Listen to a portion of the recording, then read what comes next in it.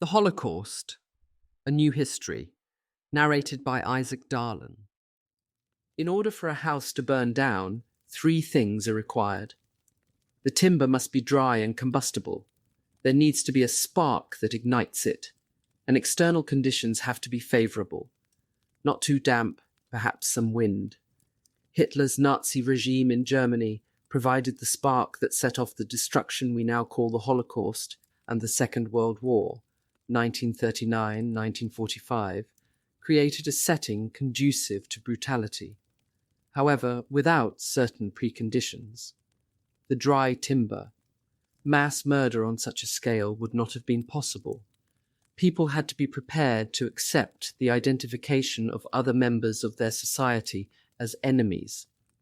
In other words, a substantial part of the population had to be ready to consider it desirable, acceptable, or at least unavoidable that certain other people would be isolated, persecuted, and killed. Hitler and his National Socialist German Workers' Party, now commonly referred to as the Nazis, came to power in Germany in 1933 and remained in place until the military defeat of Germany in 1945. More than half a century later, Nazism has become synonymous with the mass murder of millions of innocent people, Jews above all, and also handicapped people, gypsies, political opponents, and others. In their choices of target groups, the Nazis reflected and built on prejudices that were familiar in many parts of Europe. Hitler and the Nazis did not invent antisemitism, hatred of Jews, nor were they the first to attack Sinti and Roma, gypsies, or people considered handicapped. Their hostilities toward Europeans of African descent, Slavic people, Jehovah's Witnesses, and homosexuals were not new either.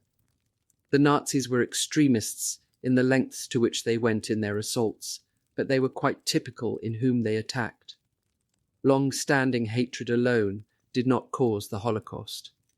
The world is full of old prejudices, only rarely do they erupt in genocide. Leadership, political will, and manipulation of popular sentiments are needed to fan hostility into organized killing. Widespread negative attitudes on their own do not create a Holocaust, but they are a necessary condition for mass persecution. That is, the rest of the population must regard certain groups as legitimate targets in order for them to participate in or tolerate open assault. Nazi leaders could not simply have invented a category of enemies. For example, people between the ages of 37 and 42, and then have expected the majority of the population to turn against them. Such a group would have been incomprehensible to most people. The identities of those targeted for destruction during the Second World War were no coincidence. These people were already victims of prejudice. This chapter surveys some of the widespread attitudes toward Jews and other groups in Europe prior to the Nazi rise to power in Germany in 1933. It outlines some ideas already in place in Europe by the early 20th century that provided the ground in which the Nazi ideology of race and space, racial purification and territorial expansion, could take root and grow. The Holocaust originated in Nazi Germany, but it was by no means uniquely German in terms of its perpetrators, victims, bystanders, beneficiaries, or heroes. They came from all over Europe and even farther away, swept into the deadly force field of developments with worldwide repercussions. By the same token, many of the ideas and attitudes that fed into the Holocaust had roots and branches outside Germany, particularly elsewhere in Europe. Although much of the discussion in this chapter focuses on Germany, it is important to keep in mind that scholarship, publications, opinions, and prejudices flowed freely across national borders throughout the modern era. Most Germans of the 1920s and 1930s were more typical than they were atypical for Europeans in their time. Discussing the Nazi era raises some thorny problems of vocabulary. Should one say Nazis or Germans when referring to the people of Hitler's Germany? Some scholars have argued that using the term Nazis in this general way is misleading. It implies that Hitler's supporters were not themselves Germans, and that the real Germans were somehow untouched by Nazism. On the other hand, simply saying Germans suggests that all Germans marched in step behind Hitler. That was not the case either. German Jews were excluded from the Nazi movement by definition. That is, they were not permitted to join the Nazi Party or its affiliates. And the same was generally true of Germans deemed handicapped, gypsies, and other outsiders. Nevertheless, those people too were Germans. Moreover, some Germans also opposed the regime and tried to distance themselves from it. Throughout this book, I try to be as precise as possible in my use of terms, while recognizing the impossibility of avoiding overgeneralization. A final introductory word of caution. Prejudices always reveal more about the people who hold them than they do about those at whom they are directed.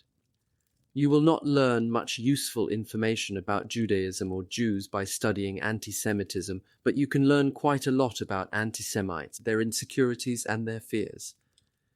By the same token, examining the lives of Jews in Europe before the Second World War is important in its own right. But it will not answer the question as to why anti-Semites hated Jews, any more than studying African American history will explain why white supremacists hate black people. Prejudices are habits of thought. They are not reasoned responses to objective realities. The common prejudices described here were based on imaginings about people rather than on who those people really were. To illustrate this point, it is useful to observe that Nazi prejudices against all of the target groups followed similar patterns. Proponents of Nazi ideas focused their attacks on people who were already suspect in the eyes of many Germans. They then echoed and enlarged familiar hatreds and linked them to current anxieties and concerns. For example, in the 1920s and 1930s, many Germans were distressed by Germany's defeat in the First World War. So, no matter which of their supposed enemies they described, Jews, homosexuals, communists, Jehovah's Witnesses, Nazi propagandists accused them of causing Germany to lose the war. Similarly, many Germans in Hitler's time were worried about decadence, criminality, and supposed racial degeneration. Nazi thinkers charged every enemy group with promoting immorality, spreading crime, and polluting the bloodstream. Whether they were talking about Slavic people, gypsies, Jews, Afro-Germans, or homosexuals, Nazi propaganda used similar slurs. Anti-Semitism. Why begin a discussion of preconditions with the topic of anti-Semitism? Hatred of Jews was the center of Nazi ideology. Nazi propagandists labeled all of Germany's supposed enemies as Jews or Judaized. They depicted Jews as deformed and criminal and compared them to handicapped people and gypsies, whom they also described as monstrous and dangerous. Nazi ideologues linked communists, capitalists, and liberals with a purported Jewish conspiracy. They described homosexuals, Eastern Europeans, the British and the Americans as nothing but cover groups for alleged Jewish interests. By examining the history of anti-Semitism and Nazi uses of it, we can begin to get a sense of how other Nazi ideas functioned and built on older traditions. The term anti-Semitism was coined in the 1870s by a German journalist who wanted to contrast his supposedly scientific hatred of Jews with religious forms of anti-Judaism. As a label, anti-Semitism is misleading because the adjective Semitic describes a group of related languages, among them Hebrew, Arabic, and Phoenician, and the people who speak them. Often you will see the word written with a hyphen, anti-Semitism, a spelling I avoid. Use of the hyphen implies that there was such a thing as Semitism, which anti-Semites opposed. In fact, no one who used the term in the 19th century or since meant by it anything other than hatred of Jews. Antipathy towards Jews in Europe dated back much further than the 1800s, as far as the ancient world. Roman authorities worried that Jewish refusal to worship local and imperial gods would jeopardize the security of the state. At times, such unease, coupled with political conflicts, turned into open persecution and attacks. In 70 CE, the Romans destroyed the Jewish temple in Jerusalem, the focal point of Jewish life up to that time. 60 years later, they dispersed the Jews of Palestine, scattering them far from the region that had been their home. The rise of Christianity added new fuel to anti-Jewish sentiments. Christianity grew out of Judaism. Jesus himself was a Jew, as were the apostles and important figures such as Paul of Tarsus. Nevertheless, early Christians tried to separate themselves from other Jews, both to win followers from the Gentile, non-Jewish world, and to gain favor with Roman imperial authorities. Some early Christians also stressed their loyalty to the state by pointing out that the kingdom of God was not of this earth, and therefore did not compete with Rome. Such efforts paid off. In less than 400 years, Christianity went from being a persecuted branch of Judaism to being the dominant religion of the Roman Empire. It is significant that some early Christian accounts blamed Jews for Jesus' death, even though crucifixion was a specifically Roman form of punishment commonly practiced during Jesus' time. The version of events that had Jewish mobs demanding Jesus' death while the Roman governor Pontius Pilate washed his hands allowed later Christians to emphasize their difference from Judaism and downplay the hostility that Roman authorities had shown toward Christianity in its early stages. All of the false accusations against Jews associated with the Roman imperial period, that Jews were traitors and conspirators, that they killed Christ, remained familiar in Europe into the 20th century. In many ways, the Middle Ages, from around the 9th to the 16th centuries, were difficult times for Jews in Europe. Often crusades against Muslims and Christian heretics started or ended with violent attacks on Jews. Such attacks, later known as pogroms, a word that derived from Russian, were also common responses to outbreaks of plague or other disasters.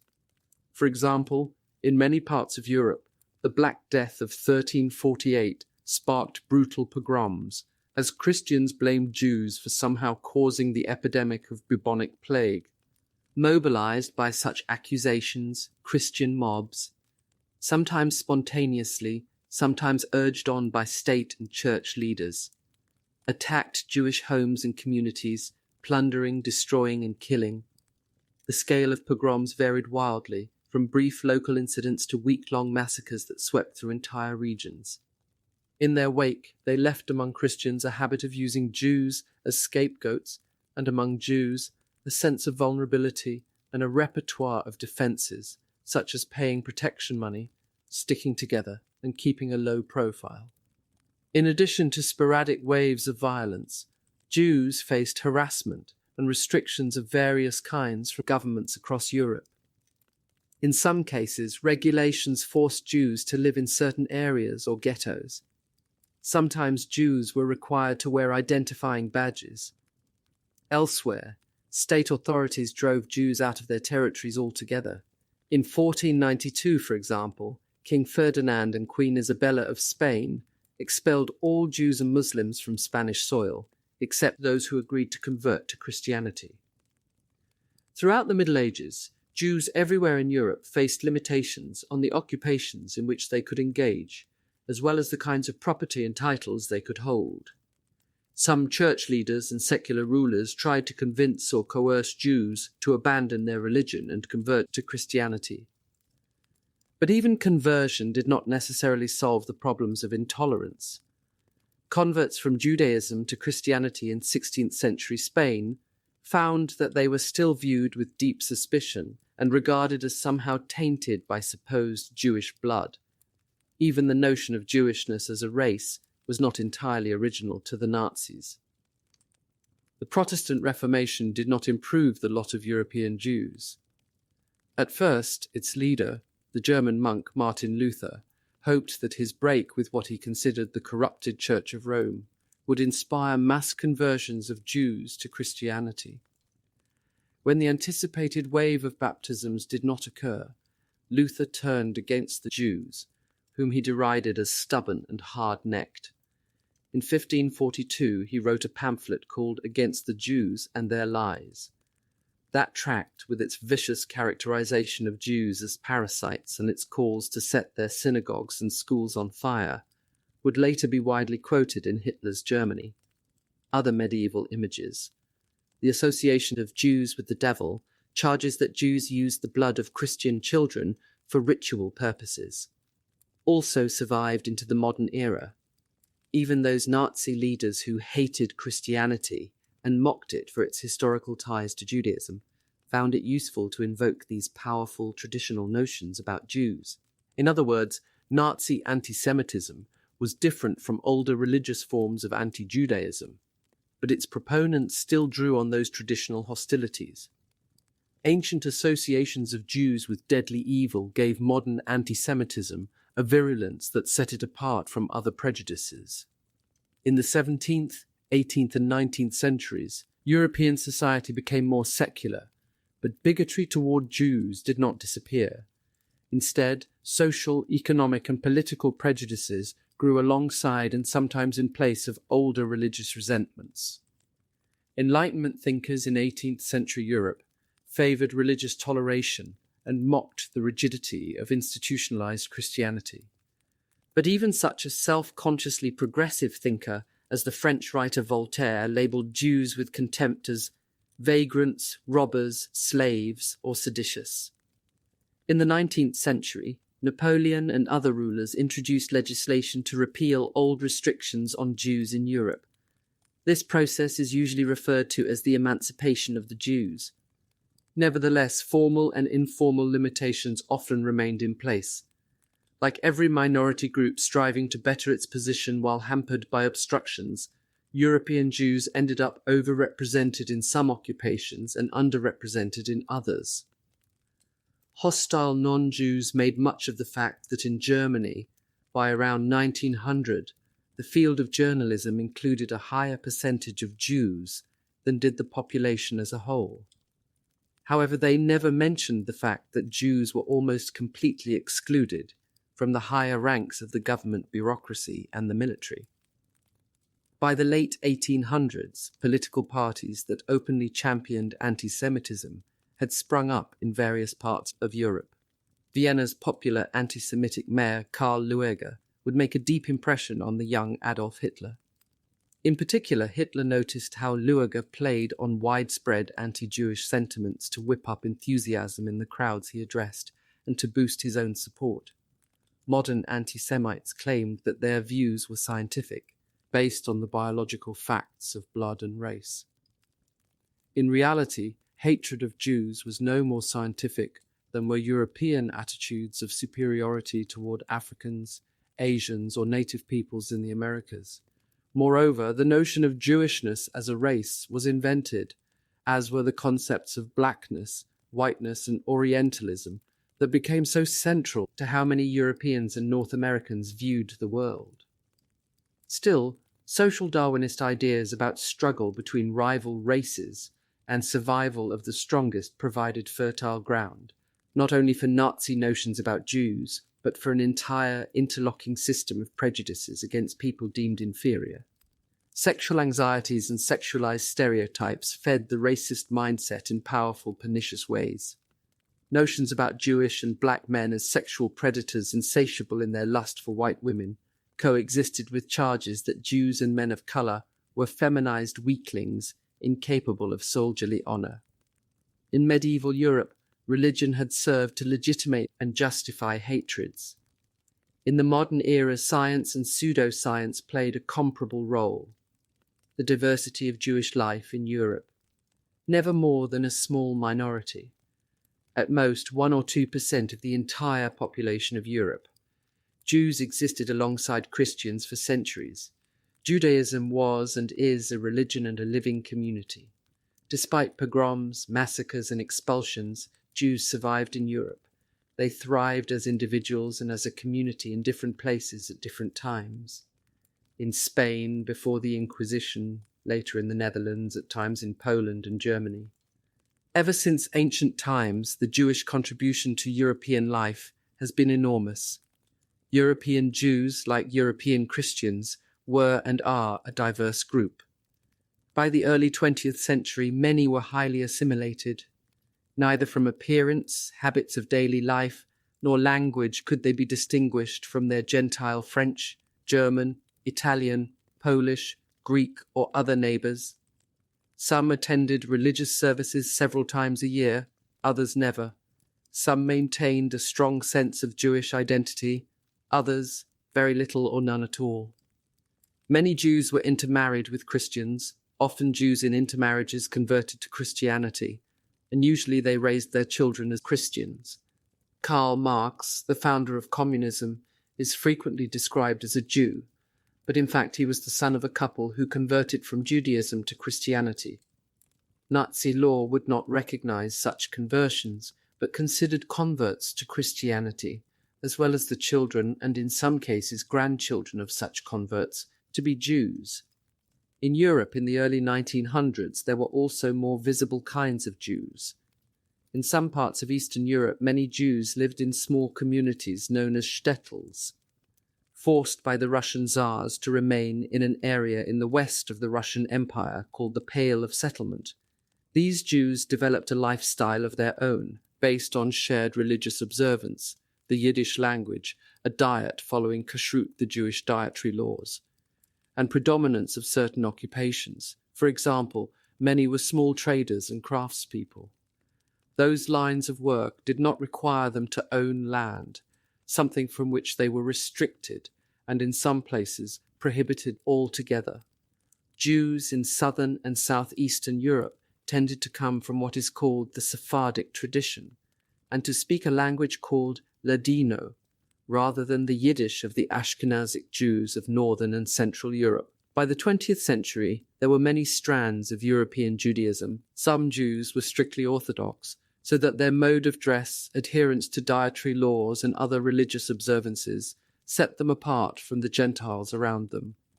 Others were Reform, part of a branch of Judaism that emerged out of early 19th century Germany and emphasized adapting rituals and practices for modern times. Some Jews embraced the tradition of Hasidism, a movement that started in Poland and emphasized joyous mysticism. Others were more austere. Some dressed distinctively, with the adult men wearing beards and earlocks. Other Jewish men might be distinguishable only by the physical marking of circumcision. In short, there were wealthy Jews in Europe around 1930, as well as middle-class and very poor Jews. There were Jewish bankers and Jewish shopkeepers, Jewish doctors, nurses, actors, professors, soldiers, typists, peddlers, factory owners, factory workers, kindergarten teachers, conservatives, liberals, nationalists, feminists, anarchists, and communists. Nazi propaganda would create the category of the Jew, a composite based on myths and stereotypes. Nazi persecution then reified that gross generalization, as violence and destruction rendered obsolete distinctions of age, sex, class, and national origin among Jews, all of whom were slated for annihilation. Before the Holocaust, there was no such thing as the Jew, only Jews who often differed as much, and in many cases much more, from one another than they did from the Christians around them. Perhaps the best way to capture the diversity of Jewish life is to look at several individuals who experienced the assault of Nazism as young people in Europe. One example comes from a memoir by Peter Gay called My German Question. Gay was born in Berlin in 1923 to a middle-class family named Fröhlich, which means happy in German.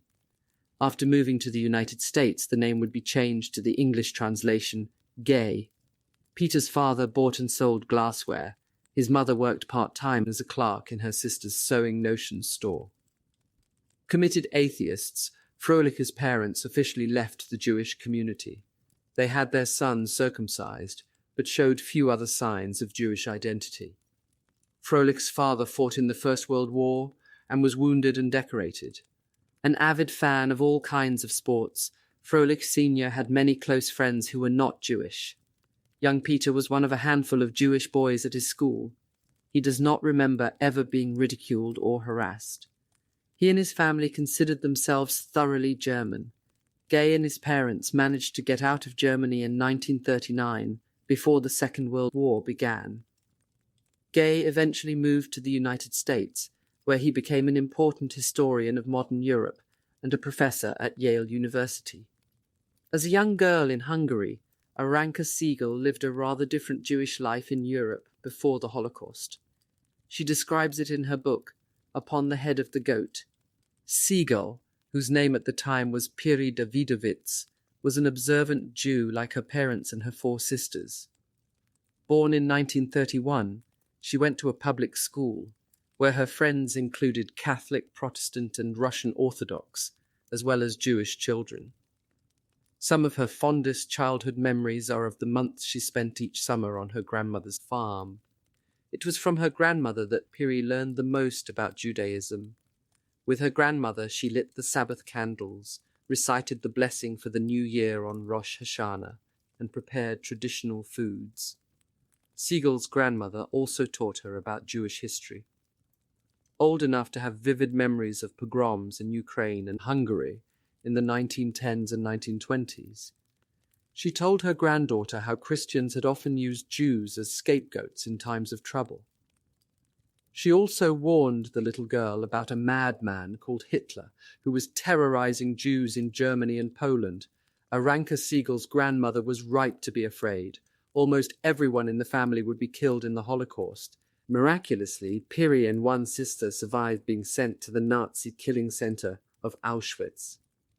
After some time in Sweden, Aranka Siegel moved to New York.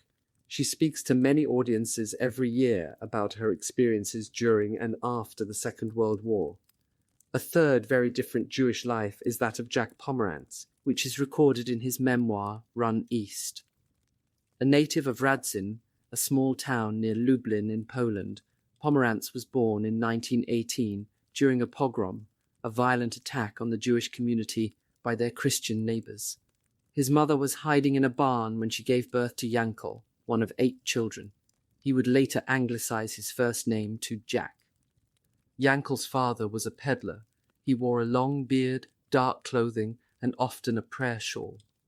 Although the family was desperately poor, Yankel's mother still always tried to have a special meal for Shabbat, the best day of the week. Like all married Orthodox women, she wore a wig.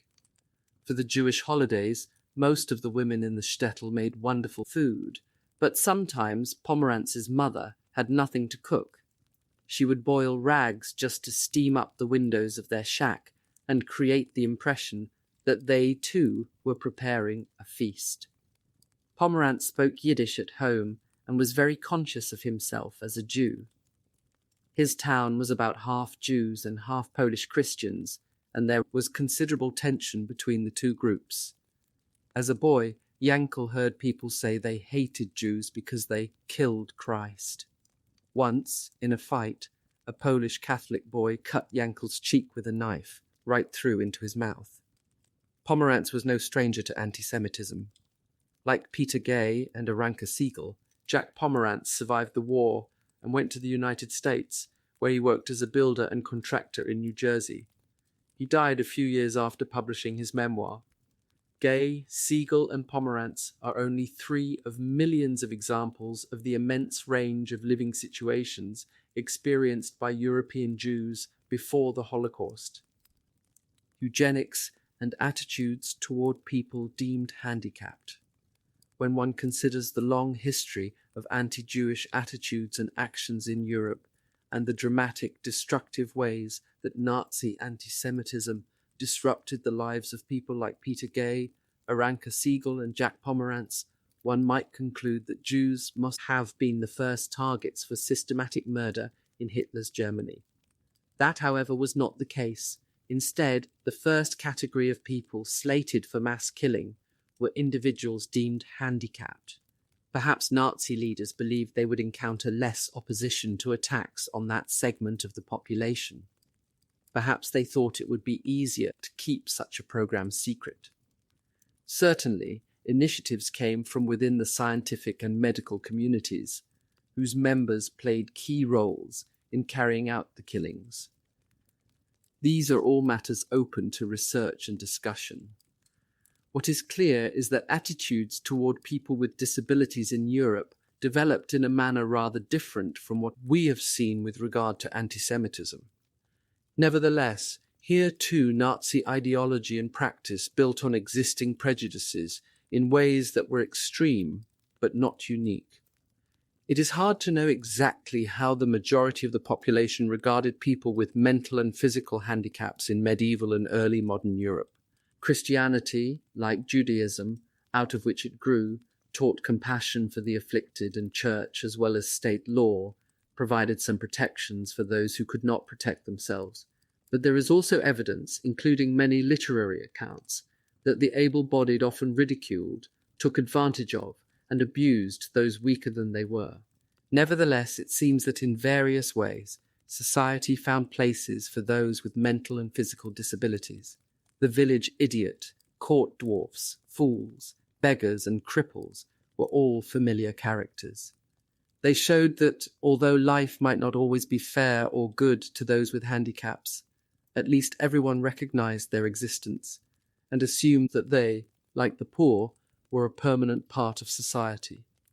By the 19th century, the assumption that the handicapped would always be present had begun to change, at least for many people in Europe and elsewhere. Scientific and medical advances, together with social Darwinist notions, led to the idea that society could be engineered so that only the supposedly healthiest elements would reproduce. This way of thinking, and the pseudoscience that grew up around it, is often referred to as eugenics. Eugenics became popular all over Europe and North America in the early 20th century. Many places introduced programs to sterilize people considered undesirable. Even though the proponents of such plans claimed to be objective and scientific, they tended to identify people already viewed as outsiders as the least desirable breeding stock, and to label them feeble-minded or degenerate. For example, eugenics programs in some parts of the United States disproportionately targeted African Americans. Elsewhere in North America, native people were prime subjects. Europeans often focused on gypsies and other itinerant people, and everywhere poor people came in for the closest scrutiny. In the wake of the First World War, many political leaders, interested in boosting the size and health of their populations, and their armies promoted eugenics programs. Meanwhile, perennial problems such as crime seemed solvable to people who believed that criminal tendencies were inherited and that their carriers could be identified by physical characteristics. Even many scientists, medical experts, and social workers who considered themselves progressive reformers supported programs to attempt to raise the quality of the population by selective breeding, with or without the consent of those involved. For example, in the 1910s and 1920s, the British sex reformer Marie Stopes helped thousands of men and women learn about birth control and gain access to necessary technologies and supplies. One of Stopes's arguments in support of legalizing birth control was the assumed need to curb the reproduction of people considered burdens on society. When a deaf man wrote to ask Dr. Stopes a question about reproductive rights, she fired back an angry letter demanding to know why someone like him would even consider having children. Of course, such efforts to improve humanity, even at the expense of those considered inferior, were different from attempts to build a Nazi-style master race that would rule the world. Still, by the 1920s, as notions about building a better race entered the mainstream, they served to legitimate more extreme schemes of exclusion, manipulation, and domination. A look at one influential publication illustrates the radicalization of eugenic ideas after the First World War. In 1920, Karl Binding, former president of Germany's highest court, and Alfred Hoche, a German professor of psychiatry, wrote Permission for the Destruction of Worthless Life, Its Extent and Form. Binding and Hoche believed that the First World War had produced a marked increase in the number of mental defectives. As a result, they said, Germany was weighed down with people they called living burdens. They expressed shock at the tremendous care that was devoted to inmates of mental hospitals at a time when the country had lost so many young men in war. In their view, the mentally ill were completely worthless creatures. Binding and Hoche did not explicitly say that people who wanted to live should be killed, but their ideas still had radical implications. According to them, every human being's worth could be measured in terms of contribution to the community and the nation. Some people, they suggested, did not really have any value.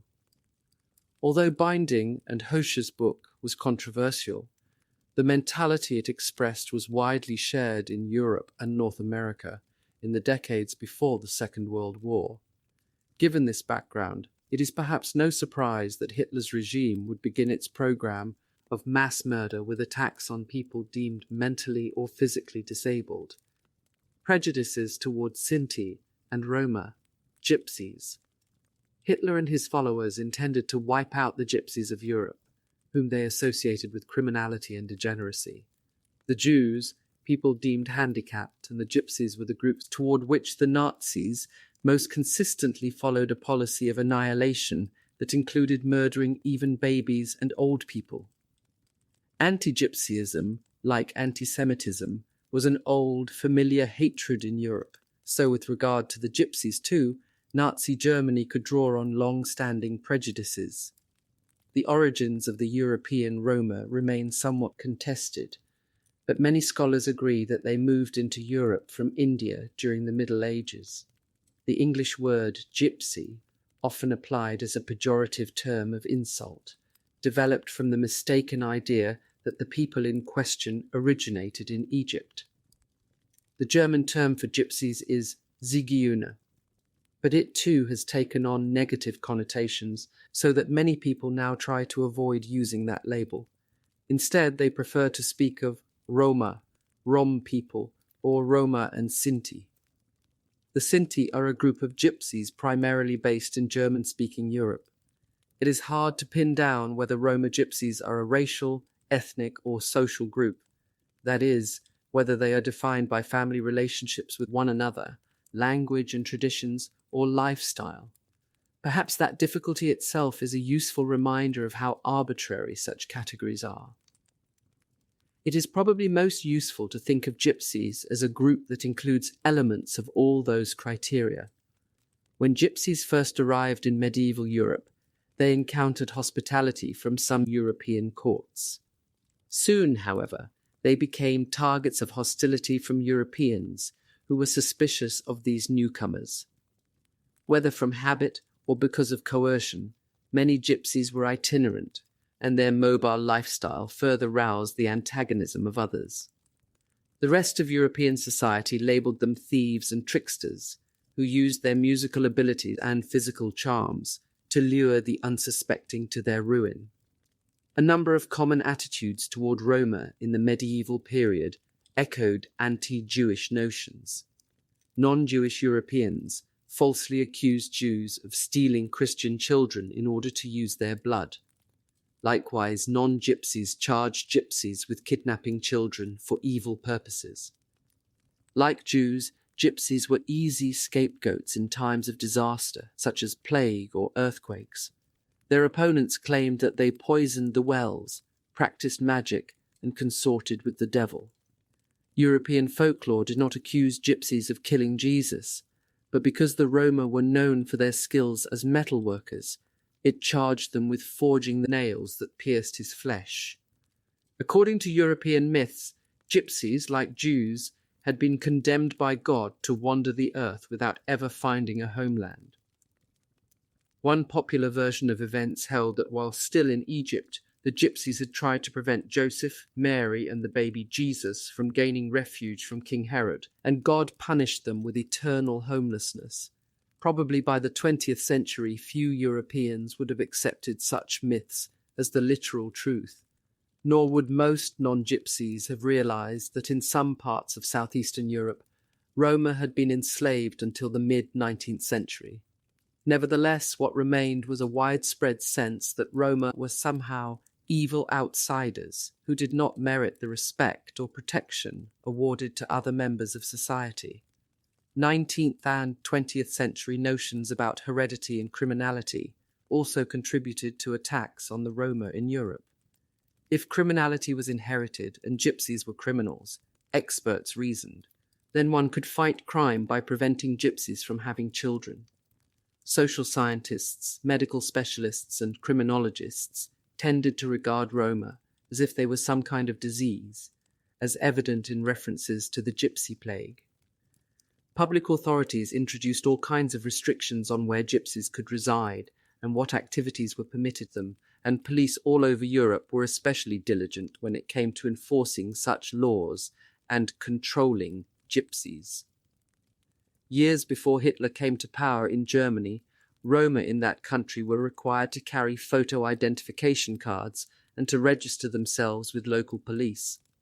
France, Hungary, Romania, and other European countries had anti-gypsy measures of their own. It is even harder to make meaningful generalizations about the lives of people considered disabled, and the gypsies in Europe prior to the Second World War, than it is about Jews. There is certainly much less published about members of these two outsider groups. Many disabled people were not in a position to leave written records. For that matter, many probably did not think of themselves as members of a special group whose particular experiences should be preserved. Romany tradition, it seems, has always been more connected to the present than the past, more oral than written, and centuries of persecution produced a tendency to be secretive with people outside the immediate group. Even something that seems as obvious as the numbers of people in these categories cannot be pinned down with any precision. Who was considered handicapped, mentally or physically, could vary enormously from place to place and time to time.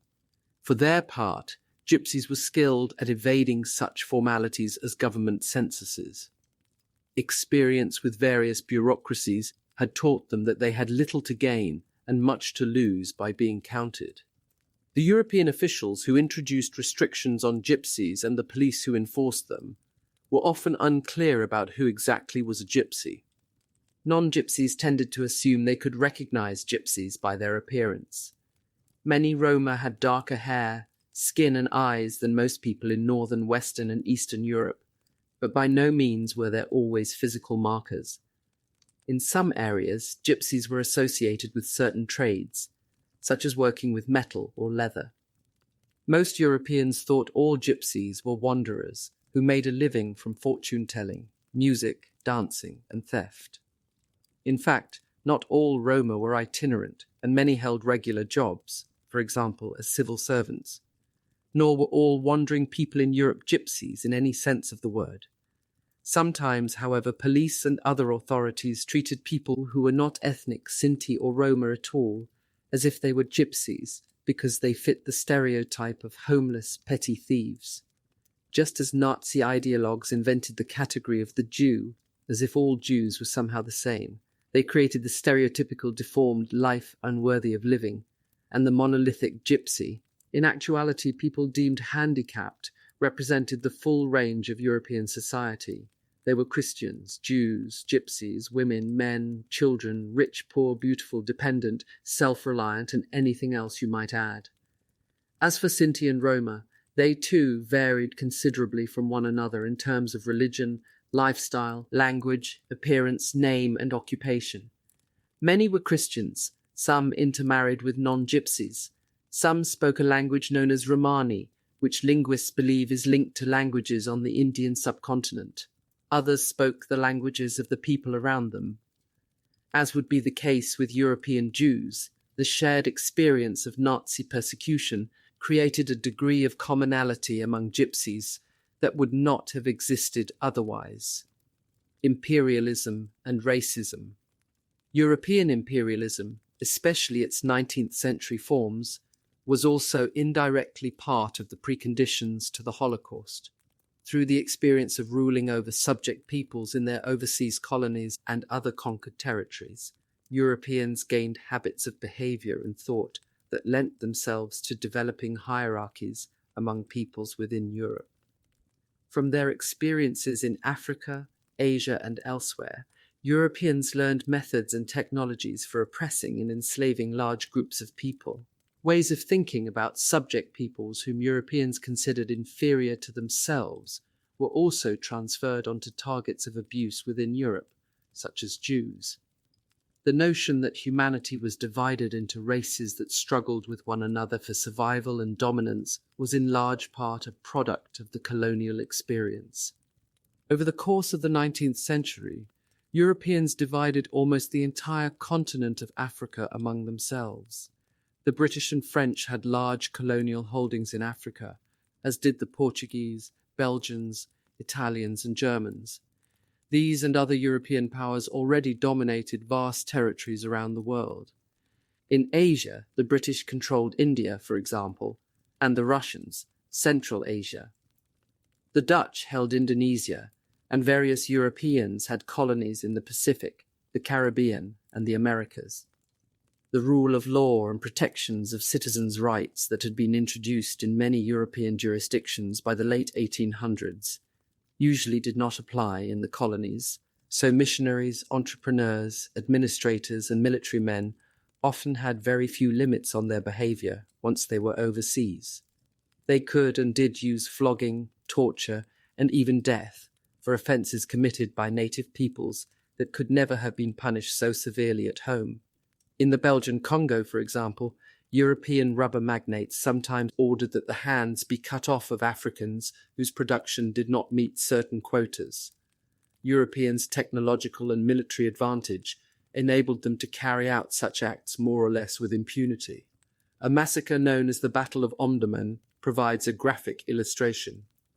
In 1898, a small group of British military on an expedition south of Egypt encountered resistance from local Sudanese tribesmen. The British, armed with machine guns, opened fire. The Sudanese, mounted on horseback and equipped with swords and other weapons for hand-to-hand combat, rode wave after wave into the barrage. The British killed an estimated 11,000 Sudanese and lost only 28 of their own men. Such events must have contributed to a sense among many Europeans that human life, at least the lives of people they considered inferior, was extremely cheap. Notions of racial superiority were by no means unique to Germany. Nevertheless, Germans did engage in their own atrocities overseas during the imperial era. Since 1883, Germany had a protectorate over southwest Africa, the modern-day country of Namibia. By 1904, white pressure on native lands led to a revolt of the largest tribe in the area, the cattle-herding Herero. A smaller group called the Nama joined the rebellion. It took some 14,000 German soldiers 3 years to crush these uprisings. By 1907, 1,500 German men had died in the Southwest African conflict, half of them from illness. But the Herero and Nama suffered far more. In what developed into an act of genocide, the Germans slaughtered more than 50,000 Herero and 10,000 Nama. They shot many, especially adult men, hunted women, children, and old people into the desert, where they died of thirst and starvation, and forced others into concentration camps, where disease, inadequate food, and horrendous conditions took a terrible toll. In the end, between 75 and 80% of all Hereros died. Among the Nama, the death rate was over 45%. This carnage was not ordered by German authorities in Berlin, but evolved out of specific military goals, a demand for total victory and a drive to annihilate the enemy in order to prevent any possibility of resurgence. German accusations that the Africans were irregular combatants who shot from concealed positions, used women and children as warriors, and mutilated the bodies of their victims, served to legitimate ruthless acts of retaliation that treated soldiers and civilians with equal brutality. Such practices left a violent legacy that would be evident in both the First and the Second World Wars. Many Nazi ideas about what a race was grew out of ways of thinking about people of color that were common among white Europeans and Americans in the early 20th century. An obvious illustration of some of these ideas comes from Germany in the 1920s. After the First World War, the French occupied the Rhineland, an area in the western part of defeated Germany. The occupation forces included some indigenous troops drawn from France's overseas territories in Africa and Asia. Many Germans were horrified at the presence of these men of color on German soil. Stereotypes about African men as sexual predators on white women were widespread in Europe, and German racists and nationalists played on such fears and fantasies to stir up resentments against the French occupation. Judging from the hysteria in the German press in the early 1920s, one might have thought that hordes of Africans were raping and pillaging all over Germany. In fact, there were at most about 5,000 black men stationed in the Rhineland at any given time between 1919 and 1923, and perhaps another 20,000 non-white forces. Among these men of color were Senegalese and a small number of Sudanese, Frenchmen, Arabs and Berbers from Morocco, Malagases from Madagascar, Annamese from Indochina, and others. They seem to have gotten into no more trouble than any other French units. Nevertheless, Nazi propagandists would return to this topic in the 1930s in their own efforts to whip up German anxieties about supposed racial defilement.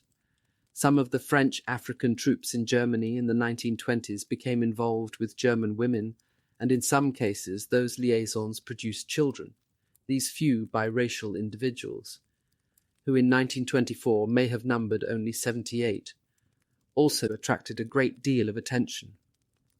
Fanatical German nationalists and racists of various kinds referred to these people as the Rhineland bastards. Throughout the 1920s, some Germans claimed that the existence of those biracial individuals proved there was a vast conspiracy, controlled by the French, the Jews, or simply by the unnamed enemies of Germany, to befoul German blood and weaken the German nation. It is no surprise that once in power, Hitler and his Nazi regime took steps against Germans of African descent too. Anti-Slavic attitudes in Germany. Hindsight, they say, is 2020. Looking back on European history more than half a century after the Second World War, it is clear that certain widespread German attitudes toward Eastern Europeans, especially the Slavic peoples, Poles, Russians, Ukrainians, Czechs, Serbs, and others, were also a precondition for the atrocities of the Second World War. The origins of these negative ideas are hard to identify. Certainly 19th century German nationalists commonly contrasted what they considered their culture's unique achievements with the supposed primitivism and barbarism of their neighbours to the east. Even the German language included slurs against Slavs. For example, a common German expression for a chaotic situation was a Polish economy. In general, many 20th century Germans considered Slavic people to be backward, uneducated, slovenly, brutish, and childlike.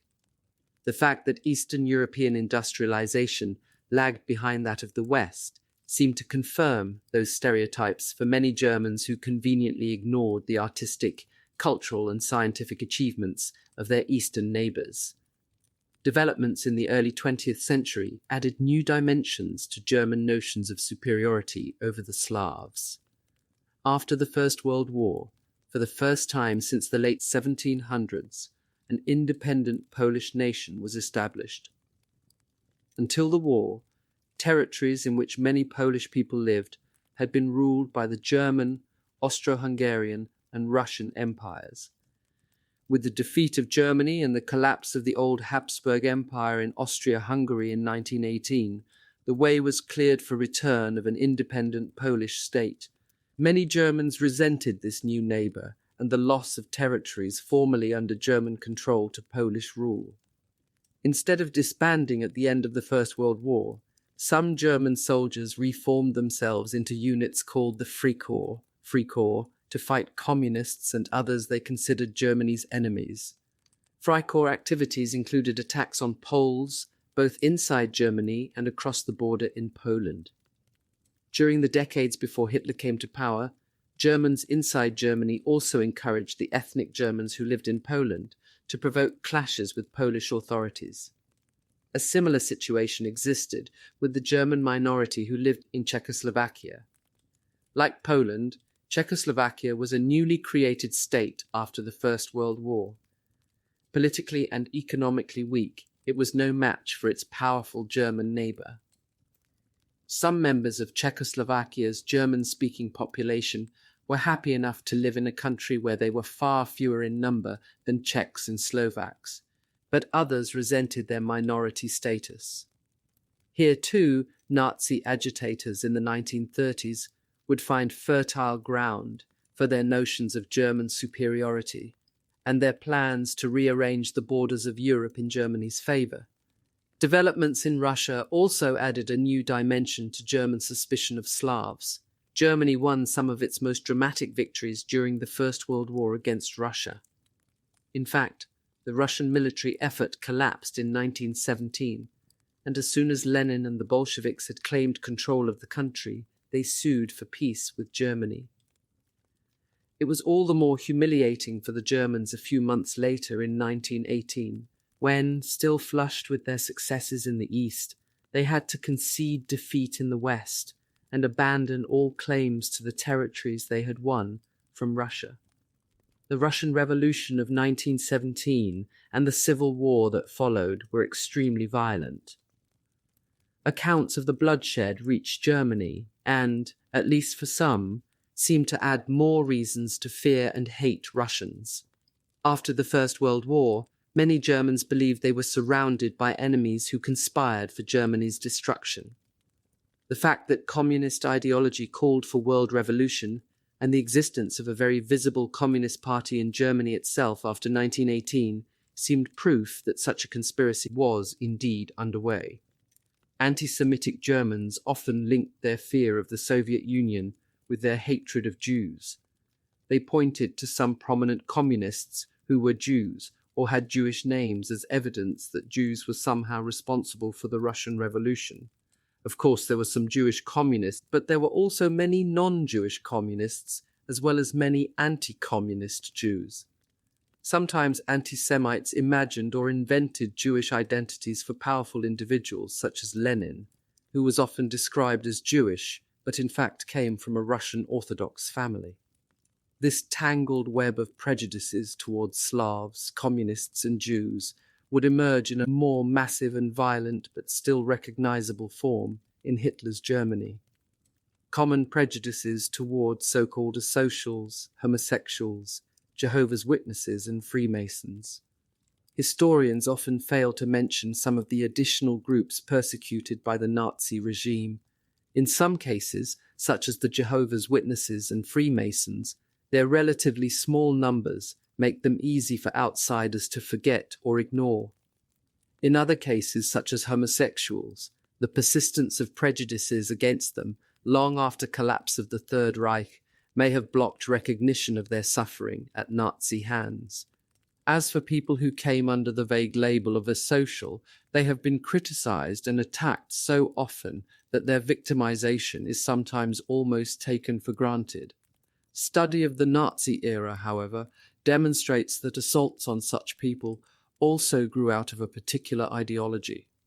Nazi officials created a category called asocials, into which they put all kinds of people they considered problematic: gypsies, the homeless, criminals deemed incurable, people with certain mental disorders, or those accused of sexual perversions.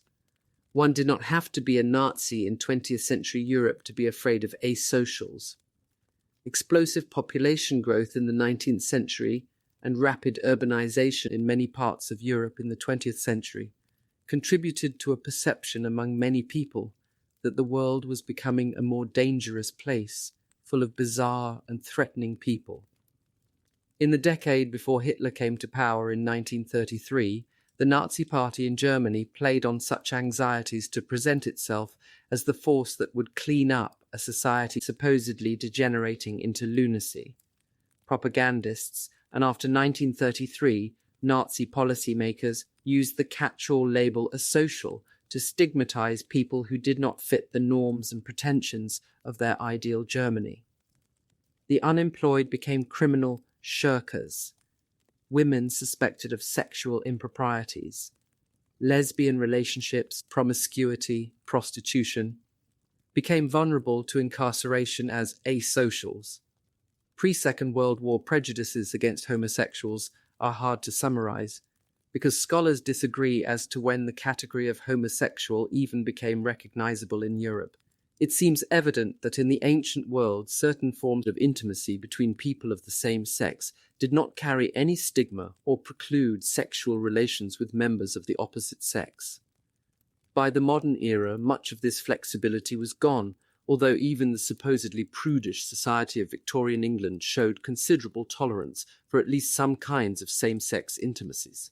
For example, many people considered sexual experimentation among boys in boarding schools to be a normal part of development. Loving relationships between women who often became lifelong companions were not uncommon either. Nevertheless, by the late 19th century, many parts of Europe had introduced laws against homosexuality. The German Criminal Code of 1871 explicitly forbade sexual relations between men.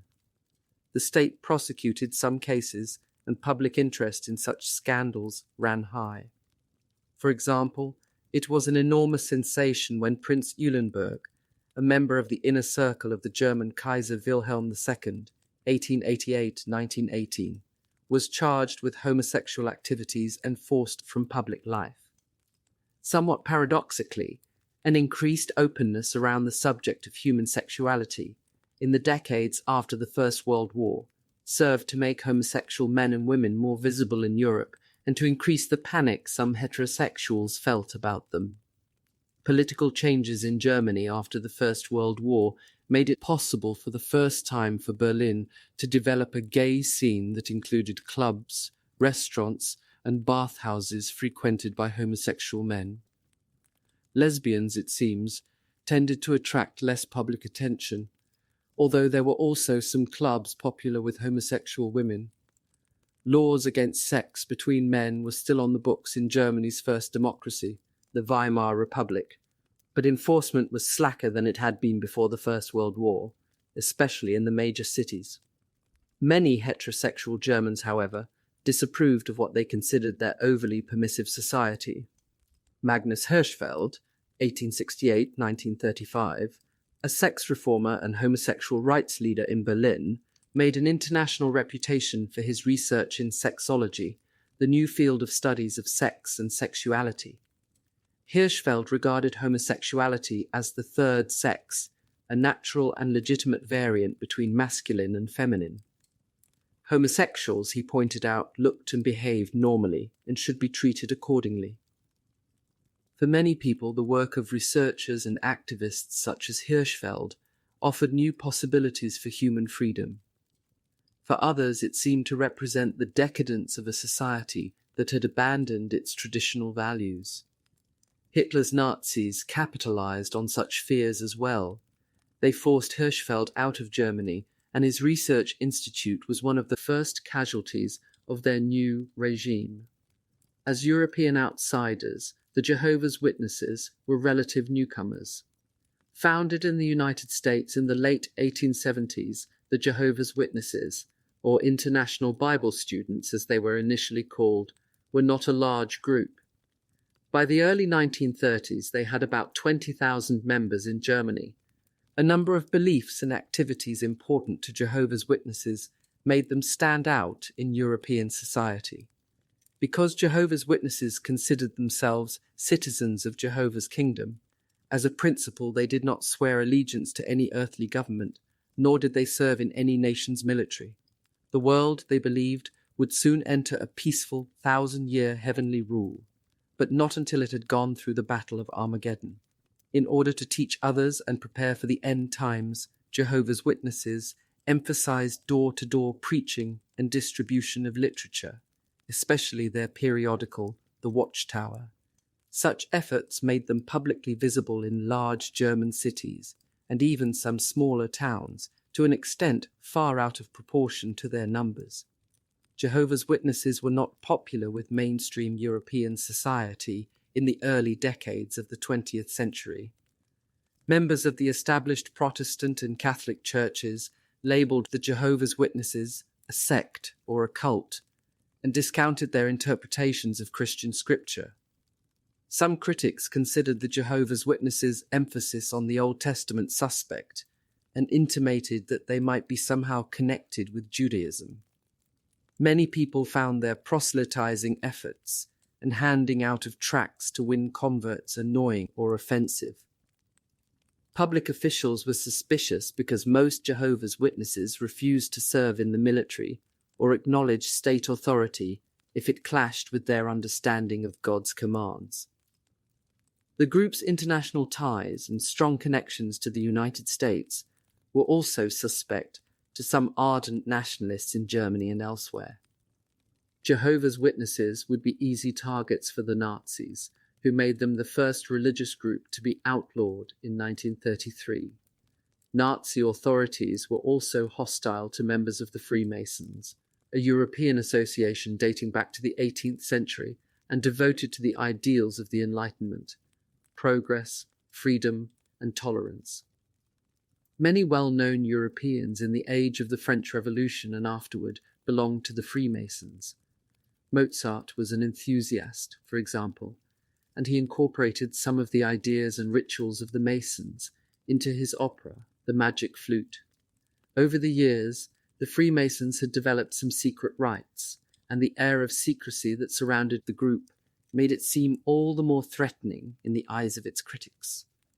Especially in Central and Eastern Europe, conservatives and nationalists regarded the Freemasons with suspicion, accusing them of spreading atheism, liberalism, and disobedience to authority. People fearful of Freemasonry associated it with the decadent West, especially France, and with French traditions of secularism and anti-clericalism. There were rumors of bizarre, illicit sexual rituals, too.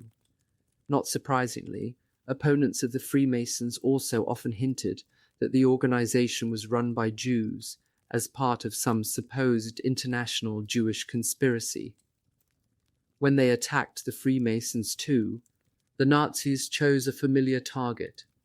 In fact, the number of Freemasons in 20th century Germany was always very small, and the organization neither wielded any significant power nor posed a threat to the state. Nevertheless, after 1933, under Nazi rule, men who belonged to the association would face a whole range of discriminatory measures. Some lost their jobs, others ended up in prisons and concentration camps. The First World War and the cheapening of human life. It is important to conclude this survey of some common attitudes in Europe with reflections on the influence of the First World War, 1914-1918. This cataclysmic event had a profound impact on Europe and on the world as a whole. In significant ways, it too formed part of the preconditions that set the stage for the Nazi era, the Second World War, and the Holocaust. The connections between the First World War and the horrors of the Nazi era, however, are rather different than is often claimed. It is sometimes charged that the victorious French and their allies imposed such a humiliating peace on the defeated Germans after 1918, that the Germans had no choice but to seek the restoration of national honor at any price. Also common is the claim that the victors in the First World War, in particular the French, forced the Germans to pay crushing reparations, thereby sparking hyperinflation in the 1920s and destroying the German economy. According to this line of argument, the desperate Germans turned to Hitler to rescue them and turned on the Jews as a scapegoat for their suffering. Both of these common sets of assumptions are deeply flawed. The Germans did lose the war.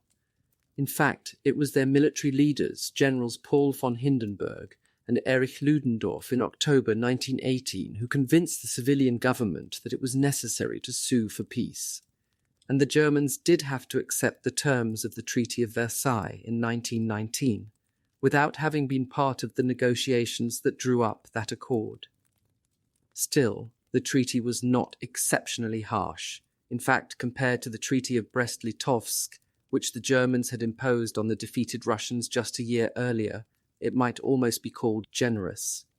In March 1918, the Germans had demanded that the Russians cede about 30% of their territory, including much of their agricultural, industrial, and mineral wealth. Under the terms of the Treaty of Versailles, the Germans lost about 10% of their territory, much of it fairly recently acquired. Alsace and Lorraine, for example, taken in 1870 from France. Contrary to what is often said, the Treaty of Versailles did not blame the Germans for the war itself. Article 231, often referred to as the War Guilt Clause, was in fact not a moral judgment, but a general legal statement stipulating that Germany was responsible for paying for damages in the places outside Germany where most of the fighting had occurred. A similar clause appeared in the treaties with Germany's former allies Austria, Hungary, and Turkey. As for reparations, the Germans paid only a very small amount of the bill originally presented to them, which was repeatedly adjusted downward. The victorious nations, above all the British and the French, had neither the ability to make Germany pay, nor the will to risk another war, after all the suffering and loss they had experienced between 1914 and 1918. Certainly the payments that were made imposed hardships on the Germans, and especially in the aftermath of a devastating war. The notion of reparations itself was psychologically harsh. All of Europe, however, faced terrible economic problems after what had been an extremely costly war, and the Germans were by no means alone in their difficulties, although admittedly the knowledge of widespread hardship probably provided little comfort to anyone. The First World War did not cause Nazism or the Second World War in such direct ways. Its impact was both less obvious and perhaps even more insidious. Although the Germans ended the First World War in better shape economically than many of the actual victors, they cultivated a politics of resentment that promoted a bitter sense of humiliation and poisoned the chances for the new German democracy that was formed in 1918. Refusal to accept the reality of defeat led many Germans to search for people to blame for what they perceived as a betrayal. That climate of scapegoating, in turn, created a kind of open season on many familiar outsiders. For example, old accusations that Jews had crucified Jesus dovetailed with the popular stab-in-the-back myth that blamed treacherous Jews for Germany's loss of the war. Communists, homosexuals, and hostile neighbours were blamed too, especially by German military leaders who falsely claimed that their forces had been undefeated in the field. The First World War brought tremendous bloodshed and disastrous implications that extended far beyond Germany. An estimated 20 million Europeans died in the war and its aftermath. It wiped out almost an entire generation of young men. Those who made it home again included many wounded, crippled, and shell-shocked. In addition to combat, blockades, food shortages, and disease took their own toll. From the Russian steppes to Belgium, from England to Serbia, by 1918 there would be scarcely a European family without casualties. In many cases, soldiers, their families, and their political leaders emerged from 4 years of carnage with a deep fear of ever risking another war. In other cases, however, they took away different and more dangerous lessons. The notion that only in warfare could a man prove himself a real man. The conviction that the sense of camaraderie between fighting men was the most perfect form of human communion possible. The belief that sheer force was in the end the strongest thing in the world. Perhaps most important, the Great War, as it was called at the time, seemed to many Europeans to prove that human life was cheap and expendable. It sparked a cult of violence that flourished in the brutality of the revolution and civil war in Russia, in the paramilitary groups that sprang up around Europe in its wake, and in the nihilistic pessimism of so many Europeans in the 1920s and 1930s. The First World War did not lead inevitably to the rise of Nazism, the outbreak of the Second World War, or the Holocaust. However, the massive legacy of death and suffering it left behind did constitute one of the preconditions that made possible an unprecedented explosion of violence just 2 decades later. 2. Leadership and will, Adolf Hitler, the NSDAP and Nazi ideology. The previous chapter describes some preconditions for developments in the Nazi era: historical anti-Semitism, eugenics, racism, negative German attitudes towards Slavs, and the cheapening of human life after the First World War. If historical prejudices made the timber of European and German society combustible, Hitler lit the match that set the house on fire. This chapter examines the leadership provided by Adolf Hitler and the NSDAP, National Socialist German Workers' Party. Who was Hitler, and what was his view of the world? How did he come to power in Germany? Adolf Hitler.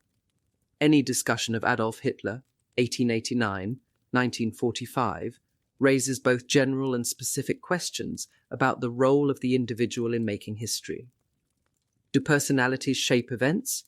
Would the Nazi era, or the Second World War, or the Holocaust have occurred without Hitler? Certainly, common wisdom assumes that Hitler was central to the shaping of those sets of events. There is no denying that Hitler has caught the popular imagination like no other tyrant. The evidence is ubiquitous. Fascination with Hitler seems to cut across all kinds of lines: nationality, age, gender, level of education. Is so much interest in Hitler justified? Scholars, in fact, disagree about just how crucial Hitler was. One group, often referred to as intentionalists, because they emphasize Hitler's intentions and consider the Holocaust the result of long-term planning, describes Hitler as the mastermind of mass murder. These scholars point to the consistency of Hitler's views from the early 1920s right down to his final testament in 1945. They emphasize the direct, hands-on way he made the major decisions in Nazi Germany. Others, sometimes called functionalists, because they describe the Holocaust as a function of other developments, especially during the war, something that evolved over time in an improvised way, downplay the role of Hitler. Some functionalists argue that Hitler was actually a weak dictator, more a pawn swept along by forces outside his control than the orchestrator of colossal events. Scholars influenced by Marxism have also tended to pay little attention to Hitler. In their interpretations, Nazism was an extreme form of capitalism that had much more to do with broad economic structures than with the ideas or actions of any one individual. These debates about Hitler have moral as well as historical implications. Some people criticize the intentionalist stance because they think it focuses too much on Hitler and lets everyone else off the hook. Others attack the functionalist and Marxist positions for depersonalizing the past. They say that functionalists who describe the Holocaust and other crimes of Nazism as the result of developments or events draw attention away from the people who in fact made the decisions and took the actions involved in genocide. Still other people reject both the intentionalist and the functionalist positions and argue that we should pay less attention to the perpetrators altogether and concentrate instead on the victims of Nazi crimes. In this book, I proceed on the assumption that in order to understand the causes of Nazi crimes, we need to study those who initiated and carried them out. With regard to Hitler, I take what might be called a modified intentionalist position. Hitler was an essential factor in Nazism and the genocide it produced. He did not have complete power. Even dictators depend on popular support. And a program as massive as the crimes of Nazism required many accomplices. Nonetheless, Hitler's leadership was essential in setting the agenda. Hitler was no mere opportunist. He operated from a consistent view of the world. He could be flexible, pragmatic, and responsive to the situation on the ground. But he took the initiative and provided much of the drive and the will that proved crucial in setting Germany on the path to war and genocide. Without Hitler, Nazism, the Second World War, and the Holocaust would have taken very different forms if they had occurred at all. A brief biography. Adolf Hitler was born in 1889 in the small Austrian border town of Braunau am Inn. Not much is known with certainty about Hitler's childhood because the most detailed source, his autobiographical book, Mein Kampf, My Struggle, was a work of propaganda intended to depict him as someone who had been marked from his earliest days for greatness. In fact, Hitler's early life seems to have been fairly typical for a middle-class boy in late 19th century Central Europe. Adolf was the fourth child of an Austrian customs official and his third wife, but the first to live past infancy.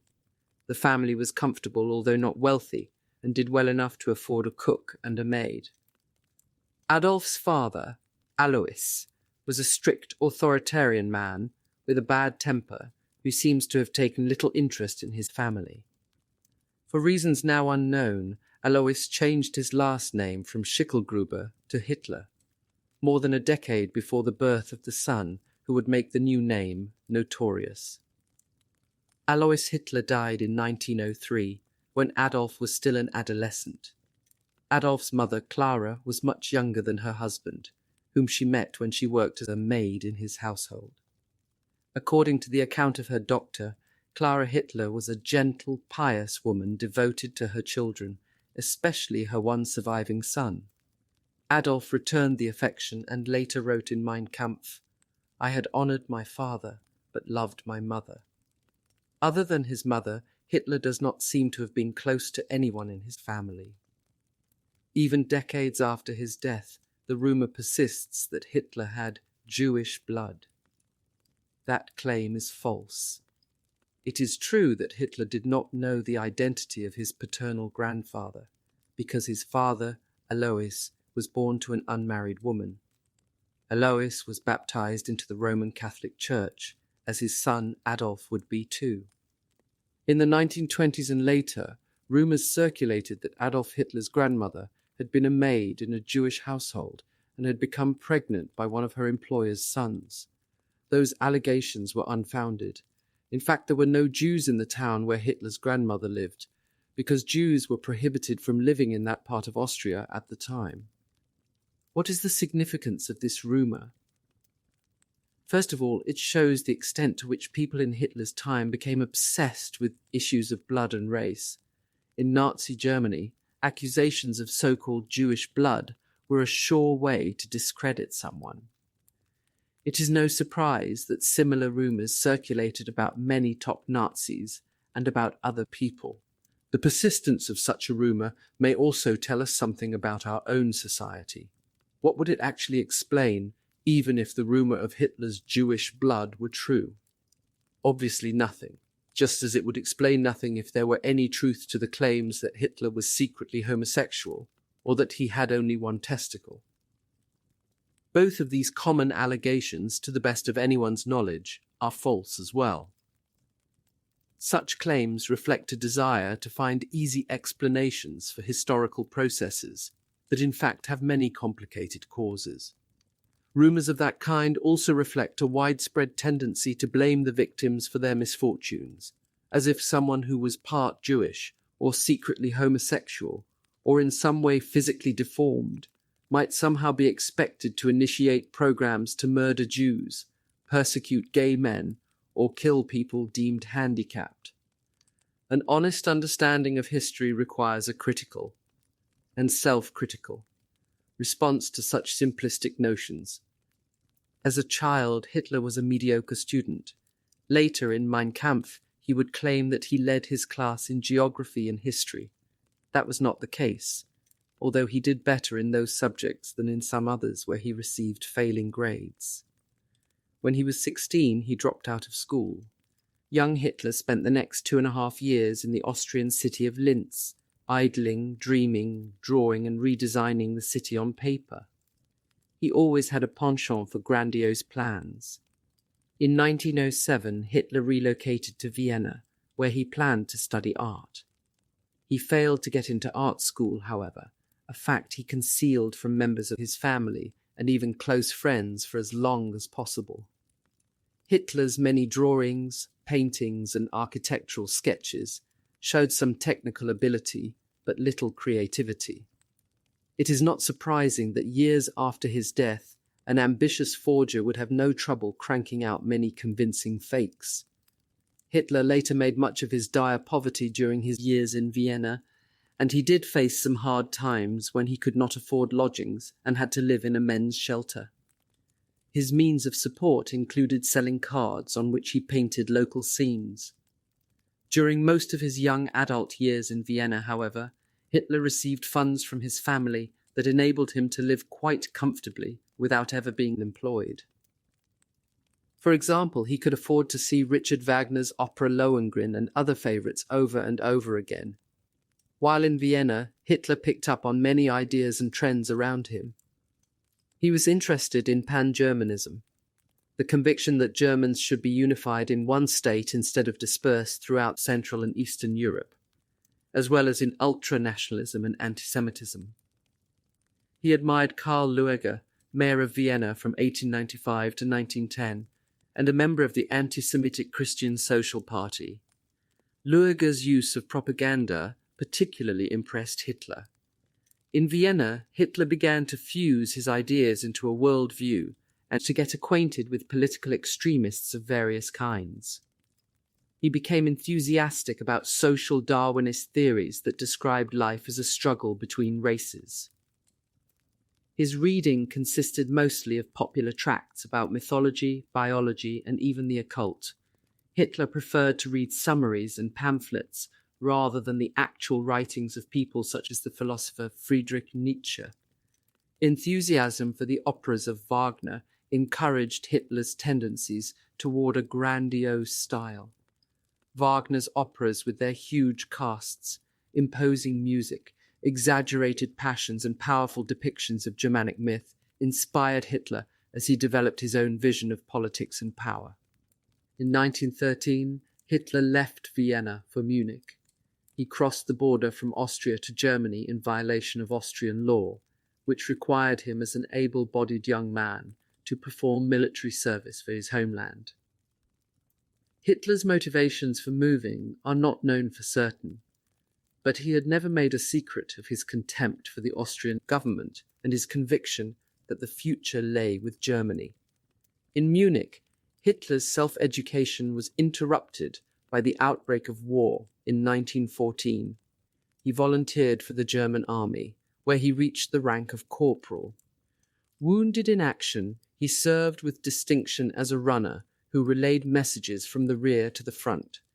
It was a dangerous job, although not exactly the combat role Hitler would later imply he had played, and he received an Iron Cross for his bravery.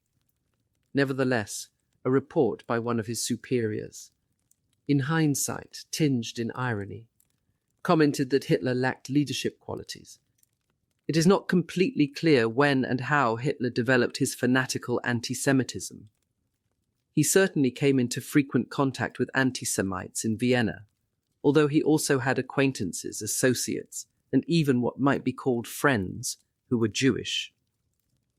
In any case, Hitler's experience of Germany's defeat in the First World War deepened and hardened his hatred of Jews, or at least he would later claim that his conversion to anti-Semitism came in 1918. To his mind, the Jews were somehow to blame. That reaction was completely unfounded. German and Austro-Hungarian Jews had fought and died loyally alongside fellow citizens in their country's armies. But as he would do with every disappointment he faced throughout his life, whether it was failing to get into art school or losing a war, Hitler considered the Jews at fault. In 1919, a year after the war ended, Hitler got involved in a political organization called the German Workers' Party. It would soon change its name to the National Socialist German Workers' Party. The German acronym was NSDAP. English speakers commonly use the abbreviation Nazi, taken from the first two syllables of the German pronunciation of national. Within a year, Hitler had become a full-time agitator and extremely popular speaker for the group. On the 9th of November 1923, Hitler and a group of co-conspirators that included the war hero Erich Ludendorff launched what became known as the Beer Hall Putsch in Munich. They intended to overthrow the government of Bavaria in order to install a regime that would be the beginning of a national revival in Germany. Poorly planned and organized, the putsch failed. Hitler was captured and sentenced to 5 years in prison for high treason. He served only 13 months in Landsberg prison, where he was treated like a celebrity by most of the staff and many of his fellow inmates. So many admirers flocked to visit him that he eventually stopped receiving them in order to have time to write the book he had begun.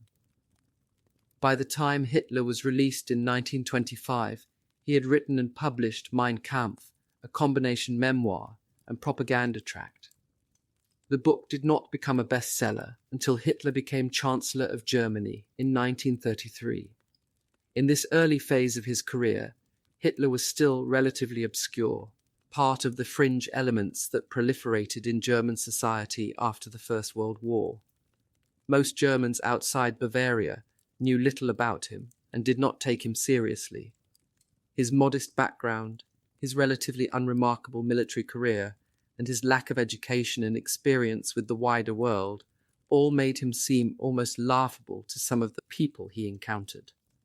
For example, one German aristocrat, a Bavarian baron called Fritz Percy Reck Malexieven, described his early impressions of Hitler with contempt.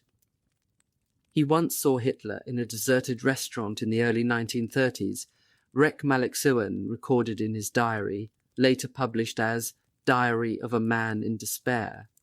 Reck Malexieven had a pistol in his pocket and could easily have killed the future dictator. But I mistook him for a cartoon character, the Baron said, looking back on the event, and I did not shoot.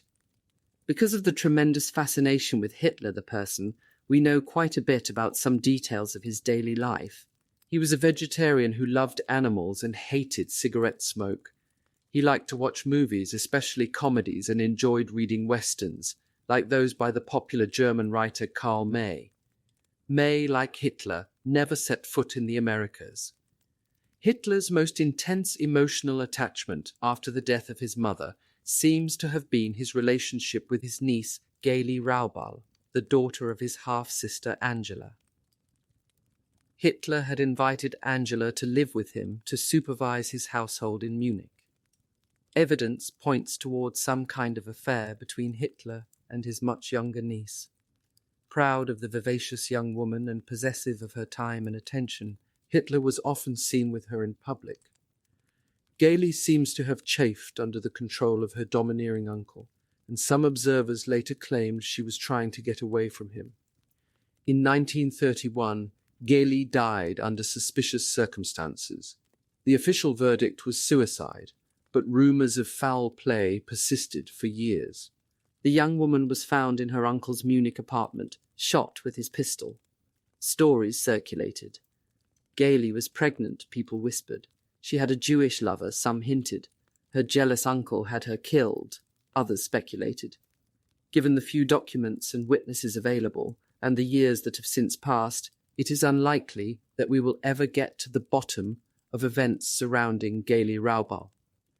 Scandalous and intriguing as the whole affair is, it does not seem to have played a major role in shaping Hitler or his view of the world. Indeed, none of the details of Hitler's life that can be found have managed to provide the clue needed to explain the strengths of his obsessions or his ability to realize his convictions. The magnitude of the crimes he initiated remains oddly out of proportion to the banality of his person and his life. Hitler's worldview. It is impossible to talk about Nazi ideas without borrowing Nazi terminology, most of which, even translated into English, is offensive, nonsensical, or both. Words like Aryan, race, and blood had particular meanings within the Nazi system of thought, but those terms do not describe objective realities. However, once Nazi ideology became enshrined in laws and regulations and implemented in practice, such labels would take on very real implications of life and death. The main elements of Hitler's ideology developed during his years in Vienna, his time in Munich, and his years with the German army during and immediately after the First World War. Those ideas remained remarkably constant from the beginning of his political career in the early 1920s to his death in 1945. Hitler's core ideas can be summed up in the phrase race and space. Hitler was obsessed with two notions: that humanity was engaged in a gigantic struggle between races or communities of blood, and that pure Germans, members of the so-called Aryan race, needed space to expand, living space that Hitler called by the German term Lebensraum. For Hitler, these two notions of race and space were intertwined. Any race that was not expanding, he believed, was doomed to disappear. Without living space, land to produce food and raise new generations of soldiers and mothers, a race could not grow. Hitler saw the potential living space for German Aryans to Germany's east, in the territories of Poland and the Soviet Union. The races that he considered prime threats to the survival and dominance of his Aryans were the Slavs who occupied that land and the Jews, who, in his theory, sought to infiltrate, weaken, and destroy German strength. What was an Aryan? Like all races, the category Aryan was an invention, a social construction, rather than a physical fact. Hitler did not coin the term Aryan, but borrowed it from 18th and 19th century European racial theorists who used various labels for the categories into which they divided humanity. The word Aryan originally referred to a group of people in ancient India. Hitler drew on vague theories that these people, supposedly taller and lighter skinned than their neighbours, were a superior group who somehow ended up in Europe, where they continued to be the bearers of all cultural creativity. Hitler and other Nazi writers tended to be rather vague when it came to the details of their theories, and they were not troubled by internal contradictions. Thus, Hitler considered the ancient Greeks to have been Aryans, so at least in his mind were the best elements in ancient Rome, as well as the Germanic tribes that finally destroyed Roman power. Using the term Aryan to describe his supposed master race gave Hitler a degree of flexibility that proved very useful. Had he simply preached the German master race, he would have had to find some way to exclude German Jews, many of whom were certainly as German as their fellow citizens in terms of language and ethnicity. Had he drawn exclusively on terms like Nordic, which tended to describe physical appearance rather than less visible qualities of blood and character, he might have had some explaining to do with regard to the inclusion of many loyal Nazis in the privileged category. As it was, Germans would tell jokes during the Nazi years about the less-than-perfect specimens who were their leaders. What does the ideal Aryan look like? As tall as Goebbels, as slim as Goering, as blonde as Hitler? In fact, propaganda minister Joseph Goebbels was short and had a club foot. Hermann Goering, commander of the German Air Force, was a fat man, and Hitler had dark hair. In general, the label Aryan combined the ring of scientific authority with the vague, elastic quality of a new invention. It could be and was redefined as needed to fit the imperatives of race and space. The only reliable constant was the claim that Aryan was the opposite of Jew. By the early 1920s, hatred of Jews was a fixed point in Hitler's ideology. No mere opportunist, he maintained until his death a fanatical antipathy to anything he considered Jewish. Hitler's anti-Semitism incorporated all of the strands of previous generations. It had religious and metaphysical dimensions. He regularly spoke of Jews as evil enemies of virtue and honor. It was political too. His theory of a Jewish conspiracy extended in every direction. At various times, Hitler described communism, capitalism, liberalism, anarchism, atheism, Christianity, Great Britain, the United States, and France as parts of some international Jewish plot. There were cultural elements to Hitler's anti-Semitism. He considered jazz, abstract art, and many other forms of modernism somehow degenerate and Jewish, because in his view they distorted reality and lured people away from racial purity. Of course, Hitler's hostility included familiar social and economic resentments. He shared all the stereotypes of Jews as greedy bankers, legalistic pedants, lecherous males, and seductive, destructive females. Jewish to him meant everything he considered negative, the antithesis of the supposedly perfect Aryan. Hitler regarded Jewishness as a race, a biological fact that could not be altered by any change of religion, name, or habits. The sheer multidimensionality of Hitler's anti-Semitism gave it a kind of mass appeal. Many Germans could find something in it they shared, even if they did not buy the whole package. Hitler drew on old forms of anti-Semitism, but he combined them in ways that produced something new. The historian Saul Friedlander has labeled Hitler's particular strain of hatred redemptive anti-Semitism. By this phrase, Friedlander means that Hitler combined a murderous rage with an idealistic goal. Hitler and the hardcore Nazis who accepted his views had a religious fervor, a fanatical conviction that attacks on Jews were necessary to save the world for Aryan Germany. Hitler stated his faith at the end of the second chapter of Mein Kampf. Today I believe that I am acting in accordance with the will of the Almighty Creator. By defending myself against the Jew, I am fighting for the work of the Lord.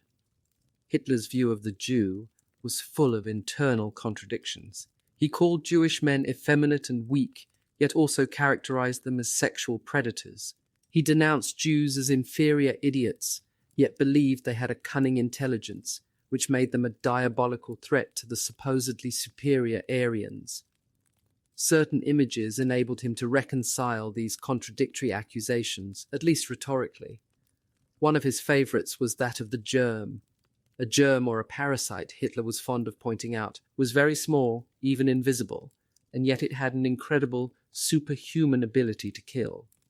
He claimed that Jews were similar. They might seem few and weak, but according to Hitler's paranoid view, they had enormous powers of destruction. Another important feature of Hitler's ideology was its sense of urgency. According to Hitler, time was running out. It was 5 to midnight for the Aryan race, he warned, and the clock was ticking. The race was already dangerously polluted, he insisted. If it were not saved immediately, it would perish. That notion of impending doom added an apocalyptic dimension to Hitler's thought, his belief in the necessity and desirability of war gave that mythical struggle concrete form. Only war would redeem the Aryan race, Hitler maintained, war in the name of racial purity and in the quest for living space. Other traits of Hitler's worldview were also connected to his key notions of race and space. Hitler was passionately anti-communist, although once in power, he would show himself willing to make at least temporary concessions toward communism in favor of his more central goals. Hitler blamed German communists as well as Jews for the loss of the First World War. By the late 1920s, he regularly linked communism and Bolshevism with Jews, and he accused Jews of creating communism as part of a plot to destroy Germany. During the Second World War, Hitler would return repeatedly to the idea of some diabolical Jewish communist plot in order to rally Germany against the Soviet Union. One of Hitler's typical terms of derision was Bolshevik Jewish internationalist. Hitler's ideas about women and men also fit into his worldview. He claimed that he would restore women to what he called their rightful place in the home. He regarded women's bodies as important to the state because they produced new generations of soldiers and breeders. But women's bodies, in Hitler's view, could also be the floodgate to racial impurity, the means through which supposed pollutants entered the Aryan bloodstream.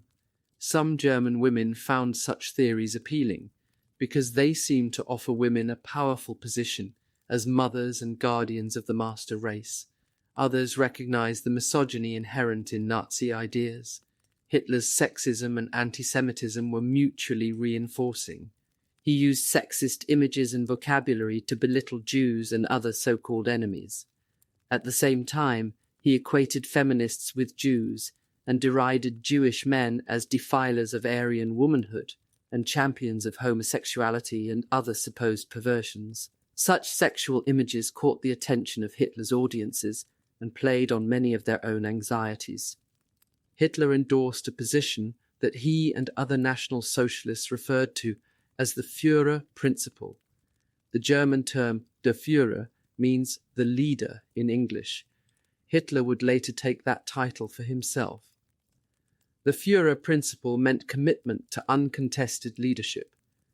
When individuals in the Nazi organization grew powerful enough to pose a potential threat to Hitler's position, he found ways to clip their wings, even if it meant temporarily weakening the Nazi Party's base of support. Hitler believed power had to be focused in order to be effective. The crucial focal point, in his view, was himself. As Führer, Hitler demanded total loyalty from his followers. One of his most devoted associates turned out to be Joseph Goebbels, later Minister of Propaganda, who wrote in his diary, "I love you, ah." Hitler rewarded faithful subordinates with privileges, powers, and in special cases, access to him and his inner circle. Admittedly, spending time with the Führer had disadvantages even for the most dedicated Nazis. His impromptu speeches, lectures, and dinner diatribes could last for hours and often put his listeners to sleep. Nevertheless, the Nazi focus on Hitler as leader gave the movement and subsequently the entire system a powerful dynamic that the historian Sir Ian Kershaw calls working toward the Führer. Once his position and power were assured, Hitler did not need to issue specific orders in most cases.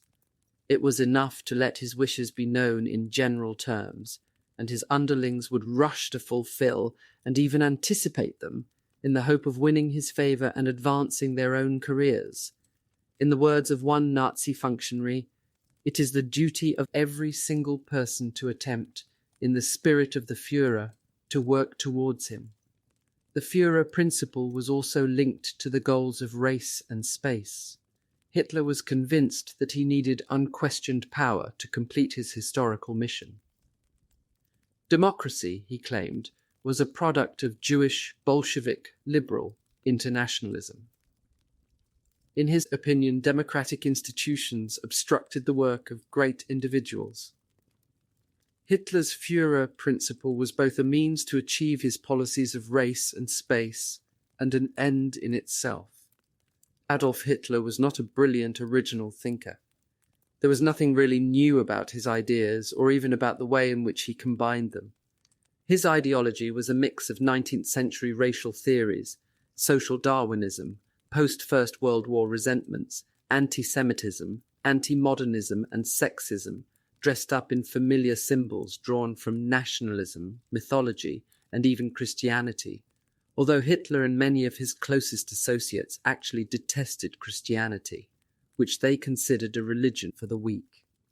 What was different was the intensity with which he held his views and his ability to captivate large audiences in such a way that many who heard him speak felt he gave voice to their own feelings and beliefs.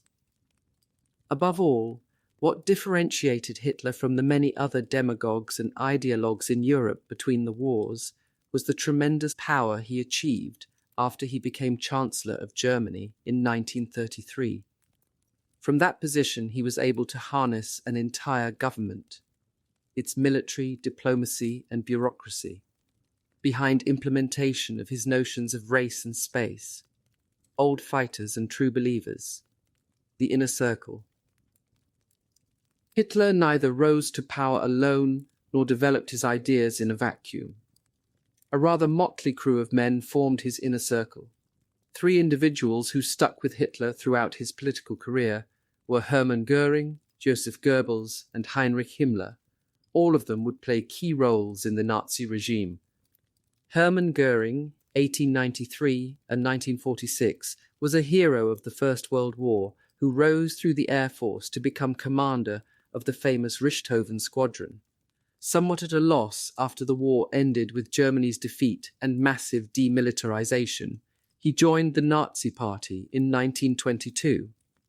One of Hitler's oldest associates, Göring had the distinction of having been wounded at the Beer Hall Putsch in 1923. Nazi lingo reserved the label "old fighters" for those of the faithful who had been members before the failed putsch. Hitler often presented Goering as one of Nazism's more respectable figures. Goering's father had been a judge and consular official, and he had ties with conservative and nationalist circles.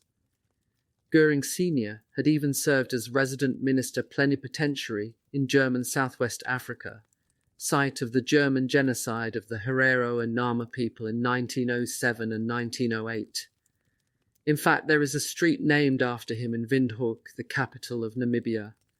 Throughout the 1930s, Hitler showered appointments on Hermann Goering. When the Nazi Party became the largest party in the German parliament, Goering became president of the Reichstag, as the German parliament was called. Goering established the Gestapo, a political police force, and was named commander-in-chief of the Luftwaffe, Air Force. In 1936, Hitler chose Goering to head the 4-year plan to prepare Germany for war. A swaggering, flamboyant individual who relished luxury and excess, Goering was also an ambitious schemer and a vicious infighter. Joseph Goebbels, 1897-1945, was a rather different kind of Nazi. A journalist and writer, he had a PhD and wrote a novel called Michael, although it remained unpublished until the Nazi Party press picked it up in 1929. Goebbels first came into contact with members of the Nazi Party in 1924. By 1928, Hitler had made him head of propaganda. In 1933, Goebbels became Minister for Popular Enlightenment and Propaganda. He kept that post throughout the entire Third Reich, although his ambitious, energetic nature meant that he was always trying to find ways to play even bigger roles. Goebbels was a master propagandist who excelled in stirring up hatred and orchestrating gigantic extravaganzas, such as the annual Nazi Party rallies. He was the only one of Hitler's early associates who stayed with him right to the end. When Hitler committed suicide in 1945, Goebbels did so too. He and his wife Magda had their children poisoned before he had her and himself shot. Goebbels' extensive diaries, large parts of which have been published, reveal him to have been a true believer, committed to Hitler as a person and to realization of his ideas. Heinrich Himmler, 1900–1945, would become, next to Hitler, the most powerful man in the Third Reich. Head of the elite Nazi guard known as the Schutzstaffel, SS, from 1929 to 1945. By 1936, he had also become chief of all German police. In these positions, he presided over a vast network of offices and agencies that implemented terror and mass murder all over German-occupied Europe. Himmler was neither flashy like Goering, nor educated like Goebbels. Awkward and homely as a young man, he read voraciously and had developed his own conspiratorial view of the world even before he met Hitler in 1926. Like Hitler, Himmler feared and hated Jews and believed in the superiority of the so-called Aryan race. Himmler too was convinced that Germany had to expand to the east. Dogged and capable of meticulous attention to detail, Himmler involved himself directly in projects that targeted homosexual men and gypsies as well as Slavs and Jews. With justification, the historian Richard Breitman and others have labelled Himmler the architect of genocide. There were no women in Hitler's inner circle, nor did any women wield direct political power. The closest was Gertrude Scholz-Klink, b. 1902, national women's leader from 1934 until 1945. A true believer in Hitler's worldview, Scholz-Klink described herself as fighting for Hitler's cause with the weapons of a woman. According to Scholz-Klink, the crowning achievement of a Nazi woman was motherhood. Her own 3 marriages produced 11 children. Hitler referred to Scholz-Klink and her Nazi women's organizations when it suited him to do so, but he did not consult her, or for that matter seem to take her seriously. Like many women in the Third Reich, she played the role of the enthusiastic supporter and beneficiary of Nazism. The Nazi rise to power. How did Hitler come to power in Germany? It is important first to note some common and mistaken answers to this question. Hitler's rise to power was not inevitable. It was neither an automatic product of Germany's defeat in the First World War, nor the unavoidable result of the Great Depression. Hitler was not swept to power by a stampede of German voters hypnotized by his oratorical skills, nor did he seize power in an illegal coup d'etat. The road that brought Adolf Hitler into the Chancellor's seat by 1933 was both less direct and more mundane than these standard interpretations suggest. Briefly put, it was a combination of difficult circumstances, political maneuvering, luck, treachery and miscalculation on the part of many people that catapulted Hitler into power. What was the situation in Germany prior to Hitler's rule? In the wake of military defeat in 1918, Germans introduced a form of government new to them, a republic based on a democratic constitution. It was called the Weimar Republic, after the city of Weimar, which served as its temporary capital until the situation in Berlin was stable enough for the government to set up shop there. In hindsight, it is easy to dismiss the Weimar Republic as a failed experiment in German democracy, nothing more than a chaotic prelude to Nazism. In fact, although novel in many ways, the Weimar Republic built on long-standing political parties, legal and bureaucratic structures, and even electoral practices in Germany. Moreover, it lasted 2 years longer than the Nazi regime Hitler and his followers promised would be a 1,000-year Reich. The Weimar Republic persisted in some form for 14 years, from its proclamation in November 1918 to Adolf Hitler's appointment as Chancellor in January 1933. The Weimar Republic witnessed considerable achievements in the political and cultural spheres, as well as in foreign policy and economics. Anti-democratic Germans often complained that the victorious powers of the First World War had forced democracy on a defeated Germany. The Weimar Republic, however, was based on liberal and democratic tendencies within Germany that predated the war. Under the Weimar Constitution of 1919, Germany became the first major European power to give women the vote, not counting the short-lived provisional government in 1917 Russia. Weimar Germany produced the most modern, innovative film industry in the world at the time, and it returned Germany to international respectability with the country's incorporation into the League of Nations in 1926. In short, the existence of the Weimar Republic by no means made Hitler's rise inevitable. It may come as a surprise that Weimar Germany had the strongest economy in continental Europe for most, if not all, of its history. Its post-war recovery was eased by the fact that very little of the fighting in the First World War had taken place on German soil. As a result, Germany's infrastructure and industry remained mostly intact.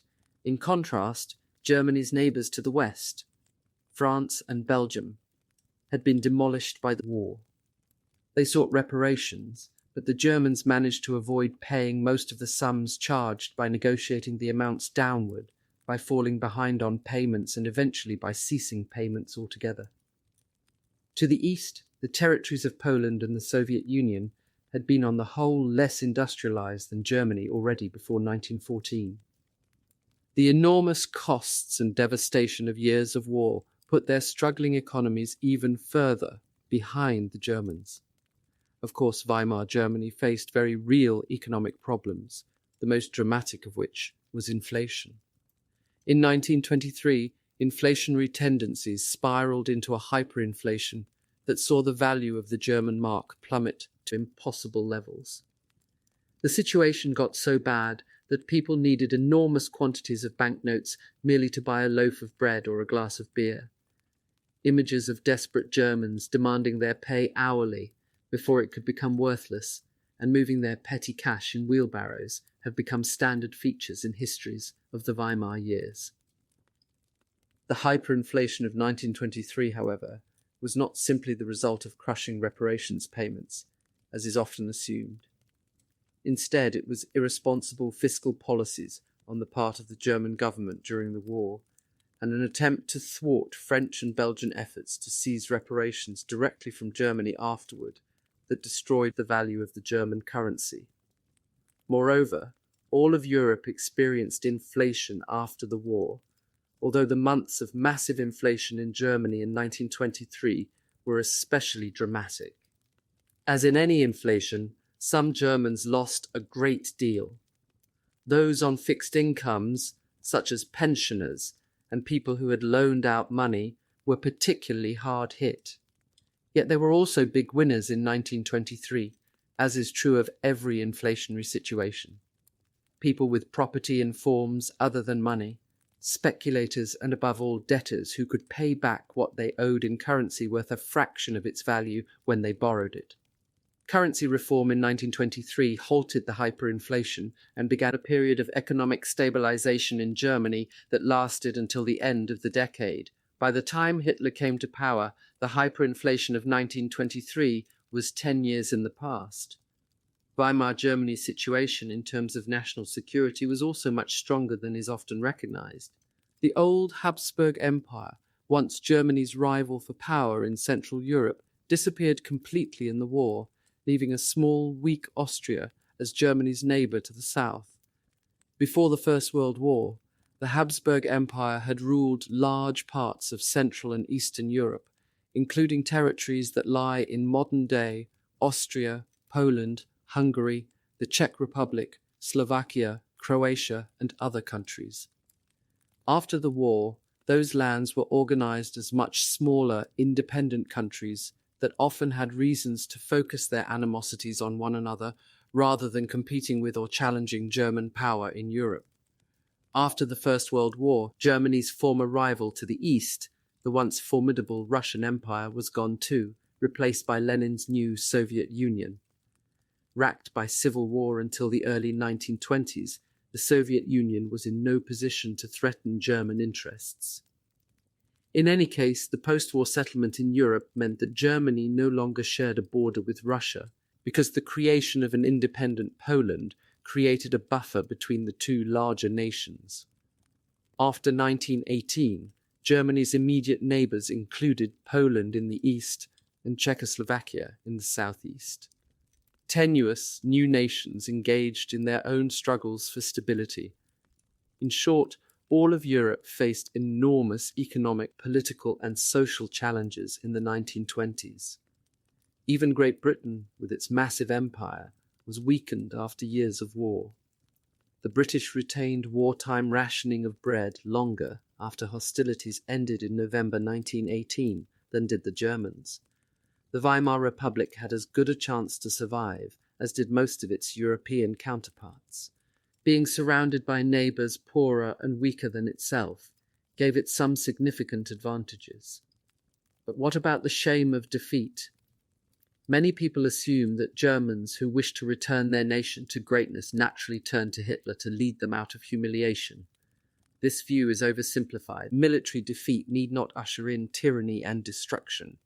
In fact, it can generate reassessment and reform, as was the case after 1806, when Prussia's defeat at Napoleon's hands led Prussian reformers to introduce remarkable changes to their country's military, bureaucracy, and system of education. Likewise, Russian defeat in the Crimean War of 1854-1856 prompted the Tsar to free the serfs. In Germany after 1918, however, such positive change was blocked by a widespread refusal to accept the reality of defeat.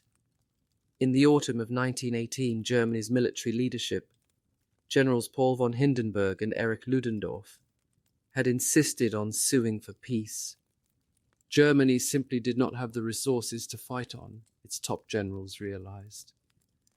Even before the armistice was concluded in November, however, they began to spin the account of events to save their own reputations.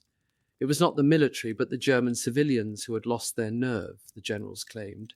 It was the disloyal, revolutionary home front, they conjectured, that had stabbed the fighting men in the back and betrayed them to their enemies. The myth of a stab in the back spread quickly. Many Germans needed an explanation for defeat in a war that their military leadership and the press it partly controlled had never let on it was losing. The fact that the war ended with almost no foreign troops on German soil lent credence to the idea of betrayal from within Germany, and the notion of an undefeated military fit with comforting myths about national greatness. In the eyes of many Germans, their new democratic government symbolized the civilian weaklings who had supposedly betrayed Germany's fighting heroes. This perception, in turn, undercut the authority of the Weimar Republic. Hitler would later capitalize on the stab-in-the-back myth. He was able to do so because by the time he appeared on the national scene, the idea had been propagated within Germany for more than a decade, by military leaders who refused to take responsibility for defeat, by nationalist professors, school teachers and clergy, and by anti-democratic politicians and publicists who found it easier to live in a glorified past than to face the challenges of the present. Defeat in the First World War did not make Hitler's rise to power inevitable, but the way that many Germans, particularly those in positions of power, chose to respond to the challenges of defeat, weakened the base of support of their own government and prepared the way for even more extreme manipulation of public opinion. From its beginnings, the Weimar Republic faced a crisis of legitimacy. Its critics on the left wanted a revolutionary communist regime instead of a liberal democratic republic. Conservatives and those further to the right considered the whole idea of democracy to be weak, ineffective, and non-German. Beset by extremists of all kinds, Weimar authorities tended to crack down hard on the left but treat the right with leniency. The new government in 1918 had not purged the judiciary or the civil service, so the Republic's judges, lawyers, and bureaucrats were the same people who had served the German Kaiser before the First World War. Many of them were less than enthusiastic about the democratic constitution they supposedly upheld. When faced with illegal actions or revolutionary efforts by communists, they dealt out long prison terms and imposed death sentences. Right-wing extremists charged with criminal acts or caught in plots to overthrow the government received much lighter penalties. Critics of the Weimar system often fault its liberal constitution for tolerating anti-democratic movements such as the National Socialists. But there were laws that might have curbed the growth of Nazism. They were simply not enforced.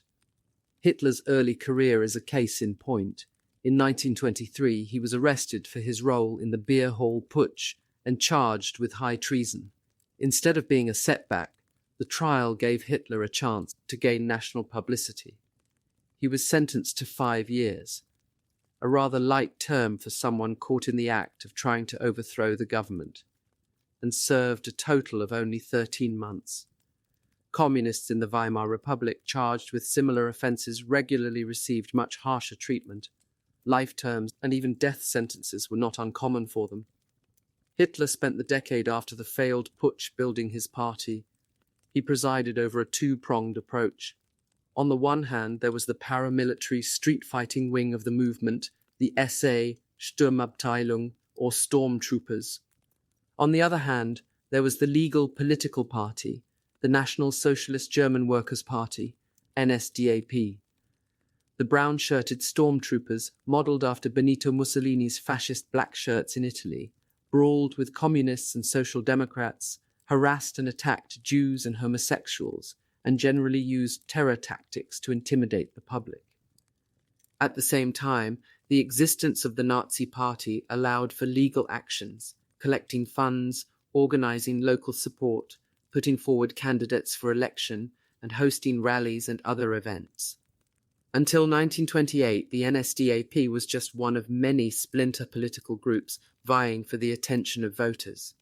That year brought some local and regional electoral breakthroughs in northern Germany, and for the first time, the party established a presence in the Reichstag, the German parliament. This first evidence of national popularity preceded the Great Depression. It was not simply economic hardship that brought some Germans to support the NSDAP, although hard times certainly brought many new voters and activists. Indeed, a general climate of political polarization meant that all parties at the extremes, Nazis and ultranationalists on the right, communists on the left, gained at the expense of the moderate middle. Over the course of the 1920s, the NSDAP became a genuine mass party with voters in all social classes: workers, members of the lower middle class, students, academics, clergy, the wealthy, women as well as men. The US stock market crash of 1929 was felt all over the world, not just in Germany. It is with good reason that the depression associated with that event has been called a world depression. Germany faced growing unemployment, as did much of the industrialized world. German farmers, like their counterparts elsewhere, faced falling commodity prices and shrinking markets. Economic hardship did not make the rise of a Nazi dictator inevitable, but it did add to the challenges of the Weimar Republic. By early 1930, economic difficulties had brought Germany into a political crisis. High taxes, increased tariffs, cuts in government spending, and deflationary policies did nothing to ease the situation. In the midst of that misery and strife, few people even noticed the evacuation of the last French troops from German soil in June 1930. The Chancellor, Heinrich Brüning, was unable to get the backing of the Reichstag for his measures, so he convinced the German president, the old war hero Paul von Hindenburg, to invoke Article 48 of the Constitution. Article 48 allowed the president to govern by decree in a state of emergency. Brüning had no problem convincing Hindenburg. Never a fan of democracy, Hindenburg had long believed that parliamentary government was too chaotic. By 1930, he was an old man. Some say he was senile. A joke made the rounds, one aide to another: "Don't put your sandwich paper down in front of the president. He might sign it." From 1930 until the end of 1932, Hindenburg and his various chancellors ruled by decree rather than relying on the democratically elected Reichstag. Democracy was essentially dead in Germany, but there were still alternatives to Hitler. Some people awaited a military coup. Others expected some kind of conservative, authoritarian rule. In that climate, Hitler and the Nazi Party ran in a number of important elections. In one, the presidential election of 1932, Hitler lost his bid for the presidency to the aged Hindenburg. In another, in July 1932, the Nazi Party won 37% of the votes cast, its highest return in a free election ever. Although some Germans later would claim that no one could resist the magnetic force of Hitler's oratory, more than 60% of German voters had no trouble doing so in 1932. Some of them are on record as having found his style braying, annoying, low-class, and offensive. Nevertheless, the July election brought the Nazis more seats than any other party in the Reichstag. In the third election of the year, in November 1932, support for the Nazis dropped and the party lost 2 million votes.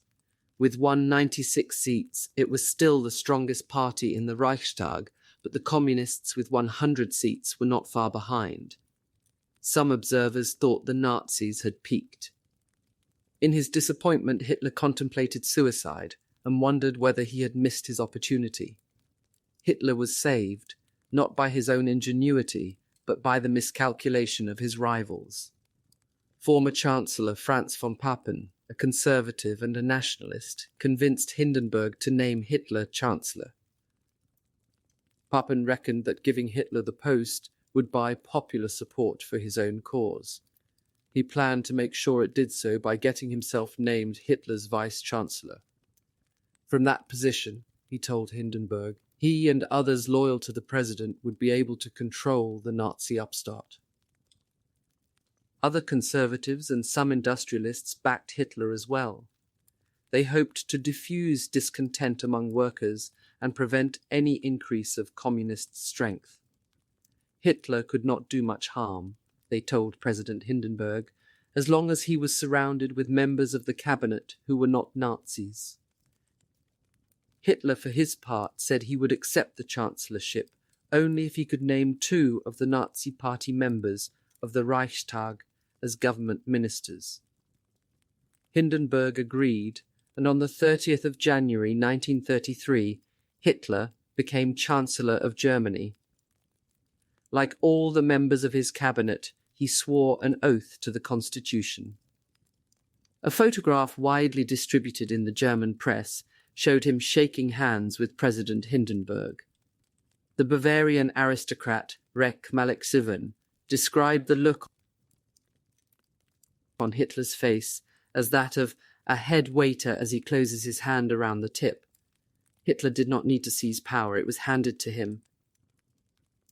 3.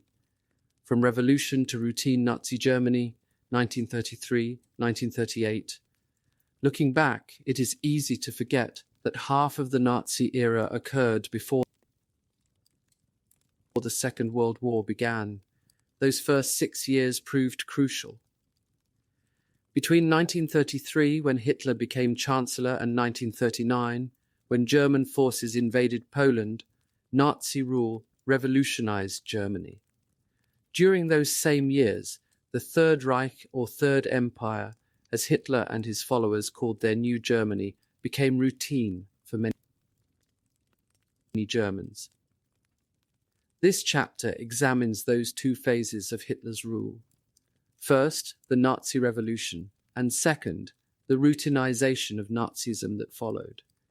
How did Hitler begin to implement his ideas of race and space during the peacetime years of Nazi rule? How did the German public respond, and what was life like for Germans under the Nazi system? Examination of Hitler's worldview and rise to power reveals an imbalance between the ordinary aspects of his life and the extraordinary impact he had.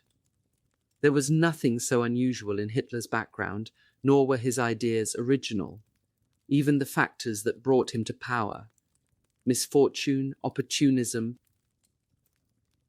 miscalculation, were unsensational, and yet the destructive role that Hitler would play was far from ordinary. Even today, when asked to name one individual who has dominated the past millennium, many people say Adolf Hitler. That same dichotomy or gap between the extraordinary and the ordinary is evident throughout the entire Nazi period.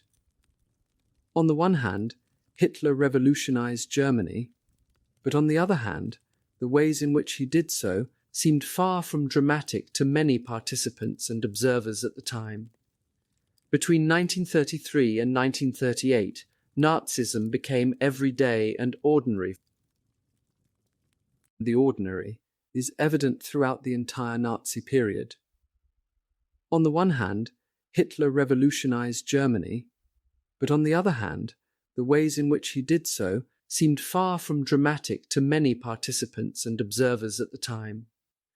Between 1933 and 1938, Nazism became everyday and ordinary for many Germans, but that routine normalized terror and legalized extraordinary persecution. Phase 1, the Nazi Revolution, 1933-1934. Hitler's appointment as Chancellor in January 1933 was in itself unspectacular. Since 1918, Germany had seen many chancellors from a range of political parties, and many of their governments had been short-lived. Yet that seemingly unremarkable event on the 30th of January 1933 marked the beginning of a revolution that would transform German politics and society. The new Chancellor lost no time in attacking the elements of the population he despised, but he did so in ways that expanded his own power, even as he isolated his enemies. Hitler's political position in early 1933 was not especially strong. His party support had dropped from its July 1932 peak, and even then it had received only 37% of the votes cast. The Nazi Party faithful themselves were divided into factions with very different visions for Germany's future. Some favored a social revolution that would redistribute wealth and property in radically egalitarian ways. Others wanted to bolster traditional elites. Meanwhile, Hitler's cabinet included only 2 members of the Nazi Party besides himself, Hermann Göring and another longtime associate, Wilhelm Frick, as Minister of the Interior. The rest of the cabinet posts were assigned to conservatives and nationalists, members of the Catholic Centre Party and military men who thought they could control their inexperienced new chancellor. Instead, he proved skilled at manipulating them. Hitler made his first major move in early 1933 against the communists, a target he chose with care. Communism could have posed a real threat to Nazi power. Like the Nazi Party, the Communist Party had local cells throughout Germany. It was well represented both in the Reichstag and in the streets, where its men had fought the Nazi stormtroopers for more than a decade. The Communists, however, were an ideal first target for another reason as well. Hitler was guaranteed to have allies against them. Precisely those elements in German society that had helped Hitler into the Chancellor's seat: conservatives, nationalists, industrialists, and military men. Hated and feared communism, they were unlikely to protest any anti-communist measures, no matter how unconstitutional or harsh.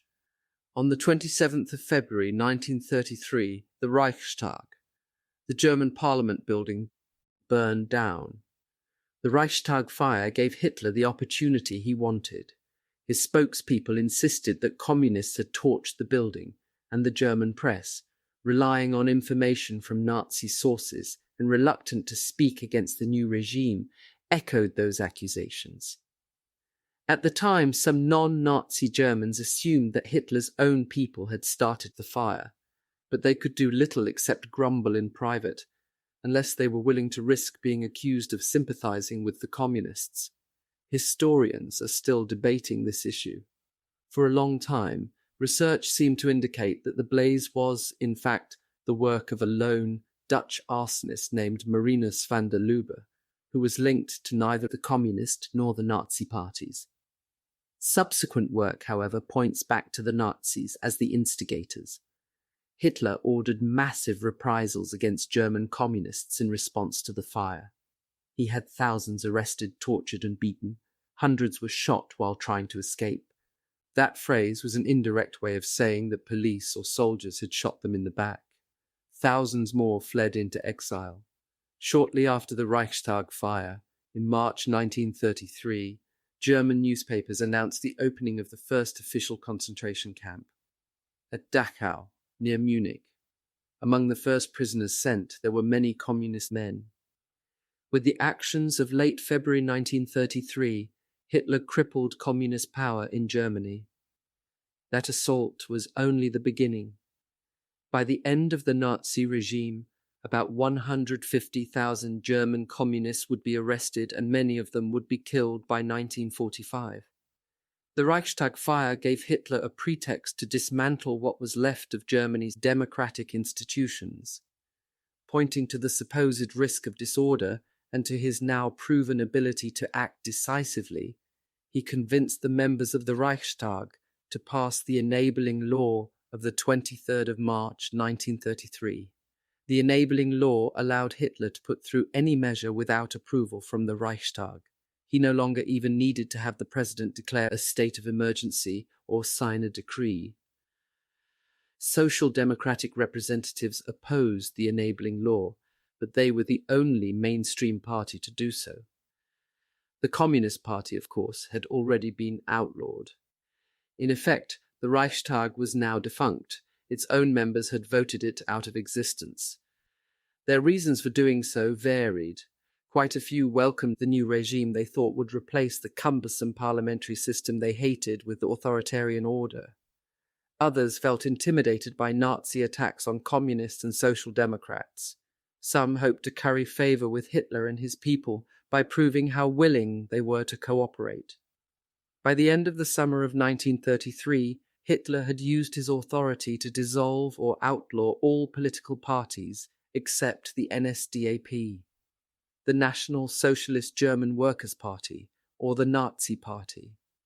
Even the facade of German democracy was gone. Hitler's political revolution was not without violence, but he established his dictatorship through means that were, at least in a narrow sense of the word, legal. The Nazi revolution had immediate effects on those groups Hitler had described as enemies for years. It was not only political opponents like the communists who felt early blows. Homosexuals, Jehovah's Witnesses, German Jews, people considered physically or mentally handicapped, and Afro-Germans all experienced attacks within the first year of Nazi rule. Hitler and his associates in the new German leadership struck in dramatic, decisive ways, but they always tested the public response to each move before proceeding further. This mixture of boldness and caution would be typical of Nazi tactics throughout the Third Reich, from its inception in 1933 to its collapse in 1945. Public opinion was very important to Hitler. A firm believer in the stab-in-the-back myth, he was convinced that a disgruntled German public had lost Germany the First World War. He was determined to avoid a repeat of that situation under his rule. In Mein Kampf, Hitler had made it clear that he planned to deal with the Jews. He started his social revolution, however, with attacks on a group that was even less likely to receive public support: homosexual men. In the 1920s and early 1930s, Berlin and other major German cities had become centers of a small but vibrant gay culture. Even before the Nazis came to power, police had sometimes harassed men known or suspected to be homosexual. Many Germans regarded homosexuality as deviant and decadent and urged their government to crack down by imposing what they considered moral and sexual order. Since 1871, paragraph 175 of the German Criminal Code had outlawed sexual relations between men. A male who indulges in criminally indecent activities with another male, or who allows himself to participate in such activities, will be punished with jail. The prohibition did not mention sexual acts between women. Hitler built on this law in early 1933 to ban homosexual rights organizations in Germany. According to National Socialist teachings, homosexuals were an abomination because they opted out of the reproduction of the so-called Aryan master race. Moreover, according to Himmler and others, homosexual men in public positions of any kind were dangerous because they were always vulnerable to blackmail. Antagonistic Nazis focused on gay men. They seemed, for the most part, not to see lesbians or bisexual women as posing a particular threat, because women did not exercise public power by serving in the military or the high ranks of the bureaucracy. In any case, women, some Nazi activists presumed, could always be forced to bear children for the German folk, regardless of their own sexual orientation. Nevertheless, in some individual cases, lesbians were persecuted as so-called asocial elements. Leadership from above prompted initiatives by people acting out their own hostility. In 1933, Nazi stormtroopers and other thugs raided gay bars and clubs in German cities and forced many of them to close. A few managed to remain open longer, some intermittently until the end of the Second World War, but under constant threat of raids and violence. In May 1933, a group of Nazi students stormed and destroyed the Institute for Sexual Research in Berlin. Its director was the gay rights activist Magnus Hirschfeld. For the most part, the German public was indifferent to or cheered such offensives. There was likewise no protest within Germany in the spring of 1933 when Nazi regulations banned the Jehovah's Witnesses. In fact, leaders of the official German Protestant and Catholic churches actively encouraged state measures against a religious group they considered a dangerous cult. Many mainstream Christians in Germany disliked Jehovah's Witnesses for their efforts to win converts. German nationalists inside and outside the churches found Jehovah's Witnesses suspect because they neither swore allegiance to the state nor in many cases served in the military. Most Germans were just as unlikely to complain when the new regime used existing laws and conventions to bear down hard on gypsies. Stereotyped as shiftless wanderers, Roma and Sinti had suffered police harassment and public prejudice for decades, even before Hitler came to power. Nazi persecution in its early stages hardly seemed new. Germans of African descent were easy targets as well. They were few in number, probably only hundreds in the early 1930s, and vulnerable in their visibility. Those with dark complexions stood out in a nation of white people. Some had come from Germany's former colonies in Africa, territories in modern-day Cameroon, Togo, Namibia, Burundi, and Tanzania, or were children of colonials. Some were the offspring of African soldiers or other men of colour stationed in the Rhine area after 1918 as part of the French occupation forces. Many Germans had responded with panic to the appearance of black troops in their midst, and the children some of them left behind seemed to many racist Germans to be living examples of Germany's humiliation. Even before he came to power, Hitler had spoken of his desire to see all Germans of African descent, people he, like others, called the Rhineland bastards, sterilized. The early months of Nazi rule brought attacks, official as well as spontaneous, on these people as well.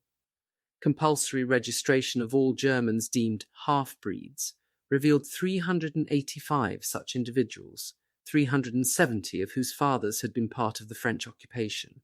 In 1937, most of those 385 people were sterilized. One German woman named Doris recalls how her landlord evicted her and her African father, white German mother and sister from their apartment after Hitler came to power. She lost her job and fellow students tormented her sister Erika in school. Teachers were no better. They forced Erika to take part in a course on race and listen to such statements as, "God made all whites and blacks. Half-breeds come from the devil." The authorities tried to convince the girl's mother to divorce their father, but she refused. Both Afro-German sisters would make it through the war by acting in films. They recount their experiences in the book Showing Our Colors. Afro-German Women Speak Out. German filmmakers needed a few people of color to make movies promoting German colonialism in Africa. Throughout the Nazi years, most Afro-Germans had no such protective positions.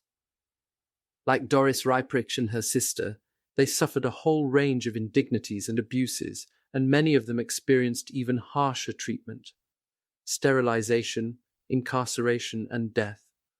Of course, the Nazi Revolution also meant assault on German Jews. In 1933, Germany's Jewish population was small, about 500,000 people, less than 1% of the total population. New regulations in April banned Jews from the German civil service. That same month, the Nazi Party organized a boycott of Jewish businesses throughout Germany, although the boycott was not the success its planners had anticipated. Hitler's Nazis used a combination of intimidation and legislation to create a mood of hostility toward Germany's Jews, a kind of open season for abuse. During the boycott, stormtroopers stood outside Jewish businesses to frighten potential customers. Some Jewish children experienced vicious harassment in school from teachers as well as fellow students. Nazi activists staged public humiliations of Jews and friends of Jews. Especially singled out were German Jews and non-Jews who were involved in intimate relations with one another. In one case, for example, Nazi toughs forced a Gentile woman and her Jewish boyfriend to stand in the street wearing sandwich boards. Hers read, "I am the biggest pig in the place and go around only with Jews." His said, "As a Jewish boy, I only take German girls to my room." The civil service ban and the boycott were less successful for Hitler's new regime than Nazi leaders and activists had hoped. For one thing, "As a Jewish boy, I only take German girls to my room." The civil service ban and the boycott were less successful for Hitler's new regime than Nazi leaders and activists had hoped. For one thing, there was no concrete definition of who exactly counted as a Jew, so it was not always clear to whom the ban applied. Given Hitler's sensitivity to public opinion, it was important not to antagonize potential Aryan supporters by mistaking them for Jews. Moreover, by April 1933, German Jews had not yet been isolated from the rest of population. The Nazi government did not dare impose measures against Jewish veterans of the First World War, for example, or against Christian spouses of Jews. There was also uncertainty around how to regard people who had converted from Judaism to Christianity. Outraged German Jews, who did not yet know how far the regime would go in attacks on them, deluged authorities with petitions and requests for exceptions, and sometimes non-Jews supported their efforts. Some non-Jews, however, went even further than the civil service law to introduce anti-Jewish measures on their own. Some Gentile spouses quietly divorced undesirable Jewish mates. In many universities, Gentile administrators fired scholars who were not in fact targeted by the law, for example, Christian men with Jewish wives, or people whose parents had converted from Judaism to Christianity. Removing such individuals made those supervisors look especially eager to cooperate with the new government. Students and the other professors were not too likely to complain because they hoped to benefit from the situation. After all, professorial positions were in high demand in German society, with its many educated people, high level of unemployment, and great respect for academics. In the Protestant Church, pro-Nazi clergy, who belonged to a group called the German Christian Movement, tried to expel from the pulpits any pastors who had converted from Judaism to Christianity, or who were the children or grandchildren of such converts. Only a handful of clergy actually fell into those categories. Uneasy as to how Protestant church people inside Germany and abroad would respond, Nazi government authorities decided in 1933 not to back that scheme. Public opinion was still more important to Hitler than complete thoroughness. There would be time to widen the net later. Meanwhile, individuals and organizations were free to develop anti-Jewish initiatives that suited their own purposes. German municipal governments, strapped for cash, found it expeditious to drop Jewish recipients of public support from their welfare lists, before authorities in Berlin had even thought of the idea. As for the anti-Jewish boycott of April 1933, it did not really catch on. Some German Gentiles complained that the ban on Jewish businesses disrupted their lives and created public disorder. Many continued to frequent Jewish shops out of habit or convenience. Outside Germany, there was considerable negative publicity around the anti-Jewish measures. In the United States, Britain and elsewhere, Jews and people who generally opposed abuses of human rights threatened to organize a counter-boycott of German goods to pressure the German government into curbing anti-Semitic behavior. Aware that the anti-Jewish boycott was damaging his public image at home and abroad, Hitler ended it. Nazi leaders learned some lessons from these early anti-Jewish experiments. First, they realized that it was easiest to attack people who were already marginalized.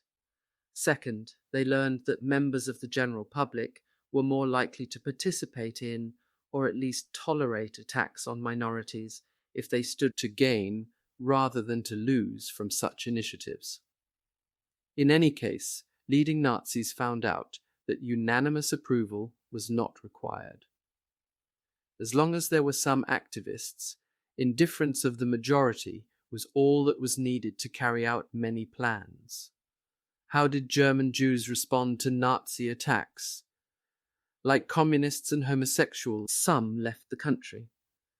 Departure, however, was not a simple proposition, especially for people with families and deep roots in Germany. There had been Jews in German territory for some 1600 years. Many Jews were at home in German society, in ways that made leaving almost unfathomable. Moreover, some of the people who anti-Semites considered Jews did not regard themselves as Jewish at all. Over the centuries, Jews had intermarried with Christians, and some had converted to Christianity. But because Nazi ideology was based on the notion of blood, its adherents claimed all such people were still Jews. Unlike communists who could mistakenly expect a haven in the Soviet Union, there was no obvious place for Jews to go. No state of Israel existed yet in the 1930s, and the traditional countries of immigrants, the United States, Canada, Australia, all had very restrictive immigration policies, economic problems linked to the Great Depression, and a climate of protectionism made governments and public alike hostile to immigrants, especially those who were not Christian or did not come from Western Europe. Many German Jews tried to find new ways to pull together within Germany. They organized self-help efforts and sought to combat social isolation by providing educational and cultural opportunities for themselves. To these ends, in September 1933, a group of Jewish leaders created the Reich Representation of the German Jews to unify attempts to preserve Jewish religious life and offer practical assistance to Jews from all over Germany.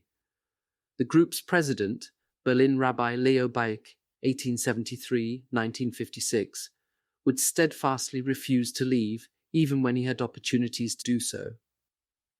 As long as any Jews remained in Germany, Rabbi Baeck believed, he belonged with them. Once German officials began deporting German Jews to the killing centers in late 1941, the Reich Representation of the German Jews lost its already very limited ability to do anything to help its members. Its leaders too were sent to camps and killing centers. In 1943, German police sent Rabbi Baeck to the ghetto and transit camp at Theresienstadt, also known as Terezin, near Prague. Rabbi Baeck survived the war and moved to London. In 1933, some German Jews joined Zionist associations. The Zionist movement had emerged in the late 19th century. Its members believed that Jews were not only a religious group, but a distinct people who deserved a country of their own. Zionists took their name from the biblical name Zion, the hill in Jerusalem on which the Jewish temple had stood. They worked to establish a Jewish national homeland, and some even moved to Palestine. Before the 1930s, Zionism had been rather unpopular among German Jews, but Nazi measures made many Jews in Germany think it was their only alternative. After Hitler came to power, some German Zionist leaders who promoted immigration to Palestine found ways to work out arrangements with Nazi authorities who wanted Jews out of Germany. Other German Jews continued to wait and hope that somehow the storm would pass. The Nazi revolution advanced on all fronts in its drive for so-called racial purity. In May 1933, Hitler introduced a law to legalize eugenic sterilization, that is, sterilization to prevent reproduction by people deemed unworthy on the basis of mental or physical conditions. More radical legislation followed just 2 months later. In July 1933, Hitler proclaimed the Law for Prevention of Hereditarily Diseased Offspring. It ordered sterilization of people with certain physical and psychiatric conditions. The list included people characterized as severe alcoholics, epileptics, schizophrenics, and a number of other loosely defined categories such as the feeble-minded. Roma and Sinti were targeted too as asocials. Nazi Minister of the Interior Wilhelm Frick went so far as to suggest that 20% of the population should be sterilized. Ultimately, the number of Germans sterilized under this law would come to less than 1% of the German population, but that still meant destroying the reproductive capabilities of some 400,000 people without their consent, and in many cases against their will.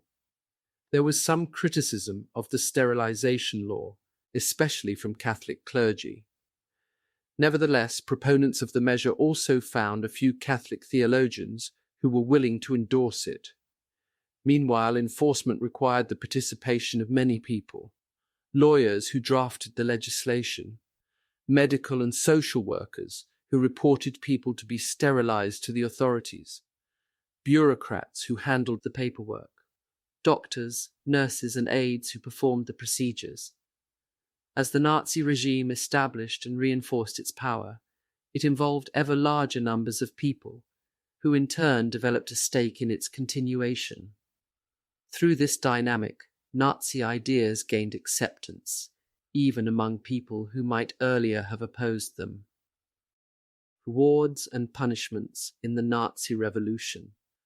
The Nazi Revolution brought rewards for those who cooperated, as well as attacks on those deemed undesirable. Many Germans of all ages enjoyed participating in an exciting, dynamic movement that welcomed them as long as they were the right kinds of people. In 1933, Hitler and his accomplices introduced a process called Gleichschaltung, which means coordination, literally shifting into the same gear. In the name of national unity, new Nazi organizations swallowed up other independent groups and clubs. For example, the Nazi-run German Labour Front replaced the old trades union. Nazi organizations of farmers, women, boys, girls, writers, and artists absorbed associations of people in those categories. These new groups had monopolies over their clienteles and did not tolerate competing organizations. Local cooperation and leadership were essential to the success of coordination. So was a bombardment of propaganda from party-controlled newspapers and publicists enthusiastic about the national awakening. For at least some Germans, the surge of group activities provided an exciting sense of belonging.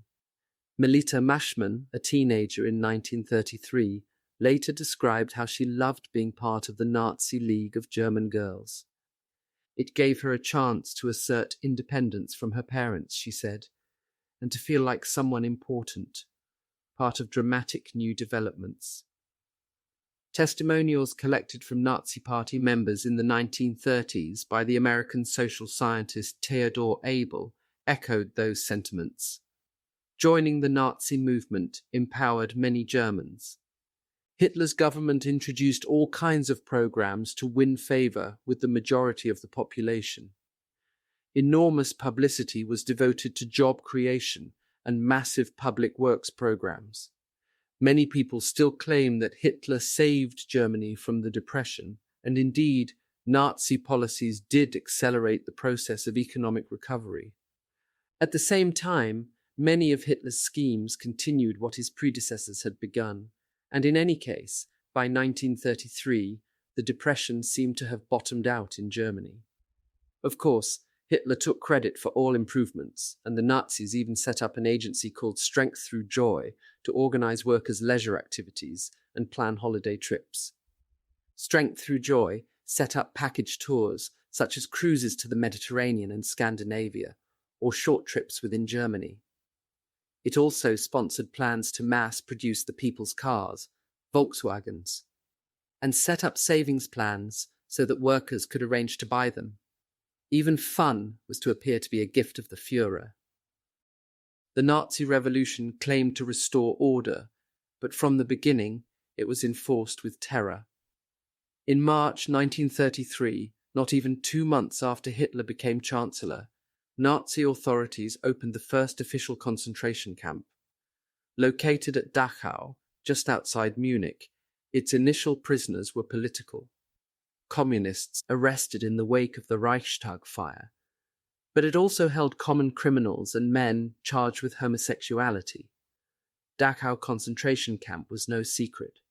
To the contrary, the Nazi press covered its opening in detail on the theory that mere knowledge of its existence would serve as a public deterrent.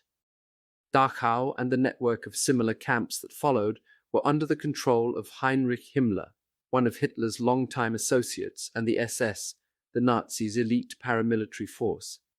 By July 1933, German concentration camps held an estimated 27,000 people in what was euphemistically called protective custody. Violence itself served the Nazi regime as a form of propaganda.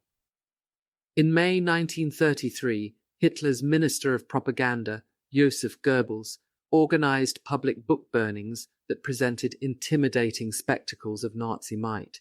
Thousands of pro-Nazi students proved especially eager to participate. They and other Nazi supporters made huge bonfires of books by such Jewish authors as Albert Einstein and the satirist Kurt Tucholsky. They also burned works by communists and others associated with left-wing positions. For example, the playwright Bertolt Brecht and the writer Heinrich Mann, liberals such as Thomas Mann, and foreigners, including the American Jack London. Such scenes must have communicated a clear threat to outsiders and to critics of Nazism. Pageantry was the flip side of Nazi terror, another show of strength. The first months of Hitler's rule featured endless torchlight parades with columns of marching men. Observers after the fact often interpret footage of those events as evidence of the unanimity of Germans behind Hitler. It would be probably more accurate to see those demonstrations as efforts on the part of the new regime to create an image of unanimity that itself worked to prevent opposition. It must have been a lonely and terrifying experience to be on the outside of a torchlight march looking in. What chance would one feel one had against that monolith of power? The columns of Nazis often sang as they marched. Supporters adapted old songs and wrote reams of new ones, everything from sentimental folk songs to outright vicious fighting songs, with lyrics about Jewish blood spurting from German knives. The most famous Nazi song was the Horst Wessel Lied. It was named after its lyricist, a young Nazi stormtrooper who had been killed in a brawl with a communist in the 1920s. Set to a familiar folk tune, Horst Wessel's lyrics extolled the Nazi flag, called for unity against the foe, and praised the comrade heroes who had died for the cause. During the Third Reich, the Horst Wessel song became part of Germany's official national anthem. It was always sung with the right arm outstretched in the Hitler salute. As he had at home, Hitler used a combination of boldness and caution to bring about a revolution in foreign policy. He was a master of making his aims look safely conventional, even while his intentions were dangerously radical. Hitler railed against the Treaty of Versailles, but so had almost all German politicians since the war. He talked about restoring German boundaries to their rightful location. So had many German nationalists. Hitler's plans, however, were far more ambitious, and he wanted nothing short of world domination. Nevertheless, in the first stage of his rule, he used diplomacy to work toward achieving his goals. In this regard, too, Hitler chose his priorities carefully. His first major foreign policy success came in July 1933, shortly before announcement of the new sterilization law. That month, Hitler's representatives signed an agreement called the Concordat with the Vatican in Rome. In exchange for recognition of his regime's legitimacy from the Pope, Hitler promised to respect the rights of Catholics and the Roman Catholic Church in Germany. The Pope, for his part, hoped to protect Catholic interests within Germany and to use Hitler's Nazi regime as a defense against communism all over Europe. For Hitler, the Concordat turned out to be an extremely effective way to buy support both at home and abroad. Germany's population in 1933 was almost 40% Roman Catholic, and Hitler himself was raised in the Catholic Church. Nevertheless, many German Catholic clergy were initially suspicious of Nazism. They saw Nazi ideas as anti-Christian, especially the emphasis on race and blood and the obvious disrespect for human life. Before the Concordat, some priests in Germany had refused to administer the sacrament of communion to church members in stormtrooper or SS uniforms. The Concordat pulled the rug out from under potential Catholic opposition in Germany. How could parish priests criticize a chancellor who had been recognized by their pope? What possibility remained for a united Catholic front against the sterilization program? Meanwhile, abroad, the Concordat added to the prestige of Hitler's new regime. Even if the Pope no longer wielded much political power, he still had moral authority with Catholics all over the world. Other foreign policy successes followed. By January 1934, Hitler's diplomats had negotiated a non-aggression pact with Poland that was supposed to last for 10 years. Hitler had no intention of keeping that promise, but such deals bought precious time. Meanwhile, Germany withdrew from all its multilateral arrangements. Most notably, in October 1933, it left the League of Nations. Under Hitler, Germany began to rearm. Because the Treaty of Versailles restricted German military power, rearmament at first had to be secret. In 1933, Hitler's government set up a phony initiative called the Agricultural Tractor Program, which was a cover for a project that in fact built tanks. By 1934, Germany was producing explosives, ships, and aircraft in quantity. In 1935, Hitler dropped even the pretense of secrecy. Germany had become a military power once again, with an air force, a navy, and an army based on conscription. The Nazi revolution was difficult to oppose because it occurred with a mixture of subtlety and force. The regime did not snap into place in January 1933 as a full-blown totalitarian prison. There was still room for Germans, at least those who were not considered handicapped, Jewish, or otherwise unwanted, to maneuver, even to criticize. Precisely those mainstream members of society, however, were the least likely to recognize the revolutionary nature of the new regime. Many of them stood to gain from the measures it introduced, and others were apathetic. What did any of it have to do with them? Sadly, it was exactly those in the most vulnerable positions, Nazism's targets, who were the first to recognize what was at stake. They, however, had little power to do much about it, other than to warn people like them, who often preferred to hope for the best instead of heeding alarmists, or to try to convince a busy and often hostile world of their impending doom. An incident recounted by a German waiter and recorded in Bernd Engelmann's book Inside Hitler's Germany captures the dynamics of the early months of Nazi rule. In early 1933, the man worked at a restaurant in a small town. One day, a group of Nazi enthusiasts came in. The editor of the town's Nazi newspaper was there, so were the chief stormtrooper and the local party leader. At another table, all alone, sat an elderly Jewish lawyer who had lived in the town all his life. The group of Nazi functionaries got louder and drunker. Suddenly, they summoned the waiter, a young man at the time, to their table and told him to deliver a note to the lawyer. Afraid to refuse, the waiter complied, but as he put the note down on the table, he saw that it said something like, "Get out, you Jewish swine." The lawyer read the note and began trembling with rage and shame. He stood up at his table and addressed the three men. "How dare you?" he challenged them. "I am a veteran of the World War. I risked my life for this country." The restaurant became deathly still. No one at any of the other tables spoke or even seemed to breathe. The waiter remembered being able to hear the sounds of pots and pans in the kitchen. The three Nazis broke the silence. They taunted the lawyer again and turned back to their beers. The lawyer summoned the waiter and, still shaking, handed him money to cover his meal, then left the restaurant. Later, the waiter realized that the man had given him far too much money for his bill. He went to the lawyer's home to return the extra. There he found the man dressed in his hat and coat with a suitcase in his hand. He was leaving, he told the waiter, because there was no future for him in Germany. What would have happened to any of the other Germans at that restaurant if they had spoken in defense of their Jewish neighbor? At that point, in early 1933, probably very little. The aggressors were drunken bullies new to their roles.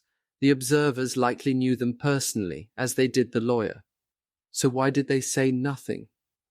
Perhaps they did not want to risk an unpleasant, embarrassing scene. Maybe they would have taken the chance for someone else, a woman, say, or a Christian clergyman. In any case, They were silent, and their silence emboldened the ruffians. All over Germany, the silence of others like them sent a message back up to Hitler. It was safe to keep pushing. The end of Nazism's revolutionary phase can be marked with reference to a specific event. The so-called Night of Long Knives, also known as the Röhm Putsch of the 30th of June 1934. Ernst Röhm, 1887-1934, a veteran of the First World War, had been Hitler's associate since the early 1920s, when he had been instrumental in building up the stormtrooper organization. By 1934, Röhm was head of 2.5 million stormtroopers. Röhm and his stormtroopers had played a powerful role in destabilizing the Weimar Republic and consolidating Hitler's new regime. After some professional setbacks and personal scandals, Röhm emigrated to Bolivia in 1928, but Hitler brought him back to Germany in 1930 to reorganize the stormtroopers. After Hitler became Chancellor, he began to view the stormtroopers as a liability. Restless for action and disgruntled with what seemed a slow pace of change, many of them thought Hitler had sold out their movement's ideals for the sake of respectability. The SS, or Schutzstaffel, protective staff, Nazism's elite guard headed by Himmler, had grown more powerful and wanted the upper hand over its rival organization, the stormtroopers. Meanwhile, the army and Hitler's new conservative friends considered the stormtroopers disreputable thugs who disrupted public order.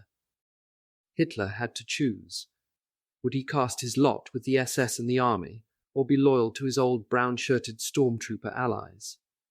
He decided to move against the stormtroopers. On the night of the 30th of June 1934, on Hitler's orders, the SS struck. It is often said that a revolution devours its own children. Hitler's revolution was no exception. In a bloody rampage, SS men fanned out to kill Röhm, other old allies of the Führer, such as the Nazi ideologue Gregor Strasser and Hitler's rivals, including former Chancellor General Kurt Schleicher and, for some reason, Schleicher's wife. In general, Hitler and SS leader Himmler used the purge to get rid of people they found problematic.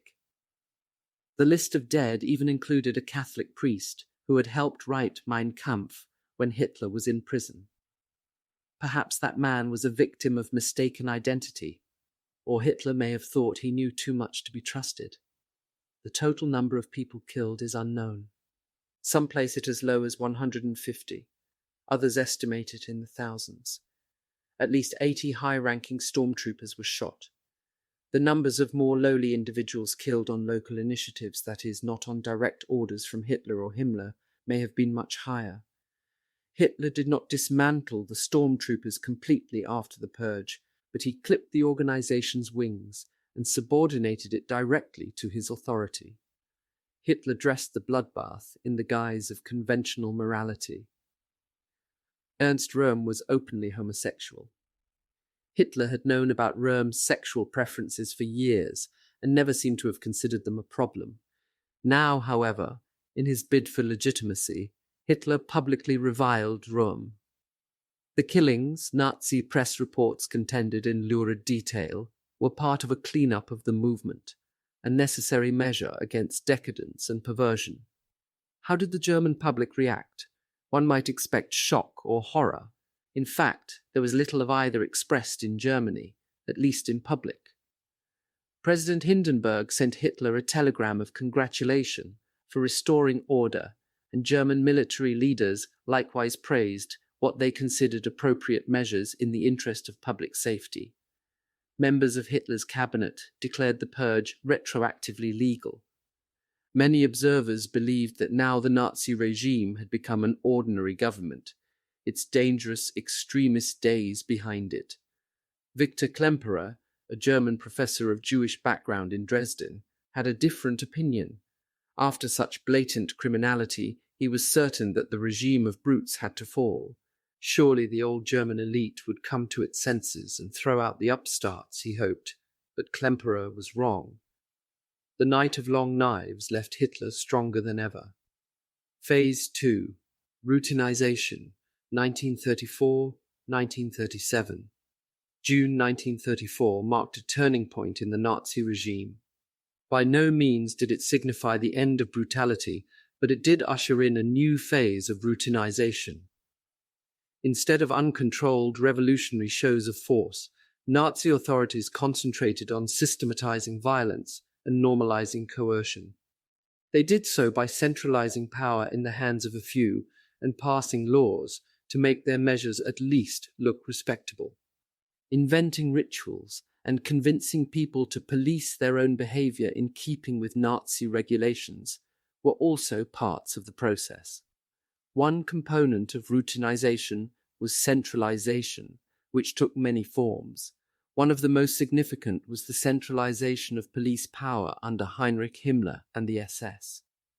The Night of Long Knives brought the stormtroopers under Himmler's jurisdiction. In 1934, Himmler, along with his associate Reinhard Heydrich, who ran the intelligence office known as the Security Service, took over all political police, known in Germany as the Gestapo. By 1936, Himmler had pulled the criminal police into his orbit as well, so that the head of the SS and the concentration camps was now in charge of all police forces in Germany. Himmler and his tens of thousands of SS men were crucial to the Third Reich. Unlike the German military, the SS was officially linked to the Nazi Party organization, not to the government of Germany.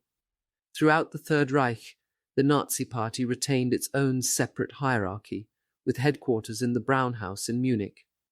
Its status as attached to the party gave the SS an unprecedented degree of independence from any kind of authority that predated Hitler's rise to power. The SS was an ideologically dynamic organization that combined the function of a conventional, repressive political police with a drive to implement the Führer's idea. Himmler saw his goal as defending purity of the blood and persecuting those who he believed threatened it. Communists, Freemasons, Jehovah's Witnesses, homosexuals, Jews, gypsies, and others.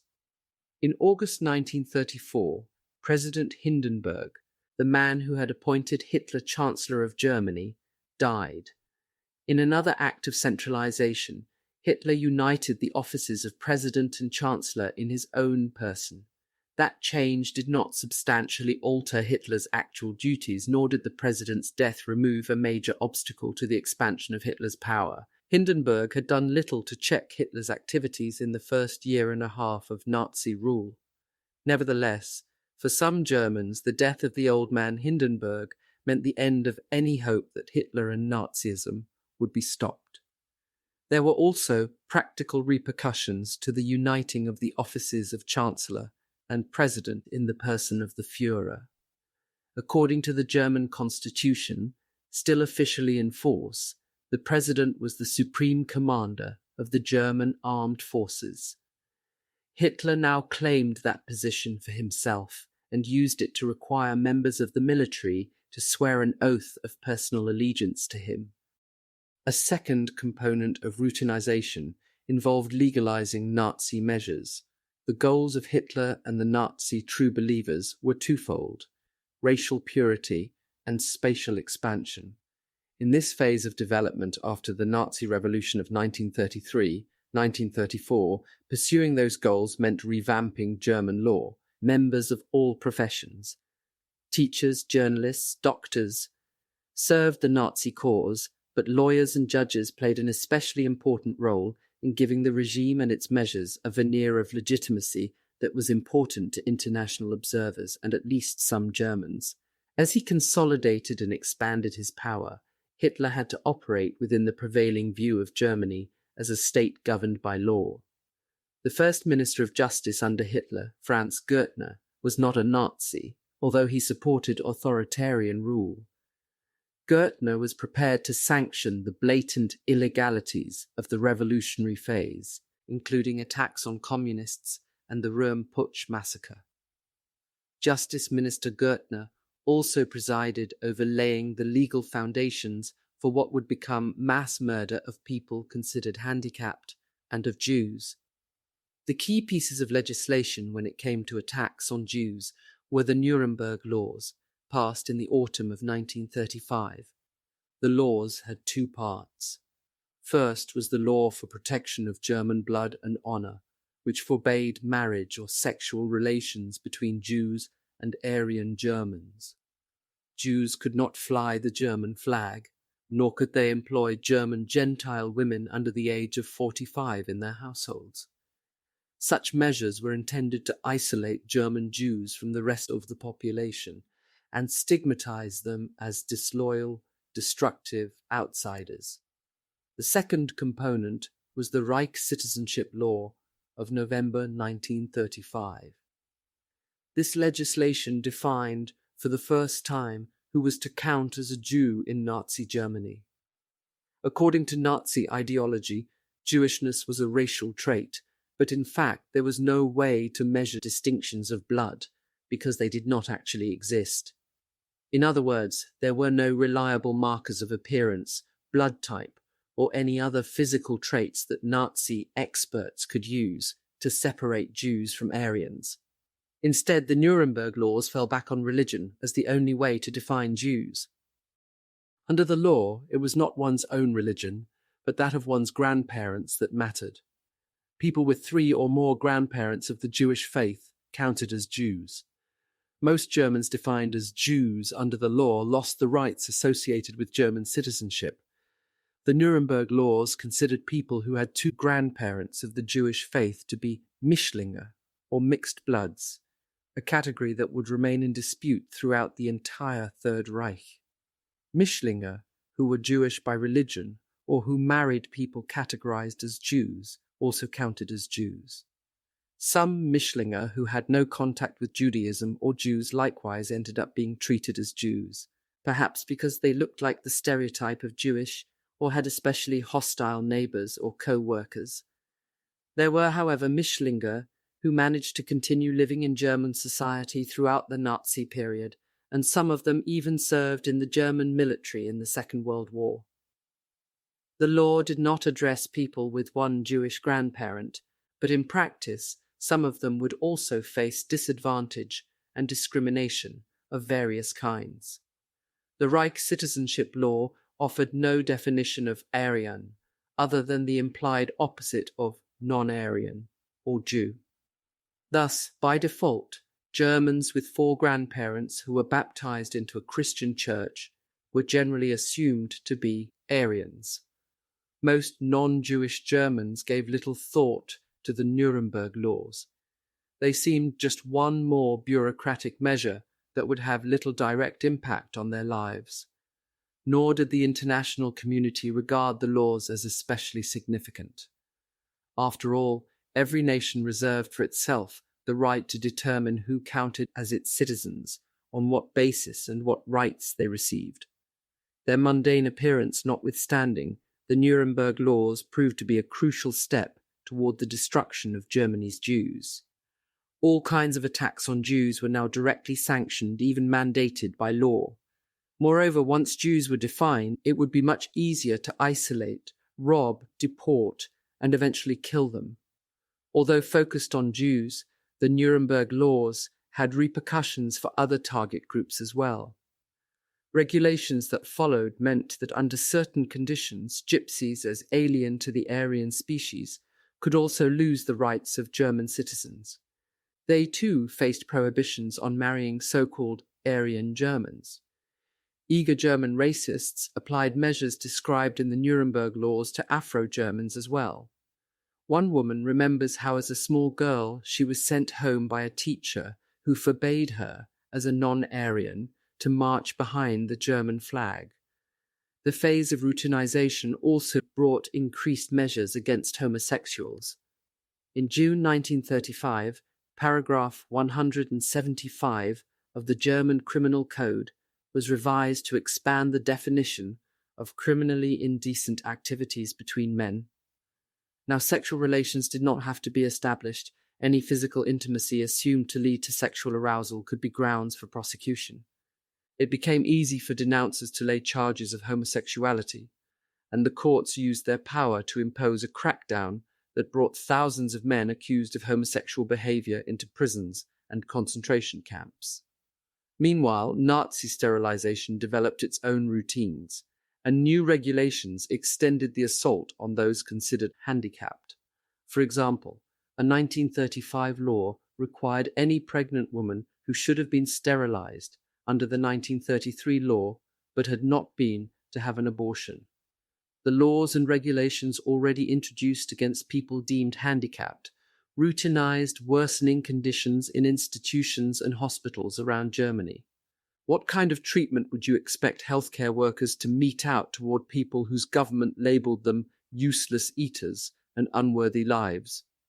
In addition to centralization and legalization, a third component of Nazi routinization was ritualization. After the first year, Nazi pageantry developed a ritualized rhythm. The largest event was the annual party rally held each year in the southern German city of Nuremberg. It was an enormous spectacle, choreographed by propaganda experts to the smallest details. As with the early torchlight marches, these imposing shows of strength were supposed to create a sense of unanimity and invincibility, so that any opponents of the system would feel isolated and helpless. In 1934, the German director Leni Riefenstahl filmed the rally and released it under the title Triumph of the Will. It has become one of the most famous propaganda movies of all time. Later, some Germans would describe their participation in these Nazi extravaganzas as among the high points of their lives.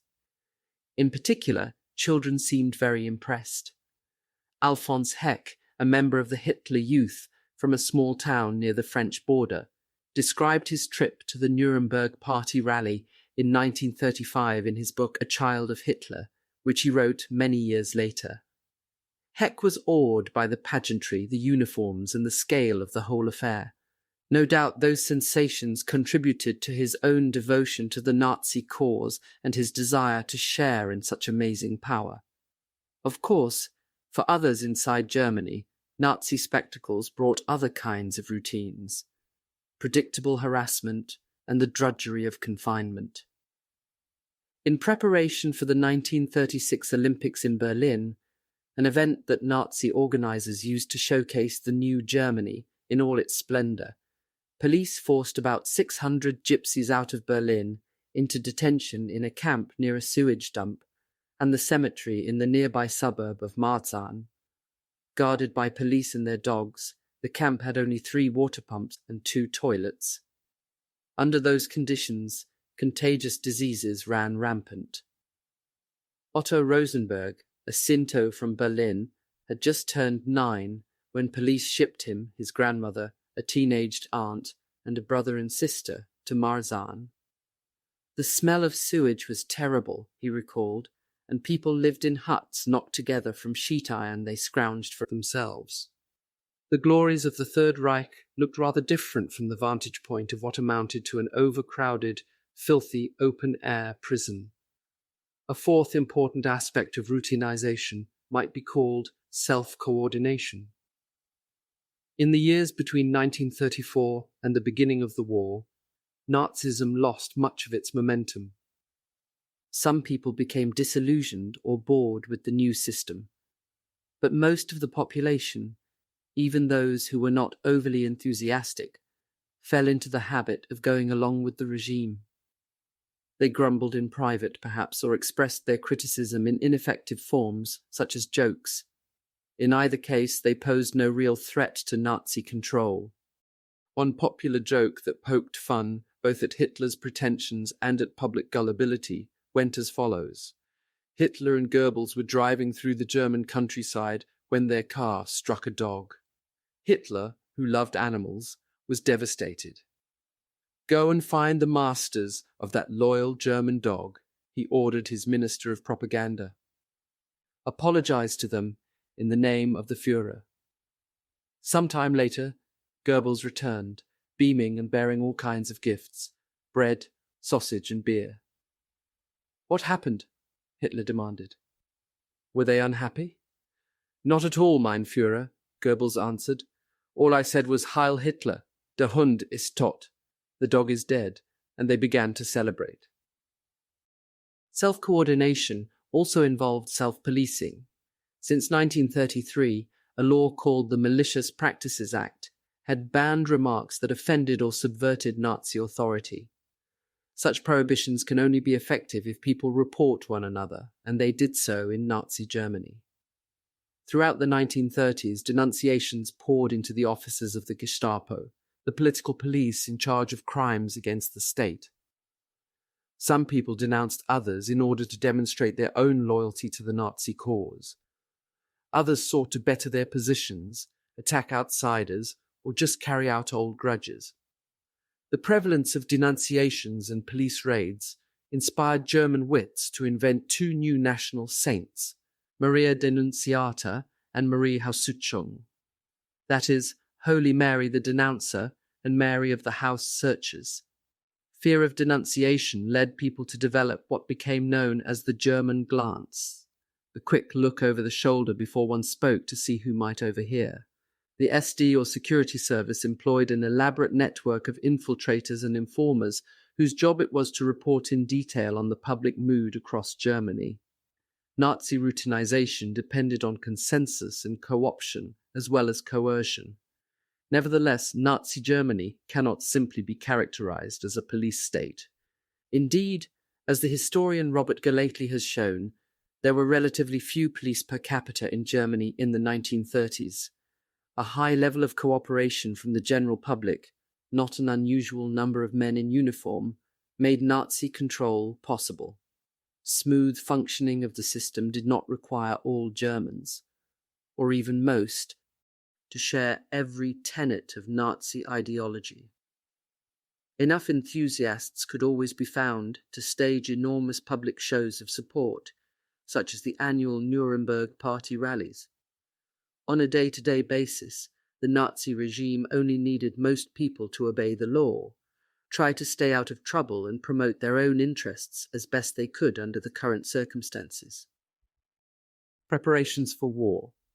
Even during the period of routinization, Hitler did not lose sight of his goals of race and space. In various ways, he presided over Germany's preparation for war. After 2 years of secret rearmament, in 1935 Hitler's government went public. It reintroduced conscription and revealed its new military machine to the world. No one had altered the Treaty of Versailles, but German contravention of its terms had become routine under the Nazis. The victors of the First World War were not in a position to risk a new conflict in order to check German violations. Impoverished by the war and the difficult years that followed and faced with their own problems at home, the British and the French had no desire to play the role of international police. The United States had retreated into isolationism, and most of its people opposed its government involving them again in the turmoil of European affairs. In 1936, Hitler took his biggest foreign policy gamble so far. Under the Treaty of Versailles, the westernmost part of Germany along the Rhine River had been demilitarized to provide a buffer zone for France. A year after reintroduction of conscription, rumors began to circulate that Hitler intended to reoccupy the Rhineland with Germany's new military. For some months he seemed to waver, waiting until the Winter Olympics in Berlin had ended and collecting the views of his inner circle, Germany's diplomats and military leaders. By the beginning of March, he had made his decision and prepared to act. Hitler made the announcement in a speech on the 7th of March, the Reichstag, and, by radio, to the people of Germany. It was a lengthy and in places emotional speech which denounced Versailles and railed against communism. Hitler saved the punchline for the end. In the interest of the primitive rights of a people to the security of its borders and safeguarding of its defense capability, he proclaimed, the German Reich government has therefore from today restored the full and unrestricted sovereignty of the Reich in the demilitarized zone of the Rhineland. The 600 deputies in the Reichstag, all in Nazi uniform, went wild, stretching out their arms in the Nazi salute and screaming, Heil! Meanwhile, German troops were approaching the Hohenzollern Bridge across the Rhine River in the city of Cologne. Propaganda Minister Goebbels had arranged for plane loads of journalists to be on hand to record the event, and thousands of Germans crowded into nearby streets to cheer the soldiers as they crossed into the demilitarized zone. Even in this moment of national euphoria, Hitler and his advisors retained some caution. They made sure that the forward troops were instructed to withdraw and fight if they met military resistance from the French. As Hitler had expected, the French did not respond by sending in troops to engage the Germans. Instead, the gamble paid off by giving Hitler's prestige at home its most enormous boost yet. Even as he publicly pledged his commitment to European peace, Hitler announced to his inner circle in 1936 that Germany must be ready for war within 4 years. To that end, he named his old associate Hermann Göring head of a 4-year plan to prepare the German economy and military for war. Göring took over economic planning, and the old Minister of the Economy resigned. In the winter of 1937-1938, Hitler completed the routinization and consolidation of his rule by dumping the old elites who had been so instrumental in bringing him to power. Those old-fashioned conservatives had been useful throughout the phases of Nazi revolution and routinization. They had lent respectability to the regime when it needed it and had provided expertise and continuity as it consolidated its power. Now, as Hitler prepared to move to a more aggressive phase, they had become a burden. In November 1937, Hitler met with leaders of the German army, navy, and air force. It had been 2 years since Germany had announced its rearmament.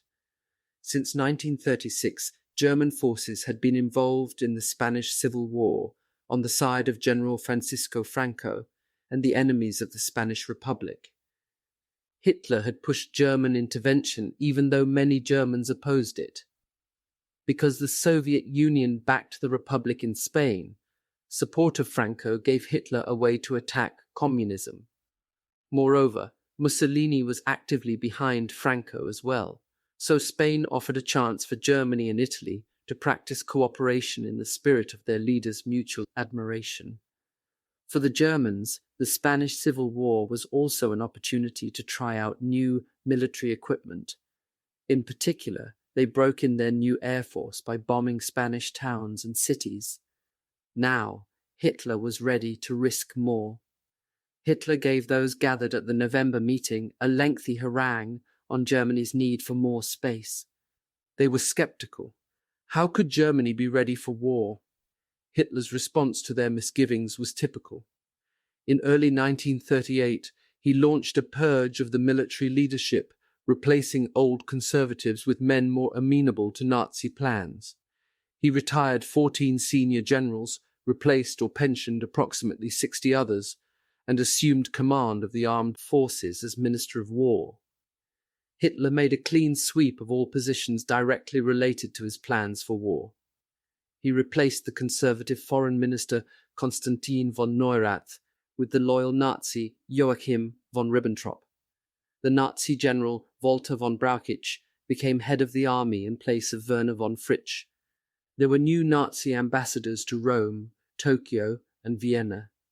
Hitler's methods in early 1938 were quite different from those he had used to purge the stormtroopers less than 4 years earlier. This time he employed less violent means, in keeping with the stature of the individuals involved and the spirit of routinization rather than revolution. But the tactics were no less vicious for their bloodlessness.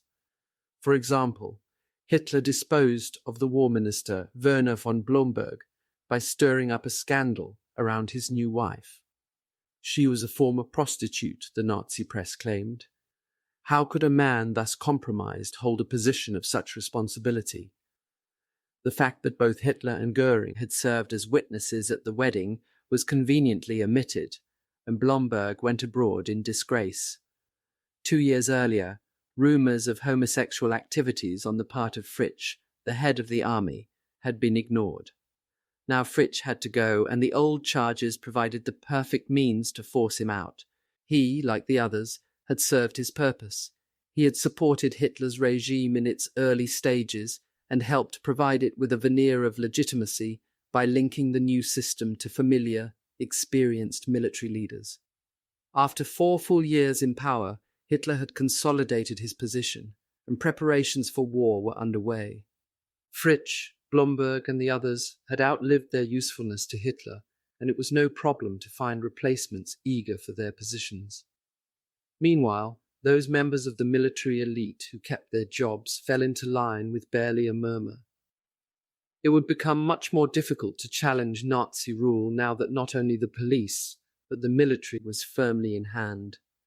Contrary to the image presented by Nazi propaganda, Germans marching in massive columns, their arms raised as one in the salute to Hitler. Not all Germans fell into line.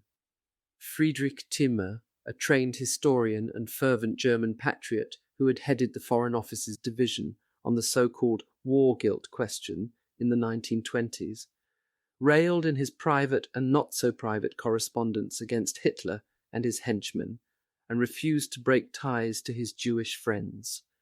Timmer's daughter Anneliese, a teenage schoolgirl in Berlin in the early years of the Third Reich, announced to her classmates that obviously the Nazis had lit the Reichstag fire themselves, and she scoffed at Nazified teachers who preached the party line in the classroom.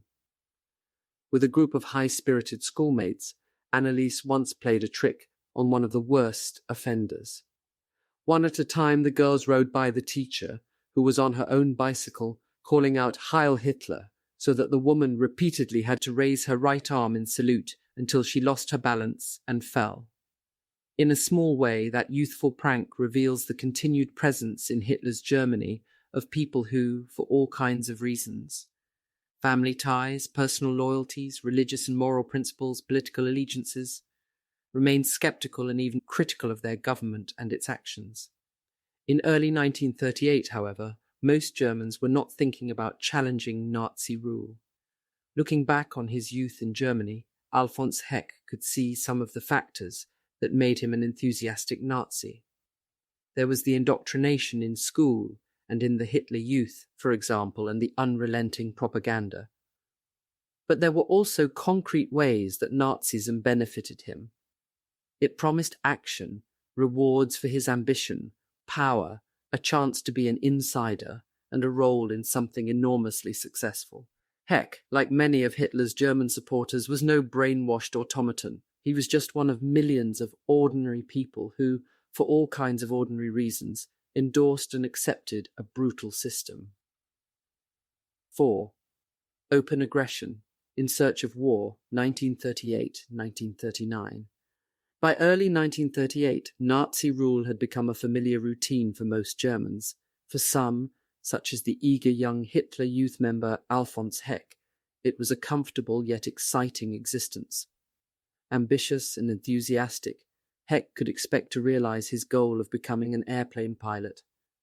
After all, was not Germany becoming richer and stronger? Its new air force beckoned him from its triumphs in Spain. His teachers and the books and newspapers he read assured him the future was his. Born in 1927, Heck could hardly remember the Nazi Revolution. The normalization of Nazi power coincided with his development of political and social awareness. It was really the only world he knew. Born the same year as Alfons Heck, the gypsy boy Otto Rosenberg also grew up with the Nazi system.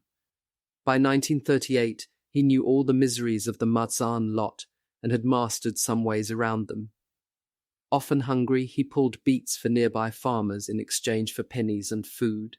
Belgian buns with icing, coffee with milk. He became used to seeing the riot squad beat people with sabres and haul them off to what was known in local parlance as the concert camp. In 1938, he watched police round up the men of Marzahn and drive them away in lorries to Sachsenhausen. Still, when his mother, who had arrived in Marzahn after him, was ordered to report to the police in Berlin, Rosenberg waited for her to return. Instead, she was sent straight to the women's camp at Ravensbrück. For Victor Klemperer, professor of French literature in Dresden, routinization of Nazi rule meant an ever-tightening trap. The university dismissed Klemperer in 1935, even though he was both a convert from Judaism to Christianity and a veteran of the First World War. One insult and deprivation followed another. Klemperer was forbidden to publish. He lost borrowing privileges at the library, and eventually library staff refused even to let him use the reading room. Over the years, Nazi regulations robbed Klemperer of his car, his house, his driver's license, even his pets. If the years from 1933 to 1938 seemed to fly on magical wings for the young Nazi boy Heck, for the middle-aged non-Aryan Klemperer they crawled by, an endless drudgery of discouragement and abuse, the years ahead would be even worse. Beginning in early 1938, Hitler's Germany entered a third stage of development. After the euphoric phase of revolution and the consolidating period of routinization, Hitler and his inner circle took off the gloves and began seeking war. For Hitler, war was more than military conflict. It was to be a decisive step toward realizing his ideas. By 1938, he had already prepared the ground by rearming, isolating target groups, and appointing loyal supporters in key positions. Now, open aggression would characterize developments in Nazi Germany even before the invasion of Poland in September 1939. Contrary to the stereotype, most Germans were not foaming at the mouth, eager for war in 1938 and 1939. In fact, the German public as a whole, including many people who were enthusiastic about aspects of the Nazi domestic program, would greet with skepticism many of the moves that Hitler and his Nazi elite would make in this phase of open aggression. It was one thing to assert German strength and revolutionize conditions at home, but it was quite another to risk war when, for many Germans, memories of the previous war remained painfully fresh. Such uneasiness, however, was not enough to derail Hitler's plans. Instead, he was able to use 1938 and 1939 to construct a unified front for the cause of race and space. He did so by resorting to such old loyalties as nationalism, patriotism, and solidarity against common enemies. Even more important, he built support through success. It is often said that nothing succeeds like success. Certainly Nazi Germany seems to confirm that saying. Every time Hitler took a risk and won, he decreased the anxiety among the German people and convinced more of them to trust him. Many feared war because they dreaded bloodshed, personal and financial loss and defeat. The wounds of World War, and especially its bitter outcome in 1918, were still raw for most adults. But what they perceived to be Hitler's foreign policy triumphs in 1938, 1939 did a great deal to relieve their concerns. Events in 1938, 1939 demonstrate how domestic and foreign policies were intertwined in Hitler's Germany. Foreign policy successes helped ease concerns and buy support at home. Meanwhile, Hitler's regime pursued the goals of race and space on both fronts. Abroad, it attacked Germany's supposed enemies and took steps toward a military offensive. At home, it enforced racial purity and trained its people for war.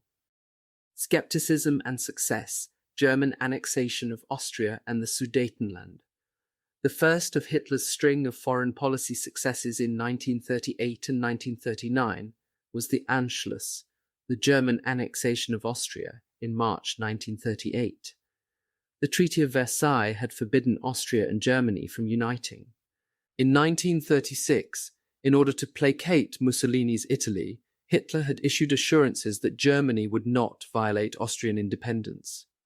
Mussolini and some other Italians were worried about German designs on Austria and on territories long disputed between Austria and Italy, South Tyrol and Trieste.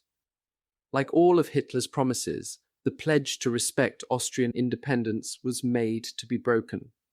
In early March 1938, the Austrian Chancellor Kurt von Schuschnigg announced a plebiscite to show Austria's determination to resist Nazi power.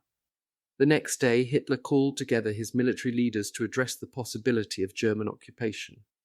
It took only hours to prepare a plan, Hitler ordered German forces to cross the border into Austria on the 12th of March. The plan was no work of genius. Supposedly, German tanks had to stop at commercial petrol stations to refuel on the way. Rumours abounded that one commander relied on Baedeker's Guide, a popular handbook for tourists, to plot his route. Nevertheless, the Germans arrived, greeted by cheering crowds. Contrary to the impression created by the Hollywood film The Sound of Music, most Austrians did not oppose the German invasion. In fact, the Anschluss sparked vicious displays of anti-Semitism within Austria.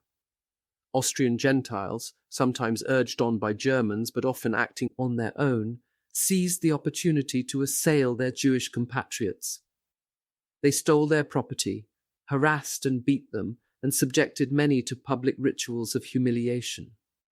In Vienna, crowds took delight in forcing professors, artists, journalists, and other prominent Austrian Jews to scrub streets with toothbrushes. Decades after the war, a small statue in Vienna commemorates the Jew with a toothbrush and reminds Austrians of the complicity of ordinary people from their country in the crimes of Nazism. The other European and international powers did not try to stop the German annexation of Austria. Many foreign observers saw the event simply as Germans taking control of their own backyard. Meanwhile, German authorities, together with local supporters, moved quickly to implement the Nazi revolution in Austria. Measures against Jews, Gypsies, the disabled, and others that had been implemented over 5 years in Germany were rushed through within months in the new Nazi lands. Members of target groups in Austria had even fewer options to help themselves than did their counterparts within the pre-1938 German borders. Initially, there were some popular misgivings about the Anschluss within Germany itself. Many Germans worried that this blatant defiance of the Versailles settlement could mean war. When the response instead was accolades within Austria and assent around Europe, they too welcomed this destruction of an independent nation as a legitimate expression of German strength. Once again, Hitler had followed his familiar pattern: push forward hard and wait to see if anyone pushes back. If not, keep pushing. Memoirs by Austrian Jews provide moving accounts of the impact of the Anschluss. In her memoir Still Alive, Ruth Kluger, a young girl in Vienna in 1938, recalls the events of that year. She remembers lying in her bed, hearing bands of men march by outside, singing the song about Jewish blood spurting from German knives. One day, her mother sent her to see the film Snow White and the Seven Dwarfs. The girl was afraid to go. She knew Jews were not allowed in the cinema. Ridiculous, her mother insisted. No one would bother a child. They did bother, young Ruth learned. She ended up sitting next to the teenage leader of the neighborhood Nazi girls' club, who threatened and shamed her. Sometimes children grasped more quickly than adults how things had changed. Emboldened by success in Austria, Hitler made his next move against Czechoslovakia, a country he had identified in 1937 as the first target of his planned expansion. He was willing to risk war. In fact, he sought it and was disappointed in 1938 when it did not happen. With regard to Czechoslovakia, the issue used to generate a crisis was the ethnic German minority in the Sudetenland, near the border with Germany. In the summer of 1938, members of the ethnic German minority became increasingly vocal with complaints of mistreatment at the hands of the Czech government. Nazi agents from Germany encouraged and provoked their discontent. In response to reports that Hitler planned military action to rescue the ethnic Germans of the Sudetenland, the Czechs began to mobilize their own forces. They also appealed to the French and the British for help. Alarmed at the risk of war, representatives of the European powers agreed to meet with Czech and German negotiators to seek a resolution. At the Munich conference in September 1938, French and British delegates decided Czechoslovakia should cede the Sudetenland to Germany. The area had a substantial ethnic German population, they reasoned, and if they made this concession to Hitler's demands, he and his supporters would be satisfied. Decades after the Munich conference, it and its most famous spokesman, British Prime Minister Neville Chamberlain, are still synonymous with the term appeasement.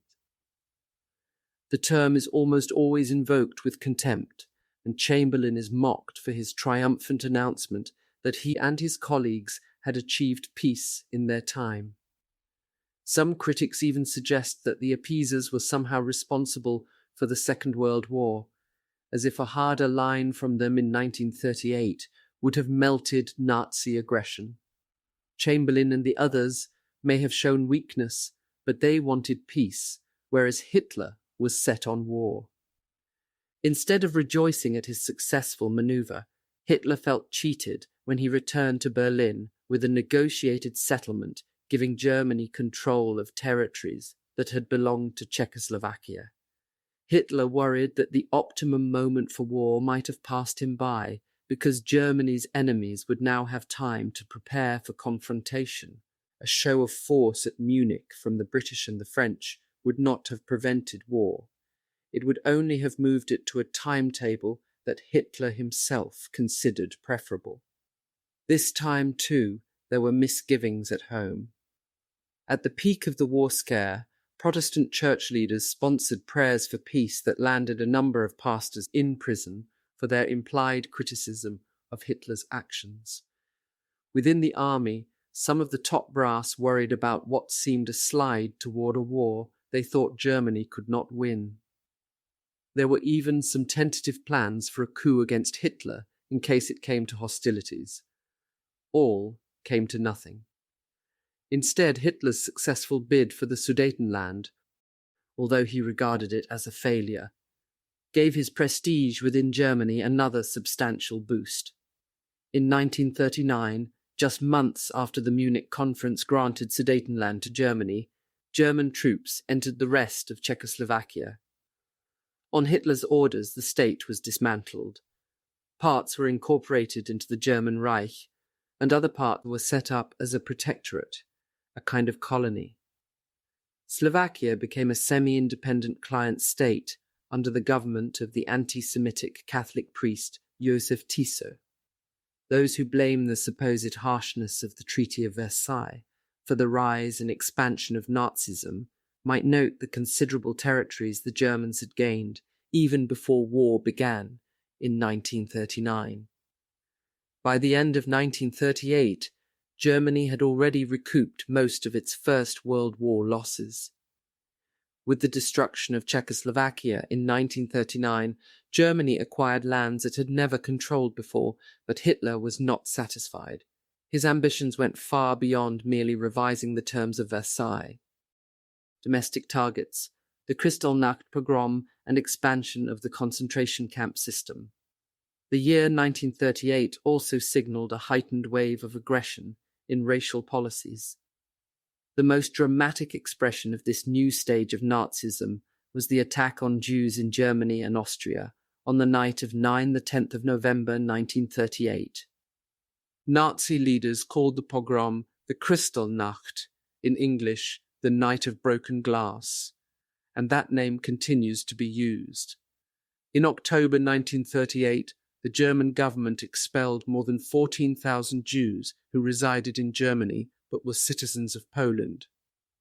The order was a response to a decree issued by the Polish Ministry of the Interior requiring all Polish citizens living outside the country to revalidate their passports or lose the right to return. Worried that they would be stuck with these people, German authorities struck first. Transports dumped the Jews of Polish citizenship at the Germany-Poland border, where Polish authorities refused them entry. Forced to spend desperate weeks in limbo, they were finally permitted into Poland after Jews inside the country promised to give them shelter. Meanwhile, Herschel Greenspan, a 17-year-old German-Polish Jewish student in Paris, went to the German embassy and shot an official there. Greenspan's motives are no longer completely clear. We know that his parents and sister were among those Jews thrown out of Germany, and Greenspan's action was an expression of outrage at their treatment. Rumours of a love affair between Greenspan and the German official also surfaced. It has been suggested that Greenspan was trying to blackmail the consular officer in order to get the papers he needed to stay in France. In any case, for Nazi propaganda minister Goebbels, this incident provided the perfect excuse for a violent assault against Jews within Germany. Nazi propaganda described the pogrom that followed announcement of Herschel Grynszpan's shooting of the German diplomat as a spontaneous expression of hatred of Jews on the part of the majority German population.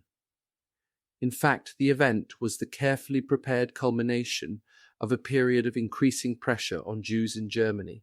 Even the date was chosen with care. The 9th of November, the date of Hitler's attempted putsch in 1923, was a holy day in the Nazi calendar. Permission and instructions. From above unleashed the hatred of stormtroopers and other Nazi activists. All over Germany they torched synagogues and destroyed ritual objects associated with Judaism, such as Torah scrolls. Others joined in the attack, some driven by anti-Semitic fervour, others lured by the possibility of loot, still others just eager for action. Crowds smashed the windows of businesses owned by Jews. They vandalized and stole Jewish property. The attackers did not spare Jewish homes. They forced their way in, robbing, beating, raping, and demolishing. Memoirs describe the clouds of feathers that surrounded Jewish residences as the aggressors slashed bedding in their quest for valuables and their lust for destruction. They burned scores of synagogues all over Germany and Austria and killed about 100 Jews. Nazi authorities rounded up some 26,000 Jewish men and sent them to concentration camps.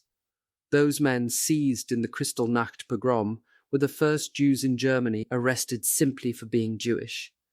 Responses to the violence varied widely. Alfons Heck recounts how he and another boy eagerly joined a crowd singing as it stormed a synagogue. For them, the pogrom was a chance to throw rocks and smash some stuff. An outraged uncle caught them and dragged them away by the ears. Foreign journalists watched the event with horror. Their accounts differ considerably in the degree of popular participation they describe. Some observed how onlookers joined the rampage and plunder, whereas others sensed disapproval from ordinary citizens. Reports of the events filled the front pages of the Times of London and the New York Times. Certainly the German public as a whole was less enthusiastic about Kristallnacht than the pogrom's instigators had hoped. In this case, it seemed that misgivings had less to do with fear of war or support of Jews than with a dislike of disorder. There was grumbling about the mess, the disruption, and the general impropriety of such open violence. Still, such uneasiness did not produce a general outcry. At most, it took the form of private aid to acquaintances. Peter Gay, a young boy in Berlin in 1938, recalls how a non-Jewish friend of the family hid his father from the police for weeks during and after the pogrom. Much more commonly, misgivings prompted non-Jews simply to turn their backs on the violence. Nazi authorities, always alert to public opinion, noticed even that low level of disapproval. It is no coincidence that Kristallnacht marked the last open pogrom they organized in Germany and annexed Austria. In the future, they would avoid having reluctant Aryans witness wide-scale violence at home. It would prove easy enough to move blatant attacks further from the public eye. As in the cases of the Anschluss and the Sudetenland crisis, success made Kristallnacht more palatable for nervous Germans. Many Jews, terrified by the open attack and acutely aware of their vulnerability, became desperate to leave Germany.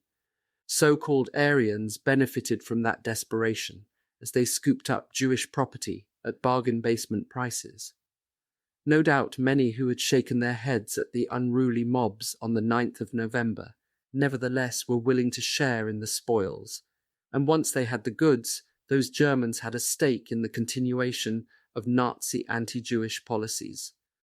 Afterward, the German government added insult to injury by requiring the Jewish community to pay for the material damage of Kristallnacht. It extorted an estimated $400 million from Jews for the death of the German diplomat and another $100 million for damages to property. That cynical policy no doubt furthered the false notion within Germany that the Jews were a bottomless source of wealth they did not deserve. Even the name Kristallnacht, chosen by Goebbels, focused on the destruction of Jewish shop windows, as if the pogrom was somehow merely about correcting economic injustices within Germany. In fact, it was the synagogues, sites of Jewish religious and communal life, that were the first targets of attack. As for Jews themselves, how did they react?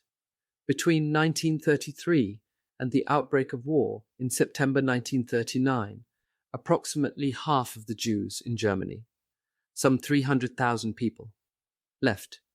Much of this exodus took place in the wake of Kristallnacht, from the Sudetenland and what had been Austria, as well as from all over Germany.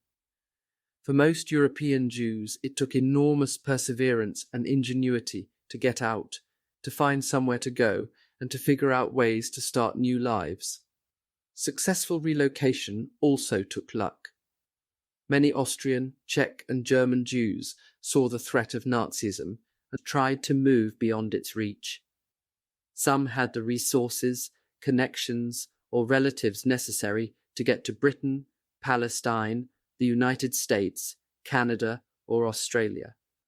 Others, often blocked from those most desirable destinations, took refuge in Cuba, the Dominican Republic, China, or Turkey. Many found their way to neighboring European countries, France, the Netherlands, and Poland. How could they know that within years, in some cases only months, they would end up in Nazi hands once again? Open aggression in 1938 and 1939 meant expanding the network of concentration camps begun in 1933 with the creation of Dachau. The history of the camps provides a kind of microcosm of the development of Nazi persecutions.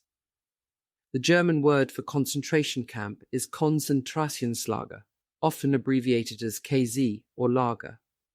Throughout the 1930s, the SS set up new camps so as to provide regional coverage. For example, Buchenwald, built in 1937, was located near Weimar.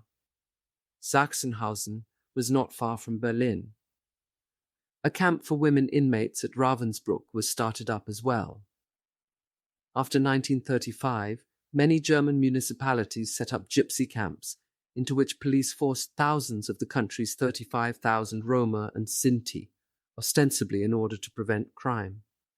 Those camps, parallel structures within the concentration camp system, became sites of anthropological research and compulsory sterilization, as well as sources of forced labor. The anthropologists Dr. Robert Ritter and Eva Justin found human subjects for their studies of gypsies in Marzahn. One of them was Otto Rosenberg, who, as part of the project, slept overnight at Justin's home in Berlin and was served kohlrabi by her mother. Concentration camps echoed the regime's ideological goals. Originally, their founders described their purpose as re-education. In the camps, political opponents, communists, social democrats, liberals, and so-called antisocial elements, vagrants, gypsies, homosexuals, Jehovah's Witnesses, and others, were to be turned into useful citizens. Authorities also spoke of the camps as a place to put troublemakers into protective custody for the restoration of law and order. Under that guise, the Nazi government gave itself the legal right to imprison suspects without a trial. From their start, the camps were brutal places with terrible conditions for inmates. Torture, beatings, and deprivation were the order of the day. The move from Nazism's revolutionary phase to the consolidation of power did not mitigate the suffering of its targets. Instead, that transition gave violence new forms backed by the full weight of the state and its institutions. The camps were an example. Between 1933 and 1939, the number of inmates skyrocketed, as attacks on target groups proliferated and increased in intensity. The Nazi Revolution of 1933 and 1934 brought large numbers of communists into the camps. Homosexuals and Jehovah's Witnesses followed. The sterilization law of July 1933 brought a wave of arrests of supposed degenerates. Despite the concordat with the Vatican, Nazi suspicion of the Christian churches also brought people into the camps. In violation of the agreement reached with the Pope, Nazi authorities placed restrictions on Catholic priests, in particular regarding youth work. Some German priests refused to comply, and more than 100 served terms in the camps as a result.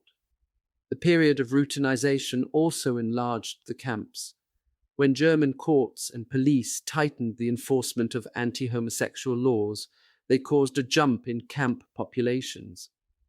At the same time, the authorities became more proactive, arresting men and then pressuring them to reveal the names of their sexual partners so that they could be charged as well.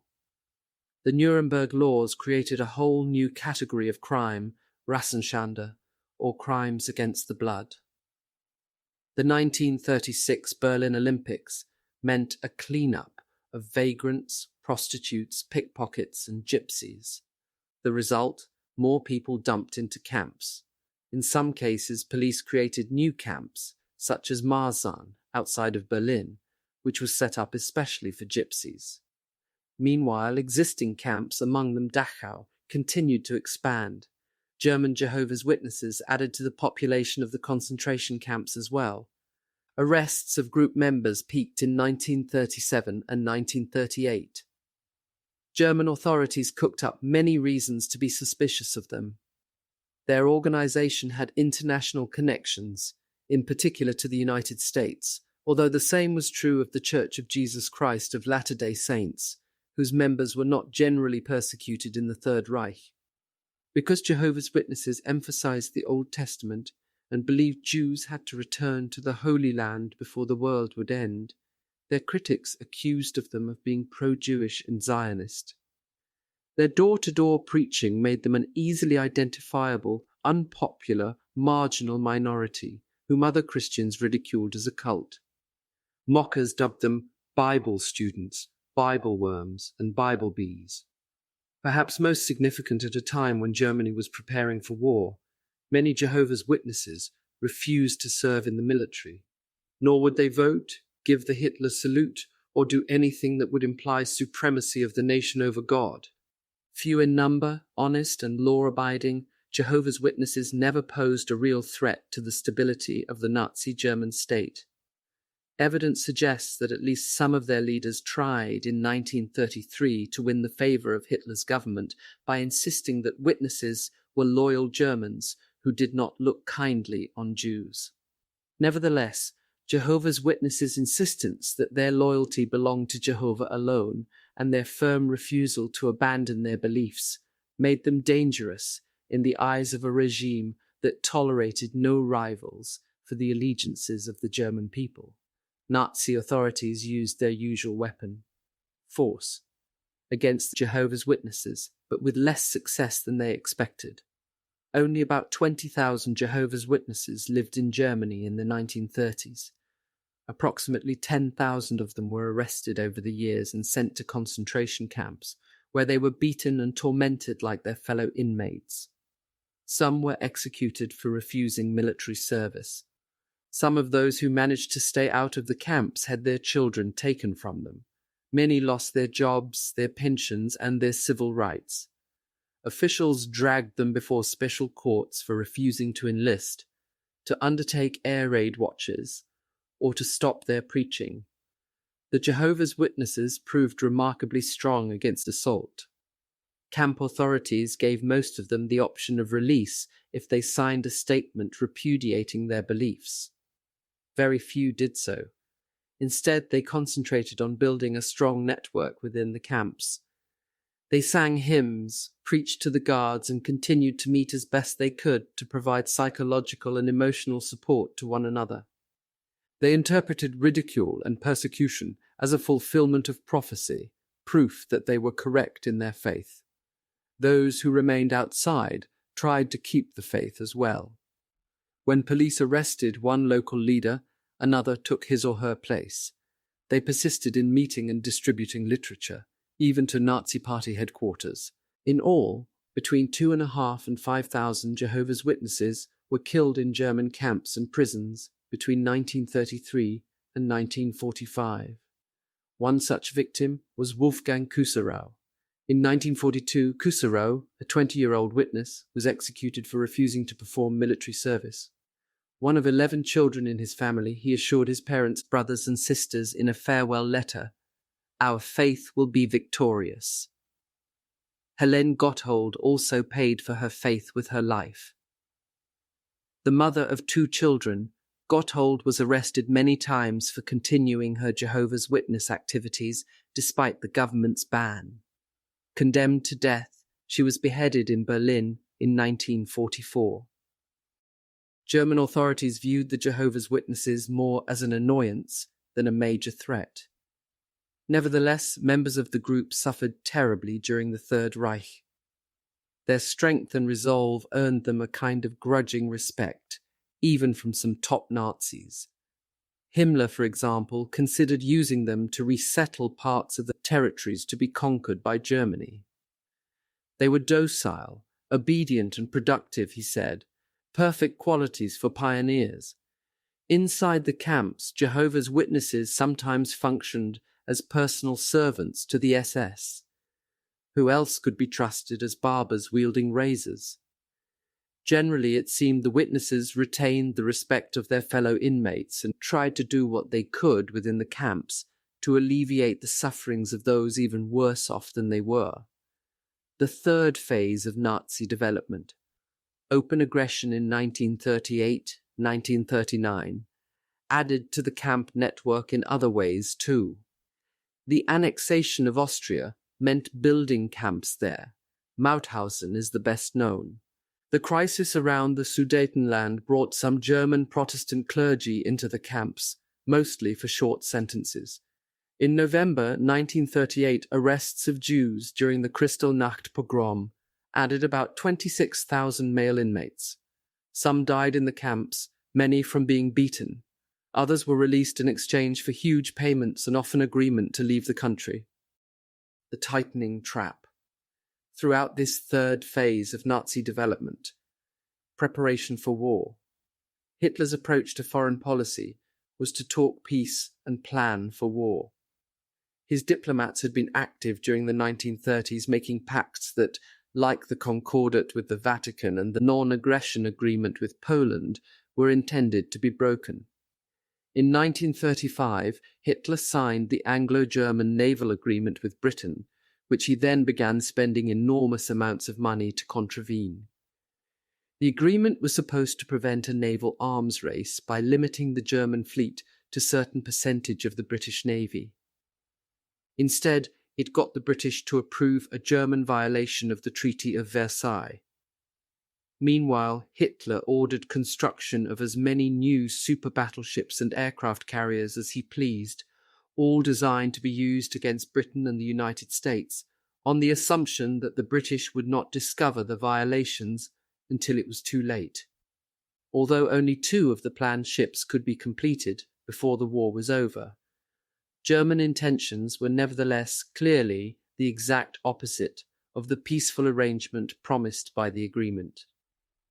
In May 1939, Germany signed the Pact of Steel with Italy, promising friendship and mutual aid. This arrangement would lay the foundation of what would develop into the wartime alliance called the Rome-Berlin Axis. The summer of 1939 also brought non-aggression treaties with Estonia, Latvia, and Denmark. The crowning achievement of this phase of preparation for war, however, came in August 1939 with the German-Soviet Non-Aggression Pact, sometimes referred to as the Hitler-Stalin Pact or the Molotov-Ribbentrop Pact. The deal had 2 parts. The first included public proclamations of friendship and non-aggression between the 2 rival powers. To a world that had seen 6 years of Nazi attacks on communists and the proliferation of German anti-Soviet propaganda, this was shocking enough. But the second part went much further. In a secret arrangement, Hitler's and Stalin's negotiators agreed to divide Eastern Europe between German and Soviet spheres of interest. They settled on a line through the middle of Poland as their secret boundary. Initially, the Baltic states were also divided, with Estonia and Latvia going to the Soviets and Lithuania to Germany, but the Germans later traded Lithuania for more of Poland. For Hitler, the pact with the Soviet Union required some fairly dramatic reversals. In a sudden about-face, he dropped his public anti-communist stance to proclaim friendship with his ideological foe, Stalin. For Hitler, the gains were well worth the inconvenience. By cutting such a deal, he secured the eastern border of Poland in case of war. Instead of worrying that the Soviet Union might attack invading Germans, he could rest assured that the Soviets would be busy securing their own designated sphere of interest. Germany would have a free hand in Poland, at least in the half that the secret pact reserved for German control. Even more important, given Hitler's plans, he could wage war with the West with impunity. War with the Soviet Union, which Hitler believed was ultimately necessary to accomplish his mission, could wait. In the meantime, Hitler and his henchmen spent the spring and summer of 1939 preparing for war. They conducted a massive propaganda campaign against Poland, accusing the Polish government and people of terrible violations of the rights of ethnic German minorities. Already on the 30th of January 1939, Hitler had proclaimed his vision of the war to come to the German representatives in the Reichstag. As his speech made clear, it would be a war for race and space. Europe cannot find peace until the Jewish question has been solved, Hitler told his audience. By the end of his remarks, he had become more explicit. In the course of my life, I have very often been a prophet and have usually been ridiculed for it. During the time of my struggle for power, it was in the first instance only the Jewish race that received my prophecies with laughter, when I said that I would one day take over the leadership of the state and with it that of the whole nation, and that I would then, among other things, settle the Jewish problem. Their laughter was uproarious, but I think that for some time now they have been laughing on the other side of their face. Today I will once more be a prophet. If the international Jewish financiers in and outside Europe should succeed in plunging the nations once more into a world war, then the result will not be the Bolshevizing of the earth and thus the victory of Jewry, but the annihilation of the Jewish race in Europe. Noakes and Pridham 3, 1049. Not everyone was deaf to Hitler's boastful warnings. Ever since 1933, large numbers of Germans had been leaving the country, fearful for their own safety. Finding a place of refuge could prove very difficult for all kinds of reasons. Thousands of German communists fled to the Soviet Union after Hitler came to power. There, some of them ran into troubles of their own with the paranoid and repressive regime of Joseph Stalin. The purges of the 1930s did not spare these newcomers. Stalin and his associates had some evicted from the Communist Party, forced into labor camps in Siberia, imprisoned and even killed. Still, to an important extent, German communism would survive the Nazi era in the Soviet Union. Other Germans also tried to get out or found themselves refused re-entry by the Nazi government when they returned from trips abroad. Jews, liberals, pacifists, gay and lesbian activists, outspoken critics of National Socialism. All kinds of people went into exile.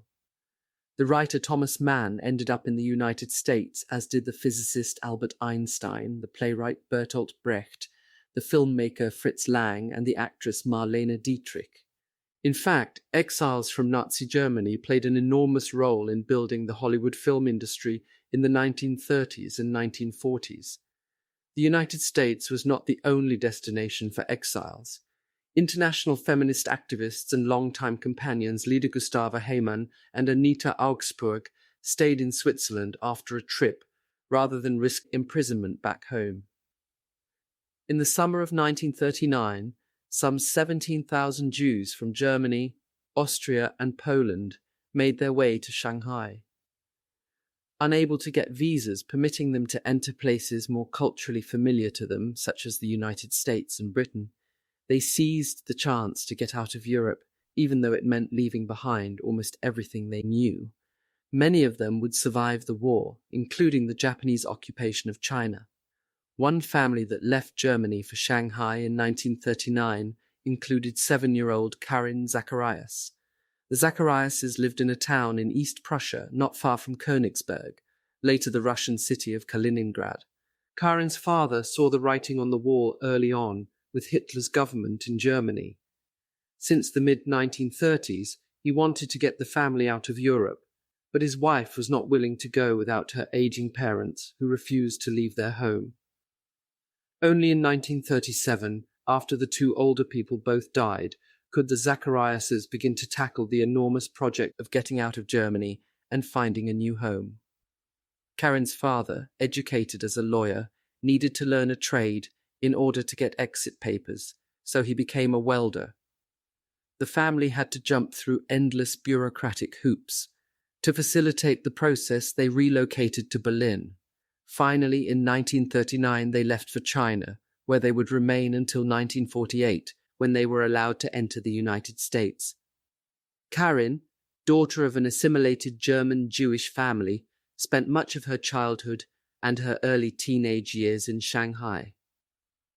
Half a century later, Karin Pardo, as she is now called, lives in Chicago and still has vivid memories of the Chinese chapter of her life. Her experience is a reminder that the Holocaust was truly a worldwide event. Even for those who recognized the dangers of Nazi Germany, it was very hard to escape. Money and occupational skills, such as medical training, helped, but did not guarantee success. For some people, distant destinations in Africa, India, and the Caribbean proved the only possibility, and conditions upon arrival could be difficult. After war broke out, many Jews were interned as enemy aliens. In 1939, American immigration authorities decided to allow only around 20,000 Germans and Austrians to immigrate to the United States.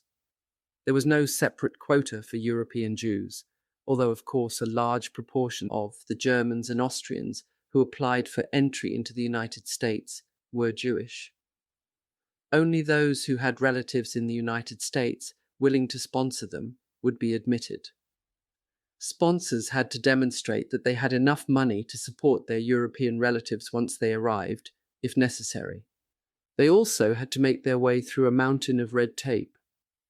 Many Jews in Europe spent years trying to get visas to the United States, and most of them failed. It was no easier to get into Canada or Australia. In times of economic depression, most people in those countries worried that immigrants would cost money and take away jobs.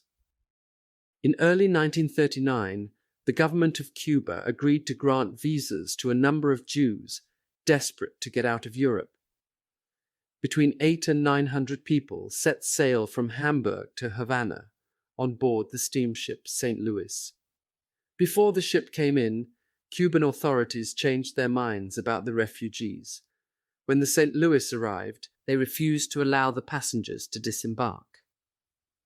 The ship remained offshore for days while representatives of the passengers tried to negotiate with the Cubans or find some alternative destination. Finally, the St. Louis left Havana. Sailing slowly up the coast of Florida, its captain radioed to officials all along the way in the United States and Canada, but no one would permit the ship to dock. The crew had no choice but to return to Europe. Negotiations by Jewish organizations managed to get refuge for many of the passengers from the St. Louis in Britain, France, and the Netherlands. In the years ahead, some of those people, like most of those forced to return to Germany, would end up dead at Nazi hands, but some also found ways to stay alive. Careful research at the U.S. Holocaust Memorial Museum has traced all but a handful of the passengers of the St. Louis. Their stories show that foresight alone could not save a Jew from the Nazi trap. Connections, money, and determination were all factors, but so, above all, was luck, or whatever one might call chance at a time when no Jews could be counted lucky. Like Jews in Germany, people deemed handicapped also experienced the open Nazi aggression of 1938-1939. Hitler and other proponents of so-called racial purification would have to wait for the cover provided by war to implement murder on a mass scale. But by 1939, they felt confident enough to take steps in that direction. They began with the most defenseless segment of an already vulnerable group, the children. In the winter of 1938-1939, a man named Knauer wrote to Hitler. He and his wife had a deformed baby. They wanted to have this creature, as he called the child, killed. Hitler seized on the request as a way to begin having children who were considered unworthy of living killed. He assigned his personal physician, Dr. Karl Brandt, and the head of his personal staff in the Nazi Party, Philipp Bühler, to deal with the Knauer case. Hitler instructed Brandt and Bühler to inform the doctors involved that they could kill the child. Brandt and Bühler were to tell the doctors that if any legal action were taken against them, it would be thrown out of court. Hitler authorized Brandt and Bühler to deal with similar cases in the same way. They recruited a group of officials and doctors who were positively disposed toward such ideas.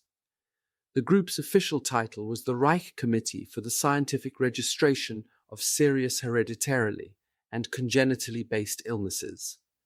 By August 1939, the Reich Committee required all midwives and doctors to report the existence of any children with deformities. It passed the forms on to 3 pediatricians. They marked each form with a plus or a minus sign to indicate whether the particular child was to die or be allowed to live. Those doctors never saw the children whose fates they decided. Brandt, Bühler, and their committee were not confident that most of the German people would support the killing of children with deformities, so they shrouded the process in secrecy. Still, they had no trouble finding enough personnel to participate in these early stages of the program. The program to kill deformed children served Nazi planners as a kind of trial balloon, sent up to test reactions. The responses they perceived and the cooperation they received from the relevant professions indicated that it was possible to go even further in attacks on people considered handicapped. 5. Experiments in brutality, war against Poland, and the so-called euthanasia program, 1939-1940. In 1939, Hitler got his war. It would not be against Czechoslovakia, as he had hoped, but against Poland. Still, Poland was not a surprising target. Along with many of Germany's leading military men, Hitler had always considered existence of an independent Polish state to be anathema. And of course, for Germany, Poland was the gateway to the East, where Hitler intended to find Lebensraum, living space, for his superior Aryan race. With the German invasion and conquest in 1939, Poland would become a laboratory for experiments in spatial expansion and racial ideology. In Poland, the Germans seized control of large numbers of Slavs and Jews, those people Nazi teachings described as subhuman. In Poland, German planners began to implement schemes to recast the face of Europe. They forced millions of people to move, resettled those they deemed desirable, and robbed, evicted, enslaved, and eventually killed those they did not want. For 2 years, even before construction of the first killing centers in 1941, the German occupiers of Poland tried out various solutions to what they considered their population problems, above all, their self-made Jewish problem. This first stage of the war also brought experiments of another kind, in the murder of people deemed handicapped. In 1939 and 1940, the so-called euthanasia program got into full swing within Germany. The word euthanasia comes from the Greek for good death or good dying. In the Nazi case, the label itself was a lie, suggesting as it did that the killings had something to do with concern for the patient's well-being. They did not. The program's initiators did not care about the suffering of their targets, but asked only whether those people could contribute to the supremacy of the Aryan race. As in Poland, planners and functionaries in the euthanasia program tested methods and developed techniques to implement the teachings of race and space.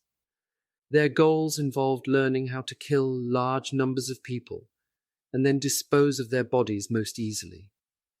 In the years ahead, the lessons of this early program against handicapped people would be applied again and again. This chapter traces Nazi German experiments in brutality in 1939 and 1940. From the outset, two principles seem to have guided German policy, both in defeated Poland and with regard to people deemed handicapped. First, Nazi leaders encouraged experimentation, even rivalry, and organizational confusion among the people who carried out their plans, rather than easing the situation of those targeted for persecution. Such chaotic conditions often increased the victims' vulnerability and exacerbated their suffering. Second, German decision-makers endorsed the notion of divide and conquer. Whenever possible, they stirred up dissension and hatred among those over whom they ruled in order to advance their own cause. That kind of cynical manipulation by Nazi overlords of their subject peoples added to the wartime misery too, first in Poland and later throughout Europe. The German invasion and occupation of Poland. On the 1st of September 1939, German forces invaded Poland. German planners tried to disguise this act of aggression as a defensive measure. They dressed 150 concentration camp inmates in Polish uniforms and used them to stage a mock attack on a German radio station near the border. The corpses of those men then served as proof of Polish belligerence and justification for attack. Hitler and his inner circle were not confident that the German public was ready for war. They had already spent the summer of 1939 rousing anti-Polish sentiment in Germany, using the newspapers to publicize wild accusations of Polish crimes against the ethnic German minority in Poland. Still, within Germany, the initial reaction to war was cautious. When Hitler appeared on his balcony in Berlin following announcements of the attack on Poland, he expected to be greeted by throngs of zealous supporters. Instead, the crowd was so small that he went back inside to avoid embarrassment. The assault of the 1st of September 1939 did not take the Poles completely by surprise, because they had had plenty of opportunities to observe German saber-rattling in the preceding months. They were, however, stunned by the rapidity of the German advance. The Germans' technological advantage enabled them to wage a blitzkrieg, a war at lightning speed. First, their planes pounded the Poles from the sky. Then tanks rolled in to crush resistance and clear the way for occupying troops. With 11 cavalry brigades, a single tank division, and 750 armoured vehicles, the Poles were no match for the Germans, who smashed into Poland with 15 tank divisions and some 3,600 armoured vehicles. Jack Pomerantz, at the time a young Jewish man in the Polish town of Radzin, recalls that he had never seen an airplane until the German attack on the 1st of September 1939. That day the sky was black with them. The repercussions were enormous. France and Britain declared war on Germany, although for the time being they remained outside the fray. The Hitler-Stalin Pact of August 1939 assured the Germans of non-aggression from the Soviet Union. As the secret arrangements had anticipated, the German offensive was followed, beginning on the 17th of September, by a Soviet advance into Polish territory from the east, up to the line previously agreed upon. By early October, the Germans had forced the Poles on their side to surrender. Meanwhile, eastern Poland would remain under Soviet control until mid-1941. In the 1939 attack, Germans killed at least 70,000 Poles. German losses were much lower but still considerable, some 11,000 men. At least 1 million Poles were taken prisoner, many by the Germans but also a substantial number by the Soviets. Anti-Polish prejudices and a military culture that called for absolute destruction of the enemy fueled German brutality against the Poles. The assumption that Poles were dangerous bandits, irregular combatants who attacked from concealed positions, served the Germans as justification for a massive assault on soldiers and civilians alike. The Polish leadership fled to London to establish a government in exile. Members of the Polish army buried huge caches of arms rather than relinquish them to the Germans. Those weapons would provide the nucleus for the underground armies in the half-decade of struggle that still lay ahead for the Poles. From the outset, divide and conquer was the German byword in Poland. The arrangement with the Soviet Union reflected that approach, as did the German decision to divide its own part of conquered Poland into two parts. The western areas, known as the incorporated territories, were annexed by the Greater German Reich. This area included such important cities as Danzig, now called Gdansk, and Lodz, which the German leadership would later rechristen Litzmannstadt. The incorporated territories were home to 10 million people, around 80% of them ethnic Poles. Also living there were ethnic Germans, Jews, and small numbers of other groups, including Gypsies, Czechs, and Ukrainians. The Germans called the remaining part of their Polish territory the General Government and administered it like a colony. Warsaw, Krakow, and Lublin were its major cities. Under the leadership of Governor-General Dr. Hans Frank, a longtime associate of Hitler, the General Government became a key site of Nazi brutality. Much of the mass killing of Jews after 1941 would be done there. Plans to reduce Poles to slaves of Germany also found early implementation in the General Government. Germans, in particular Nazi Germans, are often described as hyper-efficient and organized. German rule in the territories of occupied Poland, however, contradicts that stereotype. Rather than orderly, it was chaotic, characterized by overlapping jurisdictions and competing authorities. The German military was involved, as was the SS under Heinrich Himmler. Hans Frank and his administration in the General Government played an important role. So did Hermann Göring, Hitler's deputy and head of the 4-year plan for the German economy. Local Nazis got involved, especially in the incorporated territories, as did German police and representatives of the Interior Ministry. Almost every ambitious German Nazi activist, military man and bureaucrat wanted a piece of the action. So did many German women, social workers, teachers and others, who sought adventure and new career opportunities. Germans who wanted to get ahead in defeated Poland found it expedient to further Nazi goals. Whether in the incorporated territories or in the General Government, they tried to distinguish themselves from their colleagues and rivals by being more effective, that is, harsher, and more ambitious, that is, more brutal, in their treatment of the local populations. Hitler and his inner circle had grandiose plans for Polish territories.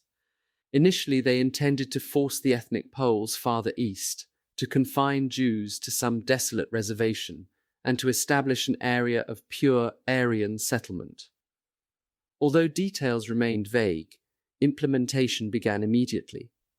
On the 7th of September 1939, Reinhard Heydrich, head of the German Reich Security Main Office, issued an order to the special units of police and SS under his jurisdiction. It would be necessary, he instructed, to destroy the leadership class in Poland and expel all Jews from areas in German hands. In short, as he told a subordinate, the nobility, clergy, and Jews must be killed. Heydrich's position was in line with the views of his bosses Hitler and Himmler. They wanted to reduce the Poles to a people of slaves, to destroy their intellectuals and their sense of tradition, anything that might give them a way to organize against Germany. Accordingly, they encouraged German forces to target Polish Catholic priests. In the opening months of the war, Germans shot as many as 1,500 priests and imprisoned countless others. They also humiliated, arrested, and murdered many other prominent Poles. For example, journalists, professors, and artists. German authorities prohibited any activities that advanced the education of Poles, fostered communal ties, or promoted national feelings. They imposed curfews and seized Polish businesses. They shut down Polish newspapers and used forced labor and public hangings to make examples of Poles who defied them. Members of the SS, police, and regular military, along with local collaborators, also terrorized Poles in less organized ways that included theft, beating, castration, and rape. The war in 1939 brought massive expansion of the network of concentration and labor camps. Some Poles were forced to build roads and dams in labor camps, where the terrible conditions were often deadly. Others were sent to Germany. The existing camps in Germany could not hold all of the new inmates, so German authorities also set up camps in their newly acquired territories. Places such as Majdanek, near Lublin, or Plaszow, outside Krakow, depicted in Steven Spielberg's film Schindler's List. Officials also introduced a whole range of measures intended to differentiate Poles and Germans, two groups that in fact were not always easy to separate in a part of Europe that had traditionally been ethnically mixed. Poles were not permitted to say Heil Hitler, nor could they serve Germans in shops. Laws forbade friendships between Germans and Poles and criminalized sexual relations. Nevertheless, sexual assault of Polish women by German men was common. Later in the war, German military authorities would force some Polish Gentile women into brothels to serve German men and non-Germans who fought for the Reich. Most of these measures applied to Polish Gentiles and Jews alike, but sometimes the Germans showed additional, often improvised brutality toward their numerous new Jewish subjects. In the 1930s, far more Jews lived in Poland than in Germany. Germany's 500,000 Jews in 1933 made up less than 1% of the population. Poland's more than 3 million Jews in 1939 represented approximately 10%. The first phase of the war became a kind of open season against Polish Jews for stormtroopers, SS, Nazi party members, and unruly soldiers. Undisciplined and often drunk, they roamed around Polish territories burning, looting, and raping. The distinctive appearance of Orthodox Jewish men made them favorite targets for ridicule and violence. Rowdy Germans pulled out their beards and forced them to crawl in the street. Thugs attacked synagogues, where they desecrated ritual objects and abused the observant. Hostage takings and demands for ransom were common. On the 18th of October, 1939, Germans murdered 100 Jews in a cafe in Lodz and forced others to pay for their lives. Similar incidents occurred in many cities and towns. Nazi racial policy had two sides: attack on people deemed undesirable and advancement of those considered Aryan. In 1939 and 1940, the second part of that scheme included locating ethnic Germans, people living outside Germany who identified themselves culturally as Germans but not as Jews. In 1939, German experts estimated there to be about 700,000 ethnic Germans in Poland alone. German forces used the ethnic Germans to increase the terror of the early months of the war. Some ethnic Germans were killed by their Polish neighbors for helping the invading Germans. The numbers are unclear. Respectable estimates range from 2,000 to 5,000 such casualties, but official German reports claimed that vengeful Poles had slaughtered 58,000 ethnic Germans in early September 1939. That charge served to whip up hatred against Poles within Germany and also helped the SS form ethnic Germans into vigilante groups that attacked Poles and stole their property. Many German officials who flocked into the newly conquered Polish territories busied themselves drawing up lists of people who should count as ethnic Germans. They organized programs to relocate them to the most desirable areas and evict the Poles who had been living there. Plans for resettlement went even further. In October and November 1939, German diplomats worked out deals with Estonia, Latvia, and the Soviet Union, so that ethnic Germans in those parts of Europe would also be brought home into the Reich. The idea was to move those ethnic Germans out of the Baltic states and eastern Poland into the newly incorporated territories. Of course, moving ethnic Germans in meant moving other people out. By 1940, some 200,000 ethnic Germans who had signed up for resettlement needed homes. That year, German police forced 325,000 Poles to leave the incorporated territories for the general government. Often they were given only hours to get out, with instructions to leave their houses swept and the keys in the cupboard for the new inhabitants. Meanwhile, in the general government, nothing awaited the deportees but misery. In late 1939 and 1940, German police evicted tens of thousands of Polish Jews from their homes and squeezed them into ghettos in the cities. The most desirable residences and businesses went to ethnic Germans or Germans from the Reich. Poor properties were allotted to Polish Gentiles. Some German officials took their own initiatives against people whom Nazi ideology deemed inferior. By doing so, they hoped to catch the attention of their bosses and advance their careers. For example, in the fall of 1939, Adolf Eichmann, 1906-1962, an ambitious bureaucrat in Heydrich's Reich Security main office, began to organize transports of Jews to the general government. From Vienna, from Silesia in the incorporated territories, and from parts of the former Czechoslovakia. After the war, when he was tried in Israel for his role in the Holocaust, Eichmann would insist that he had never been an anti-Semite. It does seem that in Eichmann's case, careerism was a more powerful motivation than anti-Semitism. In any case, Eichmann played a central role organizing forced emigration of Austrian Jews in 1938 and of Czech Jews a year later. Throughout 1942 and 1943, he would be instrumental in arranging transportation of Jews from all over Europe to killing centers. He also coordinated deportation of Hungarian Jews to Auschwitz in 1944. In 1962, Adolf Eichmann was hanged in Israel. Eichmann, trained as an expert in Jewish affairs, had no formal authorization for his 1939 project, nor had he made any arrangements for the Jews when they arrived in the general government. Instead, his men simply dumped their prisoners off at a place called Nisko, near the city of Lublin, and told them to get lost. Most of the Jews fled into the woods, and the Germans shot those who returned. As the Nisko incident illustrates, competition among German authorities often made the situation of the people they targeted worse. Sometimes, however, the resulting disorganization also undermined the Germans' ability to achieve their goals. By early 1941, top Nazis had to stop expelling Poles into the general government because the situation had become too unstable.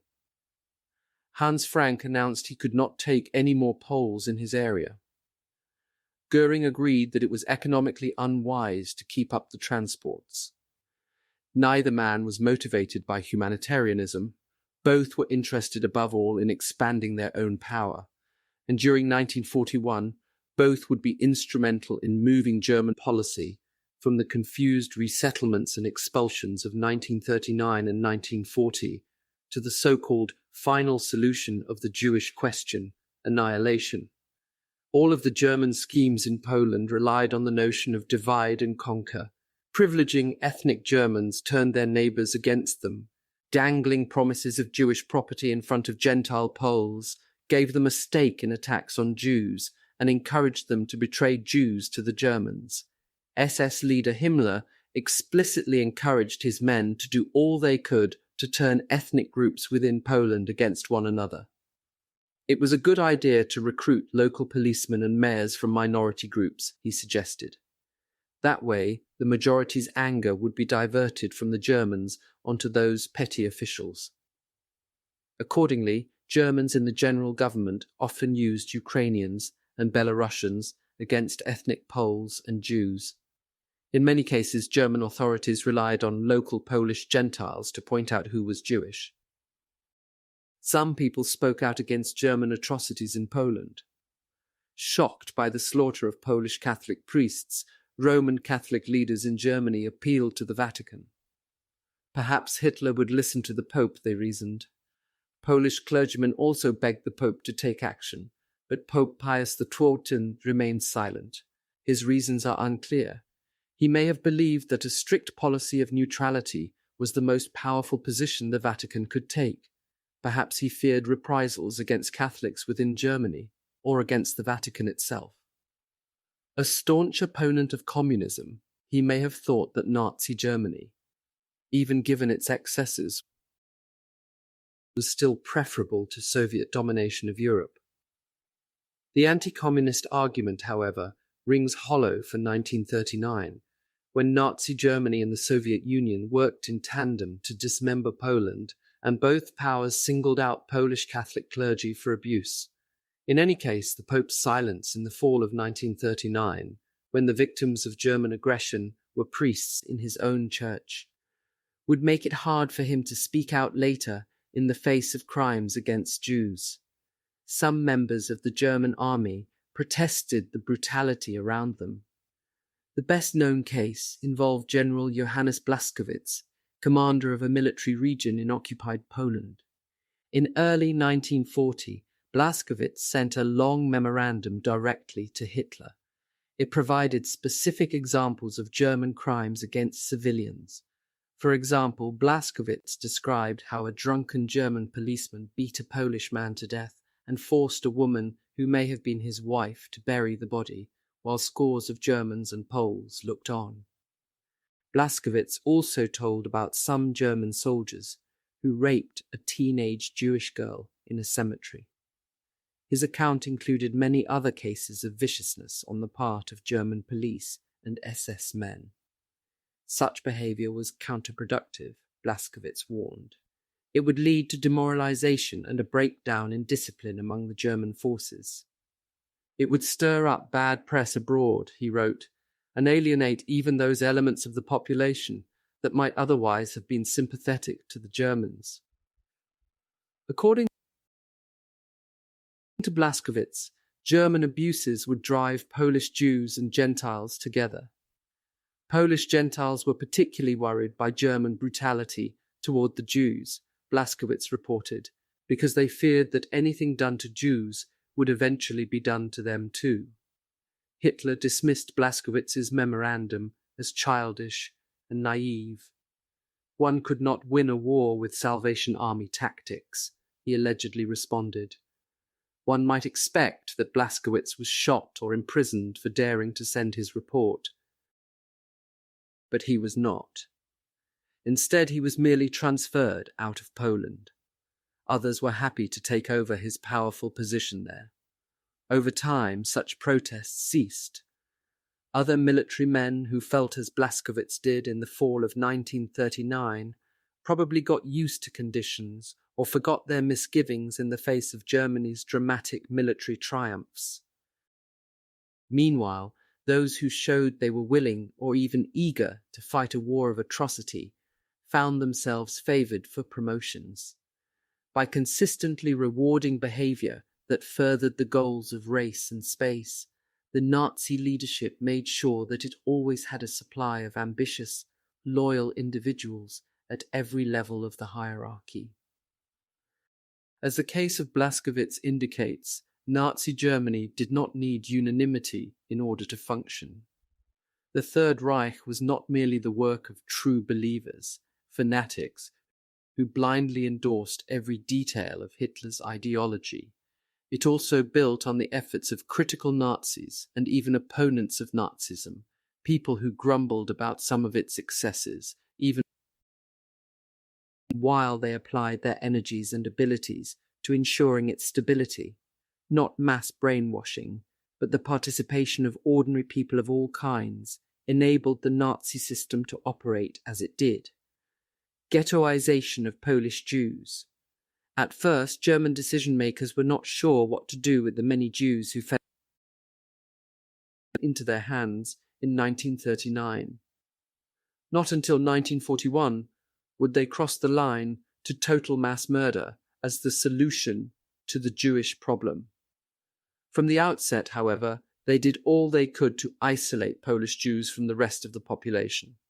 They targeted Jews in particular ways in order to make them so vulnerable and contemptible that non-Jews would lose any sympathy for them and would worry only about how to avoid being treated that badly themselves. Ghettoization, the measure that German authorities developed in late 1939 and early 1940, was a logical extension of the approach of divide and conquer.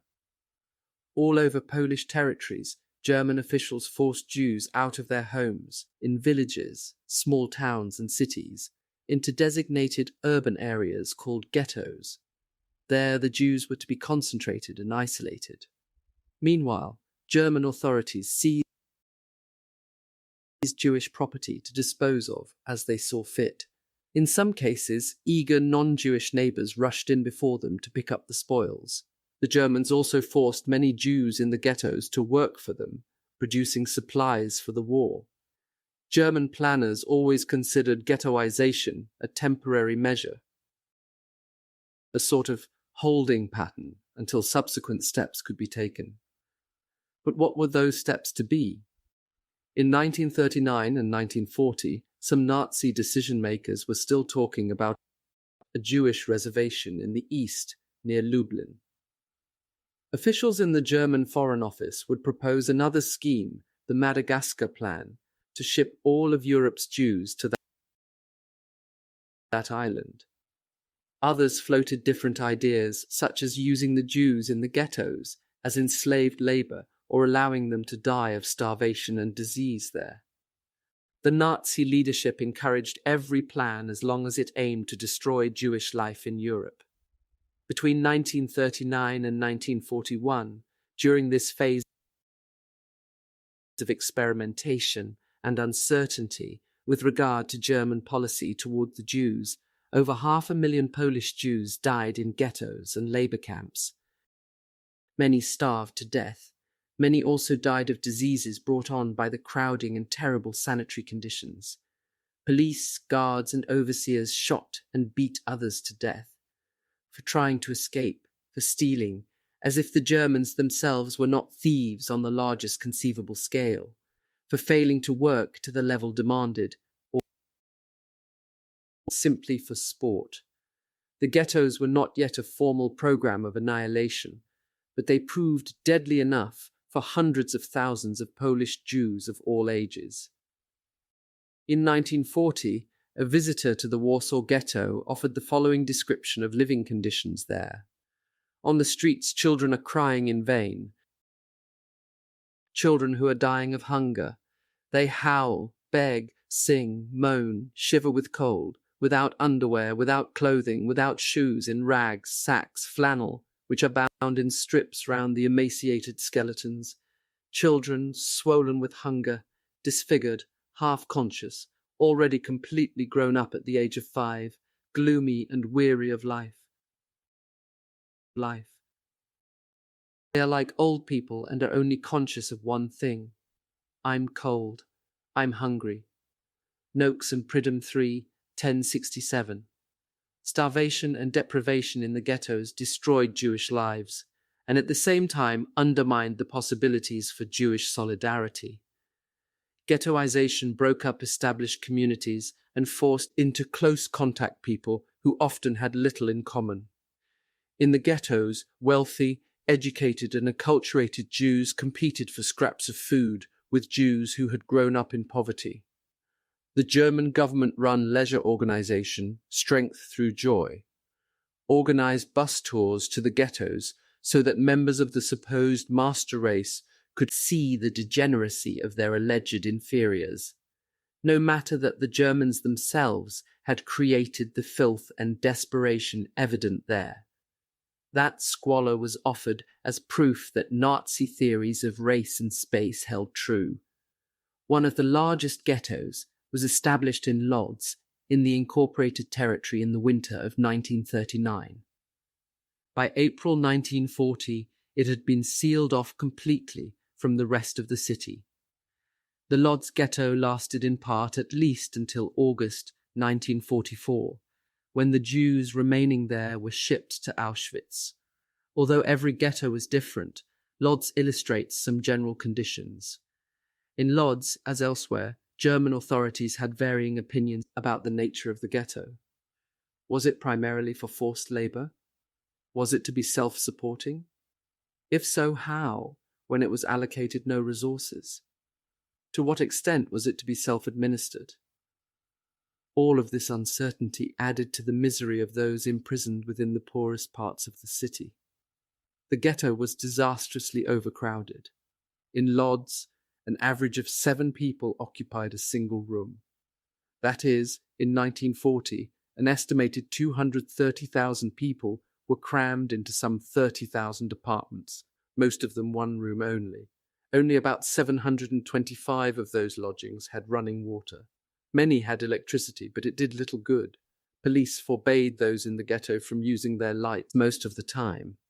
Lodz was one of the most isolated of all of the ghettos. A kind of no-one's land surrounded it, so smuggling anything in or out was almost impossible. Because it was in an industrialized region, there was no forest nearby to which the ghetto Jews could escape. The city of Lodz itself was slated to be Germanized. That is, German planners intended to remove ethnic Poles, Jews, and others from the area and replace them with Germans from the Reich and ethnic Germans from elsewhere in Europe. As a result, previous contacts in the city were of little help to Jews in the Lodz ghetto. Food was extremely scarce. Potato peels became a prized item. Lice and rats thrived. Such diseases as typhus and tuberculosis ran rampant. Nevertheless, hard work was required of everyone in the ghetto who wanted a chance to stay alive. By 1943, ghetto workshops were churning out uniforms, boots, underwear, and bed linen for the German military. Ghetto workers produced goods of metal, wood, leather, fur, down and paper, and even electrical and telecommunication devices. Children as young as 8 slaved away for pathetically small rations of food. Under these conditions, it is no surprise that people died in terrible numbers. In 1940, some 6,000 Jews died in the Lodz ghetto. By the following year, the number had almost doubled to 11,000. In 1942, there would be 18,000 dead. Of course, by the end of 1941, the primary cause of Jewish death would no longer be starvation and illness in the ghettos, but murder in the new killing centers. German racial experts came to think of the ghettos as repositories for people they considered human trash. Beginning in 1941, they dumped Jews from all over Europe: Luxembourg, Germany, Austria, Czechoslovakia.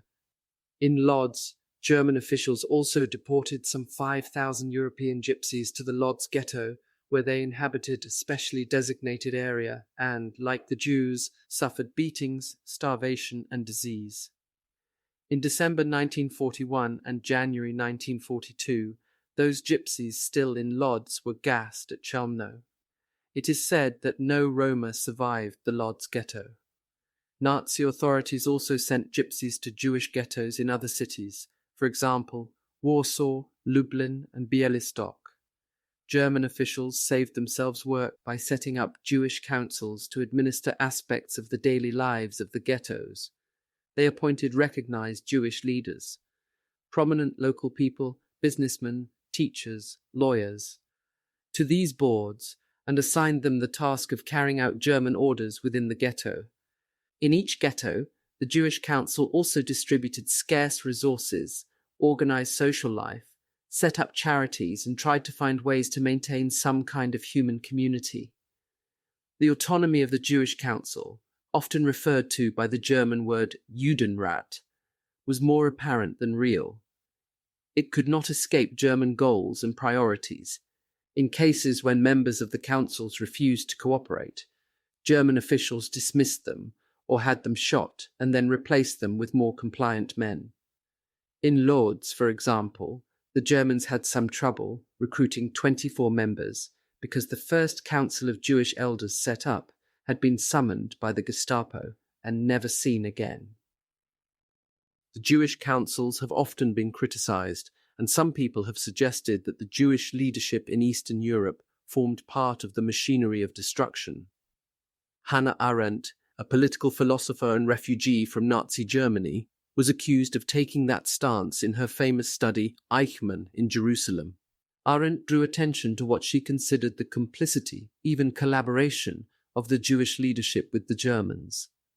Publication of her book in the early 1960s sparked a heated controversy. Instead of viewing the Jewish leaders, especially those in the Jewish councils, primarily as agents of Nazi destruction, it is more accurate to see them as caught between conflicting sets of demands. Above them loomed German orders, below them spread the ever more desperate needs of the Jews of Eastern Europe. Members of the Jewish councils had to respond to German demands for funds, goods, information, and a labor force. If they refused or failed to do so, German officials would come and take whatever they wanted anyway. On the other hand, the Jewish councils tried to help their people, to maintain order, to save lives, and to feed, clothe, and doctor the Jews in the ghettos. It was impossible to reconcile these two sets of goals in a situation where the German priority was destruction of the Jews. In the conditions that the victorious Germans created in Poland, however, the two tasks of the Jewish councils could not be separated either. Attempts by Jewish leaders to accomplish both in some way led to hostility on the part of their own people. In many cases, it also pushed them to behave in ways counter to their own principles. Once again, we can see the familiar notion of divide and conquer at work. The tasks the Germans set the Jewish councils were straightforward. They were to make lists of the people and property in their ghettos and, as required, turn over the money, things, or people demanded. The tasks the Jewish councils set themselves were more ambitious. They hoped to maintain order and sustain life in the ghettos. They intended to mediate with the Germans, to reason and plead on behalf of the Jews as a whole, and they tried to maintain productivity, to make the ghettos valuable to the German war effort so that Germans would want to keep Jews alive. Critics of the Jewish councils often imply an additional task. The councils should have warned their people. Is this charge justified? Could and should the Jewish councils have done more to warn Jews in the ghettos of German intentions or to rouse resistance? The case of the ghetto in Lublin illustrates the complexity of this issue. In 1939, there were 38,000 Jews in Lublin, 21% of the city's population. It was one of the oldest Jewish communities in Poland. After the German invasion in September, Jewish refugees flooded into the area. The Germans set up a ghetto and a Jewish council, one of whose most prominent members was a lawyer named Mark Alten. Alten believed that the terror of late 1939 was a temporary local aberration. Things would get better once German power was centralized and control established, he assumed.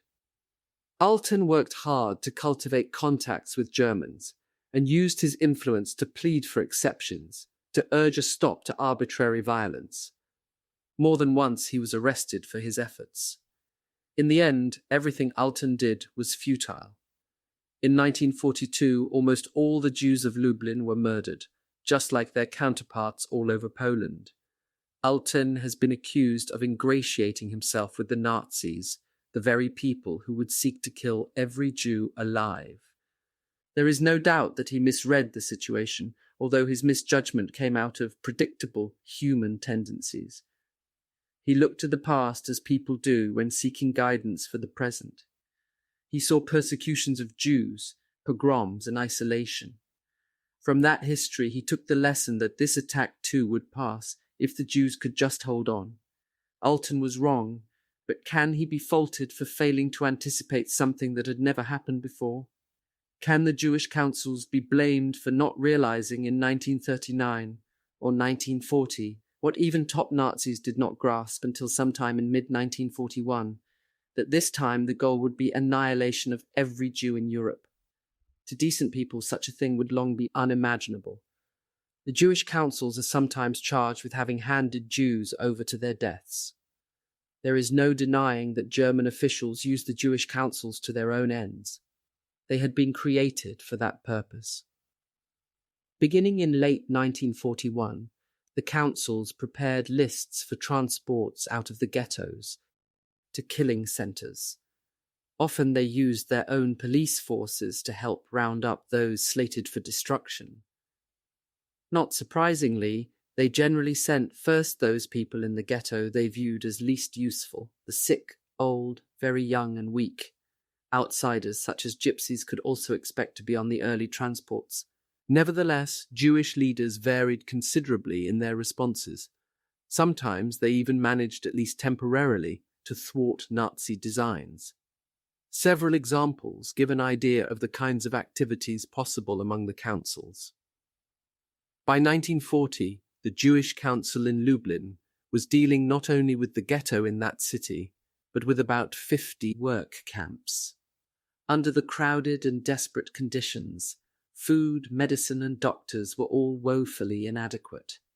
Overwhelmed, the Jewish Council resorted in some cases to bringing in auxiliary police recruited from local ethnic Germans to keep order.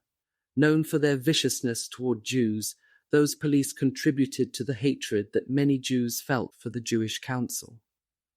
Eventually, the Lublin Council formed its own Jewish Order police. To inhabitants of the ghetto, those enforcers, whether Jewish or not, were detested as the most visible representatives of German authority. In Warsaw, the head of the Jewish police, Józef Szeryński, was a convert to Christianity who had been trained in the Polish police force. He was indifferent and even hostile to Jewish traditions. Most of the population of the ghetto regarded him and his 1,700 policemen as tyrannical. The requirement to pay a special police tax roused particular bitterness. In Riga, in contrast, the Jewish police were recruited from among the Zionist youth. They included some of the best of Jewish society. In the ghetto they were widely respected and viewed as helpers. Some Jewish councils were involved in resistance activities. For example, in the summer of 1941, during a search on a train, German police discovered copies of a Jewish underground newspaper. The courier was a Polish Gentile woman who was carrying addresses, including some linked to the Jewish ghetto in Piotrkow Trybunalski in the incorporated territories. The Gestapo found that the Jewish underground there was connected to the heads of the Jewish Council. They had the chairman and almost all of the community leaders arrested and tortured. In September, they were sent to Auschwitz. Critics of the Jewish councils note that some Jewish leaders enriched themselves and relished the taste of power that their positions in the ghetto gave them. Here, too, the record is mixed. One can find cases of Jewish leaders who suffered from delusions of grandeur. Moish Meran, the 30-year-old head of the Central Council of Elders for Eastern Upper Silesia, fancied himself a kind of dictator of the European Jews. Chaim Romkowski, head of the Jewish Council in Lodz, was even more blatant. He had money and stamps printed bearing his image. He encouraged a kind of cult of personality around himself. Still, both men tried to save the Jews in their ghettos, not merely to expand their own power. Jewish leaders came to recognize their powerlessness too. In 1943, Merin would address the remaining survivors of his jurisdiction with the following words: "I stand in a cage before a hungry and angry tiger. I stuff his mouth with meat, the flesh of my brothers and sisters, to keep him in his cage lest he break loose and tear us all to bits." Hilberg 197. For most Jewish elders, leadership was a burden, not a reward. At first they were not paid, but served in the tradition of volunteer community leadership. By 1940, they received some pay, and although it was meagre, like that of the Jewish police, it still sparked resentment in a time of such terrible want. Most Jewish leaders worked hard and suffered a great deal. Some, like Adam Chernyakov in Warsaw, saw no way out of their desperate situation but suicide. Few withstood the temptation to try to use their positions to save themselves and those close to them. Nevertheless, in the end, their thankless task guaranteed nothing. Jacob Gens spent years as head of the Jewish Council in Vilna, doing all he could to increase the productivity of the ghetto. He was shot anyway by the Germans in 1943 when they liquidated the ghetto. Ramkowski, for all his pomp, ended up in a transport from Lodz ghetto to a killing centre. He too died with his people. Rumour had it they killed him themselves. Hell, according to the French philosopher Jean-Paul Sartre, is a self-service cafeteria. The worst suffering, in other words, is that which you inflict on yourself. Nazi planners seem to have understood that concept instinctively. By forcing Jewish leaders to involve themselves in decisions about the fate of people in the ghettos, they both lightened their own sense of responsibility and increased the suffering within the Jewish community. Powerless as they were, the Jewish councils had painfully few options, in a lose-lose situation where the options were destruction or destruction, death or death. There could be few, if any, right decisions. Particular features of the Polish situation. Poland occupies a particular place in the history of the Holocaust. Half of the Jews murdered during the Nazi era were Polish, and much of the actual killing occurred in territories taken from Poland. The killing centres built after 1941 were concentrated there, although in the case of Auschwitz, the camp was in the part of Poland that was incorporated into the German Reich, and most of the Polish locals were forcibly removed from the surrounding area. Of course, there were also significant sites of slaughter elsewhere. For example, the killing fields in Transnistria, where many Romanian Jews were killed, and the shooting pits in Lithuania and Ukraine. There is also evidence that German planners intended to build a killing centre near Minsk in Belarusia, but decided against it. Nevertheless, the significance of Poland demands a special look at relations between Polish Gentiles and Jews. The topic remains emotional. The most common interpretations can be categorized into three main groups. One idea might be called the Poles as arch-antisemites theory. Some observers argue that Polish Gentiles in the early decades of the 20th century were raised on antisemitism. According to this view, Polish Christians were even more hostile to Jews than were Nazi Germans, and Polish antisemitism was an essential factor in the Holocaust. The fact that many Polish Gentiles benefited materially from German attacks on Jews might seem to support this view. Although this interpretation may be emotionally satisfying in some ways, however, it oversimplifies the past and neglects in a cruel way the terrible situation of all Poles under Nazi rule. At the other end of the scale is a position one might label all Poles were victims of the Holocaust. Some proponents of this view maintain that almost 6 million Poles died in the war, a number probably at least 1.5 million too high, and they sometimes fail to mention that 3 million of the Polish dead were Jewish. They argue that Polish Gentiles had no real choice in how they behaved under German rule and did all they could for their Jewish neighbours under circumstances in which they too were victims. Scholars who take the stance that all Poles were victims may concede some uniqueness to the Jewish experience but consider it wrong for Jews to claim the Holocaust as their own. Some criticize the scholarship of Jewish historians as a kind of special pleading. Some blame Jews themselves for the fact that Polish Christians did not do more to help them. Had the Jews not rejected assimilation into mainstream Polish society, they suggest?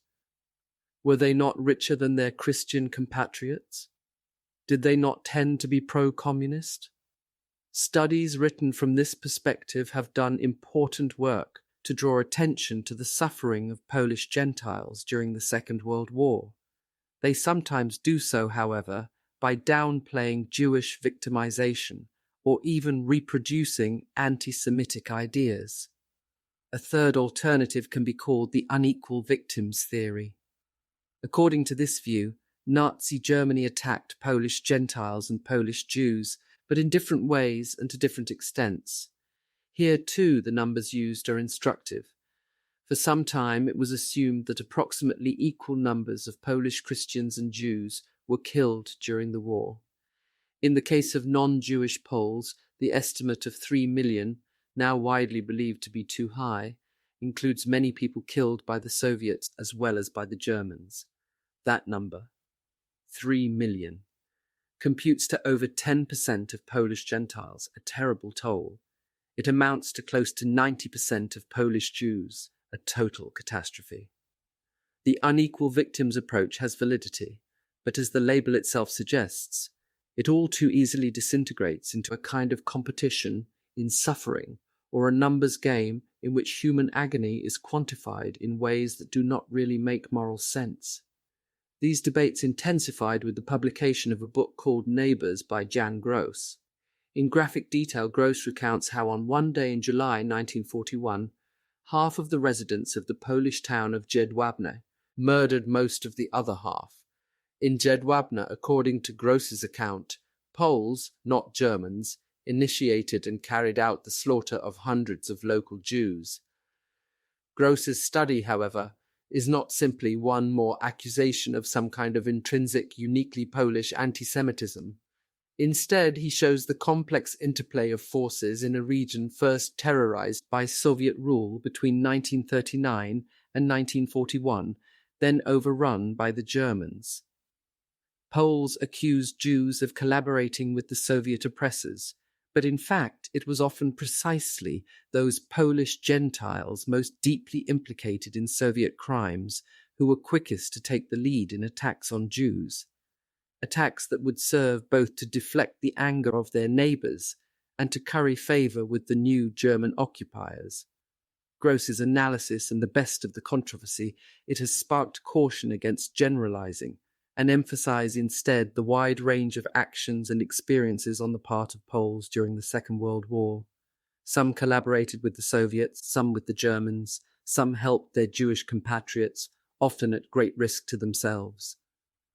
The fates of Polish Christians and Polish Jews under Nazi occupation were linked in complicated ways that we cannot understand if we study those groups of people in isolation from each other.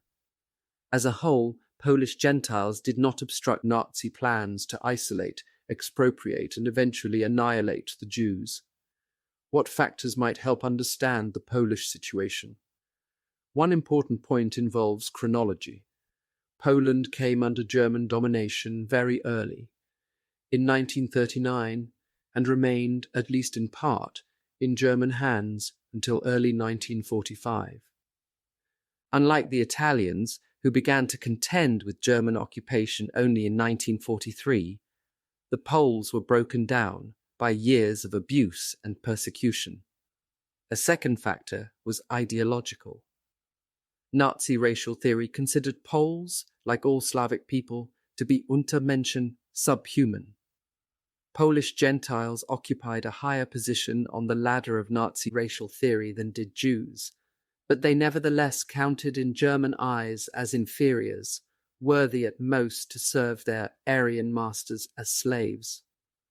Hitler's Germans considered the Northern Europeans over whom they would come to rule, the Danes, Norwegians, and Dutch, to be racially related. Accordingly, they tried to preserve what they considered their valuable Nordic blood and to co-opt them into their system of world domination.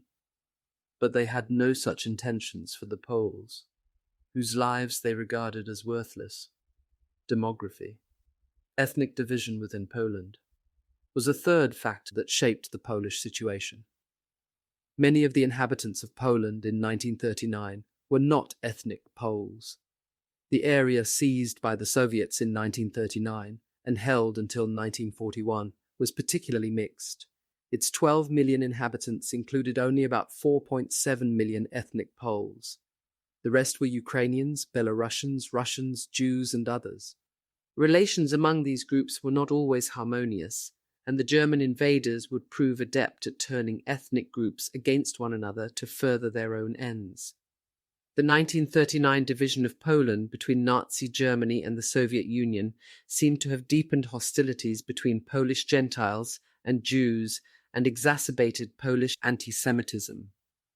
It is unlikely that either Hitler or Stalin foresaw that outcome when the pact was signed in August 1939, but both stood to gain from anything that helped them divide and rule the Poles. Both the Soviet Union and Germany were traditional enemies of Poland. Many Soviet leaders, like Hitler, opposed the existence of an independent Polish state. So when Soviet forces took over eastern Poland in 1939, they sent many prominent Poles to forced labor in Siberia. Moreover, in the decades since the Bolshevik Revolution, the Soviet Union had developed a reputation for attacking Christianity and the churches. No wonder then that many Poles, especially the wealthy, staunchly nationalist or devoutly Catholic, considered Soviet rule the worst tragedy that could befall them. In the fall of 1939, some fled to the parts of Poland under German control. Polish Gentiles would find little to choose between Soviet and German rule. Policies of resettlement and Germanization meant that hundreds of thousands of ethnic Poles were forced out of the incorporated territories. Meanwhile, life in the general government became increasingly untenable as the Germans targeted Poles for impoverishment and forced labor. Still, at least initially, many Polish Gentiles considered their chances better with the Germans than with the Soviets. In 1939, Polish Jews, in contrast to their Gentile neighbors, tended to regard Soviet rule as a lesser evil than Nazi German domination. At least in theory, anti-Semitism did not exist under communism. Even in practice, Jews had possibilities to make lives for themselves in the Soviet Union, including as officers in the military. Nazi Germany offered no such option. So while some Polish Christians fled west to the Germans, many Polish Jews, like the young Jack Pomerantz, took their chances by running east. Suspicious Polish Gentiles interpreted as a betrayal the tendency of some Polish Jews to cast their lot with the Soviets. Anti-Semites had long accused Jews of being communists. Here, they could claim to have found proof. Some Christians had always charged Jews with trying to destroy Christianity. Now they could say they had evidence of an atheist conspiracy. We tend to assume that shared hardships draw people together. Often, however, quite the opposite occurs. In the early stages of the Second World War, the tribulations faced by all Poles tended to drive wedges between Christians and Jews. Polish Jews who welcomed the Soviets in 1939 would be disappointed. Their new rulers had no intention of protecting them. Instead, they shut down Jewish community institutions, banned organized activities, and confiscated private assets from Jews as well as non-Jews. In some cases, they evacuated Jews to the interior of the Soviet Union and to distant regions as laborers.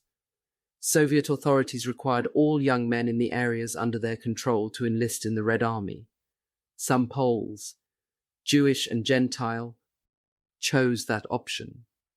Others went west rather than risk being stranded in the Soviet Union and separated from Poland and their families forever. In 1939, they could not know that within 2 years, for a Jew to be trapped anywhere in Poland would amount to a death sentence. At least in the Soviet Union, Jews could keep moving east. From Poland, there would be no place to go. Some scholars suggest that Polish anti-Semitism was not primarily religious or racial, but economic. That is, Polish Christians' hatred of Jews was fueled by material resentments, often based on their own deprivation and fantasies of Jewish wealth.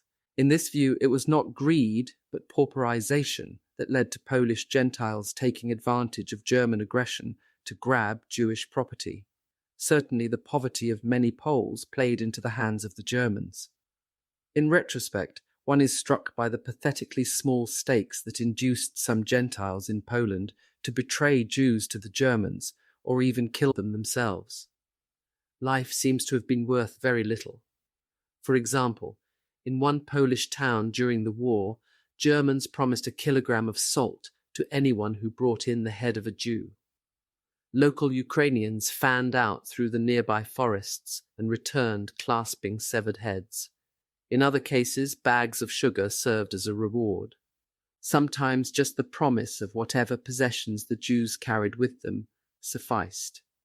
Discussion of the role that greed played in the Holocaust draws our attention to the banality of evil. Hannah Arendt first used that phrase in her book Eichmann in Jerusalem. Most of the people involved in mass killing as perpetrators, onlookers, and beneficiaries were not crazed maniacs, but ordinary people with familiar motivations. There were Polish peasants who deplored German brutality, but willingly took the property of Jews forced into ghettos. There were ethnic German families who moved into homes from which the Polish owners had been evicted and eagerly accepted the booty for themselves. Such people did not necessarily initiate destruction, but they profited from it and developed a stake in its continuation.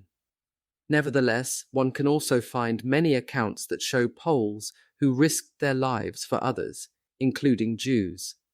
Yad Vashem, the Holocaust Memorial and Archive in Israel, honors Gentiles who rescued Jews from the Holocaust as the righteous among nations. One of the criteria for being recognized as one of the righteous is that the person received no monetary benefit for what she or he did. Of all the countries of Europe, Poland has the greatest number of Gentiles recognized for heroism toward Jews, as well as the largest number of Jews killed in the Holocaust. An important example of Polish rescue efforts is the organization known as Zagota. Its network of operatives provided aid, food, and medication to Jews all over Poland. Zagota also produced scores of forged documents. Its work is credited with saving the lives of 40,000 to 50,000 Jews. War did not end in Poland with the German defeat of the Polish army in 1939. Instead, many Poles fought on in the underground army. There were actually two underground armies, one nationalist, the other communist. The Polish Nationalist Army, known as the Home Army, or AK, maintained links to the Polish government in exile in London. Its leaders were pre-war Polish officers, and it was quite well organized and equipped. For the most part, the Home Army was not particularly sympathetic to the sufferings of Polish Jews. Some of its officers were themselves anti-Semitic, and in any case their priorities lay elsewhere. They generally refused to shelter Jews or to arm them, although there were exceptions, for example, in Warsaw, where the Home Army passed some revolvers to the Jewish underground. In some cases, members of the Home Army even participated in killing Jews themselves in the forests. Nevertheless, the Home Army did devote considerable attention to learning about what was happening to the Jews in Poland. Its intelligence assumed that any methods applied to Jews would later be used against Polish Gentiles. Generally, the Communist Underground Army was more open to Polish Jews, at least to those who wished to join its ranks. However, it was rather weak and disorganized in many places and had little time for people ill-equipped to take part in fighting: children, elderly people, and the unarmed. In some places, Jews would form their own underground fighting organizations. At least one of those, the Bielski partisans in western Belarusia, did accept older people, women and children. Led by the dynamic Tuvia Bielski, that forest community combined fighting and rescue activities. By 1944, it included more than 1,200 Jews. Nekuma Tek describes its efforts in her aptly titled book, Defiance.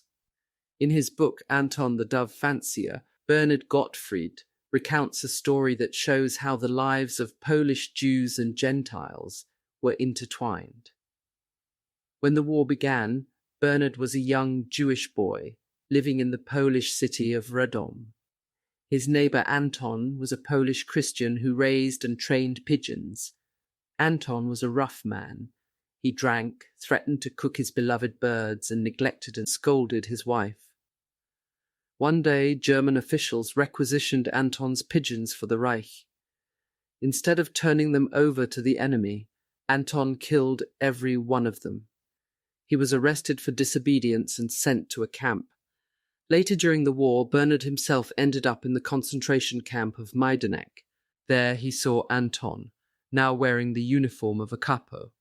A capo was a prisoner whom the Germans had elevated to a position of authority over other prisoners. Many capos were known for their extreme brutality. Anton recognized Bernard and gave him some warm clothes and extra bread. Later, he provided Bernard with water, cigarettes to barter, and advice.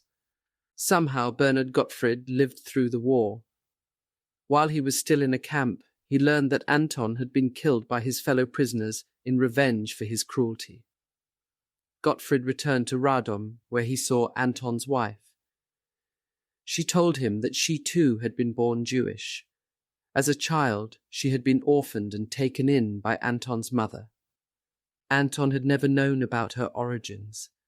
Now she planned to leave for Palestine. This case shows the danger of assuming clear-cut categories when studying a situation as complicated as that in Poland during the war. As Anton demonstrated, the same person could be a resistance figure, a perpetrator of brutality, a hero, and a victim of Nazi aggression. As his wife's experience suggests, even the line between Christian and Jew could be blurred. There is little that is simple about Polish-Jewish relations during the Nazi era. Murder of the disabled. Hitler's Germany first crossed the line from persecution to mass murder, not with Jews, but with people considered handicapped. The year 1939 would see initiation of a program to murder people defined as lives unworthy of living. Here, too, experimentation would characterize the early stages of implementation, and the outbreak of war provided both cover and justification for the killers. The idea of purging the population of elements considered undesirable predated Nazi rule and was not exclusive to Germany. Such notions, however, got a big boost with Nazi ideology and its idea that the collective good, at least the well-being of those judged superior, overrode the good of the individual. Nazi planners measured the value of a human life by its contribution to the national community, not by some inherent worth. Even before the war began in 1939, Hitler had authorized Dr. Karl Brandt and Philipp Bühler to organize a children's euthanasia program. Under this scheme, children selected for killing were sent to special clinics, where medical personnel starved them to death or gave them lethal injections. Doctors and research scientists also used some children for experiments that they hoped would advance their own careers. In the summer of 1939, Hitler instructed another physician, Dr. Leonardo Conti, to organize a similar program for adults. Conti, the Reich doctors' leader and state secretary in the Interior Ministry responsible for health matters, set up a huge administrative machinery that involved doctors, professors, social workers, nurses, and other healthcare professionals. Their main target would be institutionalized adults with mental illnesses and disabilities. Codenamed T4 for the address of its headquarters in Berlin, Tiergartenstrasse 4. The program was operating by October 1939.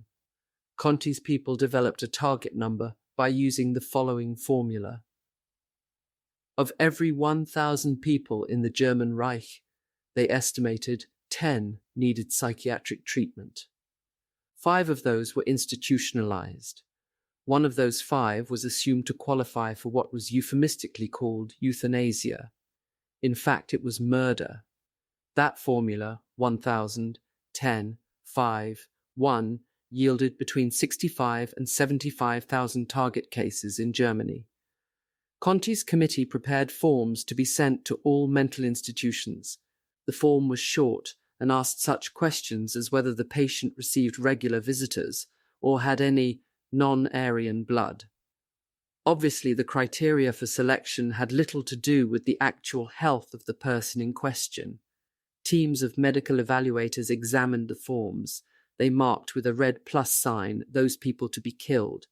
They used a blue minus sign to specify who was to be left alive. Some doctors refused to participate. For example, The director of one asylum declined with the explanation that he was too gentle for such work. He and others like him did not suffer any consequences. It was no problem to find enough ambitious professionals to keep the program running smoothly. The T4 experts experimented with various methods of killing. They used injections and poison in the early months, but soon sought quicker means. By January 1940, they had conducted the first successful gassing at an asylum not far from Berlin. Some of the earliest gassings were carried out at Grafeneck, a former palace in Württemberg that had been made into a hospital for physically handicapped people. State authorities moved the patients out and took over the building, which they revamped as a killing center. An employee at the killing center of Hadamar in Hesse described viewing a gassing there. He looked through the peephole in the side wall, he remembered. Through it I saw 45 men who were pressed together in the next room and were now slowly dying. Some lay on the ground, others had slumped down. Many had their mouths open, as if they could not get any more air. The form of death was so painful that one cannot talk of a humane killing, especially since many of the dead men may have had moments of clarity. I watched the process for about 2-3 minutes, and then left because I could no longer bear to look and felt sick. Noakes and Pridham 3, 1027. Meanwhile, other initiatives began against the mentally ill in Poland.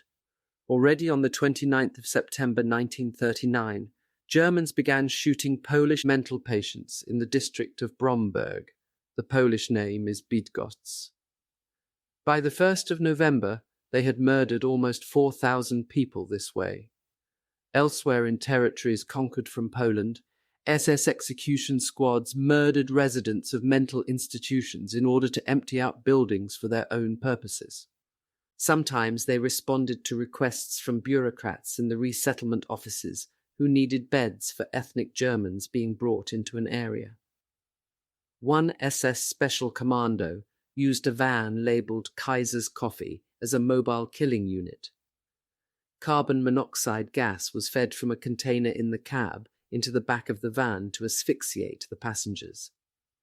During December 1939 and January 1940, the SS Special Commando murdered hundreds of patients from Polish asylums in that van. Worried about possible repercussions for their activity, the organizers of the T4 program approached Hitler for formal authorization that would serve to cover them should objections be raised. After all, even in Nazi Germany, murder was against the law.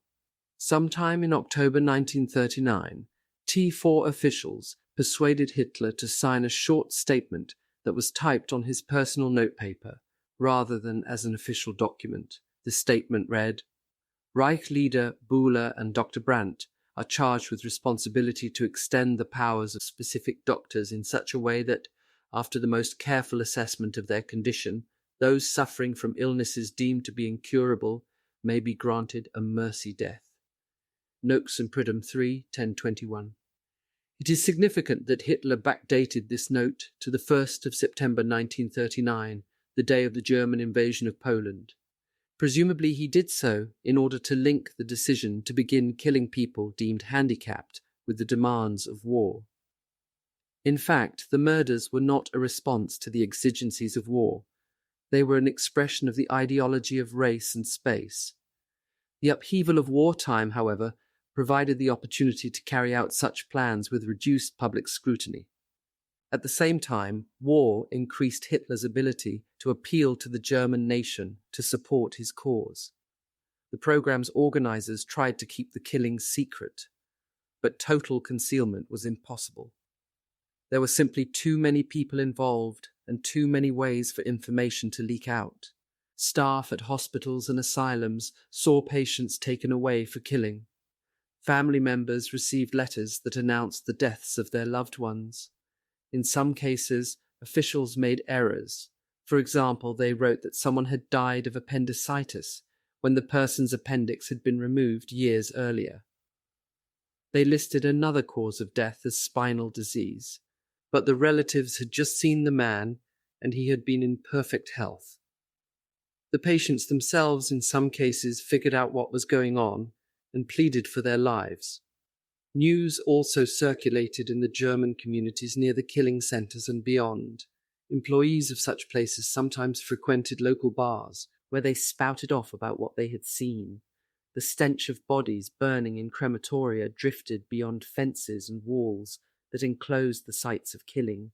Even small children playing teased one another about being taken away in the buses with the darkened windows if they acted retarded. News of the killings of handicapped people upset many Germans. Relatives of some of those murdered launched protests of various kinds. Some wrote directly to Hitler to express their disapproval. Some shared details with their pastors or priests. Probably the ease with which the program got started had convinced Hitler that the public would be indifferent. Perhaps most people were, but those opposed made their views known. Church leaders in both the Catholic and the Protestant churches in Germany learned about the killings in direct ways. Many asylums were run by the churches. Most of those institutions and their personnel cooperated with the program, although there were exceptions. Nevertheless, it was from church circles that the most concerted protests to the killings would emerge. Some local Protestant and Catholic clergy made public calls to respect the sanctity of human life. In December 1940, Pope Pius XIV issued a statement, quoted in the Vatican's newspaper, L'Osservatore Romano, that denounced killing of an innocent person because of mental or physical defects. The most pointed protest did not come until the summer of 1941. By then, 70,000–80,000 people had been killed in the program in Germany alone. The number of Polish disabled people murdered is unknown, but in all it is estimated that by 1945 the Germans murdered some 275,000 people they deemed handicapped from all over Europe. In August 1941, the Catholic Bishop of Münster, Cardinal August Count von Galen, decided to take a stand against the killings. He preached a sermon in which he made it clear that he knew exactly what was going on and considered it a crime against humanity.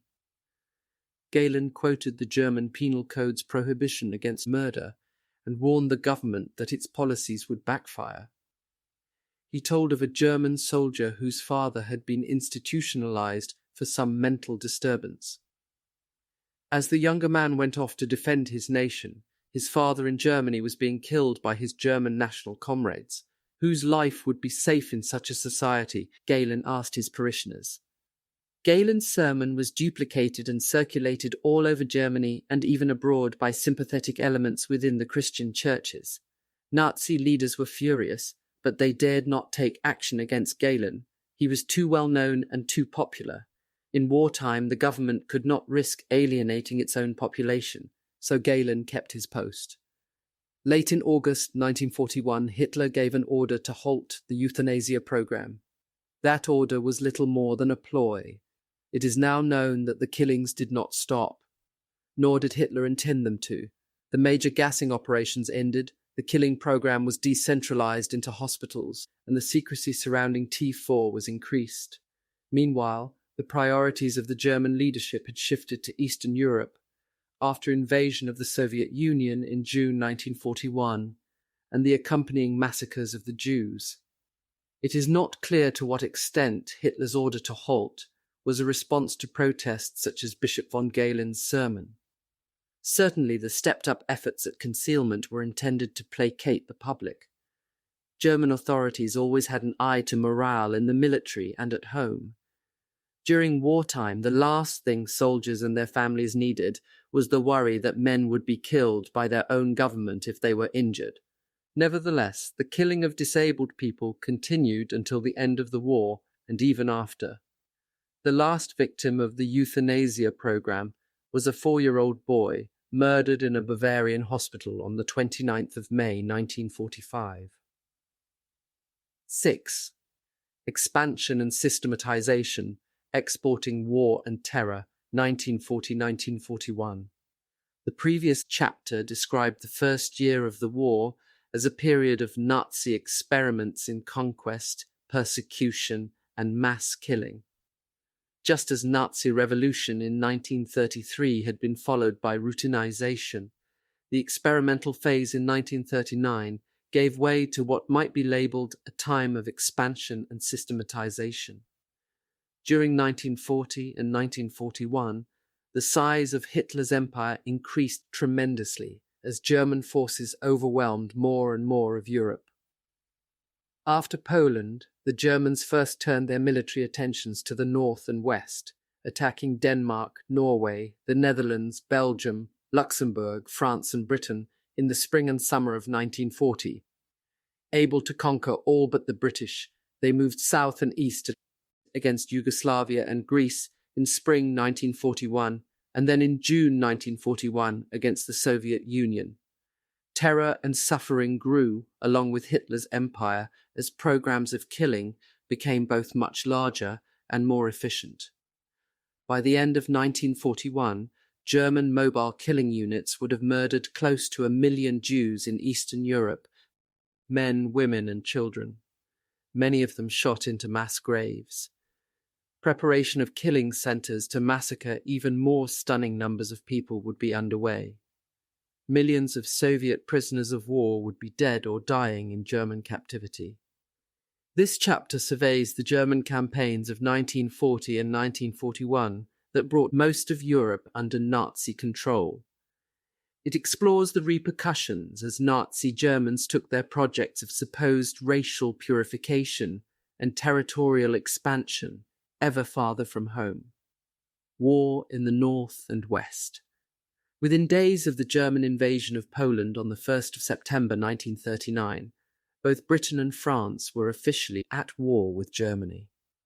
Bound by agreements to Poland, the British and French declared war on Germany on the 3rd of September, but initially remained fairly inactive. This early phase was known in Britain as the Phony War. The French referred to it as a drôle de guerre, a funny war, and the Germans spoke of a Sitzkrieg, an immobile war of sitting, in contrast to the rapid Blitzkrieg lightning war in Poland. There were a few skirmishes on the border between France and Germany in 1939, but nothing otherwise on land.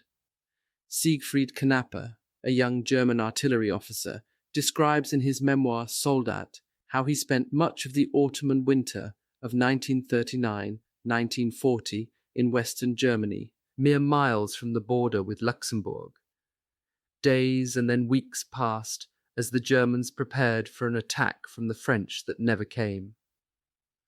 Rather than the dangers and strains of combat, Knapper and his men faced the challenge of readying their horses and themselves for action, tasks that left plenty of time to celebrate German victories in Poland by drinking beer and dancing with the locals.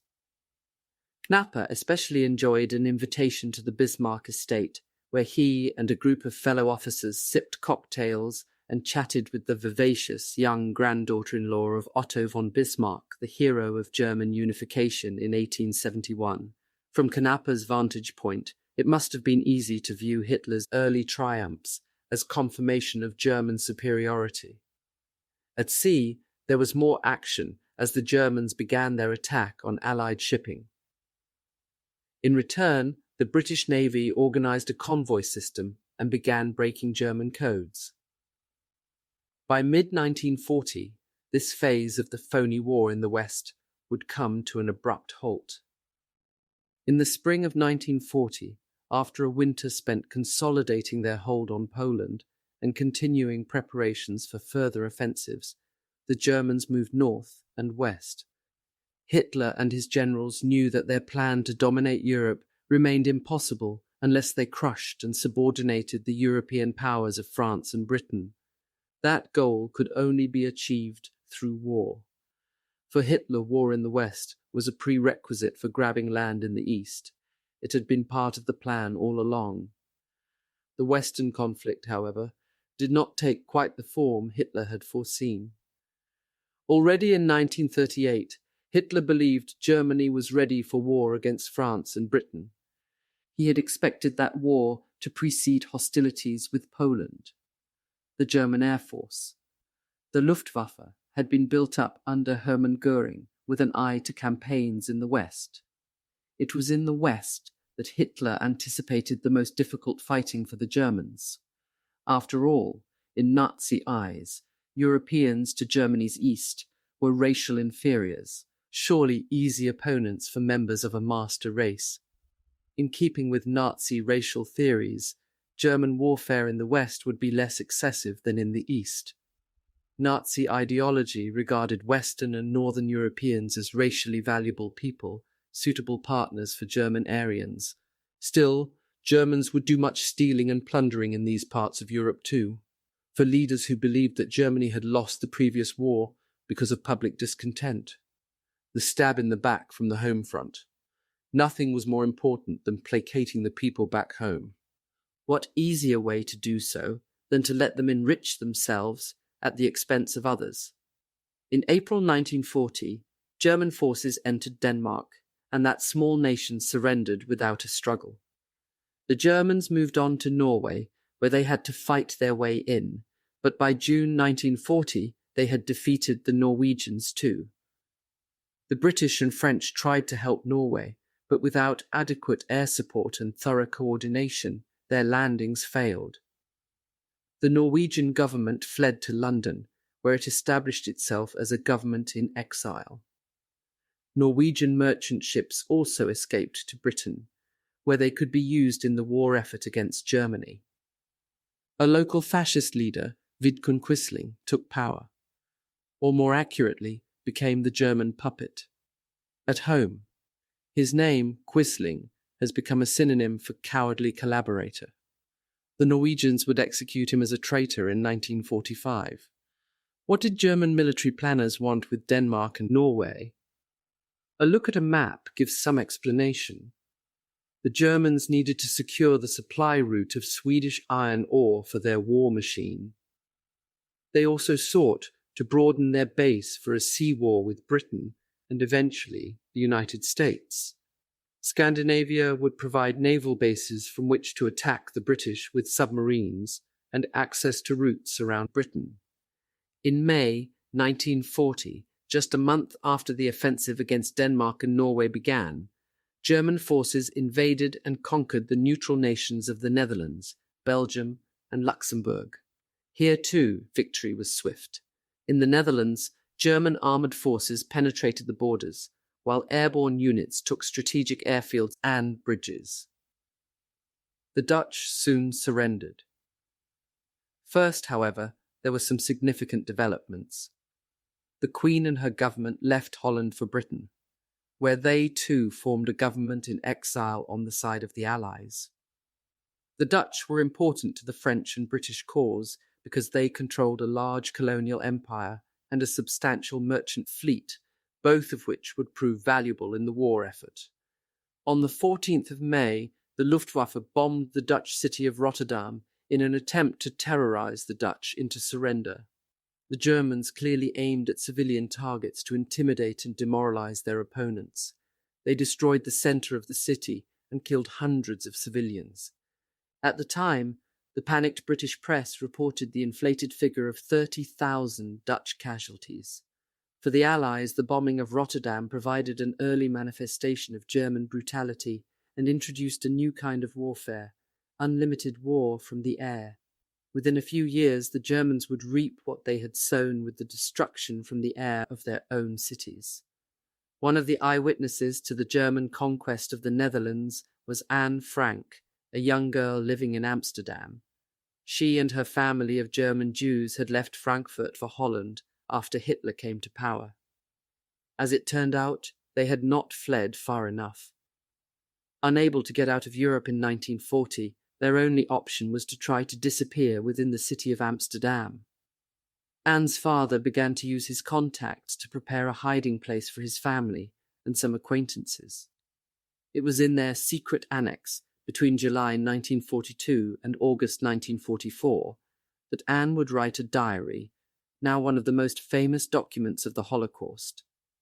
Betrayed by an anonymous tip-off to police, the Franks and the people in hiding with them were sent first to the Dutch transit camp of Westerbork and then on to Auschwitz. A group of them were later moved to the Bergen-Belsen concentration camp in Germany, where Anne died in March 1945. Of the 8 residents of the hiding place, only Anne Frank's father, Otto, survived the war. In May 1940, German troops entered France. They came through Belgium from 2 directions, the north and also the south. The French had concentrated their best forces in the north and were unprepared for a German attack through the forest of Ardennes in southern Belgium. By the 12th of May, German soldiers were on French soil, and by the 20th of May, they had broken through to the sea, to the coast of the English Channel. In effect, the German attack cut the Anglo-French forces in 2. The Germans prepared to surround and annihilate the Allied forces converging on the French seaport of Dunkirk. Between the end of May and early June 1940, however, the Allies managed to evacuate some 338,000 of their own soldiers. Using merchant ships, motorboats, fishing boats, private yachts, destroyers, and any other craft they could muster, the British rescued their men and more than 100,000 French people from the beaches of Dunkirk, while under continued attack from the Germans. They had no choice but to leave most of their equipment behind. German actions in the French campaign revealed the priorities of racial warfare. Some 100,000 men from French West Africa served in the French military in 1939-1940. During May and June 1940, the Germans captured thousands of these soldiers, whom they separated from their white counterparts and targeted for special abuse. Sometimes, on orders from their officers or on their own initiative, German soldiers shot them or blew them up with grenades. Supported by a massive propaganda campaign from Berlin, these slaughters of an estimated 3,000 black French soldiers within 2 months echoed German behavior in Poland and anticipated the massacres of millions of Soviet POWs that began a year later. By the 14th of June, German troops marched triumphantly into Paris. Hitler danced the jig that became famous from the newsreels when he visited Paris for the first time. Unlike the Dutch and Norwegian governments, the French government did not go into exile. Instead, it remained and signed an armistice agreement on the 22nd of June 1940.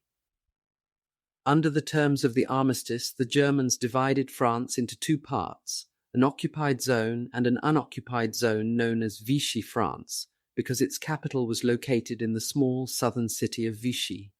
Much of the French army entered prisoner-of-war camps, whereas the navy remained intact. The head of the Vichy state was Marshal Henri-Philippe Pétain, 1856 and 1951. By 1940, an old man and a hero of the First World War. For at least part of the war, Pétain's prime minister was Pierre Laval, 1883-1945.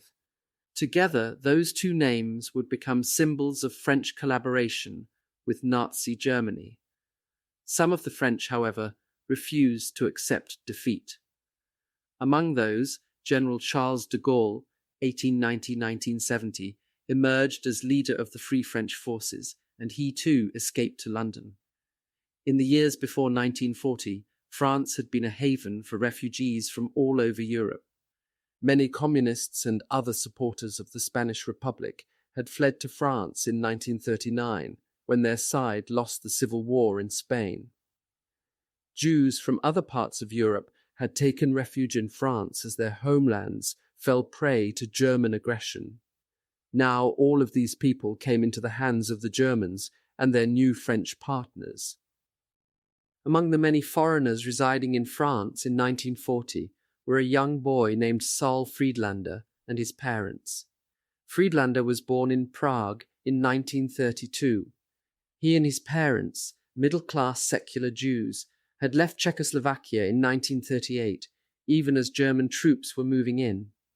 France seemed a safe destination, and it was hard enough to move that far, leaving behind property, career, and relatives. It would prove difficult, and for Friedlander's parents eventually impossible, to remain safe in a society where one was a stranger, without money, friends, or adequate language skills. For the Friedlanders, the collapse of France in 1940 was not primarily a national humiliation. It was a personal catastrophe that eventually put the parents in the clutches of the Nazis and left the son an orphan. Britain was the only European power both to declare war on Germany in 1939 and to stand firm until 1945. Neither the Soviet Union nor the United States would enter the war against Germany until 1941. The British, however, were not entirely alone. The Dominions, Australia, New Zealand, Canada, and after considerable internal debate, South Africa, joined in declarations of war against Germany. The British-controlled government of India also did so, although without consulting the Indian political parties or, for that matter, the Indian public. For its part, the Irish Free State proclaimed its neutrality. Support of the Allied cause by countries all over the world was significant, both to the outcome of the war and after the fact, to the national pride of citizens of the nations concerned. People in the Dominions would bear a substantial burden in the war, and if the British Isles were to have fallen to the Germans, there would still have been the possibility of continuing the war effort. In fact, the British leadership planned to do so from Canada and moved large parts of Britain's gold reserves to Canada in case they would be needed to finance the war. Within Europe, Britain became the last refuge for many people fleeing Nazi Germany. The governments in exile, Polish, Norwegian, Dutch, were surrounded by communities of people forced to flee their homelands. Czech and French opponents of Germany also gathered in Britain, as did those Jews from the continent who could make it in. Among the people who had arrived before war began in 1939 were some 10,000 Jewish children from Germany, Austria, Czechoslovakia, and Poland. A special program organized by private citizens, known as the Kindertransport, brought them to Britain. Forced to leave their families behind on the continent, most of them never saw their parents again. Two veterans of the Kindertransport were Ilona and Kurt Penner, children of a Polish Jewish father and a Hungarian Jewish mother. Born in Berlin in 1928, the twins were sent to England in March 1939, where they were placed separately. Their parents, owners of a dry goods store, managed to leave Germany in 1940, although they initially got only as far as France.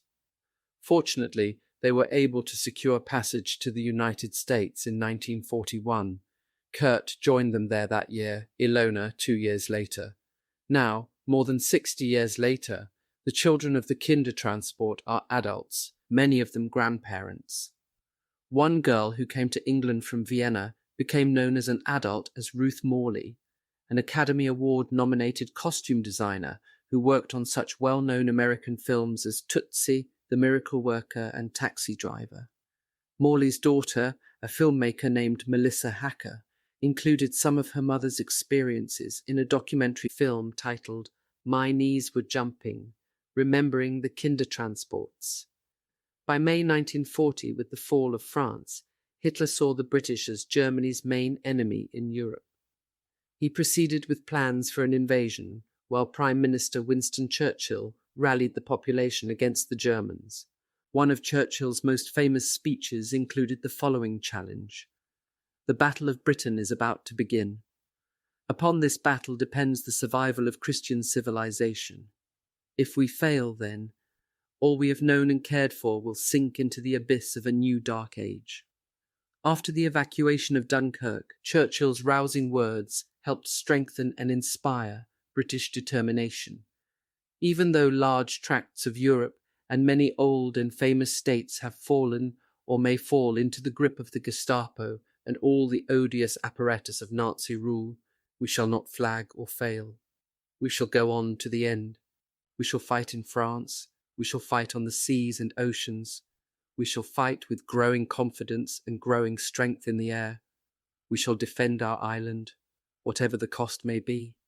We shall fight on the beaches, we shall fight on the landing grounds, we shall fight in the fields and in the streets, we shall fight in the hills, we shall never surrender. And even if, which I do not for a moment believe, this island or a large part of it was submerged and starving, then our empire beyond the seas, armed and guarded by the British fleet, would carry on the struggle until in God's good time, the new world with all its power and might steps forth to the rescue and the liberation of the old. Saxa, 314-15. The German plan for landings in Britain had the code name Operation Sea Lion. German planners were convinced that successful crossing of the English Channel and establishment of beachheads on the English coast depended on control of the skies, and Goering assured Hitler that the Luftwaffe could destroy the Royal Air Force, RAF. In July 1940, the Luftwaffe began massive attacks on British air and naval installations. Every day for the next 2 months, hundreds of planes fought in the skies over Britain. The Germans, however, could not gain the mastery they expected. On the 15th of September 1940, the RAF shot down 60 aircraft, and 2 days later, Hitler postponed the invasion until further notice. He hoped, among other things, that invasion and defeat of the Soviet Union, both of which were already planned, would isolate and weaken Britain so that the Germans could come back later for an easy victory.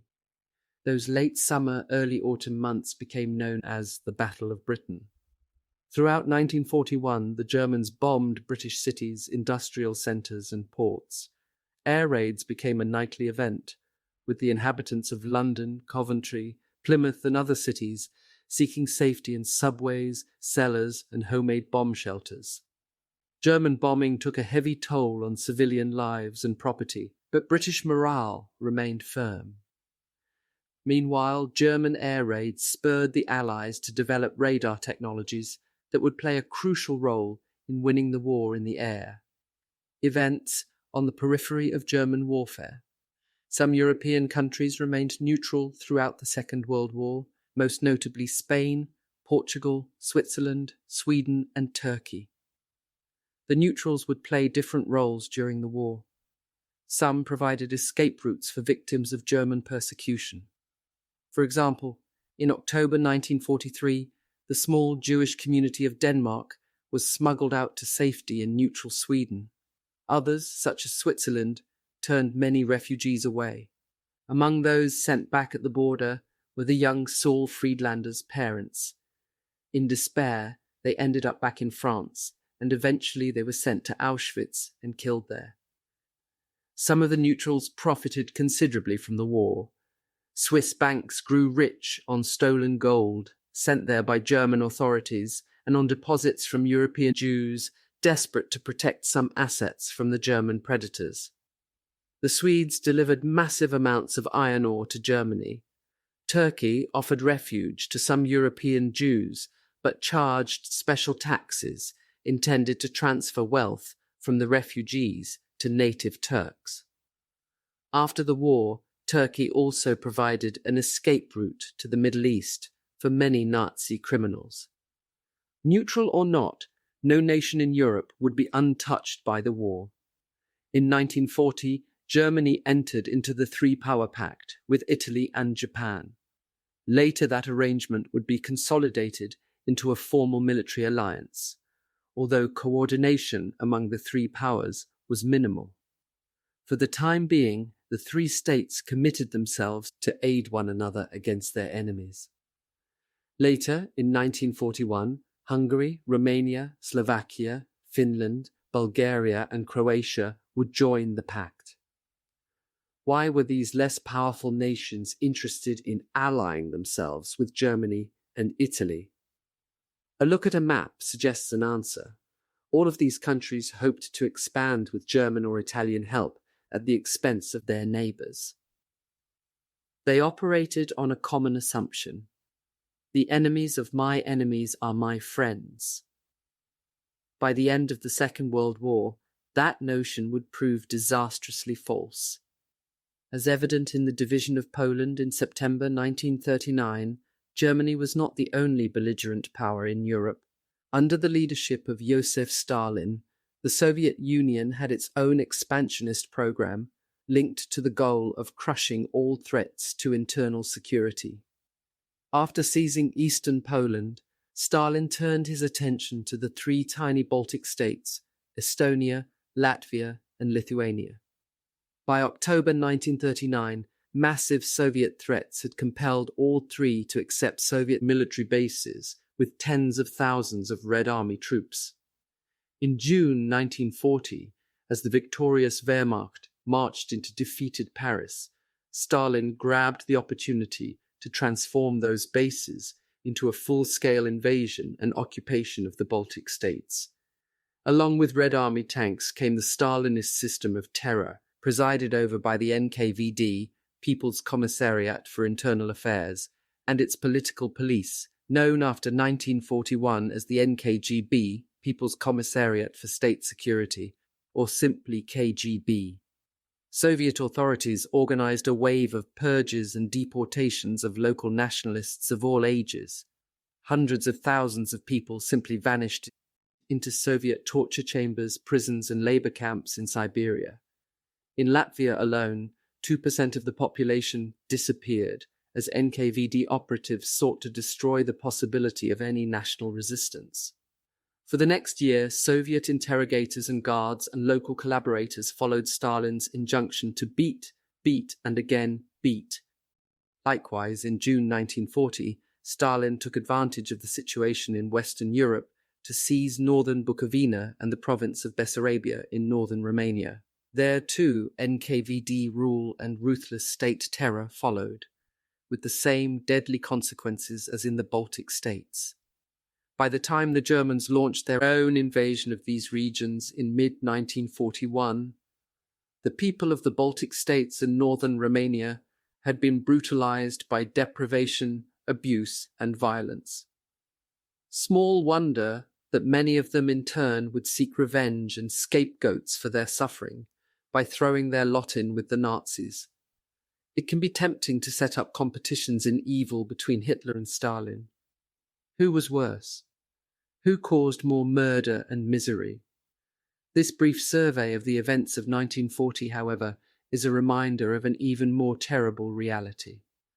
Nazism and Stalinism coexisted in time and place, and for many Europeans the horrors of one vicious system served to increase the destructive force of the other. Already in November 1939, the Soviets had invaded Finland, another neighbour to the west.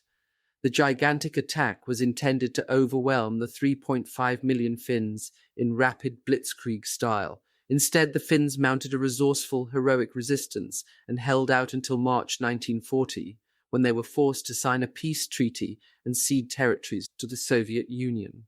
In that conflict, known as the Winter War, Stalin again took advantage of British and French inability to aid the targets of his aggression, and used the protective cover of German assaults elsewhere in Europe to pick up spoils of his own. At the same time, at least in the short run, Hitler and the Germans benefited from anything that further disrupted the stability of Europe and distracted attention from their own activities. War had many repercussions inside Germany too. For one thing, German military successes brought floods of luxury goods into the hands of Germans back home. Men sent furs and jewels to their wives. German collectors, museums, and galleries acquired costly art treasures. The finest wines, chocolate, cheeses, pâtés, and other delicacies ended up on German tables. The wealthier the nation conquered, the richer the spoils of war. In the words of the historian Robert Galately, war also revolutionized the revolution in Nazi Germany. War allowed German authorities to step up the pace of change at home and crack down hard on dissenters. For example, restrictions on public meetings and control over the press tightened considerably after 1939. Numbers of arrests continued to climb for spreading so-called malicious rumors critical of the government or the Nazi Party, for violating state monopolies on information, for maintaining illegal organizations, and for engaging in other activities considered subversive. The population of the ever-expanding network of concentration camps and their satellites grew accordingly. War exported Nazi policies such as persecution of Jews and applied Nazi practices such as divide and conquer in new territories. Already between 1933 and 1939, Hitler's regime had built on the principle that nothing succeeds like success. In wartime, that notion again proved extremely powerful. The pre-war triumphs of Hitler's rule. For example, the annexation of Austria and the seizure of the Sudetenland in 1938 had helped to bring some reluctant Germans in line. Germany's spectacular military successes in 1939 and 1940 turned out to be even more effective. German patriots of all kinds, including many who consistently had voted against Hitler, rejoiced with him at the destruction of Poland and the victory over France. To German nationalists, these successes seemed to vindicate old desires for revenge and to legitimate German aggression. The family of Alfons Heck, an eager member of the Hitler Youth, illustrates this particular effect of Germany's war. Before 1939, Heck's father, a committed socialist, and his grandmother, a devout Catholic, had both opposed Adolf Hitler. They also disapproved openly of Heck's enthusiastic involvement in the Hitler Youth. Nevertheless, both were thrilled with the German conquest of France in 1940. Living as they did near the border with France, they were particularly aware of Germany's long enmity with its neighbour to the west. By mid-May 1940, Heck's father and grandmother had stopped complaining about Hitler's government and joined Alfons as supporters of the German war effort.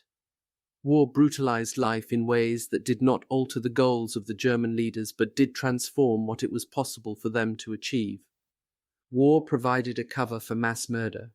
Witness Hitler's false dating of his order to murder the handicapped to the 1st of September 1939, and his repeated claim that he had given his speech predicting annihilation of the European Jews not in January 1939, but in September of that year. War also made possible the training of large numbers of experienced killers, beginning in Poland in 1939. War trapped the victims of Nazism inside Europe, making them ever more vulnerable. After September 1939, it became extremely difficult for Jews to leave Europe. By 1941, it was practically impossible. The German police regulation of September 1941 that required all people defined as Jews to wear the identifying Star of David simply reinforced the obvious. Jews were now open targets. War enabled Nazi propagandists to present attacks on innocent civilians of all ages as if they were defensive measures necessary to protect the German nation from its foes.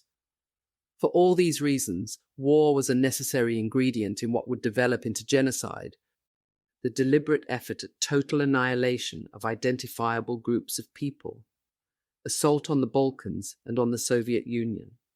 In 1941, the Germans again turned east, first to the Balkans in southeastern Europe. Mussolini's Italian forces had effectively failed in their campaign to conquer Greece in 1940 and were in urgent need of assistance. The German attack on the Balkans was also linked to preparation for an assault on the Soviet Union.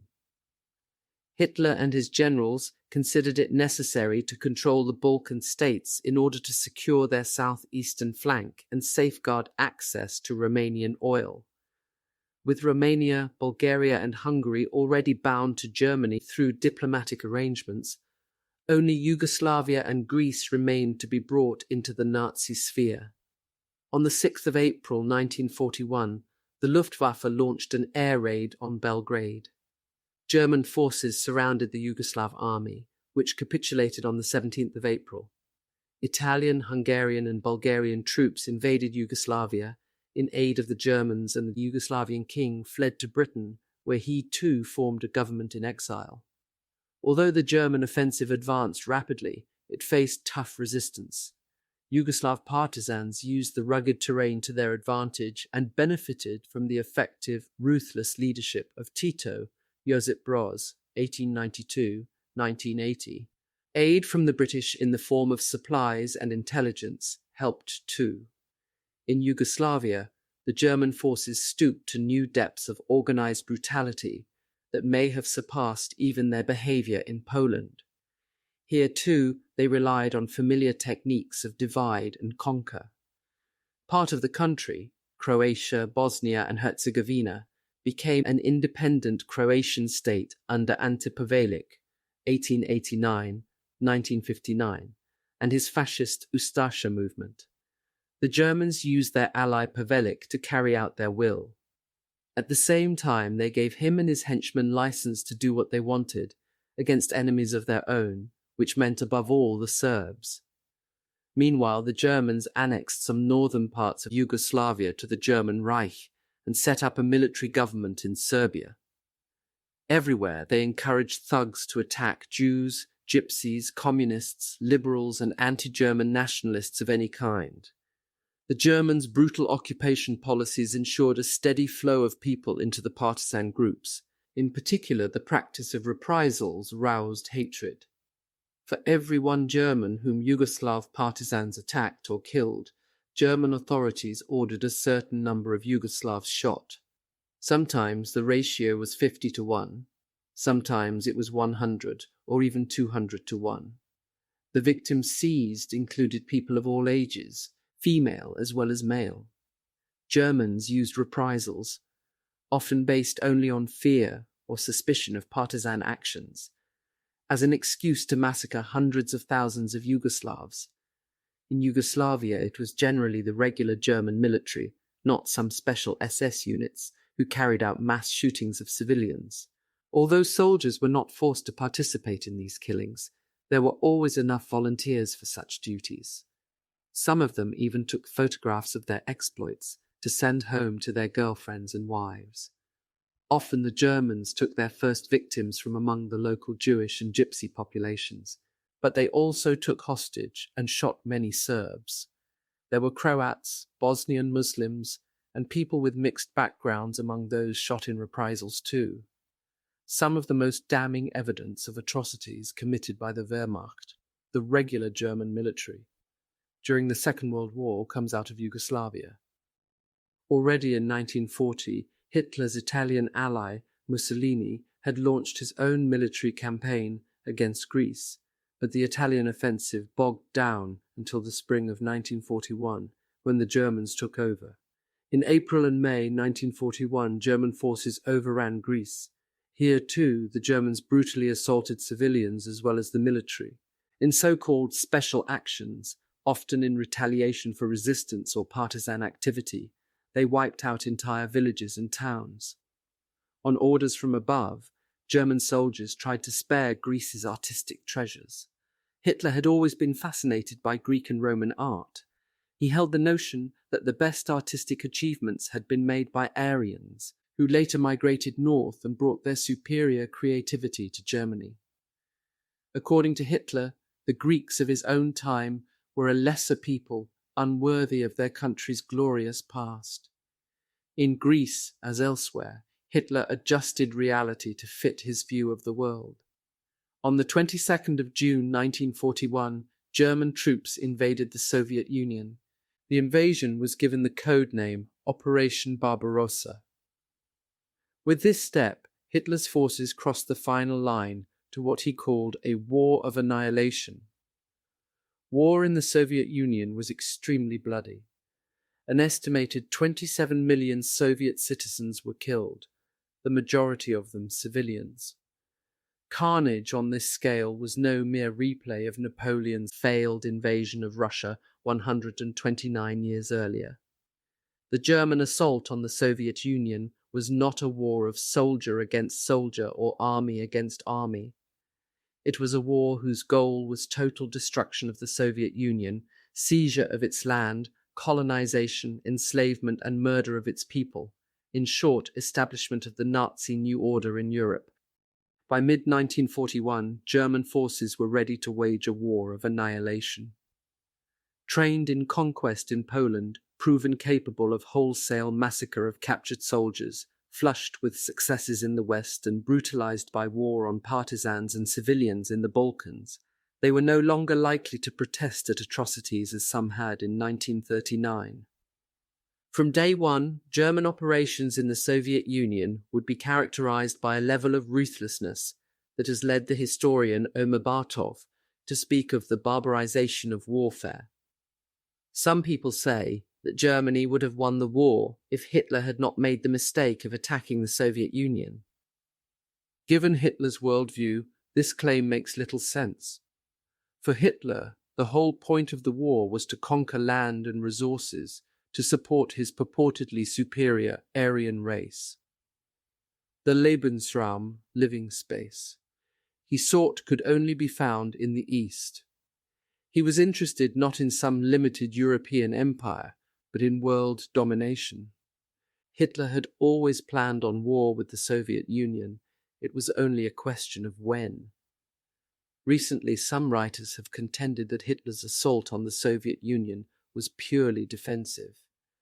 According to them, Stalin was poised to attack Germany, so Hitler ordered a preemptive strike. This theory simply does not hold. Neither the German nor the Russian archival records support such a notion. Hitler made his intentions against the Soviet Union very clear, not only in Mein Kampf and in his second untitled book, written in 1928 and never published, but in numerous conversations and speeches. Most significantly, German military planners had worked out the details of an offensive against the Soviet Union long before June 1941. Operation Barbarossa was no defensive reaction. Of course, it is certainly possible that Stalin had his own violent plans for Eastern and Central Europe, but such schemes do not alter the fact of Hitler's aggression. Unfortunately, there is no reason why two opponents cannot both be scoundrels. What about the Hitler-Stalin Non-Aggression Pact of 1939? Like all of Hitler's diplomatic agreements, it was made to be broken. The deal had served Nazi goals well. It enabled rapid defeat of Poland in 1939, freed up German forces to concentrate in the West in 1940, and bought almost 2 years of time to prepare for war with the Soviet Union. It seems highly unlikely that Hitler or his generals even gave it a thought in June 1941. The Soviet Union was a multinational empire that included many republics in addition to Russia. In fact, some of the worst devastation of World War II occurred in Ukraine, Belarus, and the Baltic states of Latvia, Estonia, and Lithuania. In June 1941, before the Germans reached Russia, they first entered territories that the Soviets had seized after the German attack on Poland in 1939. As a consequence, people in places such as Latvia and the eastern Polish city of Lvov. After the war, part of western Ukraine, and called Lviv, experienced 2 rounds of invasion in less than 2 years. In September 1939, Stalin's armies moved in. Hitler's troops arrived in 1941. Some people in such areas had greeted the Soviets in 1939 as bearers of communism and protectors from Nazism. By 1941, almost all had become disillusioned. That year, some people in Eastern Europe welcomed the German invasion, expecting Hitler's forces to crush communism and grant them independence. For example, many Ukrainian nationalists hoped the Nazis would let them set up their own state. They too would be disappointed. Very quickly, most Eastern Europeans learned that they could expect only terror and destruction from a war fought not for them, but on top of them. One person who experienced Soviet takeover in the fall of 1939 and then the German invasion in 1941 was Nellie Toll. Born in 1935, Nellie was just a little girl in 1939. Her family was among the 110,000 Jews in Lvov, home to Poland's third largest Jewish community, after Warsaw and Lodz. About 1 million Jews lived in the surrounding region, called Eastern Galicia. Under Soviet rule, more Jews streamed into the city to escape the Germans, but Soviet control brought its own hardships. Nelly Toll's father had to go into hiding to avoid being sent to a labor camp in Siberia. As the wealthy owner of a dry goods store, he was considered an enemy of communism. Soviet officials seized much of the Tolls' property and took over their spacious apartment.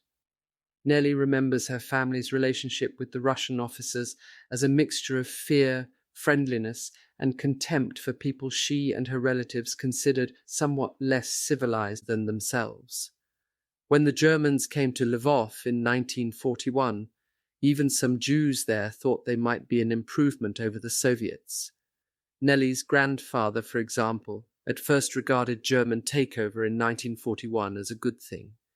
In his view, the Germans were more cultured and intelligent than the Russians. He was wrong. The Germans proved at least as barbaric. In Lvov, some of the local people saw arrival of the Germans as a chance to take revenge for all they had suffered under the Soviets. In particular, Ukrainians in the region wanted to seize the chance to get back at the Russians as well as their Polish neighbours. Most of the Soviets had fled before the advancing Germans, so angry residents of Lvov attacked their Jewish neighbours as convenient scapegoats instead.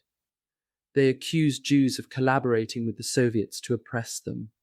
No doubt there had been Jews who supported the Soviet regime, but there had certainly also been Gentile Poles and Ukrainians who had done the same. As usual, German authorities encouraged ethnic strife and rewarded pogroms. They urged local Ukrainians to take out their grievances against the Polish majority, in particular against those elements the Germans targeted too, intellectuals, Catholic priests, and other community leaders. They gave Gentile Poles and Ukrainians license to terrorize Jews and steal their possessions. In June 1941, Ukrainians in Lvov arrested some Jews on the charge that they had committed atrocities against Ukrainians during the Soviet occupation. Many of those Jews were executed in prisons and nearby forests. Others were taken to prison cells already stained with Jewish blood, forced to clean them, and then shot. Pogroms raged in the city throughout July 1941, and thousands of Jews were killed. On one occasion, little Nelly Toll watched from the balcony with her cousins as German soldiers beat an old Jewish man. A crowd gathered to laugh and applaud. A local Jewish dignitary named Rabbi Levin appealed for help to Metropolitan Sheptytsky, the head of the local Ukrainian Catholic Church. Sheptytsky called on Ukrainians to stop murdering Jews, but without effect. He then invited the rabbi to take refuge in his personal residence, but Rabbi Levin thought his place was with his people, so he left the Metropolitan's residence to go home. He never made it.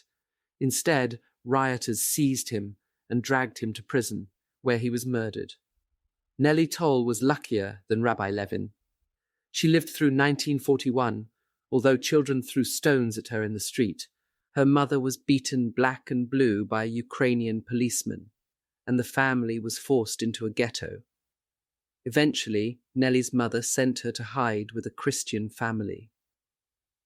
When that place proved too risky, she returned to the ghetto to learn that her brother, aunt, and little cousins had all been taken away by the Gestapo and put on a train. None of them returned. In 1943, after more close calls and a failed attempt to escape to Hungary, Nelly and her mother went into hiding. They ended up with a Polish Catholic couple who sheltered them in exchange for money. The woman was kind and thoughtful, but her husband was violent, paranoid, and anti-Semitic, abusive to his wife, yet over-attentive to Nelly's mother. It was a very difficult situation. Somehow both Nelly and her mother survived the war, but they never saw Nelly's father again. Nelly Toll emigrated to the United States in 1951, where she became an artist and a counselor, crossing the line to annihilation. Hitler expected the campaign against the Soviet Union to be easy for the Germans. In this regard, he and his military planners were caught in their own ethnic and racial stereotypes. They thought of Slavs as stupid and incompetent and believed that the communist Soviet Union was in the grip of Jews, whom they viewed as cowardly and perfidious. Such attitudes caused the German leaders to make some severe miscalculations. The German invasion did not turn out as planned. The Soviets were better equipped than German planners had thought. The Germans themselves were overextended and unprepared for winter. Contrary to what many German accounts claim, the winter of 1941 was neither unusually early nor extraordinarily harsh. It was more or less a typical Russian winter. Nor, as the historian Gerhard Weinberg has pointed out, did it snow only on the Germans. The Soviets faced the same winter conditions. Hitler and his generals, however, had anticipated quick victory, another lightning war that, of course, they would win. They had not thought it necessary to prepare for winter. From the beginning of war with the Soviet Union, the German leadership advocated unprecedented, ruthless measures. In instructions to the military and the SS, Hitler, Himmler, and Heydrich made it clear that no mercy was to be shown Germany's enemies, whether they were Jews, communists, or resistors. High-ranking officers passed the message down to their men. With the invasion of the Soviet Union, the Nazi leadership would move to full implementation of their ideas of race and space on a massive scale. Their warfare reached new depths of brutality, especially against civilians, but also against Soviet prisoners of war. Most noticeably, they crossed the line from persecution and killing of Jews to a systematic attempt at total destruction. Yet, in many ways, 1941 was not a radical break with earlier Nazi practices. All of the pieces were already in place. Hitler had spelled out the quest for Lebensraum in Mein Kampf. The Germans had begun to grab territory in Europe even before the war. They had assaulted civilians on a wide scale in Poland since 1939. They had used their enemies as slave labor, forcibly relocated enormous numbers of people, and started to slaughter Jews, gypsies, and people deemed handicapped even before June 1941. In 1940 in France, they had massacred black soldiers taken prisoner of war. All of these terrible developments culminated in the Soviet Union in 1941 and the years to follow. Perhaps the most glaring sign of Germany's brutal style of warfare in 1941 was the use of special murder squads. German authorities dispatched mobile killing units to follow the regular military into Soviet territory. The main units, known as the Einsatzgruppen special action groups, included between 500 and 1,000 men each. Many of them well-educated, lawyers, theologians, and other professionals. The Einsatzgruppen worked together with more numerous German units known as the Order Police. Both the Einsatzgruppen and the Order Police cooperated with the German military. The task of the mobile killing units was straightforward. They had explicit instructions from Heydrich to kill Jews, prominent communists, and anyone suspected of sabotage or anti-German activity. Officially, their goal was to combat Bolshevism and prevent guerrilla warfare. In fact, during the summer of 1941, they began to interpret their primary job as slaughter of all Jews, including women, children, and old people. The Einsatzgruppen and Order Police also murdered gypsies and inmates of mental hospitals, although they seem to have been less systematic against those target populations. Members of the mobile killing units tried to involve local people in their work.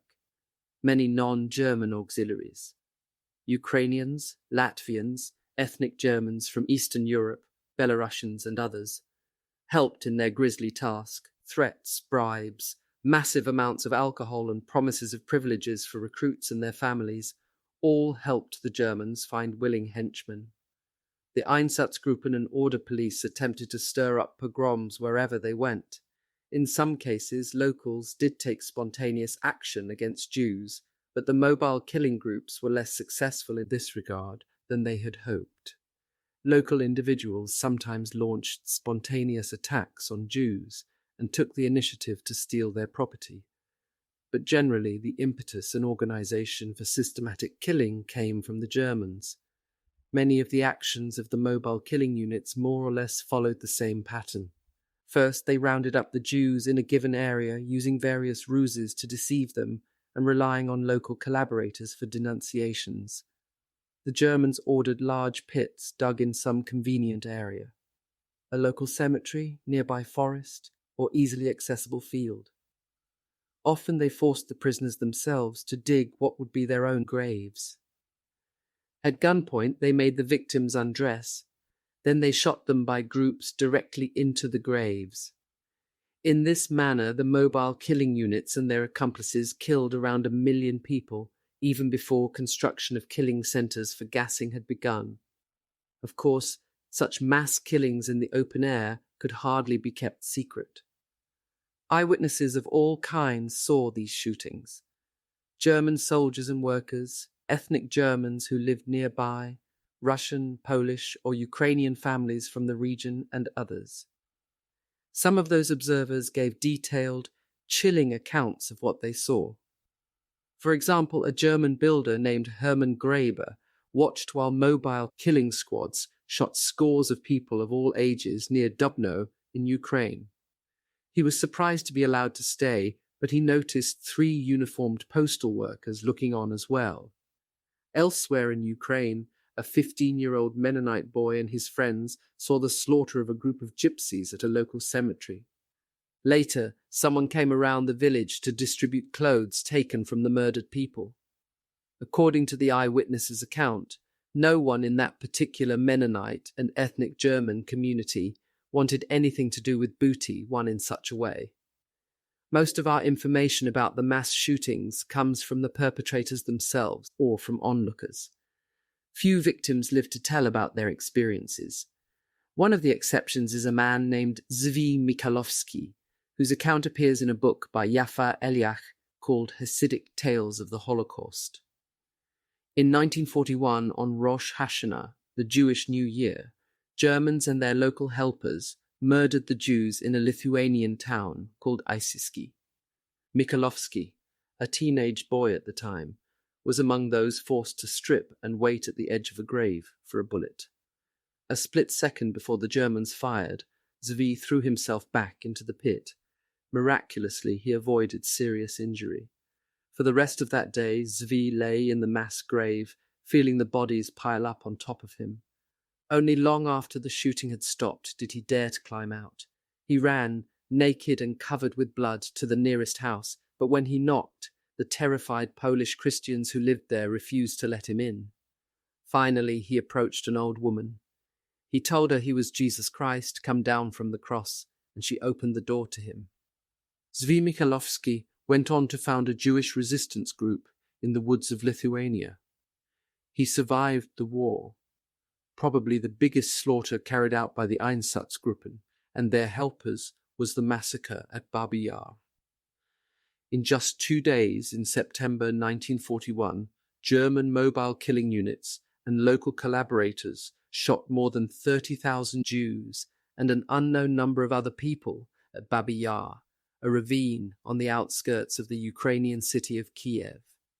That act, just months after the invasion of the Soviet Union, destroyed the thriving Jewish community in Kiev and its surrounding area.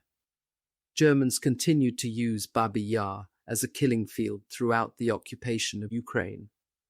Some estimates of the total number of people killed there are as high as 100,000. The majority were Jews, although others targeted by the German occupiers were murdered at Babi Yar as well. That massacre has become emblematic of the vicious brutality of Nazi Germans in the Soviet Union generally, and particularly in Ukraine. In Soviet times, state authorities put up a monument to the victims of Babi Yar.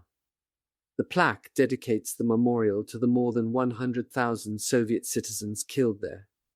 Nowhere does it mention that most of those dead were murdered solely because they were Jews. Here, the official act of remembering also became a way of forgetting. The exact number of people killed by the mobile units cannot be known, although German records have allowed experts in the field to come to an estimate approaching 2 million total victims. Most were Jews, some 1.3 million, and there may have been as many as 250,000 gypsies. The Einsatzgruppen and order police followed the regular military, and in many cases even relied on them for provisions, security, and intelligence. They could not have carried out such an enormous number of killings without the knowledge and cooperation of the Wehrmacht. How did the military respond? At first, it seems there might have been some misgivings. One incident illustrates the forms such doubts might have taken. In mid-August 1941, German authorities in the Ukrainian town of Belaya Tserkov, more than 200 miles east of Lvov, ordered local Jews to report for registration. Over the next few days, SS and German soldiers scoured the area for Jews, slaughtering hundreds of men and women. In the summer of 1941, some of the killers still seemed unclear as to whether their task included murder of Jewish women and children as well as men. Perhaps for this reason, the shooters at Belaya Tserkov did not initially kill all the children. Instead, they dumped about 90 of them and a handful of women in a school. German soldiers in a field hospital nearby heard babies crying in the night. Uncertain how to respond, they appealed to their military chaplains. The two German clergy, a Protestant pastor and a Catholic priest, went to see for themselves. They were appalled. It was hot, but the children were crammed into a small space without water, food, or adult care.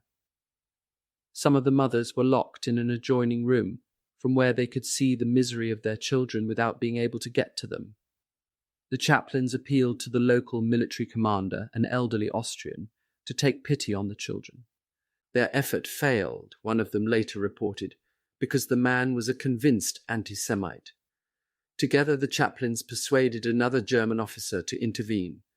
He got Army High Command to agree to postpone shooting of the children, but SS representatives and military officers on the spot prevailed, pointing to instructions from General Field Marshal Walter von Reichenau, commander of the German Sixth Army, that they were to show no mercy.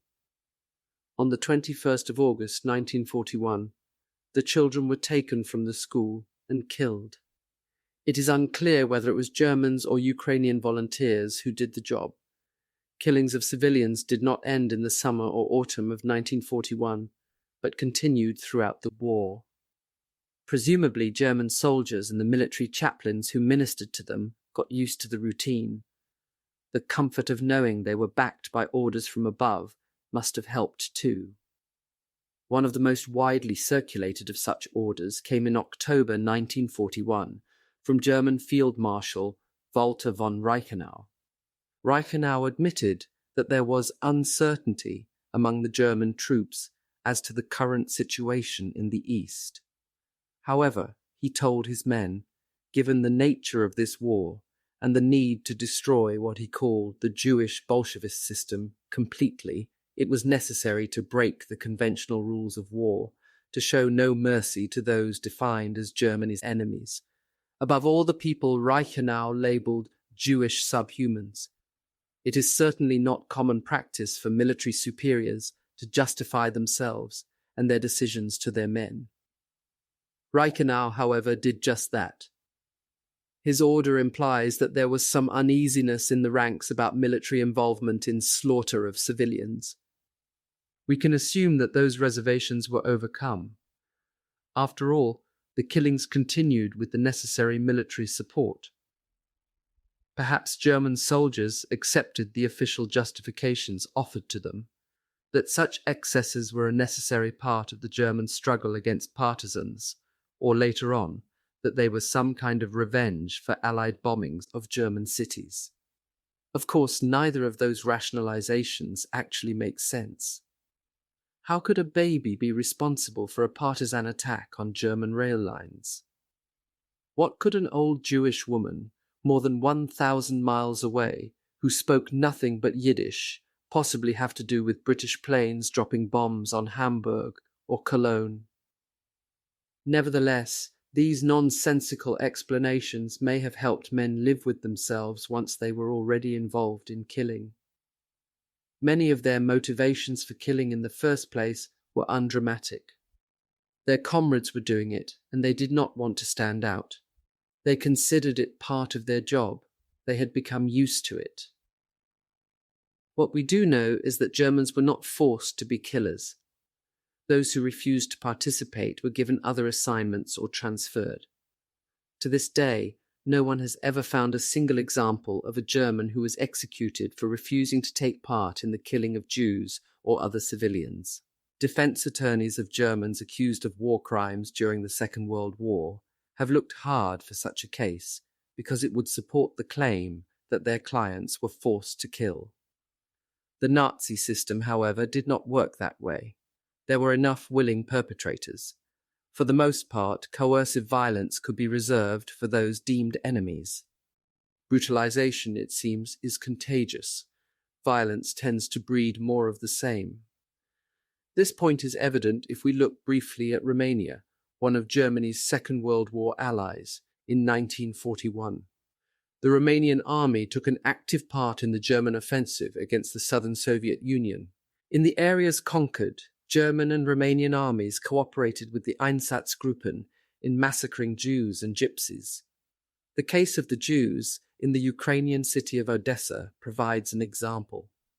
In the autumn of 1941, several days after German and Romanian forces occupied Odessa, an explosion rocked Romanian army headquarters there. In retaliation, Romanian leader Ion Antonescu ordered the execution of 200 communists for every Romanian officer killed and 100 for each soldier. Most of the victims selected were Jews. Einsatzgruppen killers worked together with German and Romanian military, Ukrainian auxiliary police, and recruits from the local ethnic German population to slaughter some 35,000 Jews. In February 1942, Odessa was proclaimed Judenrein, cleansed of Jews. Beginning in 1941, persecution of Jews also exploded within Romania. The Romanian government introduced laws restricting Jews in all kinds of ways, and pogroms resulted in the death of well over 1,000 Romanian Jews.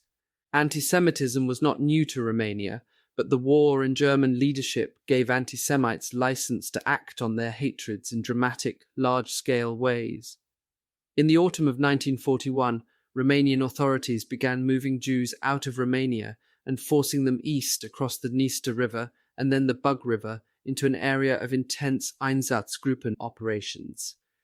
First 50,000 and then another 120,000 Romanian Jews were driven into the hands of the Germans and their accomplices in Transnistria in the occupied Ukraine.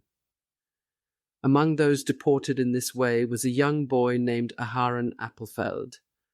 Separated from his father, he ended up in a makeshift Transnistrian camp. Somehow he escaped, dodged the killing fields of the Einsatzgruppen, and evaded the reach of local collaborators.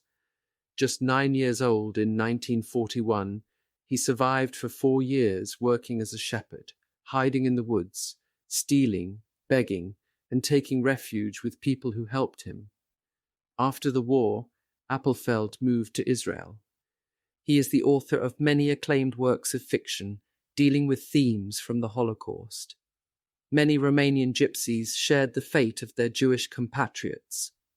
A woman named Drina Radu survived deportation to Transnistria as a girl of about 10. She remembers crossing the Dniester River into the part of Ukraine occupied by Romania. Everyone rushed to get on the first boatloads, she told the journalist Isabel Fonseca, not because they were eager to reach the other side, but because, in her words, the boats were made of paper. Hastily constructed from cheap, porous material, they became waterlogged and sank after 3 or 4 trips. That detail reveals the deadly cynicism of the Romanians in charge. Why go to any effort or expense to protect the lives of people they knew were slated for death anyway? Between 1941 and 1944, approximately 36,000 Roma were killed in Transnistria. For the Romanian Jews and Gypsies murdered in the killing fields of Transnistria, there was nothing ambiguous about their government's plan for them. It was deadly, but there were ways in which the Romanian situation was complex too. For one thing, German authorities did not welcome Romanian initiatives, such as the expulsion of almost 200,000 Jews into territories the Germans held. The German masterminds of mass killing preferred to retain control themselves. Accordingly, Antonescu was told to stop striking out on his own and to wait for Germans to take the lead. Romanian Gentiles continued to have their own ideas about how to solve what they considered their Jewish problem. The Romanian government set up an office to look after Jewish affairs. It tolerated the existence of Jewish mutual aid activities and allowed them to try to help the Jewish expellees. Leaders of the Jewish community maintained relations with some heads of state and in some incidents even managed to mitigate anti-Jewish measures. There were prominent Romanians, including the Queen, who approached the Germans on behalf of Romanian Jews. Those efforts were rejected. In wartime Romania, traditional anti-Semitism and widespread persecution of Jews were the norm. Nevertheless, the Romanian leadership, for all its viciousness, did not show the same single-minded and systematic dedication to eradication of the Jews that the Nazi Germans introduced in the countries they controlled. Traditional Jewish means of self-preservation, mutual aid, intercession with rulers, evasion and bribery, continued to have some effect in Romania. For all the horrors of 1941 and the years to follow, a higher percentage of Jews in Romania would survive the war than would be the case in Poland or the Netherlands. Hitler's war of annihilation against the Soviet Union included killing of prisoners of war on a massive scale. Of the millions of non-Jews killed in German camps, by far the largest group of dead was Soviet POWs. Their brutal treatment violated every standard of warfare. Statistics only begin to tell the story. Initial German successes in the summer and fall of 1941 brought an enormous number of POWs into German hands. In total, between the 22nd of June 1941 and the end of the war, Germans took approximately 5.7 million Red Army soldiers prisoner. As of January 1945, about 930,000 Soviet POWs remained in Wehrmacht prison camps.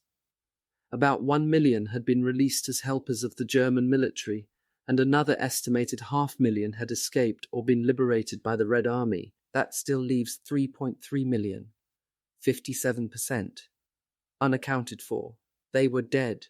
Such a staggering death rate was neither an accident nor an automatic result of war. It was deliberate policy.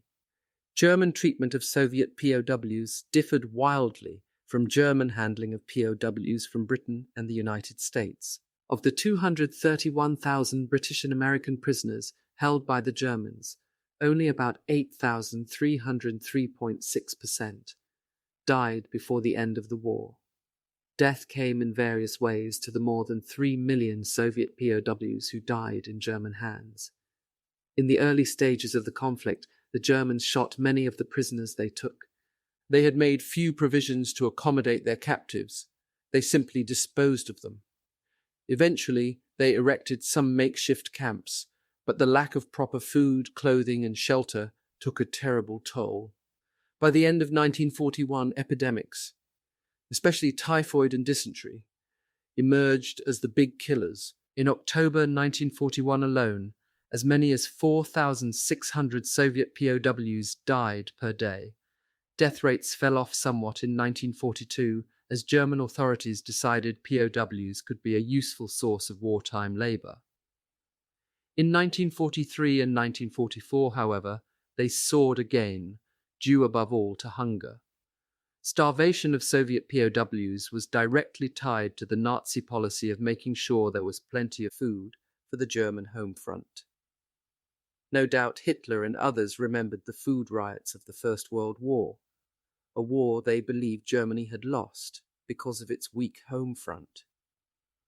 This time they intended to keep food supplies and morale up, even if it meant starvation of what one bureaucrat called umpteen million people. German authorities viewed Soviet POWs as a particular threat, regarding them not only as Slavic subhumans, but as part of the Bolshevik menace, linked in their minds to some imaginary Jewish conspiracy They spared no violence against the Soviet prisoners. In the camp of Gross-Rosen in Germany, the commandant had 65,000 Soviet inmates killed within 6 months by feeding them a soup made only of grass, water, and salt. In Flossenburg, SS men burned Soviet POWs alive. In Majdanek, they shot them into trenches. In Mauthausen in Austria, so many POWs were killed that people living near the camp complained about pollution of their water supply. For days, the rivers and streams of the area ran red with blood. The notorious German camps of Auschwitz, near Krakow and Majdanek, by Lublin, were originally built to shelter Soviet POWs and to exploit their labor for the industrial complexes Himmler planned there. In 1941, some 15,000 Soviet POWs were taken to those camps. By January 1942, only a few hundred remained alive. In early 1942, Himmler filled those sites with 150,000 German Jews and transformed the camps into killing centers. In this way, camps constructed for Soviet POWs became part of the machinery for destruction of Jews. It was when dealing with Soviet POWs at Auschwitz that Camp Commandant Rudolf Höss and his assistants experimented with the means of killing that have become the symbol of Nazi genocide, Zyklon B. In early September 1941, 600 Soviet prisoners selected for execution by the SS arrived at Auschwitz. In order to avoid the cumbersome task of shooting so many people, Höss and his men decided to gas them with the pesticide Zyklon B, also known as hydrogen cyanide. While they were at it, they included another 250 inmates who had been designated unfit for work. The T4 killers had already experimented with gassing as a way to murder people considered handicapped. Those lessons were subsequently applied first to Soviet POWs and then to Jews. By the end of 1941, the German leadership concluded that mass shootings were not the most efficient way to carry out their so-called final solution. Their concerns were not about the victims, but rather about the perpetrators, who found it physically and psychologically difficult to shoot people all day long at close range. Led by Heydrich, top German officials met in early 1942 to coordinate and streamline their efforts to annihilate the Jews. This meeting was called the Wannsee Conference because it took place in a villa in Wannsee, a suburb of Berlin. At the conference were representatives from all of the offices and agencies in the German government and Nazi Party, who had a direct hand in the killing process. High officials from the Foreign Office were on hand, as were representatives of the SS, Einsatzgruppen, Nazi Party headquarters, Justice Ministry, Hans Frank of the General Government in Poland and others. Heydrich himself chaired the meeting. Eichmann, who would later be in charge of transporting Jews to the killing centers, produced the official report. Wannsee focused on Jews as the top priority of Nazi destruction. Eichmann's report makes it clear that all 11 million Jews in Europe were targeted for murder in the current phase of a plan for total annihilation. The list even included Jews in Sweden, Ireland, and England, places not in German hands in 1942. Also specified were Jews in the European part of Turkey, an indication that Jews living outside Europe would be slated for destruction in a subsequent phase of operations. The Wannsee Conference marked another step in the killing process. Mass murder was already underway when the conference met, but at Wannsee, the SS asserted its leadership in the annihilation of the Jews. Heydrich needed the cooperation of the other agencies and offices represented, but he made it clear who called the shots. Of course, by their very presence, those other bureaucrats, party functionaries, and trained killers demonstrated that they understood what was going on and endorsed it.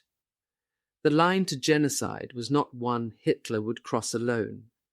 Participants at the Wannsee Conference also discussed methods of killing and, according to post-war remarks by Eichmann, compared notes based on experiences in the field. Killing centers with gas chambers emerged as a favored means. Instead of bringing the killers to their victims, it was deemed generally preferable to transport the victims to their killers. Construction of new killing centers already begun accelerated in the months that followed. Meanwhile, existing camps such as Auschwitz were ordered expanded and equipped with gassing facilities. At the same time, the methods of killing already introduced continued, that is, gas fans, shootings, starvation, death by lethal injection, overwork, abuse, and disease. It was remarkable how quickly things could move forward once the line to annihilation had been crossed. 7.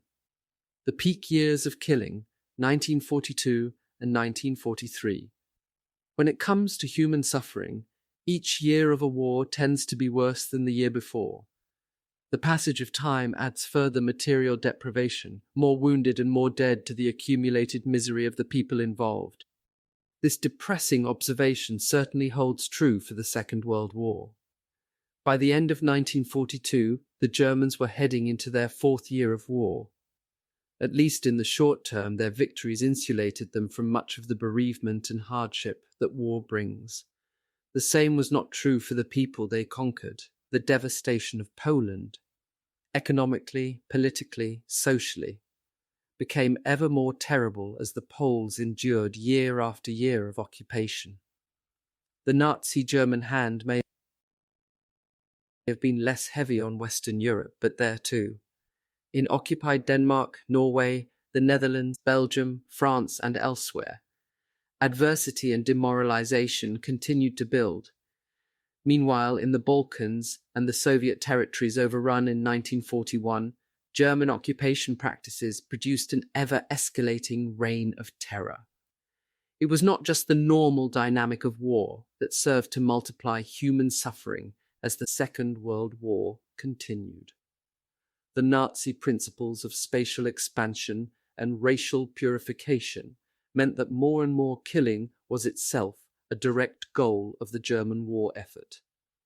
The more Hitler's empire extended its reach and consolidated its hold on subject lands and peoples, the more its forces sought to destroy those it deemed enemies, Jews above all, but also Slavs and others defined as unwanted inferiors.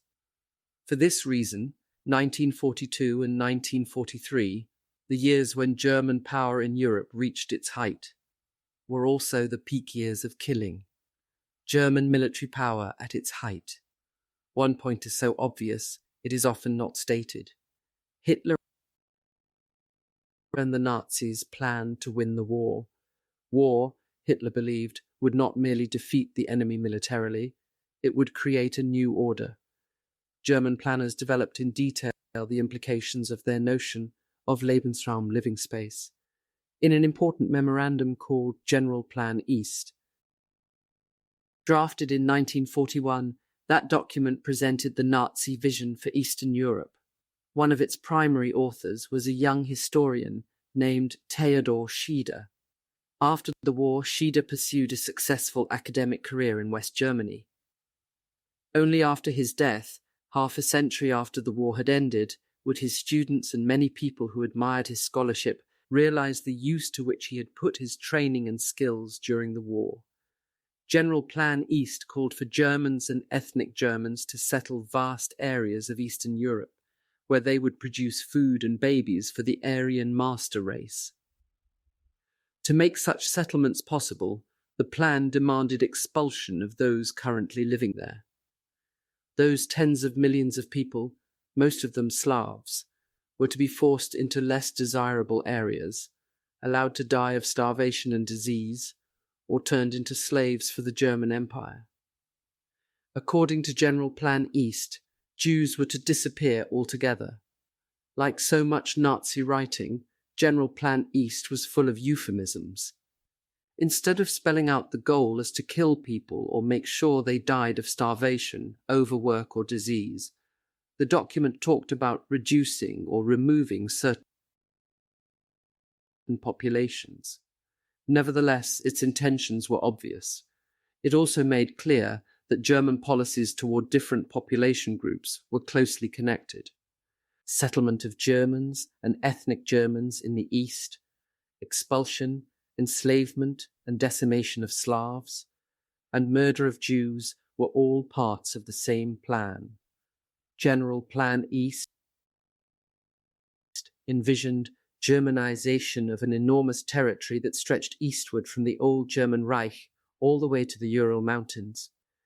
Someday, according to the plan, 500 to 600 million people would live there, Aryan Germans and their slaves. German population planners realized that even a massively increased birth rate could not produce enough children to achieve the rate of population growth they wanted. As a result, they proposed taking racially valuable children away from supposedly inferior parents in order to Germanize them, that is, to transform them into members of the Aryan race. So-called racial experts estimated that about 50% of Czech children were suitable for Germanization. They thought as many as 75% of the children in some parts of Western Belarusia might be acceptable.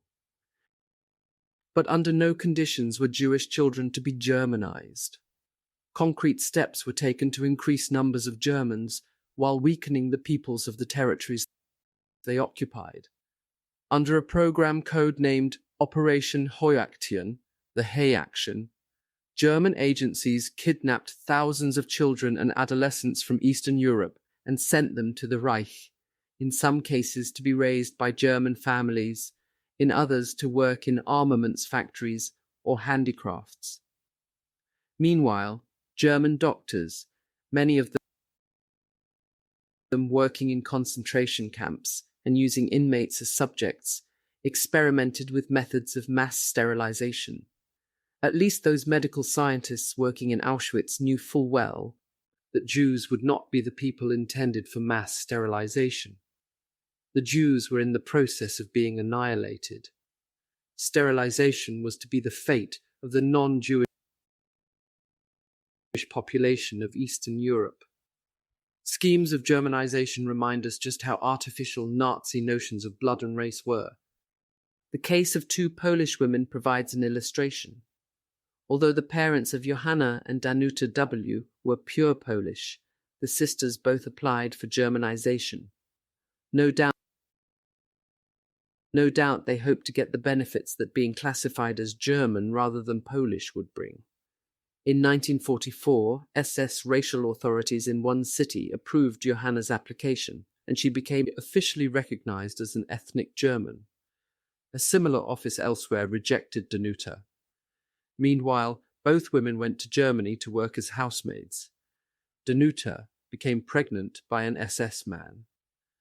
When her baby was born, he received ethnic German status, but his mother was still classified as a Pole.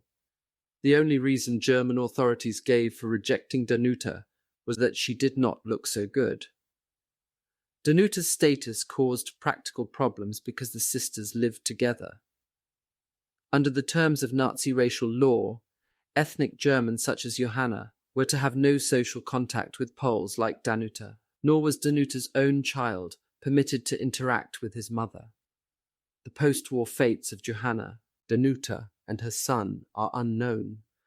During 1942 and 1943, Germans enslaved millions of people, women as well as men, from the Soviet Union and elsewhere in Eastern Europe. Some were forced to labor in the occupied areas. Millions of others were sent to Germany to work in factories, on farms, and in private homes. Hitler and other planners considered slave labor a way to keep the German home front happy. They did not want to introduce measures that might have been unpopular with many Germans, for example, recruiting large numbers of German women into factory work or curtailing supplies of food and consumer goods. After all, Hitler and others like him still believed that discontent at home had led to German defeat in the last war. So they brought in millions of people they considered disposable and used them to make waging a war of annihilation as comfortable as possible for the German people. The German occupiers also seized agricultural produce in the areas they controlled, causing famine and starvation among the people left behind. They took over whatever industrial production had not been evacuated by the Soviet army as it had fled in 1941. In the name of fighting partisans, German forces burned entire villages, often along with many of the people who lived in them. Public hangings, torture, rape, and sexual slavery were all common occurrences in the occupied East. Some German authorities worried that such brutality was counterproductive because it sparked opposition that could have been avoided. As one high-ranking German official observed, many of the Soviet people had suffered terribly under Stalin. It would not have taken much to persuade them that their lives under German rule would be better than they could expect with the return of communism. The extreme viciousness of German occupation, however, convinced the vast majority of Soviets that even Stalin was preferable to Hitler. Hitler and propaganda minister Goebbels paid lip service to the need to soften up in order to prevent an explosion of opposition in the East, but German policies did not change. To the contrary, reprisals against guerrilla activity kept increasing in their ferocity. Meanwhile, the Germans defined partisan activity, or banditry, as they preferred to call it, more and more broadly. SS leader Himmler summed up dominant German views in a speech to top SS men in October 1943. We must be honest, decent, loyal and comradely to members of our own blood and to nobody else. What happens to a Russian or to a Czech does not interest me in the slightest. What the nations can offer in the way of good blood of our type, we will take if necessary by kidnapping their children and raising them here with us. Whether 10,000 Russian females fall down from exhaustion while digging an anti-tank ditch interests me only insofar as the anti-tank ditch for Germany is finished. We shall never be rough and heartless when it is not necessary, that is clear.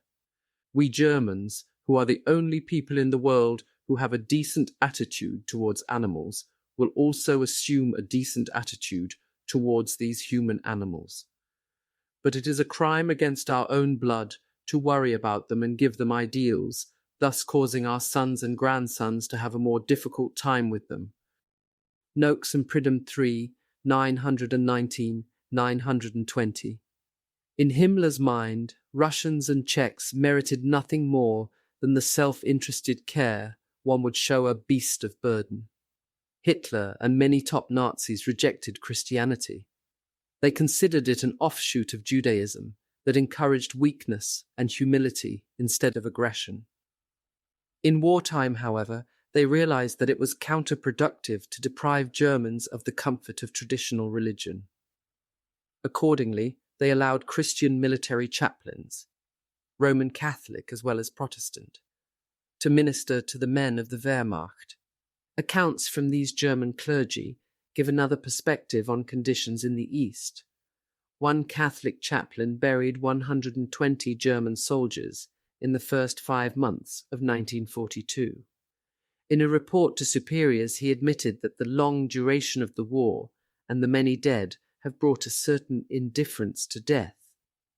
If the Germans had become numb toward their own casualties, how much less must they have cared about anyone else? Christian clergy also heard confessions of terrible crimes. For example, a German Catholic priest stationed in Ukraine met a wounded soldier who confided to him about his past. The man had taken part in a mass shooting of Jews near Sevastopol in the Crimea. According to the priest, the soldier was ruined by his experience. He described the Jews lined up, naked, women, children, and men. Although he had manned one of the machine guns, he insisted he had only shot in the air. What should he have done? He asked the priest. We do not know what the priest answered, but it seems evident that at least some Germans could not tolerate conditions in the East. Desertions and self-mutilations were not uncommon, although military authorities punished them severely, often with death. Nervous breakdowns generally led to transfers to less trying duties. Not only military men, but German civilians too were drawn into the war of annihilation. In Poland, for example, German employees of a bank found themselves assigned to guard the street between a Jewish ghetto and the train station as SS and Gestapo cleared out Jews and sent them on trains to be killed. Some people accepted such tasks, eager to win promotions or prove their hardness. Others sought transfers to places where it was easier to shut out the realities of the war, back home in Germany perhaps, or in Western Europe. When it came to his top military leaders, Hitler used bribery to make sure that their consciences did not protest too loudly. Every month, on orders from the Führer, German generals received special tax-free supplements of between 2,000 and 4,000 Reich marks. They had their pick of the finest estates in Poland and elsewhere, stolen, of course, from the original owners. On special birthdays, when a general turned 50, for example, he received a bonus of as much as 250,000 Reich marks. Of course, cooperation and good behavior increased the amount. Such sums made the German generals fabulously wealthy. In contrast, German infantry, who cleared mines during the war, an extremely dangerous job, received supplements to their regular incomes of only 1 mark per day. Military developments and non-military repercussions, Stalingrad, North Africa, and Italy. Discussions of the Holocaust often pay little attention to the war itself, but without war and German victories, there would have been no genocide of the European Jews. The vast majority of Jews murdered by Nazi Germans, about 95%, came from outside Germany. Without military conquests, the perpetrators would never have got those victims in their hands. Yet even during the war itself, many people on the Allied side did not see the links between the German war effort and mass murder.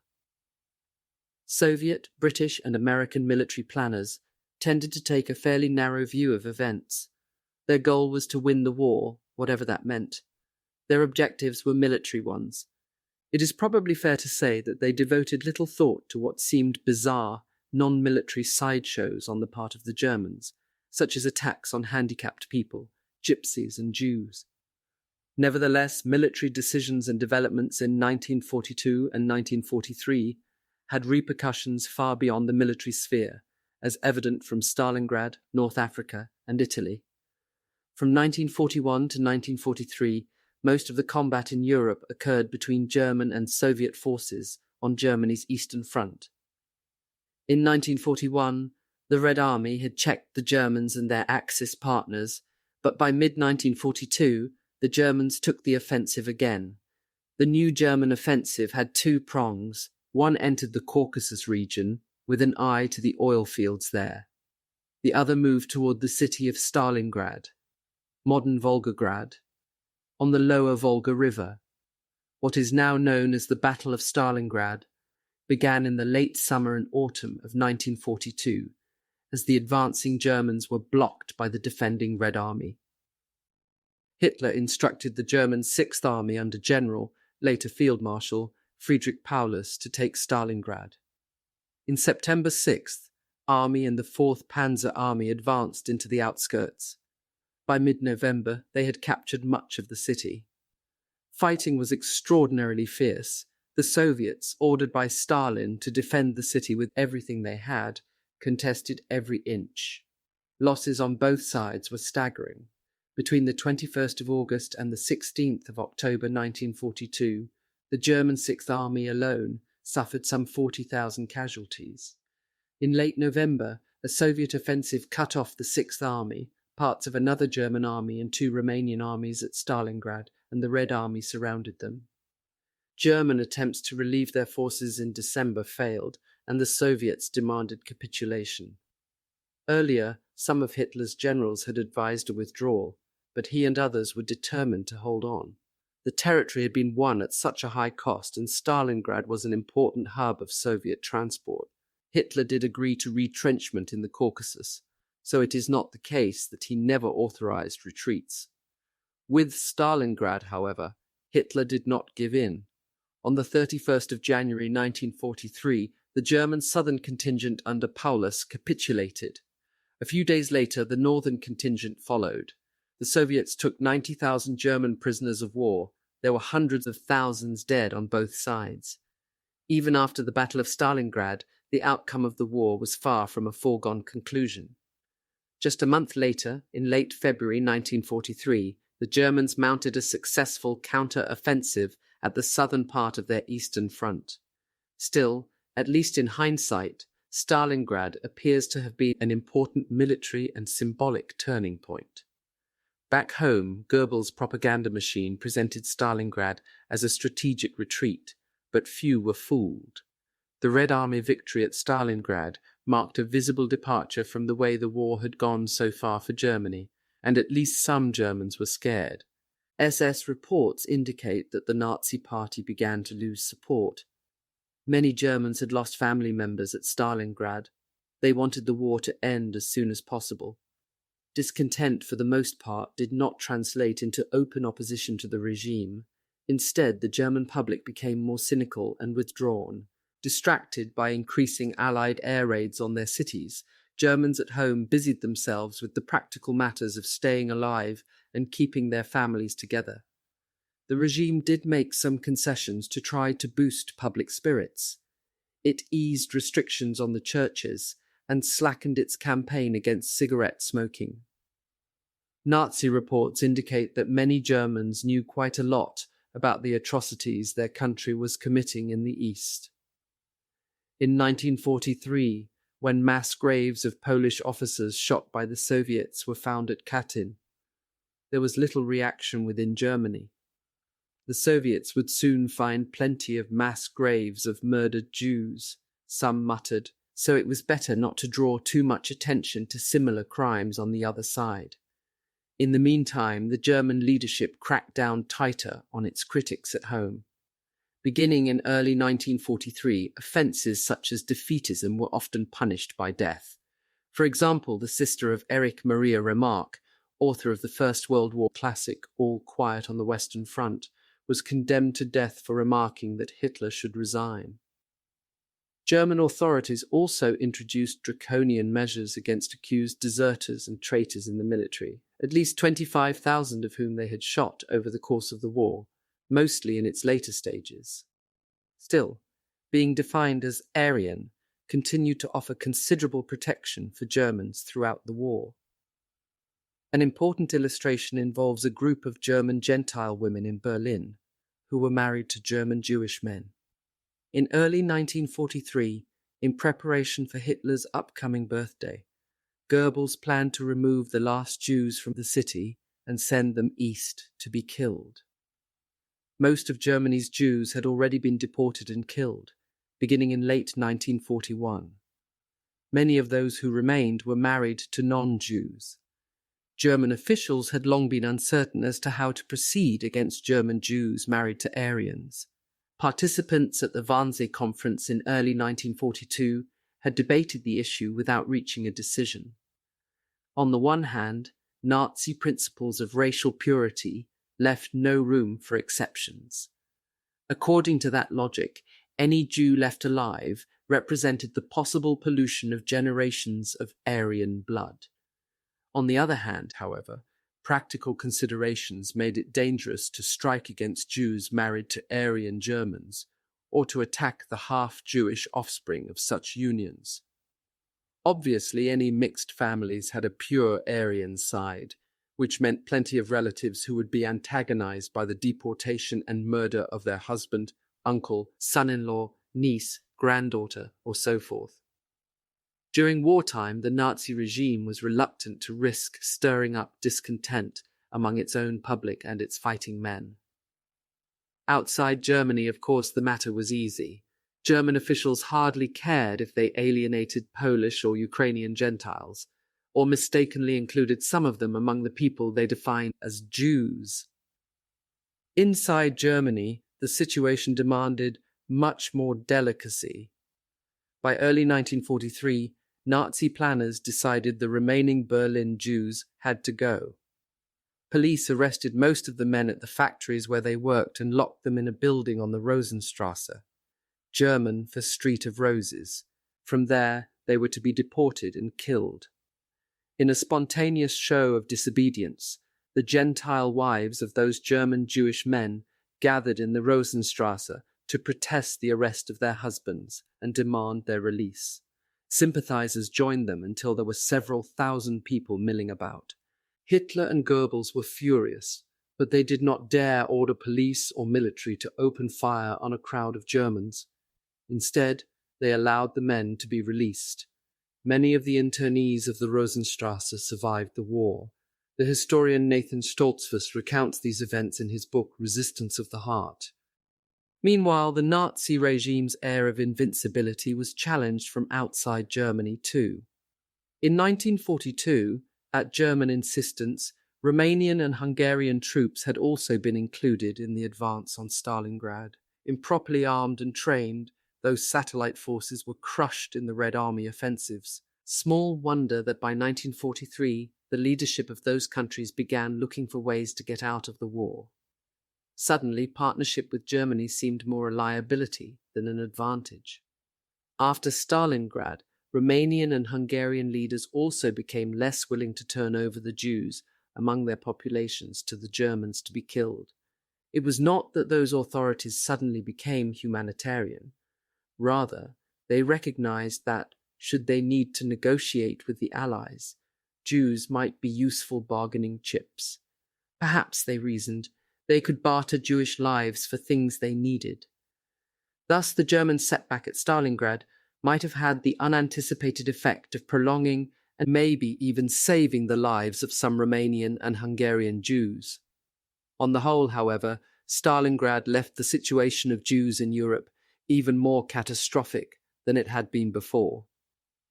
The Battle of Stalingrad is often described as the beginning of the end for Nazi Germany, but it signaled no change in the assault on the Jews. To the contrary, Stalingrad occurred right in the peak of the killing process, and genocide continued unabated. Meanwhile, the guards, SS men and German bureaucrats who were attached to the program for killing Jews found a new reason to step up their efforts. For them, it was clearly preferable to be in the camps and offices overseeing mass murder of unarmed people than to face the Red Army on the Eastern Front.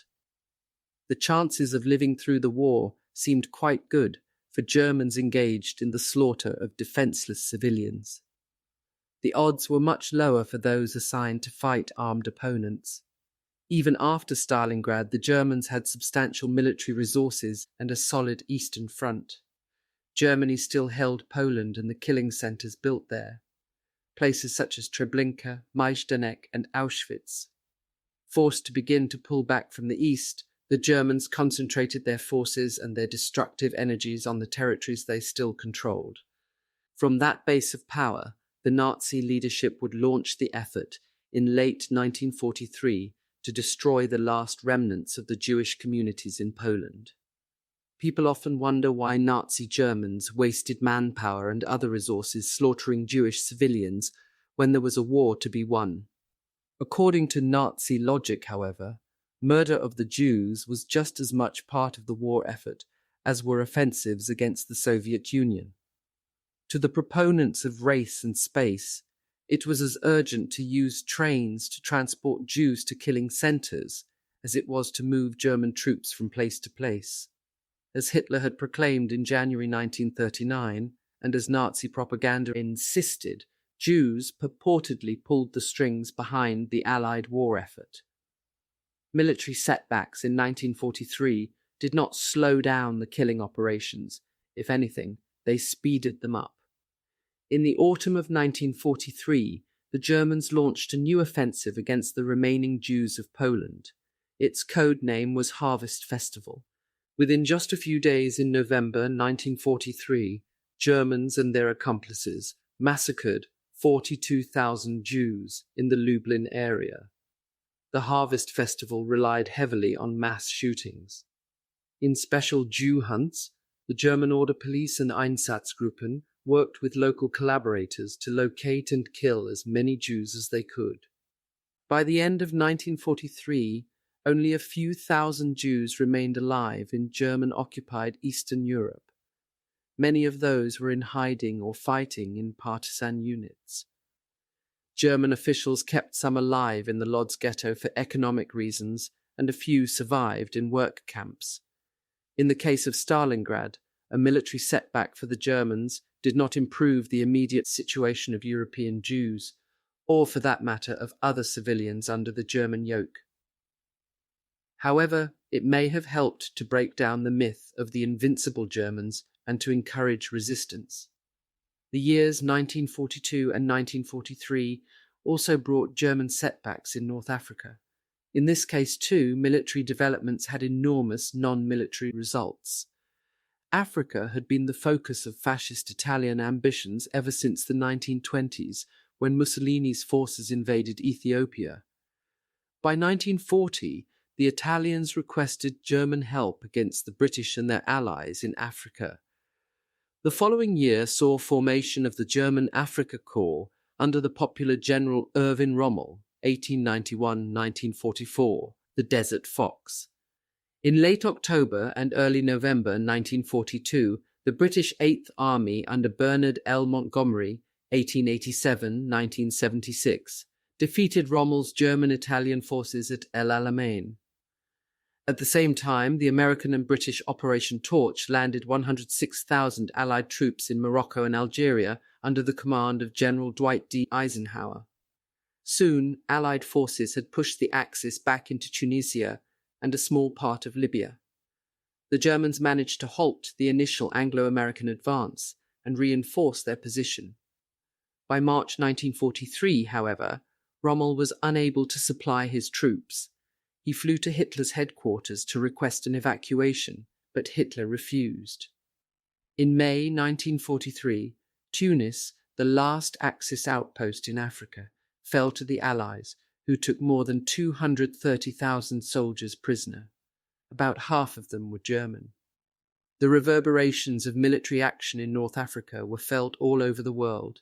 Already in 1942, Hitler had blamed his Vichy French collaborators in North Africa for capitulating to the Allies, and in November of that year, he ordered German occupation of Vichy France. From then on, Germans would administer the territory directly, as they did the rest of France. There would be no more concessions to French independence. Developments in North Africa also generated a chain reaction that affected the Soviet Union.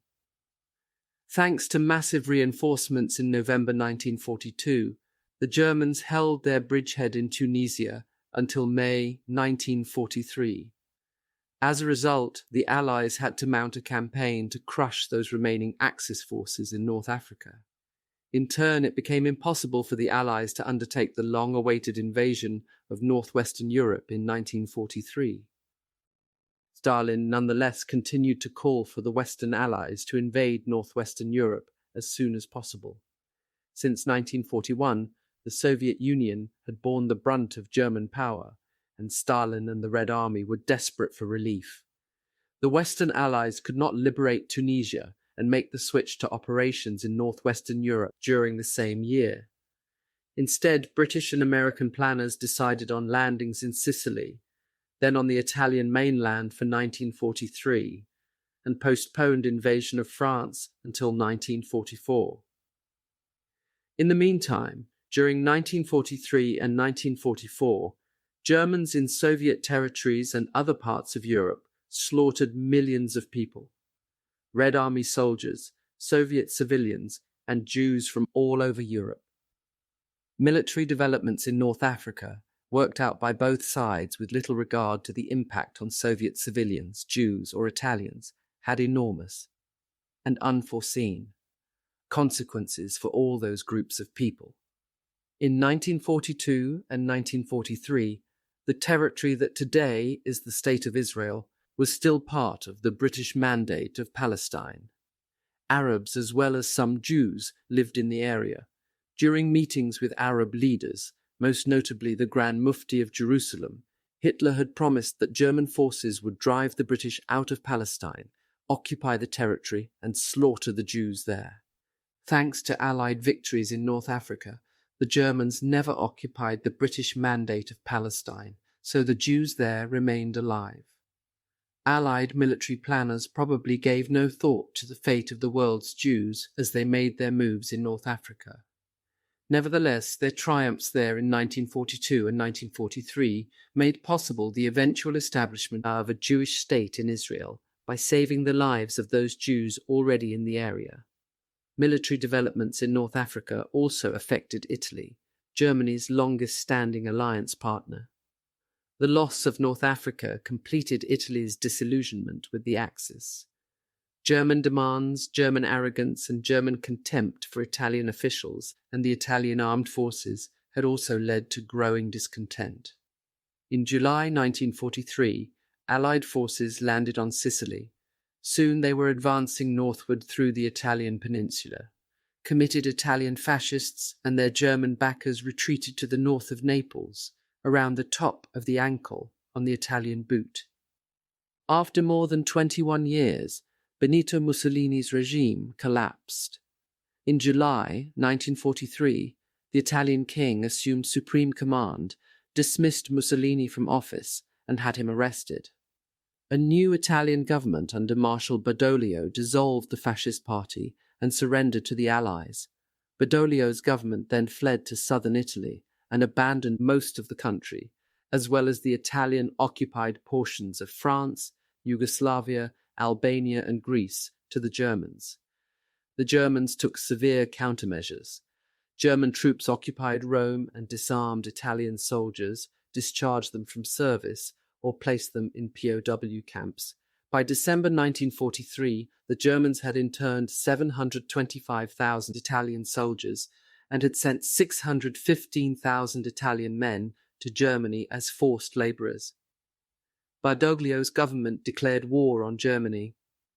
Meanwhile, the Germans managed to free Mussolini by using a special paratroop unit and install him in a puppet state in northern Italy. Not until the end of April 1945 did the German forces in Italy capitulate. That month, Italian partisans shot Mussolini and his mistress as they tried to flee to Switzerland. Events in Italy had devastating effects for civilians in Yugoslavia, Albania, Greece, and France. In those countries, the Germans had divided occupation duties with their Italian allies. The Italians tended to be less brutal than the Germans as occupiers, especially when it came to genocide of Jews. Neither the Italian military nor diplomatic officials would cooperate with the Germans in what they considered a barbaric procedure, unworthy of any civilized society. As a result, many Jews from German-occupied areas had fled into the Italian zones. When the Germans took over in 1943, those refugees disappeared. Already in the spring, Nazi Germans had begun to destroy the ancient Sephardic Jewish communities in Greece and Yugoslavia, deporting their members to Auschwitz to be killed. Now, with the Italians out of the way, the job could be completed. They even sent boats to take the last old Jewish men from remote Greek islands. In Italy itself, Jews had been fairly safe until 1943. In the late 1930s, under German pressure, and for reasons of his own, Mussolini had introduced legislation limiting Jews' activities. In contrast to the leadership in Slovakia and Vichy France partners who cooperated eagerly with German plans for the Jews, Italians had been reluctant to turn over their Jews for killing. Beginning in 1943, Germans came into Italy and took the Jews out themselves. Most of the Italian Jews murdered in the Holocaust died in 1944 or early 1945.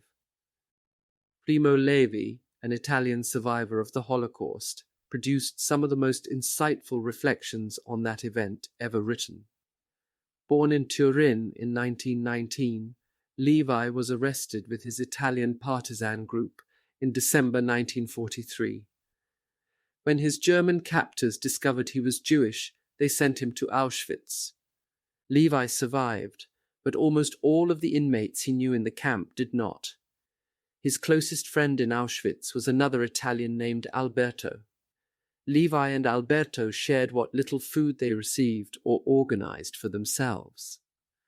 They encouraged each other to muster the energy and will to try to stay alive, both physically and in some deeper moral way, that meant retaining an awareness of themselves as human beings.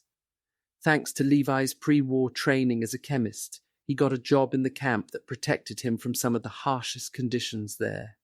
Somehow he lived through the war. Alberto, however, did not. He too was a resourceful, intelligent young man full of the desire to survive.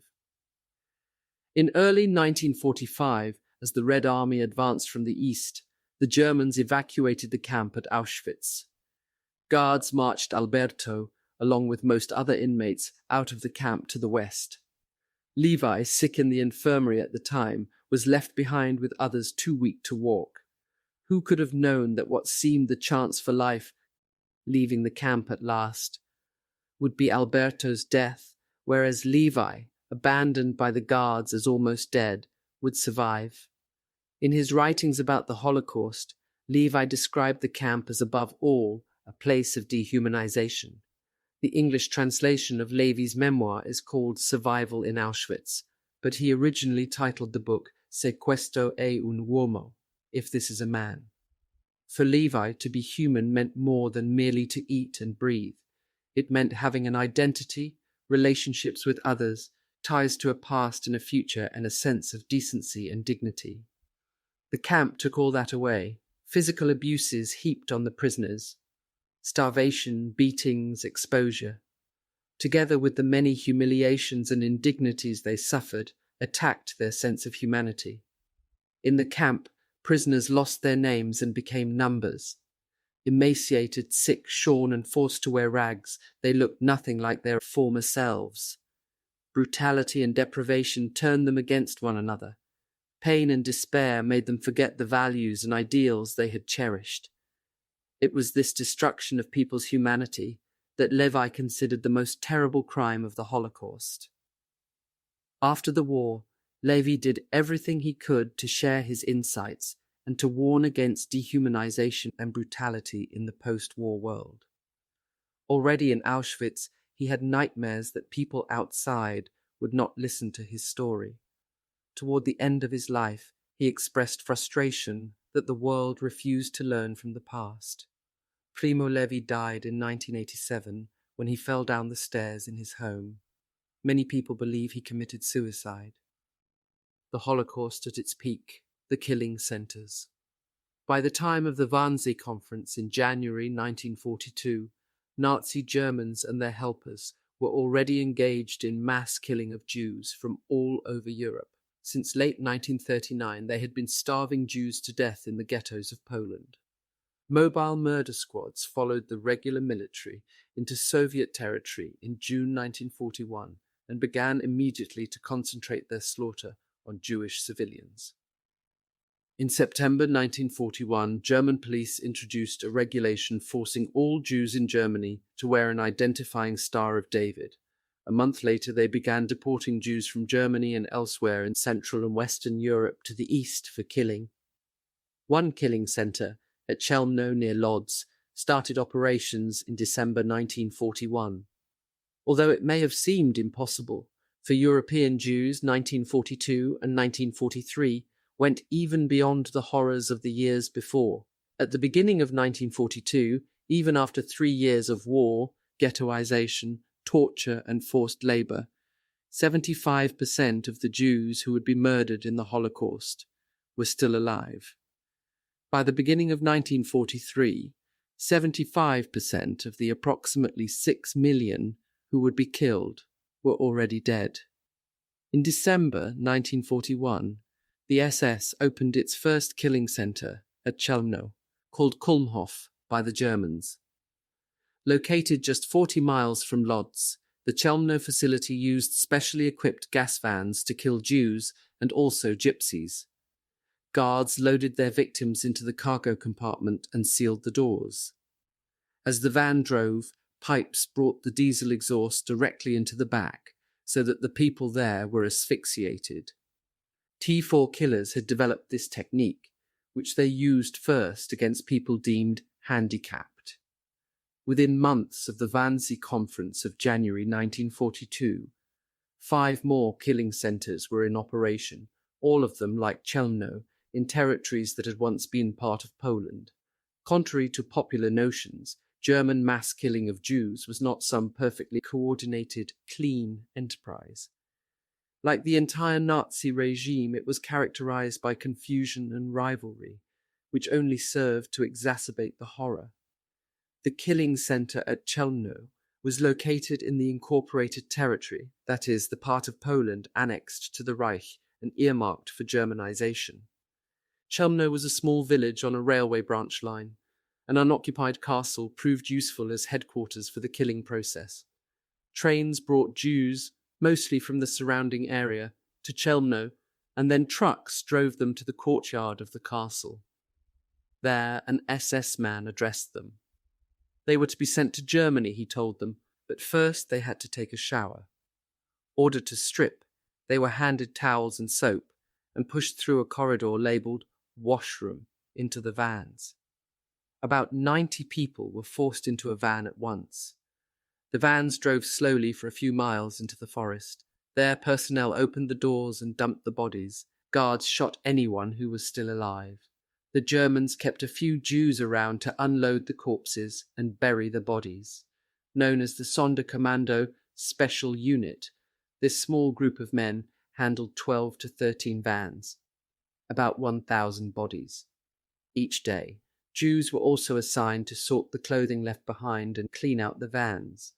The more lucrative task of extracting any gold teeth went to the Nazis' Ukrainian helpers. Most members of the Jewish Sonderkommando did not hold that position for long.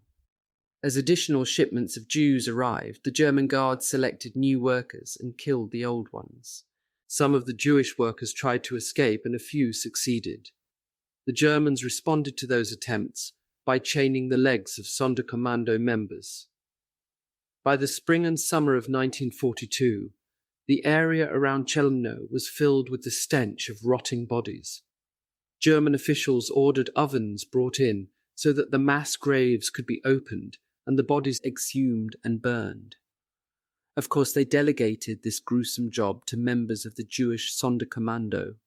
Mordecai Podschlepnik, a Jewish man assigned to the task, found the bodies of his wife and 2 children in a mass grave. He begged the SS guards to shoot him. When they refused, he tried to commit suicide. This time his comrades stopped him. Eventually he escaped. One of very few survivors of the killing center at Chelmno, Podschlepnik later served as a central witness at the post-war Chelmno trial. Rumors about the killing center at Chelmno soon spread.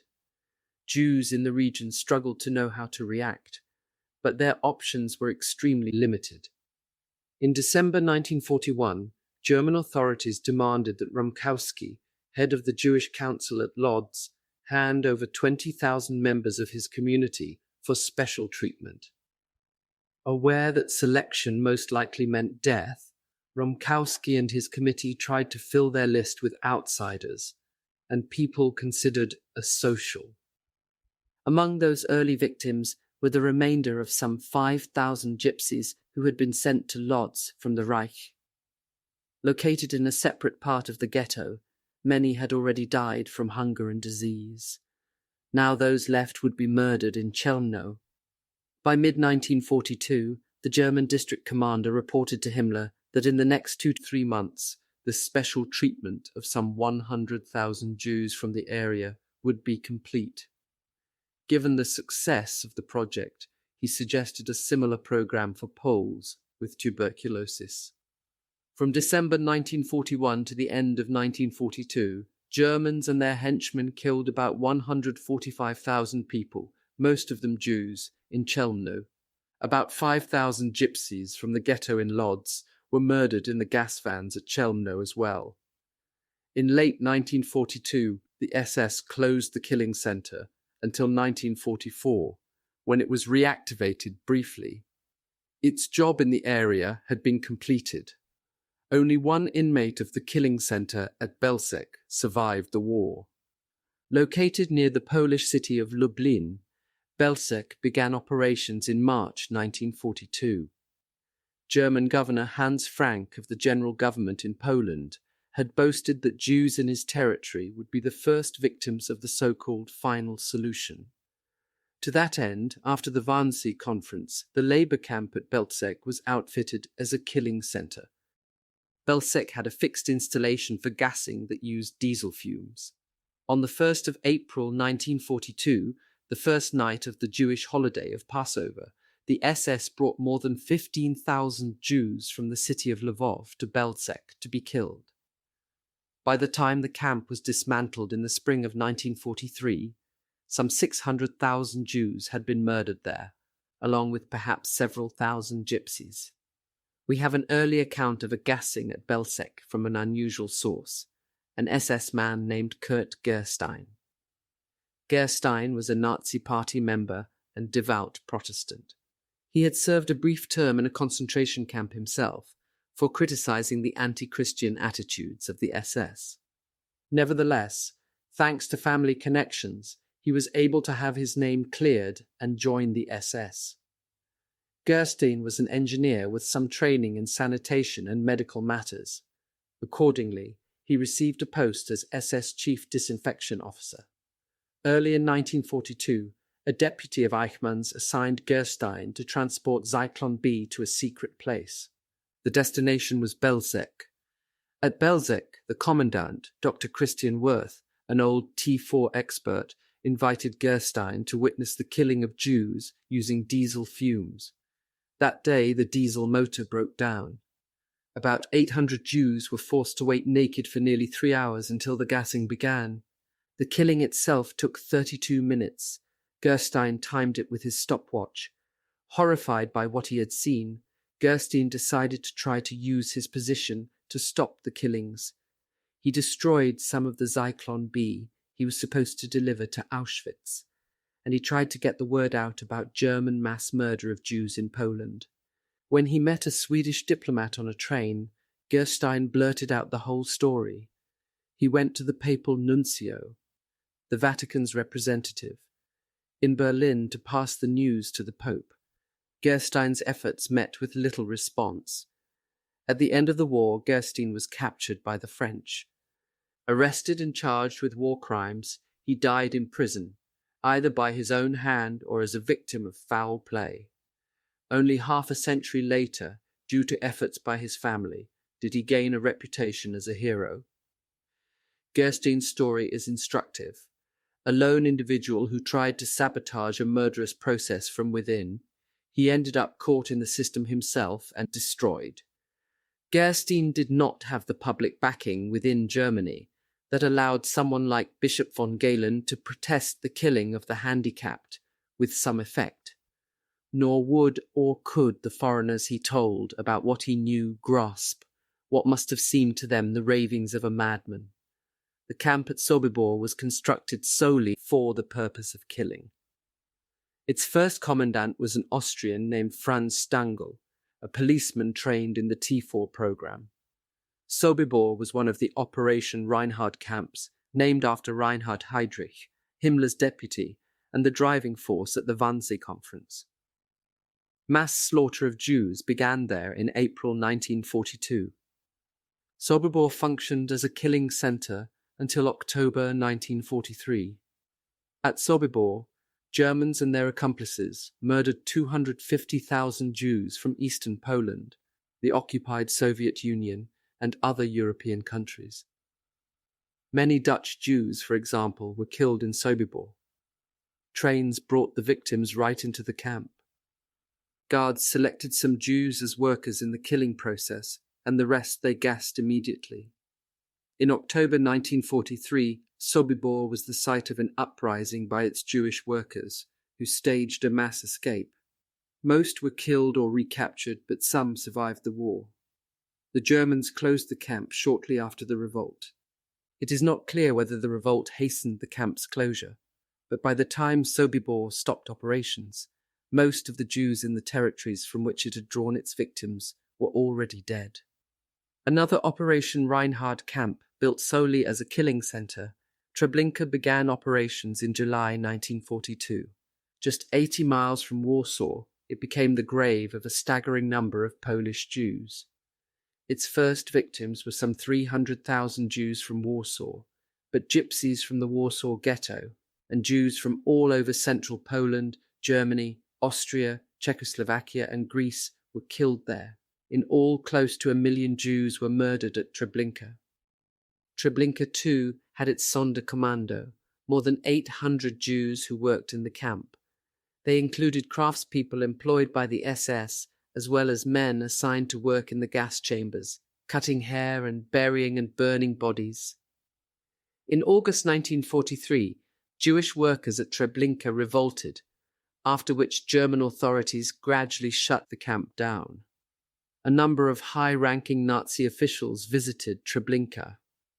Eichmann, for example, paid a call. He described the fake railway station that greeted arrivals to Treblinka as looking just like Germany. Camp organizers intended the facade to create a semblance of normalcy so that people would not suspect they were about to be killed. Eichmann also saw guards chase Jews into the gas chambers through a path between barbed wire fences that the Germans in charge of the camp called the hose, the funnel, or the way to heaven. Treblinka was far from perfectly organized. Often corpses littered the train tracks, both inside and outside the compound. Eventually, the commandant of Sobibor, Franz Stangl, was transferred to Treblinka to clean the place up. Even Stangel's improvements increased efficiency, and a beautification scheme that included planting flower beds could not conceal the unbearable smell that surrounded the place. Fields came right up to the security fence, so that Polish farmers who lived nearby could see much of what happened inside. No one in the area could be unaware of the massive killing operations at Treblinka. Majdanek combined a labor camp with a killing center. Just a mile from the city of Lublin, the camp, modeled after Dachau in Germany, was built in the winter of 1940-1941 for prisoners of war. In fact, the Jewish POWs from the Polish army, who were its first inmates, did much of the construction. In July 1941, the Germans brought Soviet POWs to Majdanek. Over time, they added many Polish Gentiles, especially political prisoners. They built gas chambers in 1942, but death vans and shooting were also widely used at Majdanek. All of Majdanek's inmates were subjected to terrible abuses, and many were worked to death. Most of the Soviet POWs died from torture and starvation. The SS guards were known as sadists who enjoyed killing children in front of their mothers and forcing the prisoners to engage in deadly sports. At Majdanek, gassing, for the most part, was reserved for Jews. Guards brought most transports of Jews straight to the gas chambers. Those kept alive to work had a precarious existence. In late 1942, Eichmann visited Majdanek. Guards forced the inmates to spend the entire day on parade. Eichmann looked at them and said, "Get rid of the whole lot." In Nazi eyes, the lives of the inmates at Majdanek were worth less than nothing. In just one day, the 3rd of November 1943, guards mowed down some 17,000 prisoners with machine gun fire and forced the few left alive to conceal the evidence. In all, 200,000 people were killed in the camp. About 75,000 were Gentiles. The other 125,000 were Jews. Auschwitz-Birkenau was the last camp established as a killing center, but it functioned the longest in that capacity. Like Belzec and Majdanek, Auschwitz started as a labor camp. Many of the early inmates were political prisoners from Poland.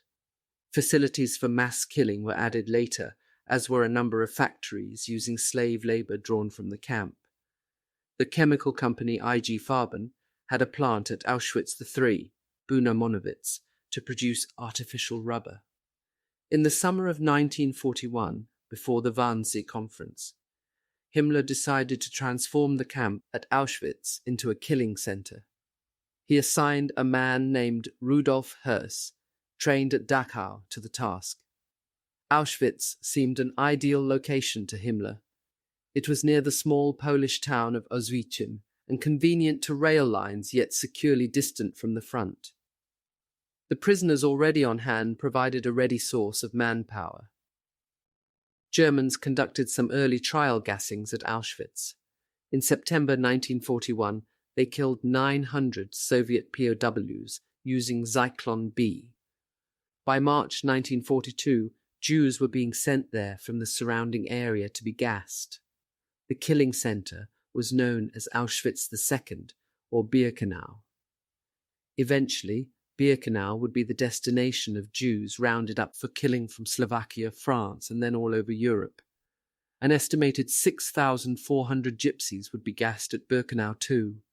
The killing procedure at Auschwitz-Birkenau was similar to that elsewhere.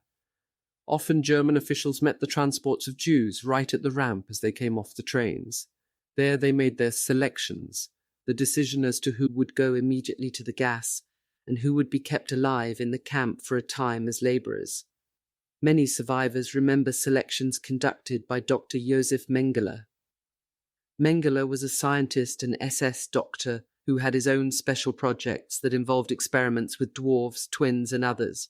Mengele's abusive experiments killed the vast majority of his subjects. With a wave of the hand, Mengele and his counterparts sorted those deemed useful for work from those considered fit only for killing. Children, women with children, pregnant women, the elderly, the sick and the weak were sent to one side and then on to the gas. Others were admitted into the camp. The officials who presided over the killing process developed a series of tricks and deceits to keep their victims calm. Often SS men addressed those selected for gassing in polite, helpful tones as they entered the gas chambers. "You have been on a journey and you are dirty," the SS informed their victims. "You will take a shower." Sometimes they even handed out soap and towels before cramming the people in the shower room. Höss was proud of arrangements at his camp. He had a sense that he had perfected procedures. Auschwitz represented other refinements to the Nazi system of killing. From early in the process, German officials had worried about conflicts between German economic interests and the goal of annihilating Jews. In Auschwitz, those two aims were combined. The SS found they could make money by essentially renting out slave laborers to manufacturers and industrialists. Employers need not worry about keeping their workers alive. There were always more where they came from. In addition to the concentration camp and the killing center known as Birkenau, the Auschwitz system included a massive industrial complex and labor camp called Monowitz. There was also a model town where thousands of employees and their families, Germans and ethnic Germans, enjoyed the fruits of state-of-the-art urban planning. Bizarre as it may seem, some Germans made a rather pleasant life for themselves at the killing centers. Ambitious Nazi doctors had an endless supply of disposable human subjects on whom to conduct experiments. Commandants and other high-ranking administrators often brought their wives and children to be near them. They had access to every luxury and, of course, to free labor. Höss's wife supposedly said about Auschwitz, "Here I want to live until the end of my days." Himmler authorized fish farms, gardens, brothels, and even zoos on the sites for the employees' enjoyment. As for the guards, assignment to a killing center was certainly preferable to being sent to the front. The killing centers marked the culmination of the killing process. They were not separate from the Nazi German war for race and space, but were an integral part of it. In all, an estimated 3 million Jews were murdered in the 6 killing centers outlined here. The number of gypsies killed with them is even harder to pin down, but it was certainly in the tens of thousands. Approximately 20,000 Roma died in Auschwitz-Birkenau alone. 2/3 of them from starvation, disease, experimentation, beatings and shootings, the rest in the gas chambers. Women's and men's experiences in the Holocaust converged and diverged in significant ways, summed up in the scholar Myrna Goldenberg's phrase, "Different horrors, same hell." Jewish men were more likely to be killed in labor camps in Poland in 1939 and 1940, but more women were among the groups selected from the ghettos in 1941 and 1942 for transport to killing centers. In places like Auschwitz, men had a better chance of being chosen for work. SS authorities regularly consigned women, particularly if pregnant or with small children, directly to the gas chambers. Accounts by Jewish women in Auschwitz and other Nazi camps often emphasize the physical transformation that their bodies underwent. Isabella Leitner, a survivor from Hungary, described her feelings in Auschwitz in May 1944. Our heads are shaved. We look like neither boys nor girls. We haven't menstruated for a long time. We have diarrhea. No, not diarrhea. Typhus. Summer and winter we have but one type of clothing. Its name is rag, not an inch of it without a hole. Our shoulders are exposed. The rain is pouring on our skeletal bodies. The lice are having an orgy in our armpits, their favourite spots. Their blood-sucking, the irritation, their busy scurrying give the illusion of warmth. We're hot at least under our armpits, while our bodies are shivering. Rittner and Roth, 67. German authorities tried to keep the operation of the killing centres secret, just as they had attempted to conceal the murder of people deemed handicapped and the mass shootings of Jews and others in 1941, but in no case was secrecy really possible. The killing operations were simply too big and involved far too many people to keep them quiet. Local populations watched full trains pull in and saw them depart empty. The air for miles around was thick with the ashes of burning bodies and heavy with the stench of death. Civilians of all kinds came from Germany and elsewhere for jobs in the camps. There were guards, of course, but also architects and engineers, suppliers, telephone operators and secretaries. What did the German and Polish women think, whose job it was to type up lists of the dead and prepare statistics of the numbers of people killed? Presumably perpetrators, bystanders and onlookers found ways to live with their knowledge of the killing centres. One individual's account illustrates some of the forms denial and rationalization could take. Theresa Stangl was married to Franz Stangl, commandant first of Sobibor and then of Treblinka. A devout Catholic, she had initially opposed her husband's involvement with the Nazi Party. According to Mrs. Stangl, she had never really understood his position in the T4 program. She claimed she did not know the nature of the programs he administered. Later, Theresa Stangl moved to Sobibor to be near her husband. From their house near the camp, she could not see the activities inside. One day, a drunken co-worker of her husband's called on her. He told her the details of Franz's job. Horrified, Mrs. Stangl confronted her husband. He denied any direct connection with killing and assured his wife that he was just responsible for routine administration. Nevertheless, she found herself unable to have sexual relations with him for some time. Eventually she moved away, and they continued their marriage from a distance. Despite her misgivings, Mrs. Stangl stood by her husband. He loved her and would have done anything for her, she said. Once she admitted in an interview that he would have chosen her over his work if she had given him an ultimatum. But later she insisted that she could have done nothing. What of the Jews? What could Jews in Europe know in 1942 and 1943 of the killing centres? The answer is complicated by geography. Clearly Jews farther away, in Greece for example, might have access to very little reliable information, but even Polish Jews, at least in the early stages of the killing centres operation, could have problems grasping the reality of genocide. The word genocide did not even exist until after the Second World War. Perhaps one account can illustrate. Piotrkow Trybunalski, in the incorporated territories, was home to about 11,400 Jews, some 22% of the overall population. Since October 1939, the Jews of Piotrkow had been confined to a ghetto. In the spring of 1942, 2 young Jewish men escaped from Chelmno. They arrived in Piotrkow and revealed the truth about German gassings of Jews. Most people refused to believe their ears. Why, during wartime, when it was well known that Germany had a serious shortage of labour, would the Germans try to slaughter every Polish Jew? The leaders of the community met. Desperate to reassure themselves, they decided that the excesses the 2 young men had witnessed must be regional aberrations. Everyone knew that the SS commander Odilo Globoknik in Lublin was exceptionally vicious. Surely nothing so terrible could happen in their district. Were the Jewish leaders of Piotrkow naive? Maybe, but perhaps that innocence is to their credit. Who could imagine mass gassings as part of systematic annihilation of Jews? Such a thing had never happened. Nazi planners in turn manipulated and exploited that inability to believe the worst. Hope, even false hope, had some advantages over despair. One of the chroniclers of the Warsaw Ghetto wrote, "It is good that we console ourselves, for even if these are false hopes, they keep us from collapsing." For the most part, those Jews who grasped German intentions toward them could do nothing anyway. In the summer of 1942, Adam Czerniakow was head of the Jewish Council in Warsaw.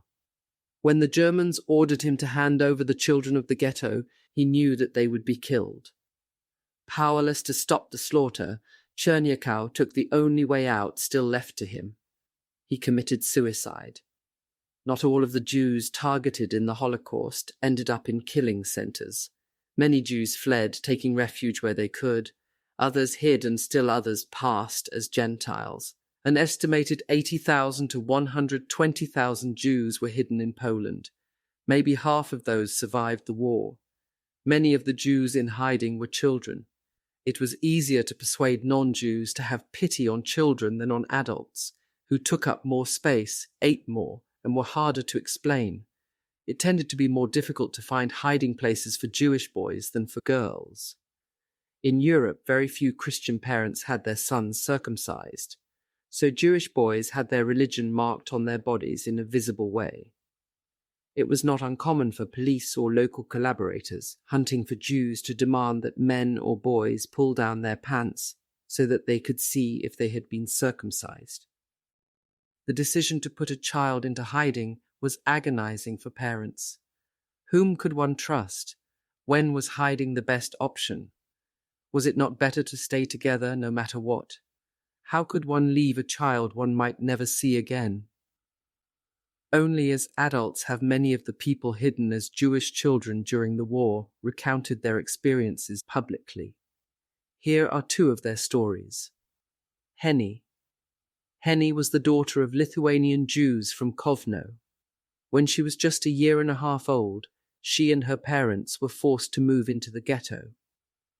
For more than 2 years, Henny's parents hid her in a small room that had been a walk-in pantry, but when she developed whooping cough, it became too risky to keep her there.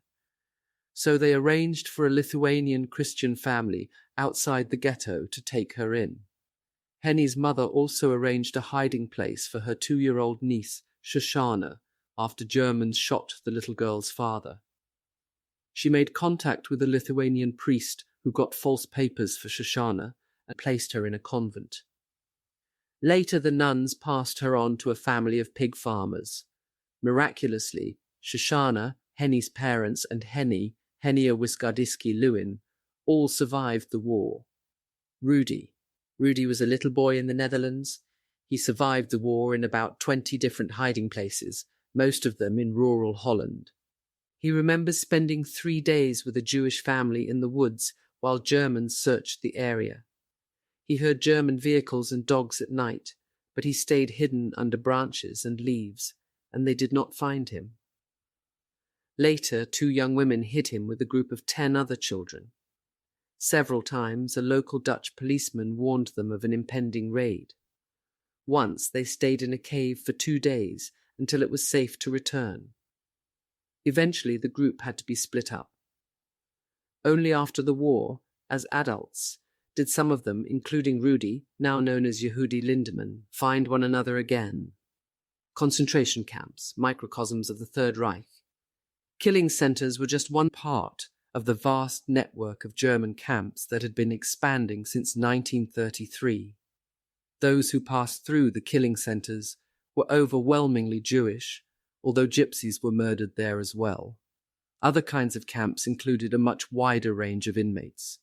The years 1942 and 1943 were also a time when the Germans incarcerated huge numbers of people from all over Europe. A closer look at the concentration camps belongs in this discussion of the peak years of killing. The total number of Nazi German camps of various kinds is not known, but it must be in the thousands. An estimated 18 million people passed through the camps. Some 11 million died there. Many of those who survived bore deep scars, physical and psychological.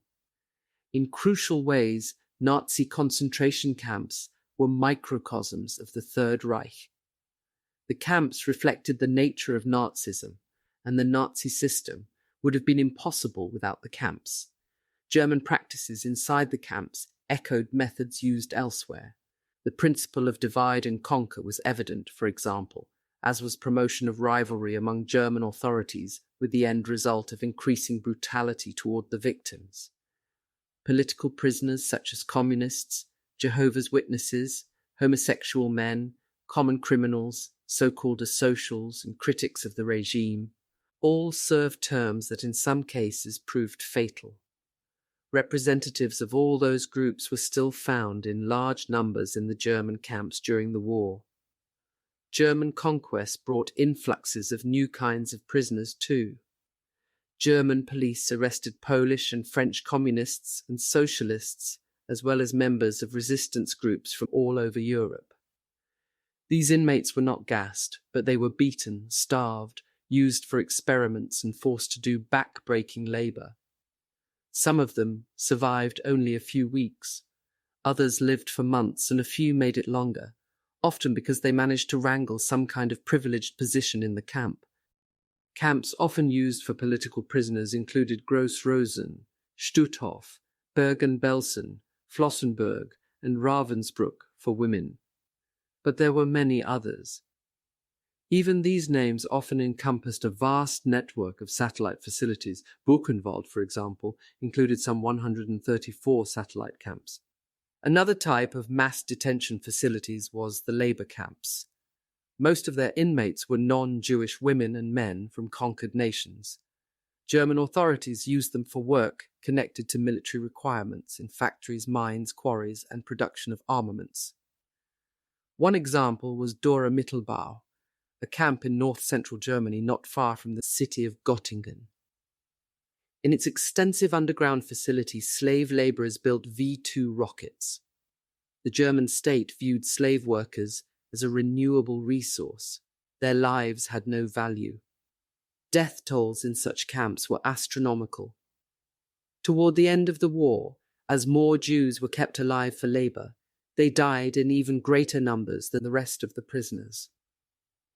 Camp organizers quartered the Jews separately, gave them less food, and treated them even more harshly than they did the Gentile inmates. Like the killing centers, concentration camps specialized in brutality with an eye to comfort and ease for the staff. Buchenwald had a zoo. Many had gardens, and beginning in 1943, brothels staffed by sex slaves from the occupied territories. Sometimes camp authorities also assigned German asocial women, lesbians, communists, and criminals. To brothels, clients included staff and especially privileged male prisoners. All of the big camps, even places such as Dora Mittelbau, had orchestras. Often they included gypsies, popular as musicians in Europe, or trained classical musicians. There was no shortage of candidates. Europe in the 1940s was a very musical place.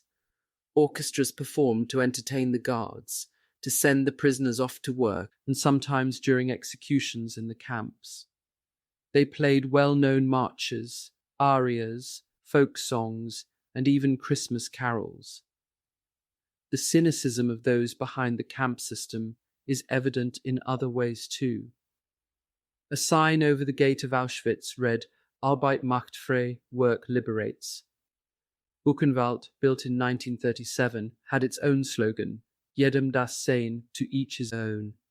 German authorities recruited for high-ranking positions at the camps from within the German police. They hired unskilled or semi-skilled workers to be guards at the lower levels. At Ravensbrück, for example, women guards were recruited through ads that promised job security, a responsible position, and wages higher than many unskilled positions. Successful candidates underwent only a very short training course. Outside of Germany, SS men took the top positions in the camps. Often they had been trained at German camps, such as Dachau. Lowlier guards commonly came from subject populations, for example, ethnic Germans from Eastern Europe, Ukrainians, Latvians, or Croatians. Jobs in the camps gave individuals a chance to enrich themselves at the expense of the inmates. They also provided an opportunity to lord it over one's local enemies. For example, the Germans hired Croatians to guard Serbs, Yugoslavian gypsies, and Jews. They often used Ukrainians against Poles. Working conditions that tolerated and even encouraged drunkenness, rape, and brutality appealed especially to sadists and thugs. Women occupied almost all of the same positions that men did, at least at the lower levels. Generally, women prisoners had women guards. There were also female SS auxiliary units, usually assigned to communication duties and housekeeping for SS men at the front. It was no secret that these women, chosen on the basis of their supposedly valuable blood, were expected to help German SS men resist the temptation of sexual liaisons with non-Aryans by making themselves available. About 2,000 female guards assisted the SS at the Ravensbrück camp for women. Some women, like some men, were notorious for cruelty. Most infamous were Irma Grez, a guard at Auschwitz, and the bitch of Buchenwald, Ilse Koch, wife of Commandant Karl Koch. Frau Koch, though not herself a guard, was active and visible in the camp. After the war, wild rumors circulated about her sexual deviancy and fondness for lampshades and other household decorations made of tattooed human flesh. Some of the most horrific stories about Ilse Koch were never proven, but what seems clear is that to prisoners and outside observers alike, the involvement of women in Nazi brutality seemed even more shocking than the behavior of men. German authorities in the camps also appointed some prisoners to supervise and control other inmates. Such prisoner functionaries became known as kapos. Often the leaders of labor gangs, kapos had access to some power and privilege. At the same time, they remained answerable to camp authorities. The use of kapos encouraged development of elaborate hierarchies of power within the camps. Such divisions, of course, benefited the Nazis, who needed to invest less time and energy to control prisoners who were at odds with one another. By rewarding kapos for brutality against fellow prisoners, German officials continued to undermine solidarity. Every kapo realized that he or she could be replaced at a moment's notice. There were plenty of prisoners eager to increase their chances to survive by accepting positions of privilege within the camp. To reinforce divisions among prisoners, camp officials introduced a system of colored badges to identify the various groups. Criminals wore a green triangle, communists received red. Gypsies and asocials were marked with a black badge and Jehovah's Witnesses with purple. A pink triangle designated homosexual men, a yellow triangle, or more often two triangles together to form a six-pointed star, identified Jews. Camp authorities recruited most capos from the green and red triangles, the two groups at the top of the hierarchy. Capos from the other groups were not unknown, but it was hard for people to assert authority over those considered above them. Jews, marked as they were for death, invariably occupied the bottom of the hierarchy. Often the other prisoners ostracized and tormented homosexual men in particularly vicious ways. Nevertheless, in a few cases, Jews and homosexuals too served as capos, or in similar positions. The perpetrators devised special humiliations for members of each of their victim groups, and even the same treatment was experienced in different ways by people whose own values and taboos set them apart from one another. German aggressors often launched attacks on Jews on the Jewish holidays. Camp officials frequently put tough, homophobic capos in charge of gay prisoners. nakedness of adults in front of their own children was particularly taboo among Sinti and Roma, so orders to strip carried extra humiliation for members of those groups. Many accounts from the camps stress the importance of support from other prisoners. German officials tried to divide and conquer their prey. They set people against one another by forcing competition for absurdly small prizes. An extra crust of bread, a button, a piece of string. Some of the most powerful stories of the camps explain how inmates countered such efforts to isolate them. Primo Levi, an Italian Jew, tells how he reminded himself and a co-worker of their humanity by reciting lines from Dante's Divine Comedy. "Think of your breed, for brutish ignorance your metal was not made, you were made men, to follow after knowledge and excellence." Sarah Nomberg-Precitic, a Jewish communist woman from Poland, attributes her survival to an anonymous woman in the next train car who sacrificed her own blanket so that Sarah would not freeze to death. Almost every memoir of the concentration camps mentions gypsies. For gypsies, like Jews, 1942 and 1943 were the peak years of killing. As German forces consolidated their hold on subject territories, they located more and more groups of Roma. In all, German perpetrators and their accomplices killed an estimated 1/4 to 500,000 Roma, including many children. Thousands of others were sterilized. Nazi ideology considered gypsies impure and unworthy to live. One of the absurdities of the situation was that, according to Nazi terminology, gypsies were in fact more Aryan than the Nordic Germans. Gypsies originated in India, home of the original Aryan tribe, whose name was appropriated by European racists for their own purposes.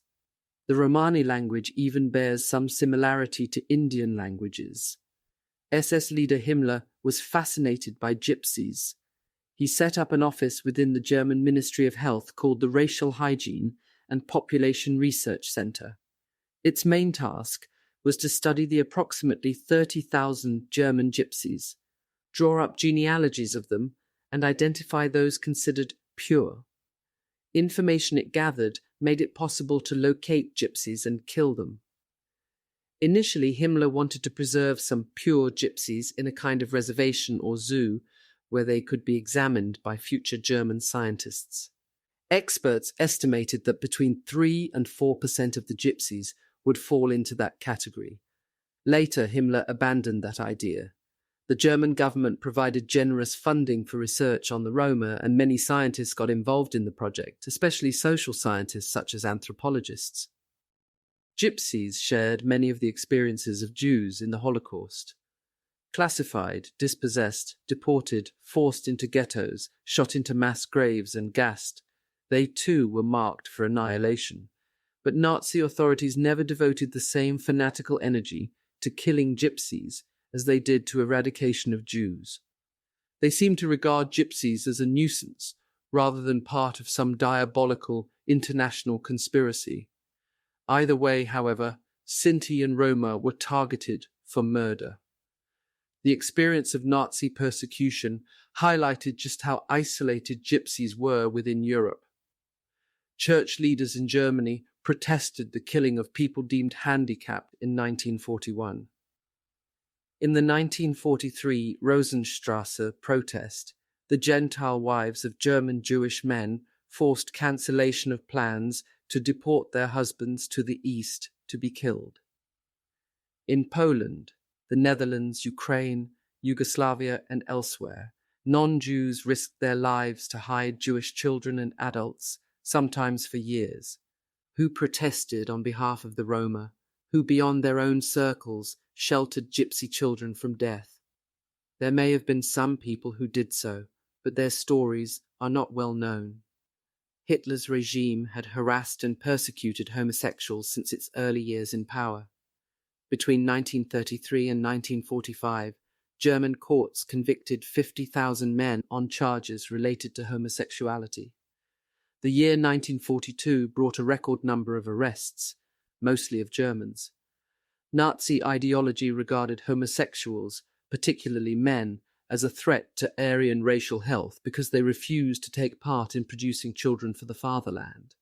In wartime, especially in 1942 and 1943, as German casualties began to climb, the German leadership took that offence very seriously. German police arrested thousands of men accused of homosexual activity. Between 5,000 and 7,000 of these men perished in the Second World War, perhaps half of them in concentration camps. Like every group targeted by Nazi Germany, homosexuals had experiences unique to them. For one thing, Nazi theorists and practitioners were confused as to whether homosexuality was biological or acquired. So German officials vacillated between treating gay men as if they were racial enemies or handling them as candidates for re-education. In 1933, Himmler had estimated there were between 1 and 4 million homosexually inclined men in Germany, but even the homophobic Himmler never mounted a systematic effort to wipe out homosexuality as such. Instead, police made arrests on the basis of denunciations and raids. By 1942, many concentration camps had homosexual inmates. Sachsenhausen and Buchenwald housed the largest numbers, at times in separate queer blocks. Gay men, like Jews and Gypsies, fell near the bottom of the camp hierarchy. Viewed even by many fellow prisoners as the scum of humanity, they suffered severely from torture, beating, and medical experimentation. Perhaps their isolation from other prisoners explains the extremely high death rate among gay inmates in Nazi camps. It was about 60% as compared to 41% for political prisoners and 35% for Jehovah's Witnesses. As the war went on and German demands for labor increased, officials allowed some of the homosexuals in Sachsenhausen to be released as civilian laborers, but there were strings attached. In order to be pronounced cured, a candidate for rehabilitation had to perform properly with a prostitute from the camp brothel. If he failed but agreed to castration, he might still be released for heavy labor. Some gay men also won release by volunteering for special penal units sent to the very worst areas of the front. Few of those individuals survived. Harry Pauli, an actor from Berlin, was one of the rare exceptions. Sentenced on grounds of homosexual activity to 20 months imprisonment, he served 8 months before being drafted into the Wehrmacht. Ridiculed and abused by the other men, he tried to desert but was caught. His punishment was a year with the penal battalion Dirlewanger. Thanks to a non-fatal wound, he witnessed the end of the war from a military hospital in Prague. In significant ways, persecution of homosexual men in Nazi camps continued what went on outside. After liberation of the camps in 1945, occupation authorities arrested again some gay men, reconvicted them and sent them back to prison. Homosexual activity remained a criminal act in West Germany until the 1960s. Illegality and social stigma account for the silence that shrouded the treatment of gay men in Nazi Germany until the 1970s and 1980s. Resistance. All over Europe, people resisted Nazism in many ways. There were individual acts of defiance and heroism. There was sabotage and rescue of people targeted for killing. The Communist Party organized resistance groups, often with backing from the Soviet Union. The British Special Operations Executive supported nationalist guerrilla movements from France to Yugoslavia and Greece. Any discussion of resistance has to define the term. Does opposition have to be effective to count as resistance? Does it need to be organized, armed, unmixed with collaboration or opportunism? I define resistance as any actions taken with the intent of thwarting Nazi German goals in the war, actions that carried with them risk of punishment. Under this definition, resistance could be individual or group, armed or unarmed. Whether we talk about intelligence as resistance, Jewish resistance, or resistance within Germany, all discussion of resistance serves to counter some popular misconceptions about the Second World War. Resistance can take many forms. Many anti-Nazi organizations took enormous risks to collect and transmit information that would undermine the German war effort. One of the most remarkable examples of intelligence as resistance involved a member of the Polish underground named Jan Karski. Born in 1914, Karski made a career before the war in the Polish Foreign Service. He joined the Polish army in 1939 and was taken prisoner by the Soviets. Karski escaped and became part of the Polish underground. In the fall of 1942, Karski was charged with a mission to London. He was to carry a report to the Polish government in exile that described the situation in German-occupied Poland. Leaders of two Jewish organizations learned of Karski's impending trip to London and asked if he would also carry a report for them. Karski agreed. The Jews of Poland were being exterminated, the Jewish leaders told Karski. Eventually, Hitler would lose the war, they said, but he would win his war against Polish Jewry. The Jewish leaders asked Karski to tell the highest circles of the Allied governments that Hitler planned to kill every Jew, regardless of the outcome of the war. Polish Jews and even Polish Gentiles were helpless to stop the destruction. Only the Allied governments could save the Jews. Before they sent him off with their message, the Jewish leaders wanted Karski to see for himself what they meant. They smuggled him into the Jewish ghetto in Warsaw and then into the killing center at Belzec. Karski was devastated by what he saw. After an hour in Belzec disguised as a guard, he broke down and had to be taken out, vomiting blood. Karski became one of the first eyewitnesses to present to the West the whole truth about the fate of the Jews in occupied Poland. Karski delivered his reports as promised. He met with British, American, and Polish representatives. He spoke directly with Prime Minister Churchill in Britain and President Roosevelt in the United States and sought out journalists and other opinion leaders. All of Karski's perseverance and heroism did not get the results he so desperately wanted. People simply did not comprehend.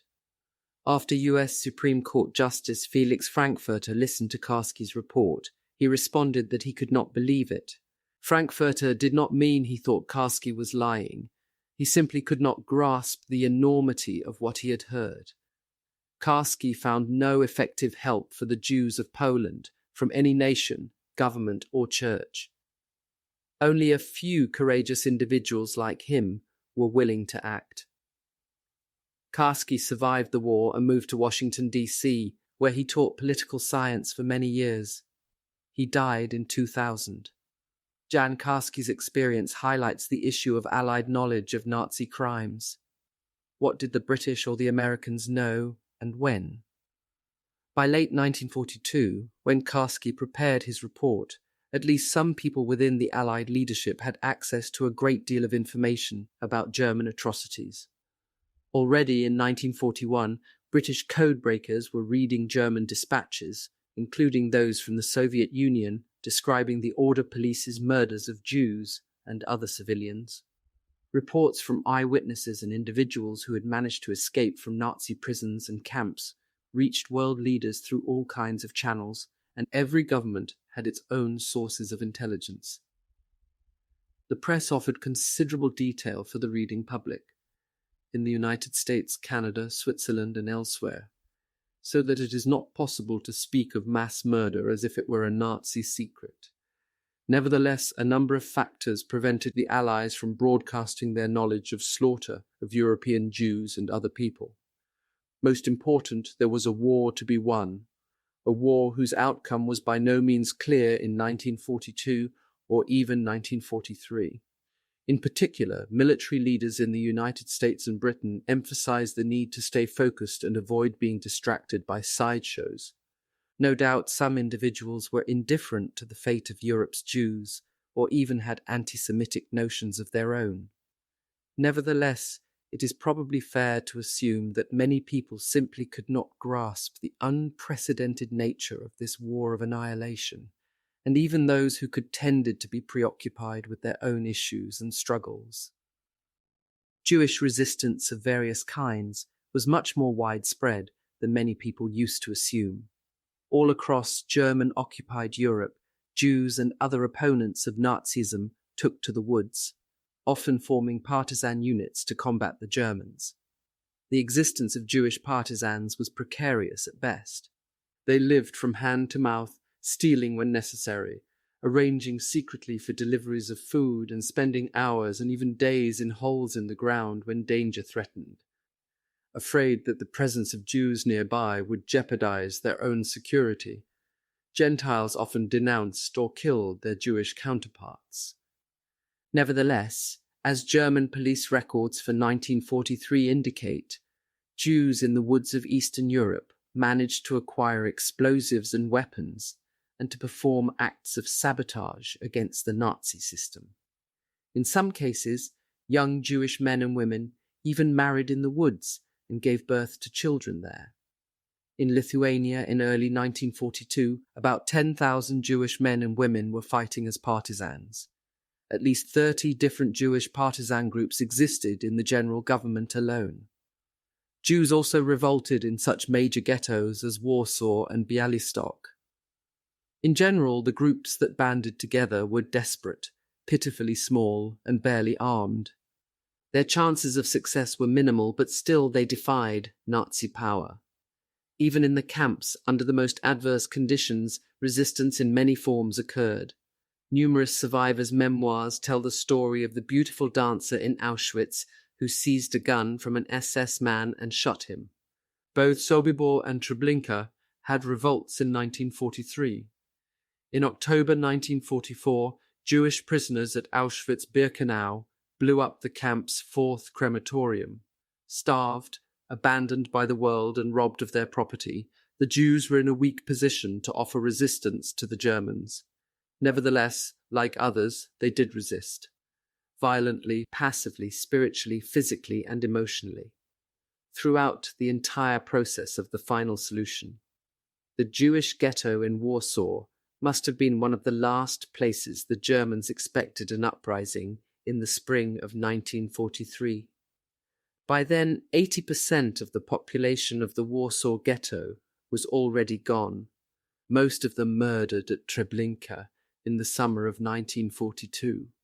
Initially, the Warsaw Jewish rebels had little support even within their own community. The Jewish Fighting Organization had fewer than 500 fighters.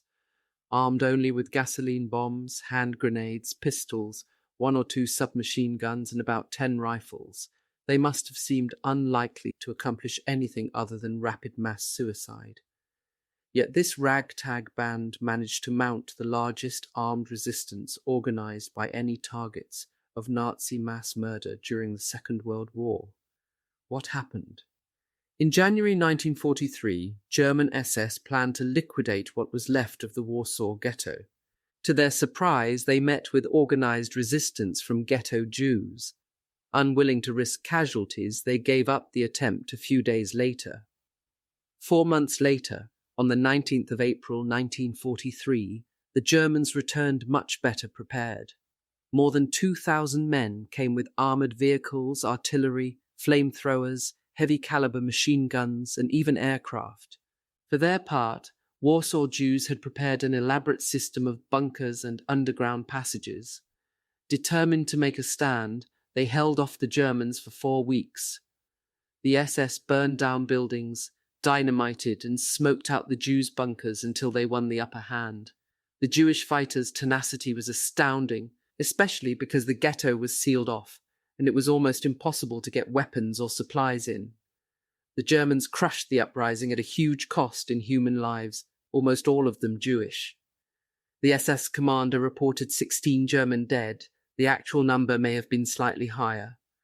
Small pockets of Jewish resistance continued for weeks, but in the end, more than 56,000 Jews surrendered. The Germans shot many on the spot and transported the others to killing centres and labour camps. Thousands of Jewish dead remained buried in the rubble.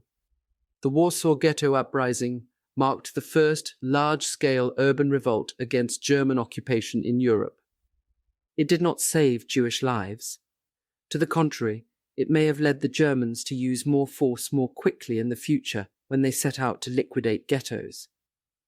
Given their intention to kill the Jews anyway, however, it could hardly have worsened the Jews' situation.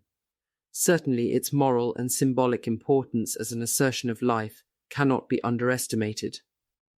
Examples of resistance within Germany are few, although so-called Aryan Germans were certainly in the strongest position to oppose the Nazi regime. The early years of Hitler's rule had paralyzed organizations that might have been the focal point for resistance activities. Members of the Communist Party, for example, had been dispersed, although they managed to retain some links to one another and preserve some pockets of resistance. The time to oppose Nazism had been in the first phases of its rule in Germany. By 1942 and 1943, the stakes were much higher. Only in 1944, once Germany was clearly losing the war, would more opponents of the regime be emboldened to acts of resistance. Still, there were some important incidents earlier on. In the winter of 1942, a professor and a handful of students at the University of Munich formed an organization they called the White Rose. The key figures were Kurt Huber, a professor of philosophy, Willy Graf, a devout Catholic, Alexander Schmorell, son of a Russian woman, Christoph Probst and Hans Leipelt, both of whom had Jewish family members, and a brother and sister, Hans and Sophie Scholl. Both Scholls had been enthusiastic Nazis as children, but as students they broke from those ideas. Hans's tour of duty as a medical orderly on the Eastern Front gave him first-hand exposure to the horrors of Nazi German warfare. Under the name The White Rose, the group printed a series of leaflets decrying the crimes of Nazism. The last issue, in February 1943, was called The Spirit Lives. In it, the students protested the moral destruction of German youth. Nazism, they wrote, had turned German young people into godless, shameless, unscrupulous murderers. Police caught Hans and Sophie Scholl, along with 3 of their friends, including Professor Huber. They were interrogated and tried for spreading malicious and defeatist rumors against the state. Sophie, a 22-year-old philosophy student at the time, addressed the court as guards led her away. "What we have written is in all your minds, but you lack the courage to say it aloud." Hans and Sophie Scholl and Christoph Probst were executed in February 1943. Schmorell, Huber, Graf and Leipelt were tried and executed later. The university remained silent. There was neither protest nor any show of solidarity from administrators, faculty, or students on behalf of the members of their community. After the war, the University of Munich named its main quadrangle after the Scholl siblings. There were enormous barriers to resistance, especially for members of groups targeted for persecution and death in German-controlled Europe. One of the most significant was the Nazi policy of exacting reprisals. The Germans made entire communities suffer for acts of resistance on a scale massively out of proportion to the supposed offence. In June 1942, members of the Czech underground, with support from the British Special Operations Executive, assassinated Reinhard Heydrich. The Germans responded with total destruction of the town of Lidice near Prague. They murdered all 199 men there, as well as many of the women and children. Those remaining were removed for Germanization. In 1943, a group of Jewish fighters from Vilna escaped from the ghetto to join partisans in the forest. Somehow they got their hands on a few weapons and attacked some Germans outside the city. In retaliation, the Gestapo seized the entire family of each Jewish fugitive or everyone who lived with him or her. They also arrested the leaders of all of the Jewish work parties in the vicinity, together with their families. All of those people were shot. The policy of reprisals was a major deterrent. It probably explains why revolts in the Jewish ghettos often occurred only after the rebels were certain that death was planned for them and those close to them anyway. Divisions within communities could present another obstacle to resistance. What would be the prospects? What were the best tactics? were some would-be heroes risking increased horror for other people. After years of war and occupation, few people had the prerequisites for resistance. Overwhelmed by events, isolated, exhausted and hungry, they could not hope for much success when it came to stopping Nazi Germany. Given those conditions, we should perhaps be surprised at how much rather than how little resistance there was in German-occupied Europe. The topic of resistance easily lends itself to manipulation and stereotypes. For decades, the insistence of the post-war French governments that they were the heirs of the heroic French resistance made it impossible to face the realities of French collaboration. The fact that Jews were enormously overrepresented among French resistors was rarely acknowledged. Old stereotypes of Jewish passivity, in turn, blinded many scholars and other observers to the abundant evidence of specific Jewish resistance. It is tempting to offer resistance as a sort of antidote to the depressing subject of the Second World War and the Holocaust, but some caution is in order. For one thing, a focus on heroism. Those lights in the darkness who dared to defy the Nazi juggernaut can serve both to encourage us with the possibilities for resistance and to remind us of just how many people participated in the crimes of the Third Reich or stood by silently. It is also important to keep in mind that resistance arguably did not change the course of the war. It was military might that defeated Nazi Germany. With very few exceptions, it was the Red Army and the Western Allies that liberated occupied territories from German control. Nevertheless, resistance had a crucial impact. To other conquered peoples, it sent a message that they were not alone and that the Germans were not invincible. Resistance also left a positive legacy for a post-war world in which so many people had been compromised by collaboration and opportunism or paralyzed by death and misery. Thaddeus Stabholz experienced many of the events that have been addressed in this chapter. Teddy Stabholz grew up in a middle-class, assimilated Jewish family in Poland. He was a young medical student in Warsaw when the Second World War began. Months after the Germans defeated Poland, they forced Teddy, his father, his grandmother, and the rest of his relatives to move into the Warsaw Ghetto. Teddy's mother had died in 1938 of cancer. In 1941, his father was killed by the Germans. Teddy was left alone, like a homeless dog, he wrote later. With his fiancée, Frenzia, he survived as best he could on the food they could scrounge. Teddy cared for his grandmother too, until January 1943, when Germans beat her to death in the street. By that time, many of the Jews, especially the old, very young and sick, had already been taken out of the ghetto and sent to the gas chambers at the killing centre of Treblinka. In early 1943, some of the young Jews left in the Warsaw Ghetto organised an uprising against the Germans. Teddy and Frenzia were among them. They fought desperately with whatever weapons they had, but they were no match for the SS firepower. The Germans burned the ghetto, killed most of the people in it, and sent the remaining few to Treblinka. There, Frenzia was murdered, but Teddy, for some reason, was sent on to Majdanek, a labour camp, as well as a killing centre. He remained a prisoner of the Germans in various camps for 2 more years. Through extraordinary luck, if one can speak of good fortune in the context of genocide, Teddy Stabholz survived. Guards selected him to be killed at Majdanek, but at the last minute pulled him out of the group and made him a medic. At Auschwitz-Birkenau, he was starved, beaten, and forced to carry enormous loads of water and cement for miles. He almost died of pneumonia. For a time, he even had a job delousing the body hair of fellow prisoners with Zyklon B, the same insecticide used in the gas chambers. Stabholz managed to win the favour of some senior prisoners and guards by operating on the corns and calluses on their feet. In the summer of 1944, he witnessed the murder of all of the gypsies in Auschwitz. Stabholz endured excruciating work, plagues of typhus and lice, and transfers to camps farther from the front lines.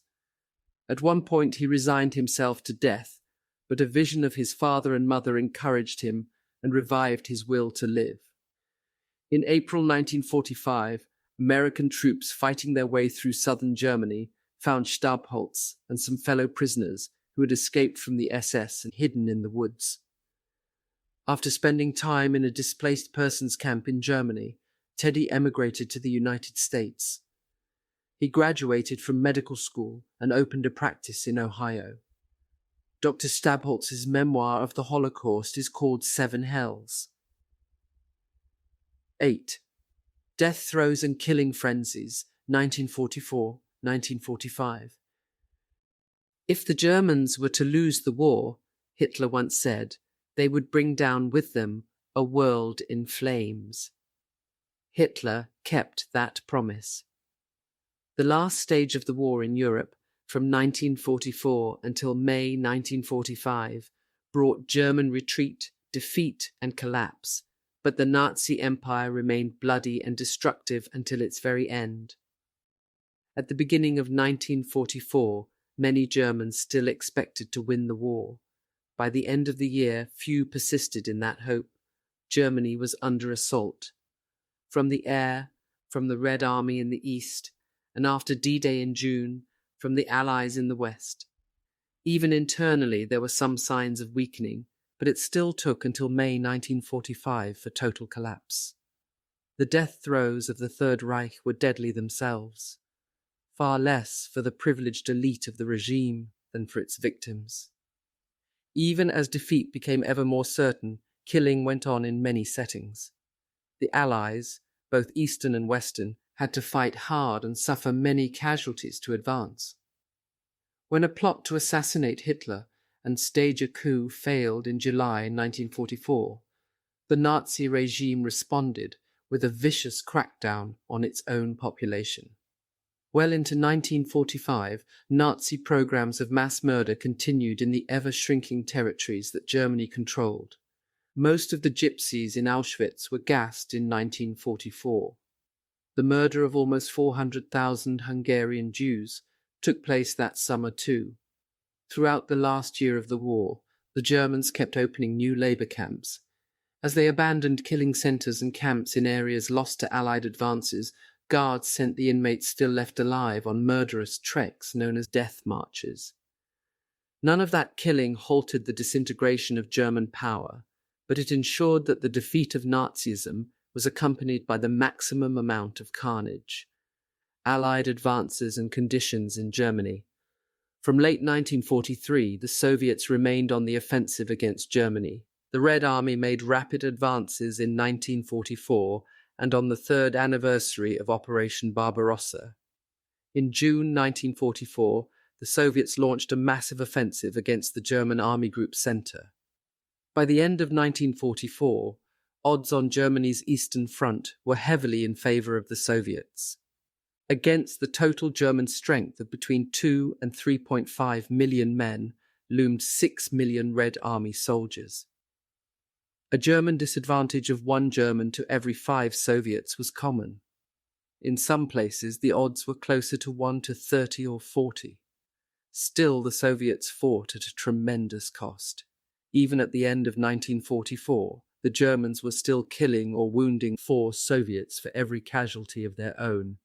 The huge Soviet advantage in replacements, and the need to send in wave after wave of those troops, itself implied the staggering death toll that the fighting took on the Red Army. It is estimated that the battle for Berlin alone cost 500,000 people their lives or their health. Small wonder that as soon as it could, the Soviet leadership would demand massive territorial gains and enormous reparations from the Germans. Air raids on Germany by the Royal Air Force and the US Air Force peaked between January 1944 and January 1945. In the words of US President Franklin Roosevelt, Fortress Europe had no roof. American planes alone made some 755,000 sorties that year and dropped 1.4 million tons of bombs on Germany and German-controlled territories. Much of that aerial bombing was inaccurate, so that planes often dropped their loads indiscriminately in and around major German cities. Allied bombing may have killed as many as 500,000 German civilians. Attacks from the air hit the petroleum and chemical industries hard. By September, the Germans could supply only 10% of their needs in aviation fuel. By early 1945, the flow of fuel and ammunition to the German fronts had almost stopped. Nevertheless, the German war machine demonstrated remarkable resilience to the assault from the air. Electric power stations continued to function, and German war production persisted during the last stage of the war. Of course, a regime obsessed with public opinion ensured that these achievements were accompanied by massive armaments propaganda. Did manufacturing of fighter planes peak in late 1944? Was total German military output in 1944 really more than 5 times the country's 1939 level? Eager to depict Germany as invincible in the face of economically superior enemies, Goebbels and his minions exaggerated and celebrated the triumphs of mass production and trumpeted the imminent appearance of new miracle weapons. Such claims were encouraged and supported by Albert Speer, 1905-1981, Hitler's Minister of Armaments and War Production from 1942. A trained architect and a friend and confidant of Hitler, Speer also indulged the Führer's passion for designing giant buildings for the Nazi world of the future. The Allies captured Speer at the end of the war and brought him to trial for his role in German crimes against foreign labor. He served 20 years in prison and published memoirs and a diary. Unlike almost all of his Nazi counterparts, it appears that by the end of his life, Speer was repentant toward victims of the Third Reich and regretted his role in German crimes. The real key to German wartime production was the massive use of slave labor. In 1939, there were about 300,000 forced laborers in Germany. By 1944, that number had skyrocketed to 7.5 million. It was above all these non-Germans. From Russia, Ukraine, Belarus, Poland, France, the Netherlands, Italy, Hungary, and elsewhere, who bore the tremendously high human cost involved in outfitting the German war machine. The impact of the attack from the air on the morale of German civilians is hard to gauge. Certainly air raids alone did not destroy German support of Hitler's regime, although it is possible that the destruction of German cities made it easier for Germans to recognize defeat and surrender at the end of the war. Much easier to measure was the physical impact of the bombing. Allied raids destroyed between 4.5 and 5 million habitations, so that Germans experienced an incredible shortage of housing in the last stages of the war. Production of consumer goods fell dramatically at the same time. By 1944, the German economy was in serious trouble. Hitler's insistence on protecting the home front from the costs of war meant deficit financing on a huge scale. The idea, of course, was that the vanquished would pay for the war. As long as the Germans were victorious, they supported themselves through theft and plunder. Once the tide of the war turned, however, they were left with the hollowness of their own economy. Printing large amounts of money sparked inflation. Rapidly rising prices, in conjunction with stringent wage and price controls, led, as that particular combination always does, to the emergence of an active black market. In the German case, even before the war was over, cigarettes began to overtake the official currency as the preferred medium of exchange. On the 6th of June 1944, in a massive action with the codename Operation Overlord, the Western Allies landed in Normandy in northwestern France. D-Day, as it became known, was the greatest amphibious assault ever. The numbers alone are staggering. More than 4,000 Allied ships landed 176,000 troops after 10,000 aircraft dropped 10,000 tons of explosives on the German defenders of the French coast. By the end of July, after hard fighting and heavy casualties, Allied forces broke out of the beachheads and began to drive the Germans eastward. In August 1944, the Allies liberated Paris. The next month, the Western Allies under General Dwight Eisenhower crossed the German border.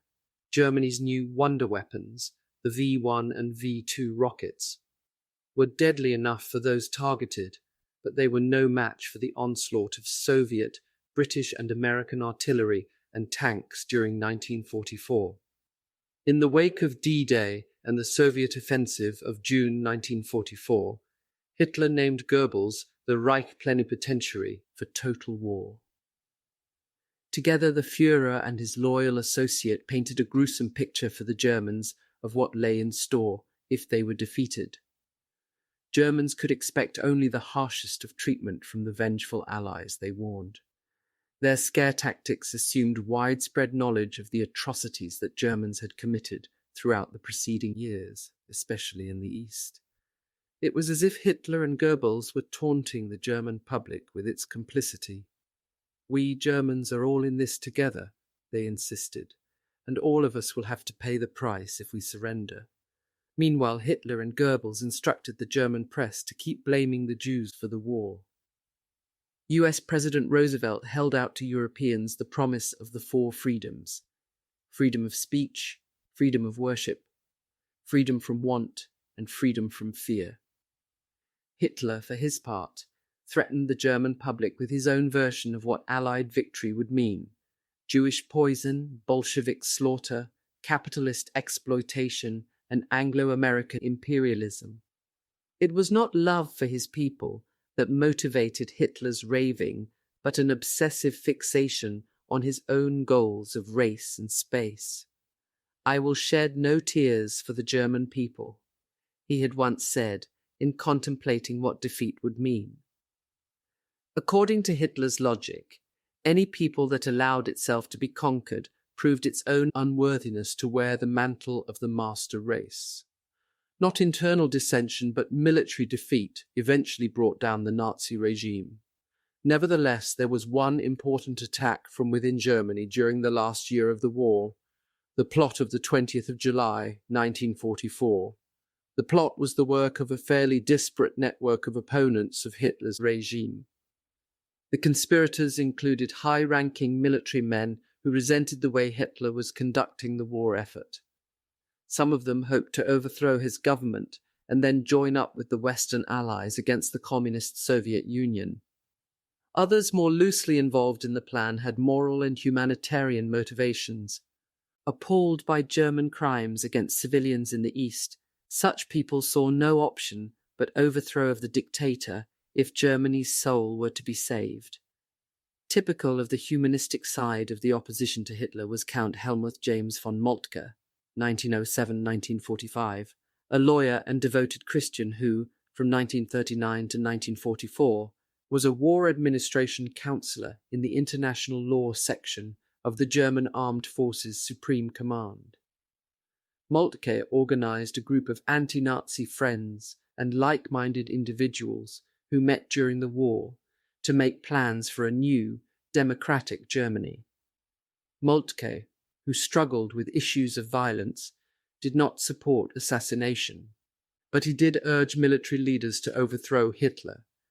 Arrested already in January 1944, Moltke was hanged in Berlin-Plötzensee a year later. Anti-communists, conservatives, liberals, monarchists, and dedicated Christians all numbered among those who hoped to see Hitler assassinated, or at least removed in July 1944. Although their visions for a reorganized Germany differed, they all saw the need to replace Hitler's rule with a government that would seek peace with the Allies and introduce reforms at home. The plan for the 20th of July, 1944 itself was straightforward.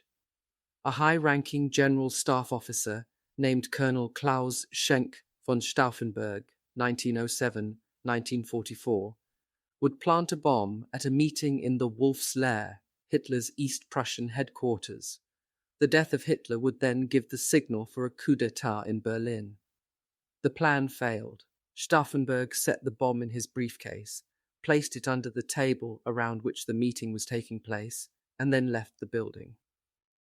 As he drove toward Berlin, he heard the explosion and assumed Hitler had been killed. In fact, only part of the explosives went off, and Hitler was barely injured. Instead of a successful coup, the conspirators experienced the Führer's terrible revenge. Stauffenberg was captured and shot by firing squad on the evening of the 20th of July, 1944. He went to his death, shouting, "Long live Germany!" Others accused of participation in the plot were hauled before the so-called People's Court, publicly humiliated and sent to prison. Hitler had many of them killed, some immediately, others only after some months.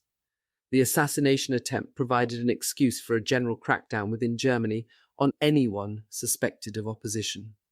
In September 1944, Hitler ordered full deployment of Germany's resources against the enemy through creation of a Volkssturm, a people's storm.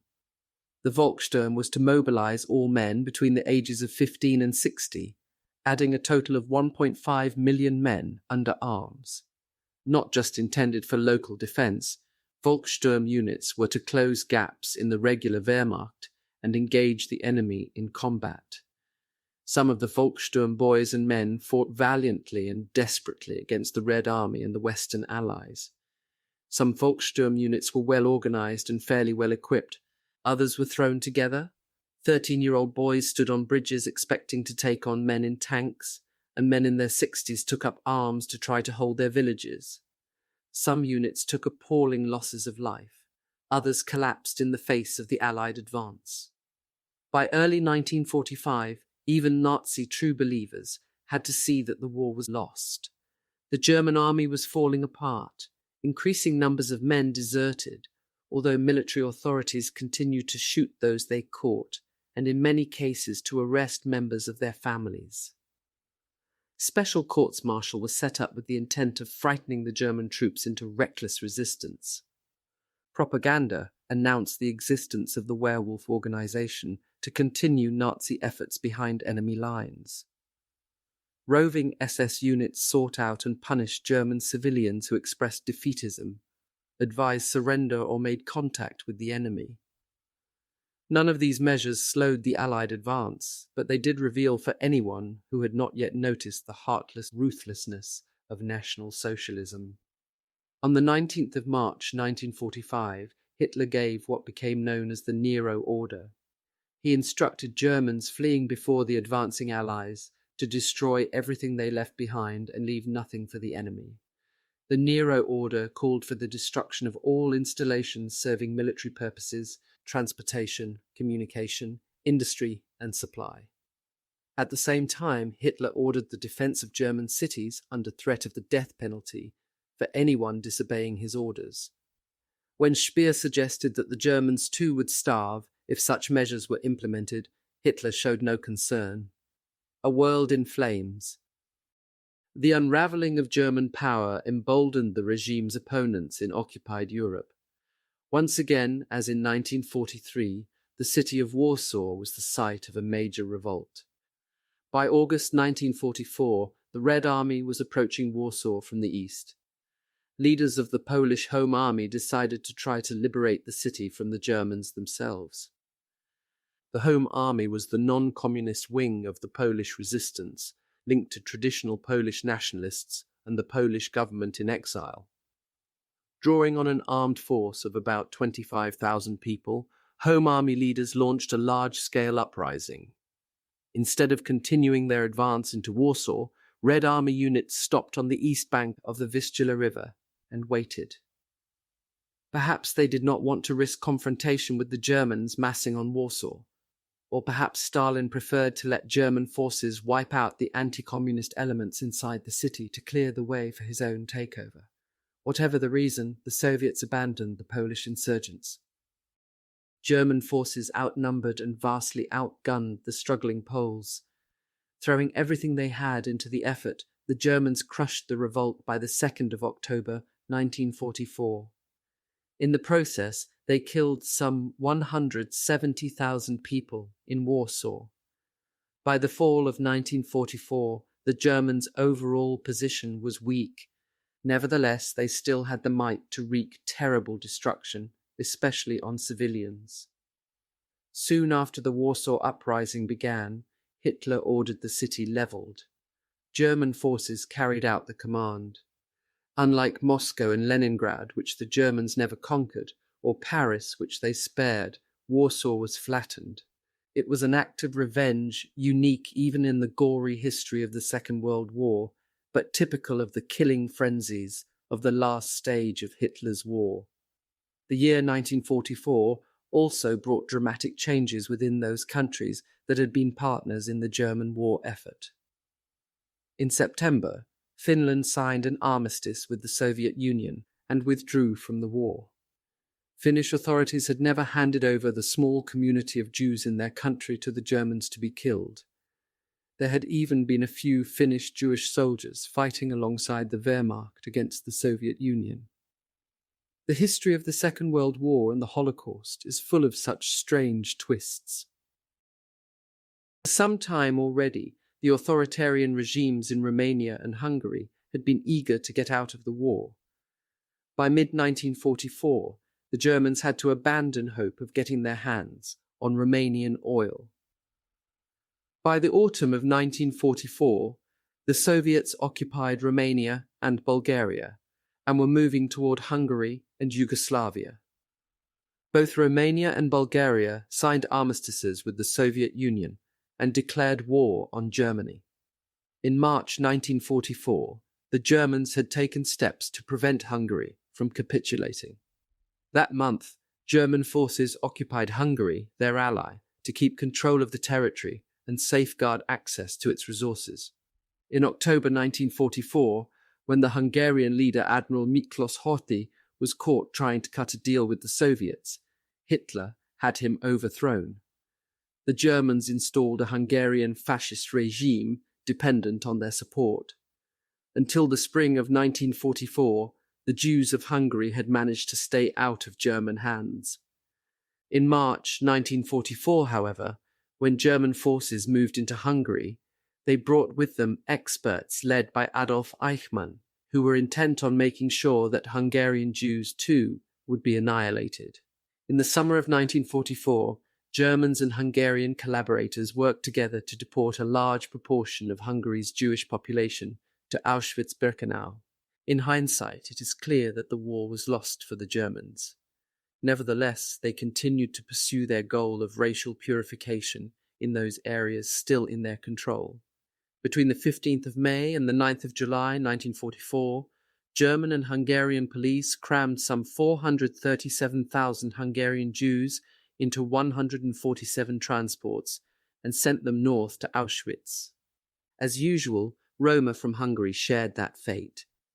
One of those gypsies was 15-year-old Károly Lendvai, who came from a town near Budapest. Rounded up by Hungarian police, he and his family walked 40 miles to an internment camp where they stayed for 2 weeks.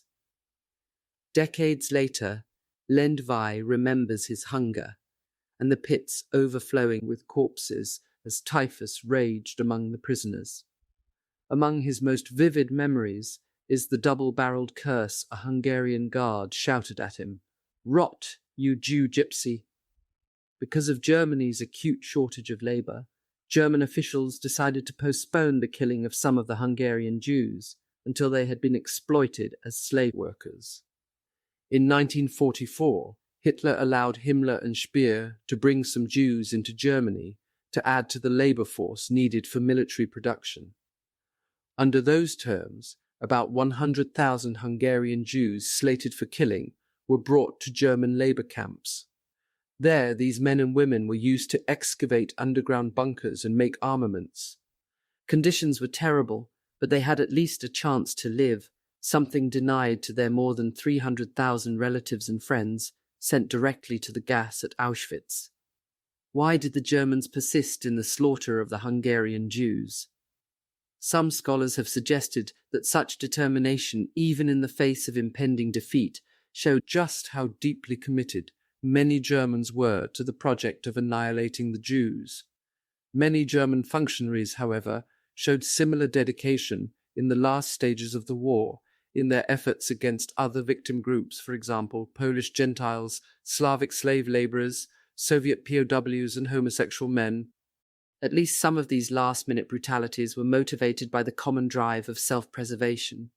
By 1944 and 1945, the prospect of the front looked worse all the time.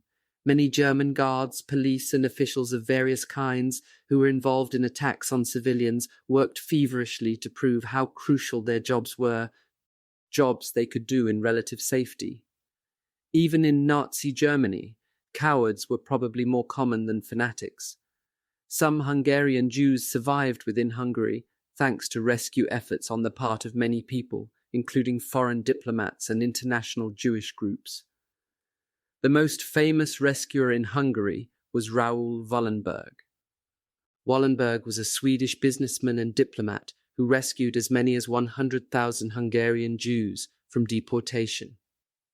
Using money raised largely from the Jewish community in the United States, Wallenberg set up safe houses under the jurisdiction of the Swedish embassy, issued Swedish passports, bribed German and Hungarian officials, and even rescued some Jews from transports slated for Auschwitz.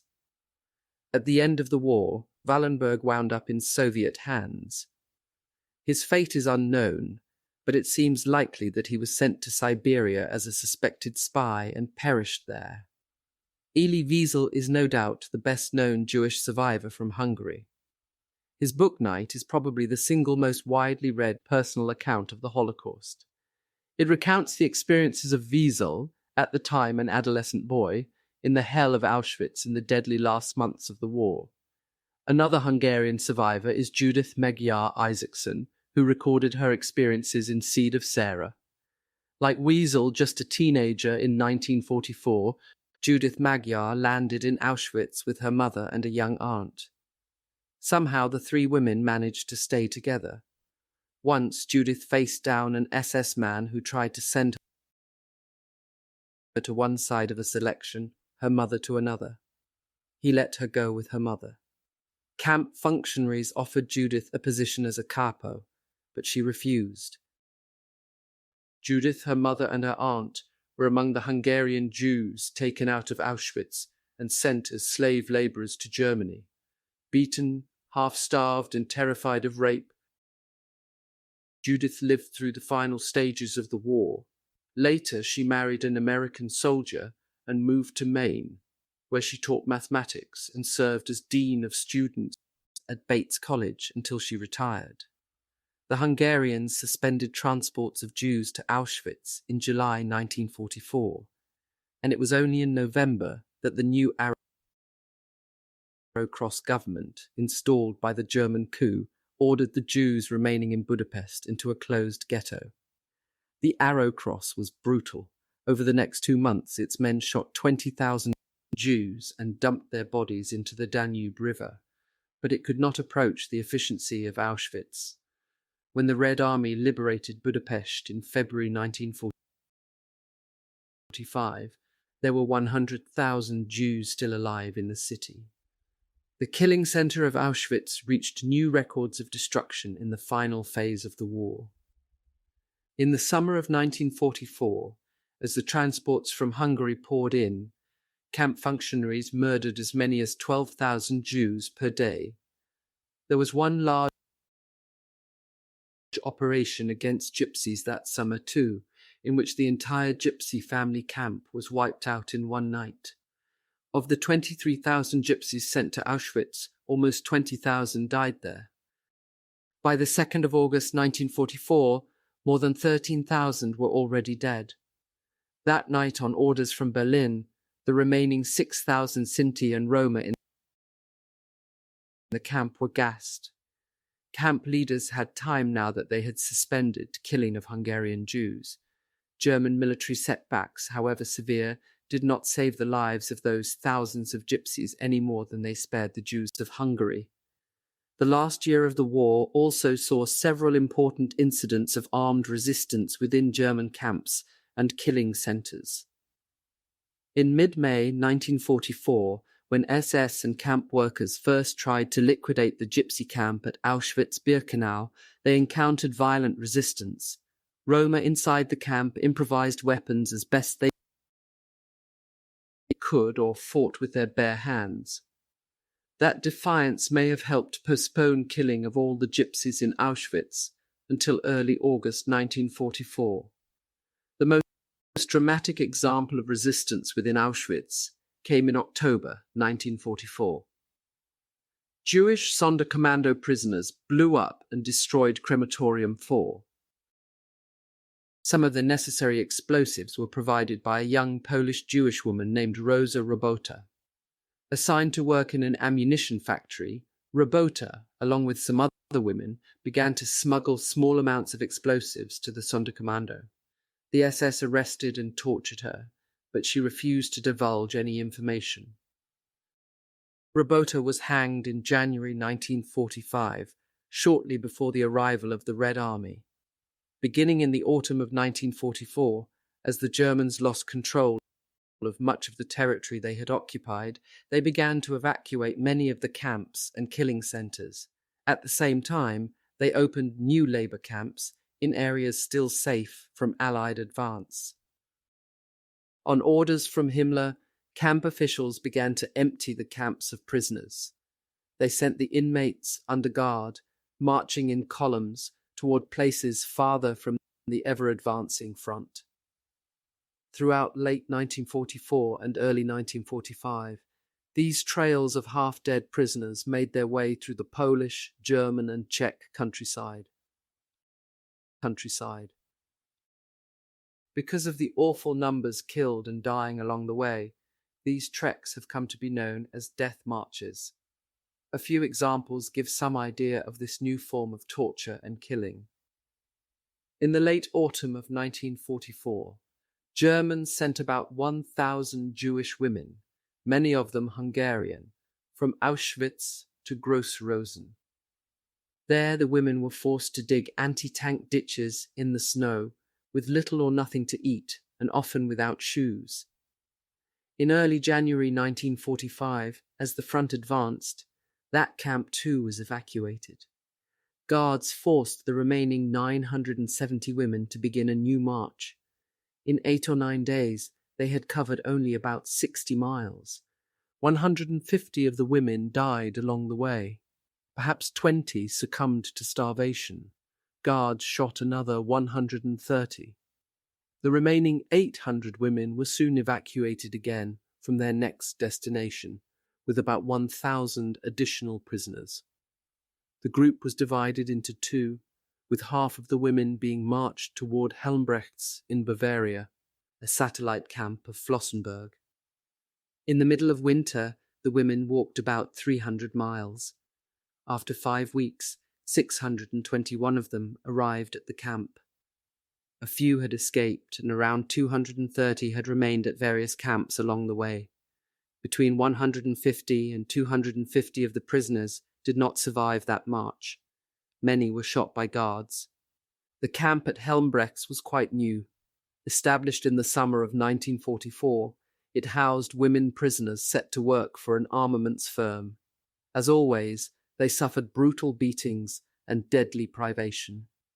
In April 1945, Helmbrechts too was emptied. German guards forced some 1,100 women on yet another death march to nowhere. The group was about half Jewish and half Gentile. Guards refused food and water and forbade inhabitants of the surrounding area to help the prisoners. By many accounts, Jewish women received even worse treatment than the others. Another 275 of the Jewish women died during this stage of the march, just weeks before the war ended. Every one of them would have died had they not been rescued by American forces. On the 15th of April 1945, the same day that British troops reached the concentration camp of Bergen-Belsen, SS and camp guards forced 17,000 women and 40,000 men to march westward from the concentration camps of Ravensbrück and Sachsenhausen into territories still in German hands. Hundreds of women died of exhaustion on the march from Ravensbrück. Retreating guards and SS men shot hundreds of others. Some were killed by Allied bombs. Having made it so far, thousands died by the roadside just days from the end of the war. Death marches continued right up until German surrender on the 8th of May 1945. In all, an estimated 250,000 to 375,000 people died in such forced marches. Final collapse. On the military front too, Hitler's Germans exacted a high price from their enemies. At the end of December, Hungary finally completed the reversal of its allegiances. Declaration of war on Germany was followed a month later by an armistice with Moscow. The Germans came back with a final onslaught in the west. The Ardennes offensive, called the Battle of the Bulge by the Allies, began in December 1944. That grandiose effort failed, but only after it had cost many lives on both sides. By early March 1945, the German front in the west had collapsed. US and British forces were advancing in the north, centre and south. German authorities responded by lowering the age for the draft to include boys born in 1929. In the last months, things unravelled quickly. March brought a partisan offensive by Tito's forces against German troops in Yugoslavia. By April, the Red Army was in Vienna and German forces in Italy capitulated at the end of that month. In early May, Czechs revolted against German occupation in Prague. In this climate, even the death of US President Roosevelt on the 12th of April 1945 did not weaken the Allies' demand for Germany's unconditional surrender. Finally, in the last stage of the war, many Germans came to feel something of the reality of the conflict their leadership had inflicted on Europe. More Germans died in bombings, expulsions, and the collapse of the military fronts in the last 6 months of war than in the previous 4 years together. Approximately 160,000 German soldiers died in 1940-1941. In 1944, that number increased almost fourfold to some 600,000. The all-or-nothing mentality of Hitler's social Darwinism made all lives cheap, including those of the German people. Many books on Nazi Germany label the last days of the Third Reich the Gotterdammerung, or Twilight of the Gods. The reference is to the End of the Ring Cycle, a group of operas by Richard Wagner. Hitler loved those operas, and the massive tragic cataclysm at the end fit his own obsession with heroic death. That morbid fascination came to the fore in the last months of Hitler's regime. In his poem The Wasteland, 1922, T.S. Eliot wrote the following lines: "This is the way the world ends, not with a bang, but a whimper." Eliot's description could be applied to the Third Reich, which ended with both an explosion of death and destruction, and a whimper of cowardice and defeat. In a small way, Hitler reaped what he had sown with the principle of divide and conquer when it came to the behaviour of his inner circle in the last days. Whimpering treachery turned out to be more characteristic of Hitler's henchmen than that iron loyalty they had loved to espouse. Everyone, it turns out, seemed to have a plan as to how to salvage the Reich, and of course save his own neck. In February 1945, Goebbels suggested that Hitler should remain head of state but appoint a new chancellor and foreign minister. Goebbels' preferred candidate for the job, himself, obviously. In deference to Himmler's control of the SS Empire, Goebbels proposed Himmler for Minister of War. Himmler himself had toyed for a long time already with the idea of a separate peace with Britain. He used his contacts to test the waters, but they were icy cold. Efforts on the part of Luftwaffe Commander Göring and German Foreign Minister Ribbentrop to negotiate a separate peace with the Western powers also failed. Hitler was determined to continue the fight, but on the 22nd of April 1945, 2 days after his birthday, he fell into depression. Hitler realized that the war was lost and knew he could not negotiate a peace himself.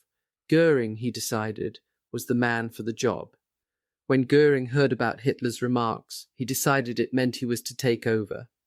Outraged by that presumption, Hitler denounced Göring as a traitor, dismissed him from his many posts, and had him arrested by the SS. Göring would eventually be captured and brought to trial at Nuremberg, where he committed suicide before his scheduled execution. Just days after he dismissed Göring, Hitler got word of Himmler's treachery. Furious, he ordered the arrest of the SS leader as well, but Himmler slipped through his hands. Himmler, too, would manage to kill himself before the Allies could exact justice. In the last days of April, Hitler swung briefly from depression into a kind of manic activity. He ordered a massive counterattack to drive the Soviets back from Berlin.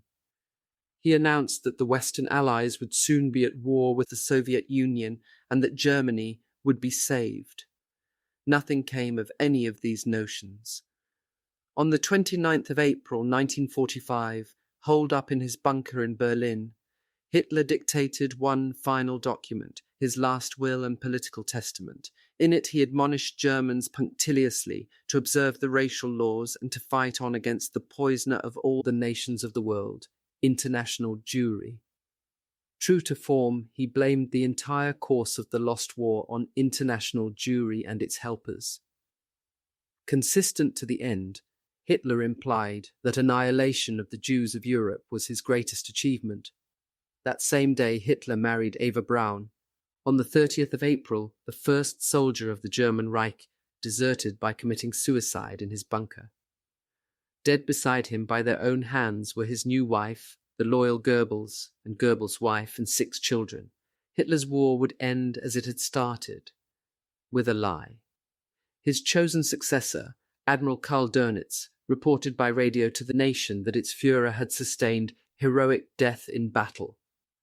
2 days later, the city of Berlin surrendered to the Soviets, and Hitler's successors signed documents of unconditional surrender on the 8th of May 1945.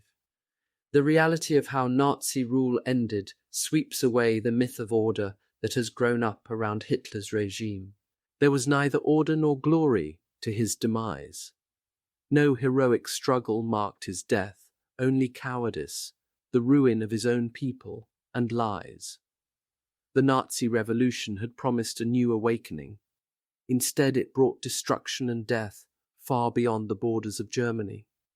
An estimated 55 million people died worldwide in the Second World War. Among them were over 5 million German soldiers.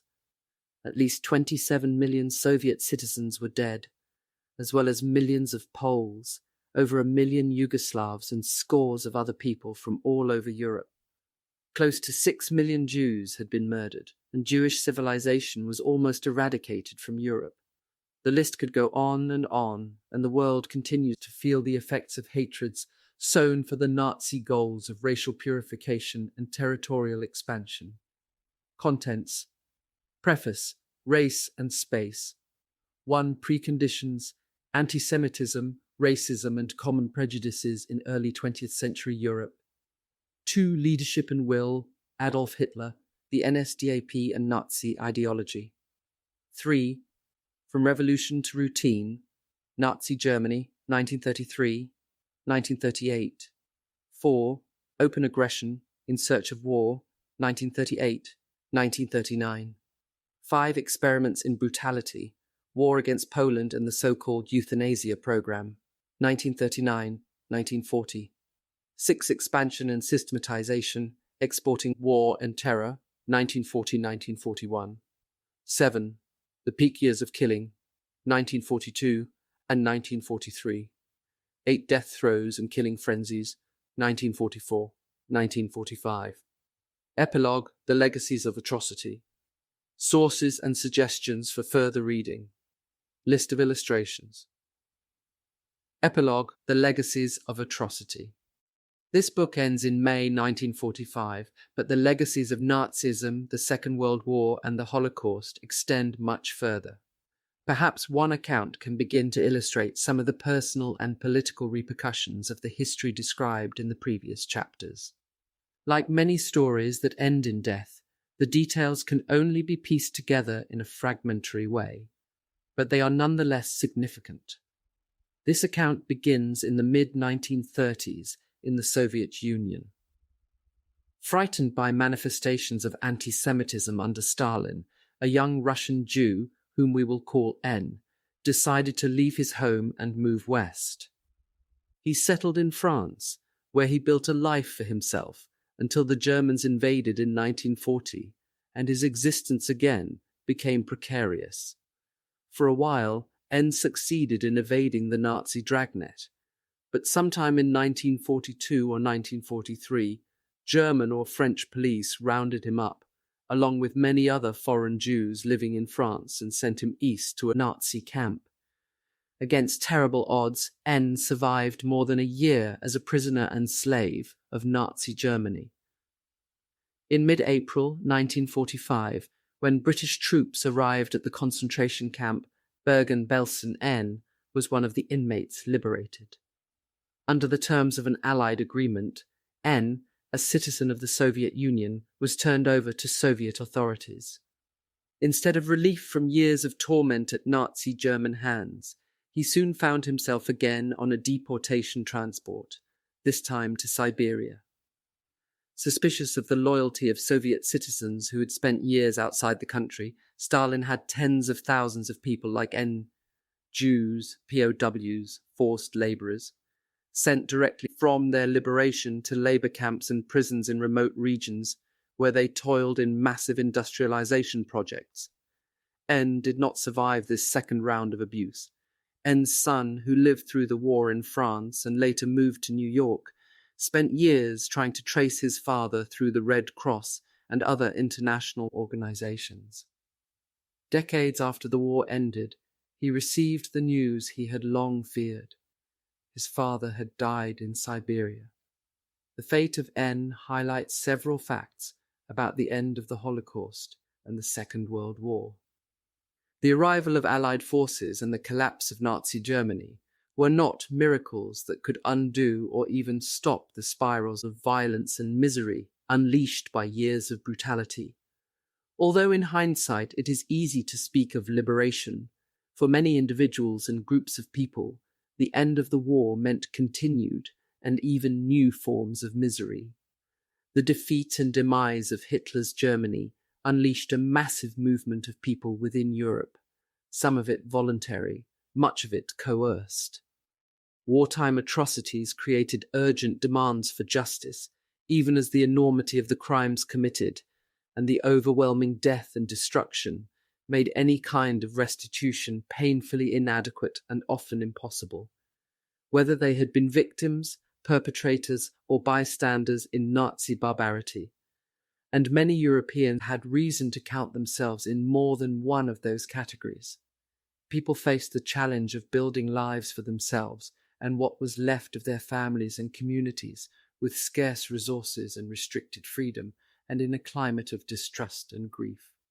As Allied troops moved into German-held territory in the last stages of the war, they encountered shocking scenes. The Soviets were the first to reach the major killing centers. Even they, many of whom had experienced and witnessed Nazi German brutality firsthand, were stunned by the horror of places like Auschwitz-Birkenau. Soldiers from the United States and Britain who fought their way into Germany from the West were even less prepared for what they found: mass graves, abandoned camps, cattle trucks full of corpses, and emaciated, dying prisoners. On the 15th of April 1945, the first British tanks entered the concentration camp of Bergen-Belsen. Terrorized and enfeebled, inmates of the camp could not believe they were free, and in fact freedom did not come easily. After initial contact, the British tanks moved on. For the next 48 hours, the camp was only nominally under British control. Hungarian soldiers, whom the Germans had stationed there as guards, remained in command. In 2 days, they shot more than 80 Jews and non-Jews for such offences as taking potato peels from the kitchen. Even after British troops entered Belsen in force, for more than 2 weeks, 300 inmates continued to die daily of typhus and starvation. Horror on the scale of the Holocaust did not simply disappear with the arrival of the Allied liberators. The images captured on film by photographers and journalists who accompanied and followed Allied forces horrified people back home, just as the sights themselves stunned and sickened the soldiers who saw them firsthand. Decades later, those images continue to haunt us, and to shape the way we perceive and present atrocities in our own time. The questions they raise remain pressing, even though they have almost become clichés. How could human beings do such things to other people? How can we go on living in a world where crimes and suffering of such magnitude are possible? For those who survived, the end of the Second World War brought the realization of all that had been destroyed. Alone, without family or friends, often far from what had been their homes, many survivors, particularly Jews, had nowhere to go. Separated from their parents for years, some Jewish children no longer knew their birth names, or even that they came from Jewish families. Many Jews had seen their Gentile neighbors turn against them, denouncing them to Nazi officials and stealing their possessions. Could they now simply go back as if nothing had happened? In Poland, Ukraine, Hungary, and elsewhere, Jewish survivors who returned home to search for family members or reclaim their property were often met with violent hostility from the new owners. Some Jews were attacked and beaten. Some were killed. Non-Jewish victims of Nazism faced their own problems as they discovered that true liberation was impossible in hostile surroundings. Gypsies who had managed to live through the Nazi assault were no more welcome in many places after May 1945 than they had been before or during the war. Few non-Gypsies realized or cared that Nazi Germany had singled out the Roma for particular abuse. Only decades after the war would Gypsies gradually begin to be acknowledged legally and unofficially as victims of Nazism in some places. For example, in the western zones of occupied Germany, homosexual men were released from Nazi prisons and concentration camps, only to be arrested again and incarcerated under old or new laws that criminalized homosexuality. Jehovah's Witnesses, thousands of whom endured imprisonment in Hitler's Germany, faced renewed persecution, especially under communism in East Germany. Looking back at Nazism and the Holocaust, we often vow never again. But for the Jews hounded out of Polish cities and towns by pogroms in 1945 and 1946, the Jehovah's Witnesses sitting in communist jails in the 1950s, and the Gypsies crippled and left homeless by arson attacks in Romania in the 1990s, a more apt slogan might have been still. The Second World War sparked the movement of the largest number of people in the shortest period of time that the world had ever known. Refugees, fugitives, displaced persons, deportees and expellees jammed the roadways and waterways of Europe and spilled over into Central Asia and the Americas. Hundreds of thousands of people, like the Russian Jew N, were transported eastward against their will as prisoners and laborers of the Soviet Union. More of the wave of motion, however, was westward. An estimated 10 million refugees poured into the western zones of occupied Germany alone, those parts controlled by the United States, Britain, and France. The motivations of those fleeing west varied. Some had experienced communism in Stalin's Soviet Union and would risk anything to avoid a return to that misery. Some were ethnic Germans whose families had lived in Eastern Europe for generations. Nazi authorities had begun evacuating them already before the war ended, aware that they would be targets for revenge. Many ethnic Germans had eagerly served the cause of race and space and benefited from the deprivation and expropriation of their neighbors. In some cases, Soviet and local authorities expelled ethnic Germans, both to remove potential troublemakers and to free up space for resettlement programs of their own. Ethnic Germans were forced out of Western Poland, for example, at least partly because the Soviets needed homes for Poles they had pushed out of the eastern parts of the country, territories annexed to the Soviet Union after 1945. Other East Europeans who, like many ethnic Germans, had collaborated with Nazism, also had reasons to flee west now that their German protectors had retreated. Fearing the wrath of their neighbors, they sought security, or at least anonymity. The Red Army's horrific record of rape and plunder as its troops penetrated deeper into Central Europe added another urgent reason for many people to try to escape westward. Throughout 1945, masses of weary travelers crisscrossed Europe. Hungarian Jews trying to go home, ethnic Germans from the Sudetenland making their way north and west, demobilized soldiers, prisoners of war, former slave laborers from Ukraine and Poland. Amid the chaos, it is no surprise that war criminals and other fugitives often found it easy to blend in and evade detection under such conditions whose documentation was in order anyway. Who would know if a former SS man or high-ranking Nazi party boss, or even Heinrich Himmler himself, had simply buried or burned his papers, put on old clothing, and assumed a new identity? Paradoxically, the Nazis, with their obsession with race, blood, and homeland, had created a situation where all of those identities were in flux. Building on the creation of the UN Relief and Rehabilitation Administration during the war, the United Nations tried to address some of the most pressing humanitarian concerns stemming from the refugee crisis. US occupation authorities set up camps for displaced persons, DPs, in their zone, which became the first destination of many Jewish survivors. Initially, DPs were organized by country of origin, so that Jews, ethnic Germans, and non-German collaborators might find themselves grouped together as Ukrainians, Poles, or Yugoslavians. Subsequently, the Americans set up separate facilities for Jews, who had different needs and options from most Gentiles. By late 1946, more than 150,000 Jews lived in DP camps in the US zone, bringing a Jewish presence to parts of Germany that previously had been home to relatively few Jews. Jewish DP camps were sites of Zionist activity, as survivors, especially young people, were urged to leave Europe for Palestine, and after 1948, Israel.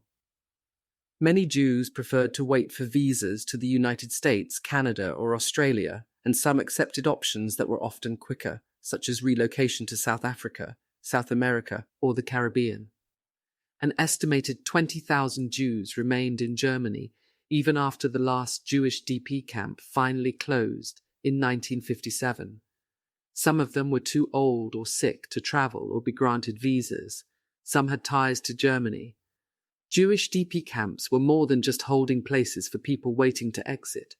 They developed an internal leadership and communal spirit, with cultural and religious activities, educational opportunities, and social and family life. The immediate post-war years saw a baby boom as the birth rate among Jewish DPs rose to remarkable heights, especially in contrast to the unusually low rates for other people in Germany. Those Jewish children must have represented faith in new beginnings and hope for life after so much death. Despite the urgent demands of daily existence, many people in post-war Europe concerned themselves with questions of justice. Perpetrators and organizers of Nazi crimes went to immense lengths to avoid being brought to account for their deeds. They set up self-help networks and used connections in Turkey, the Middle East, South America, Canada, and the Vatican to get themselves to safety.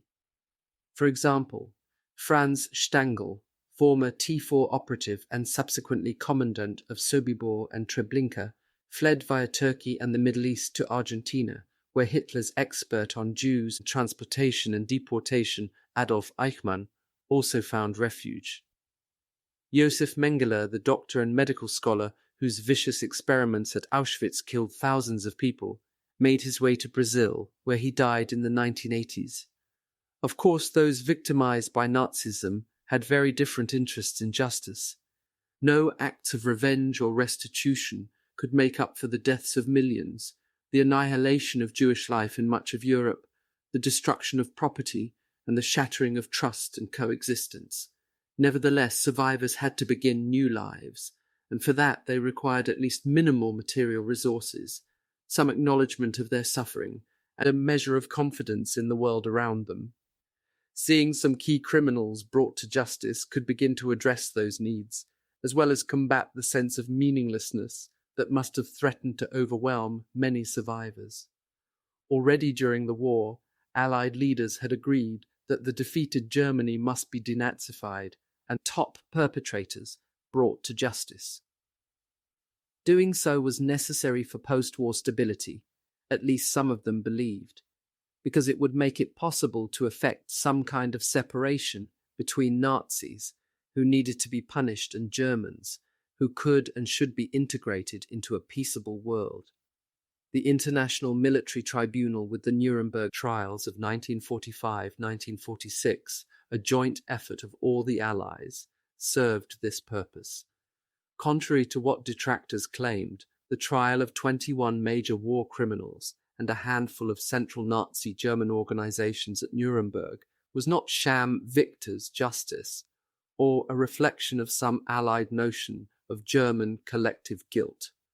Although the trials were not perfect and Allied cooperation was severely strained at times, they were real legal proceedings, with witnesses, massive amounts of documentation and counsels for the defense, and without torture.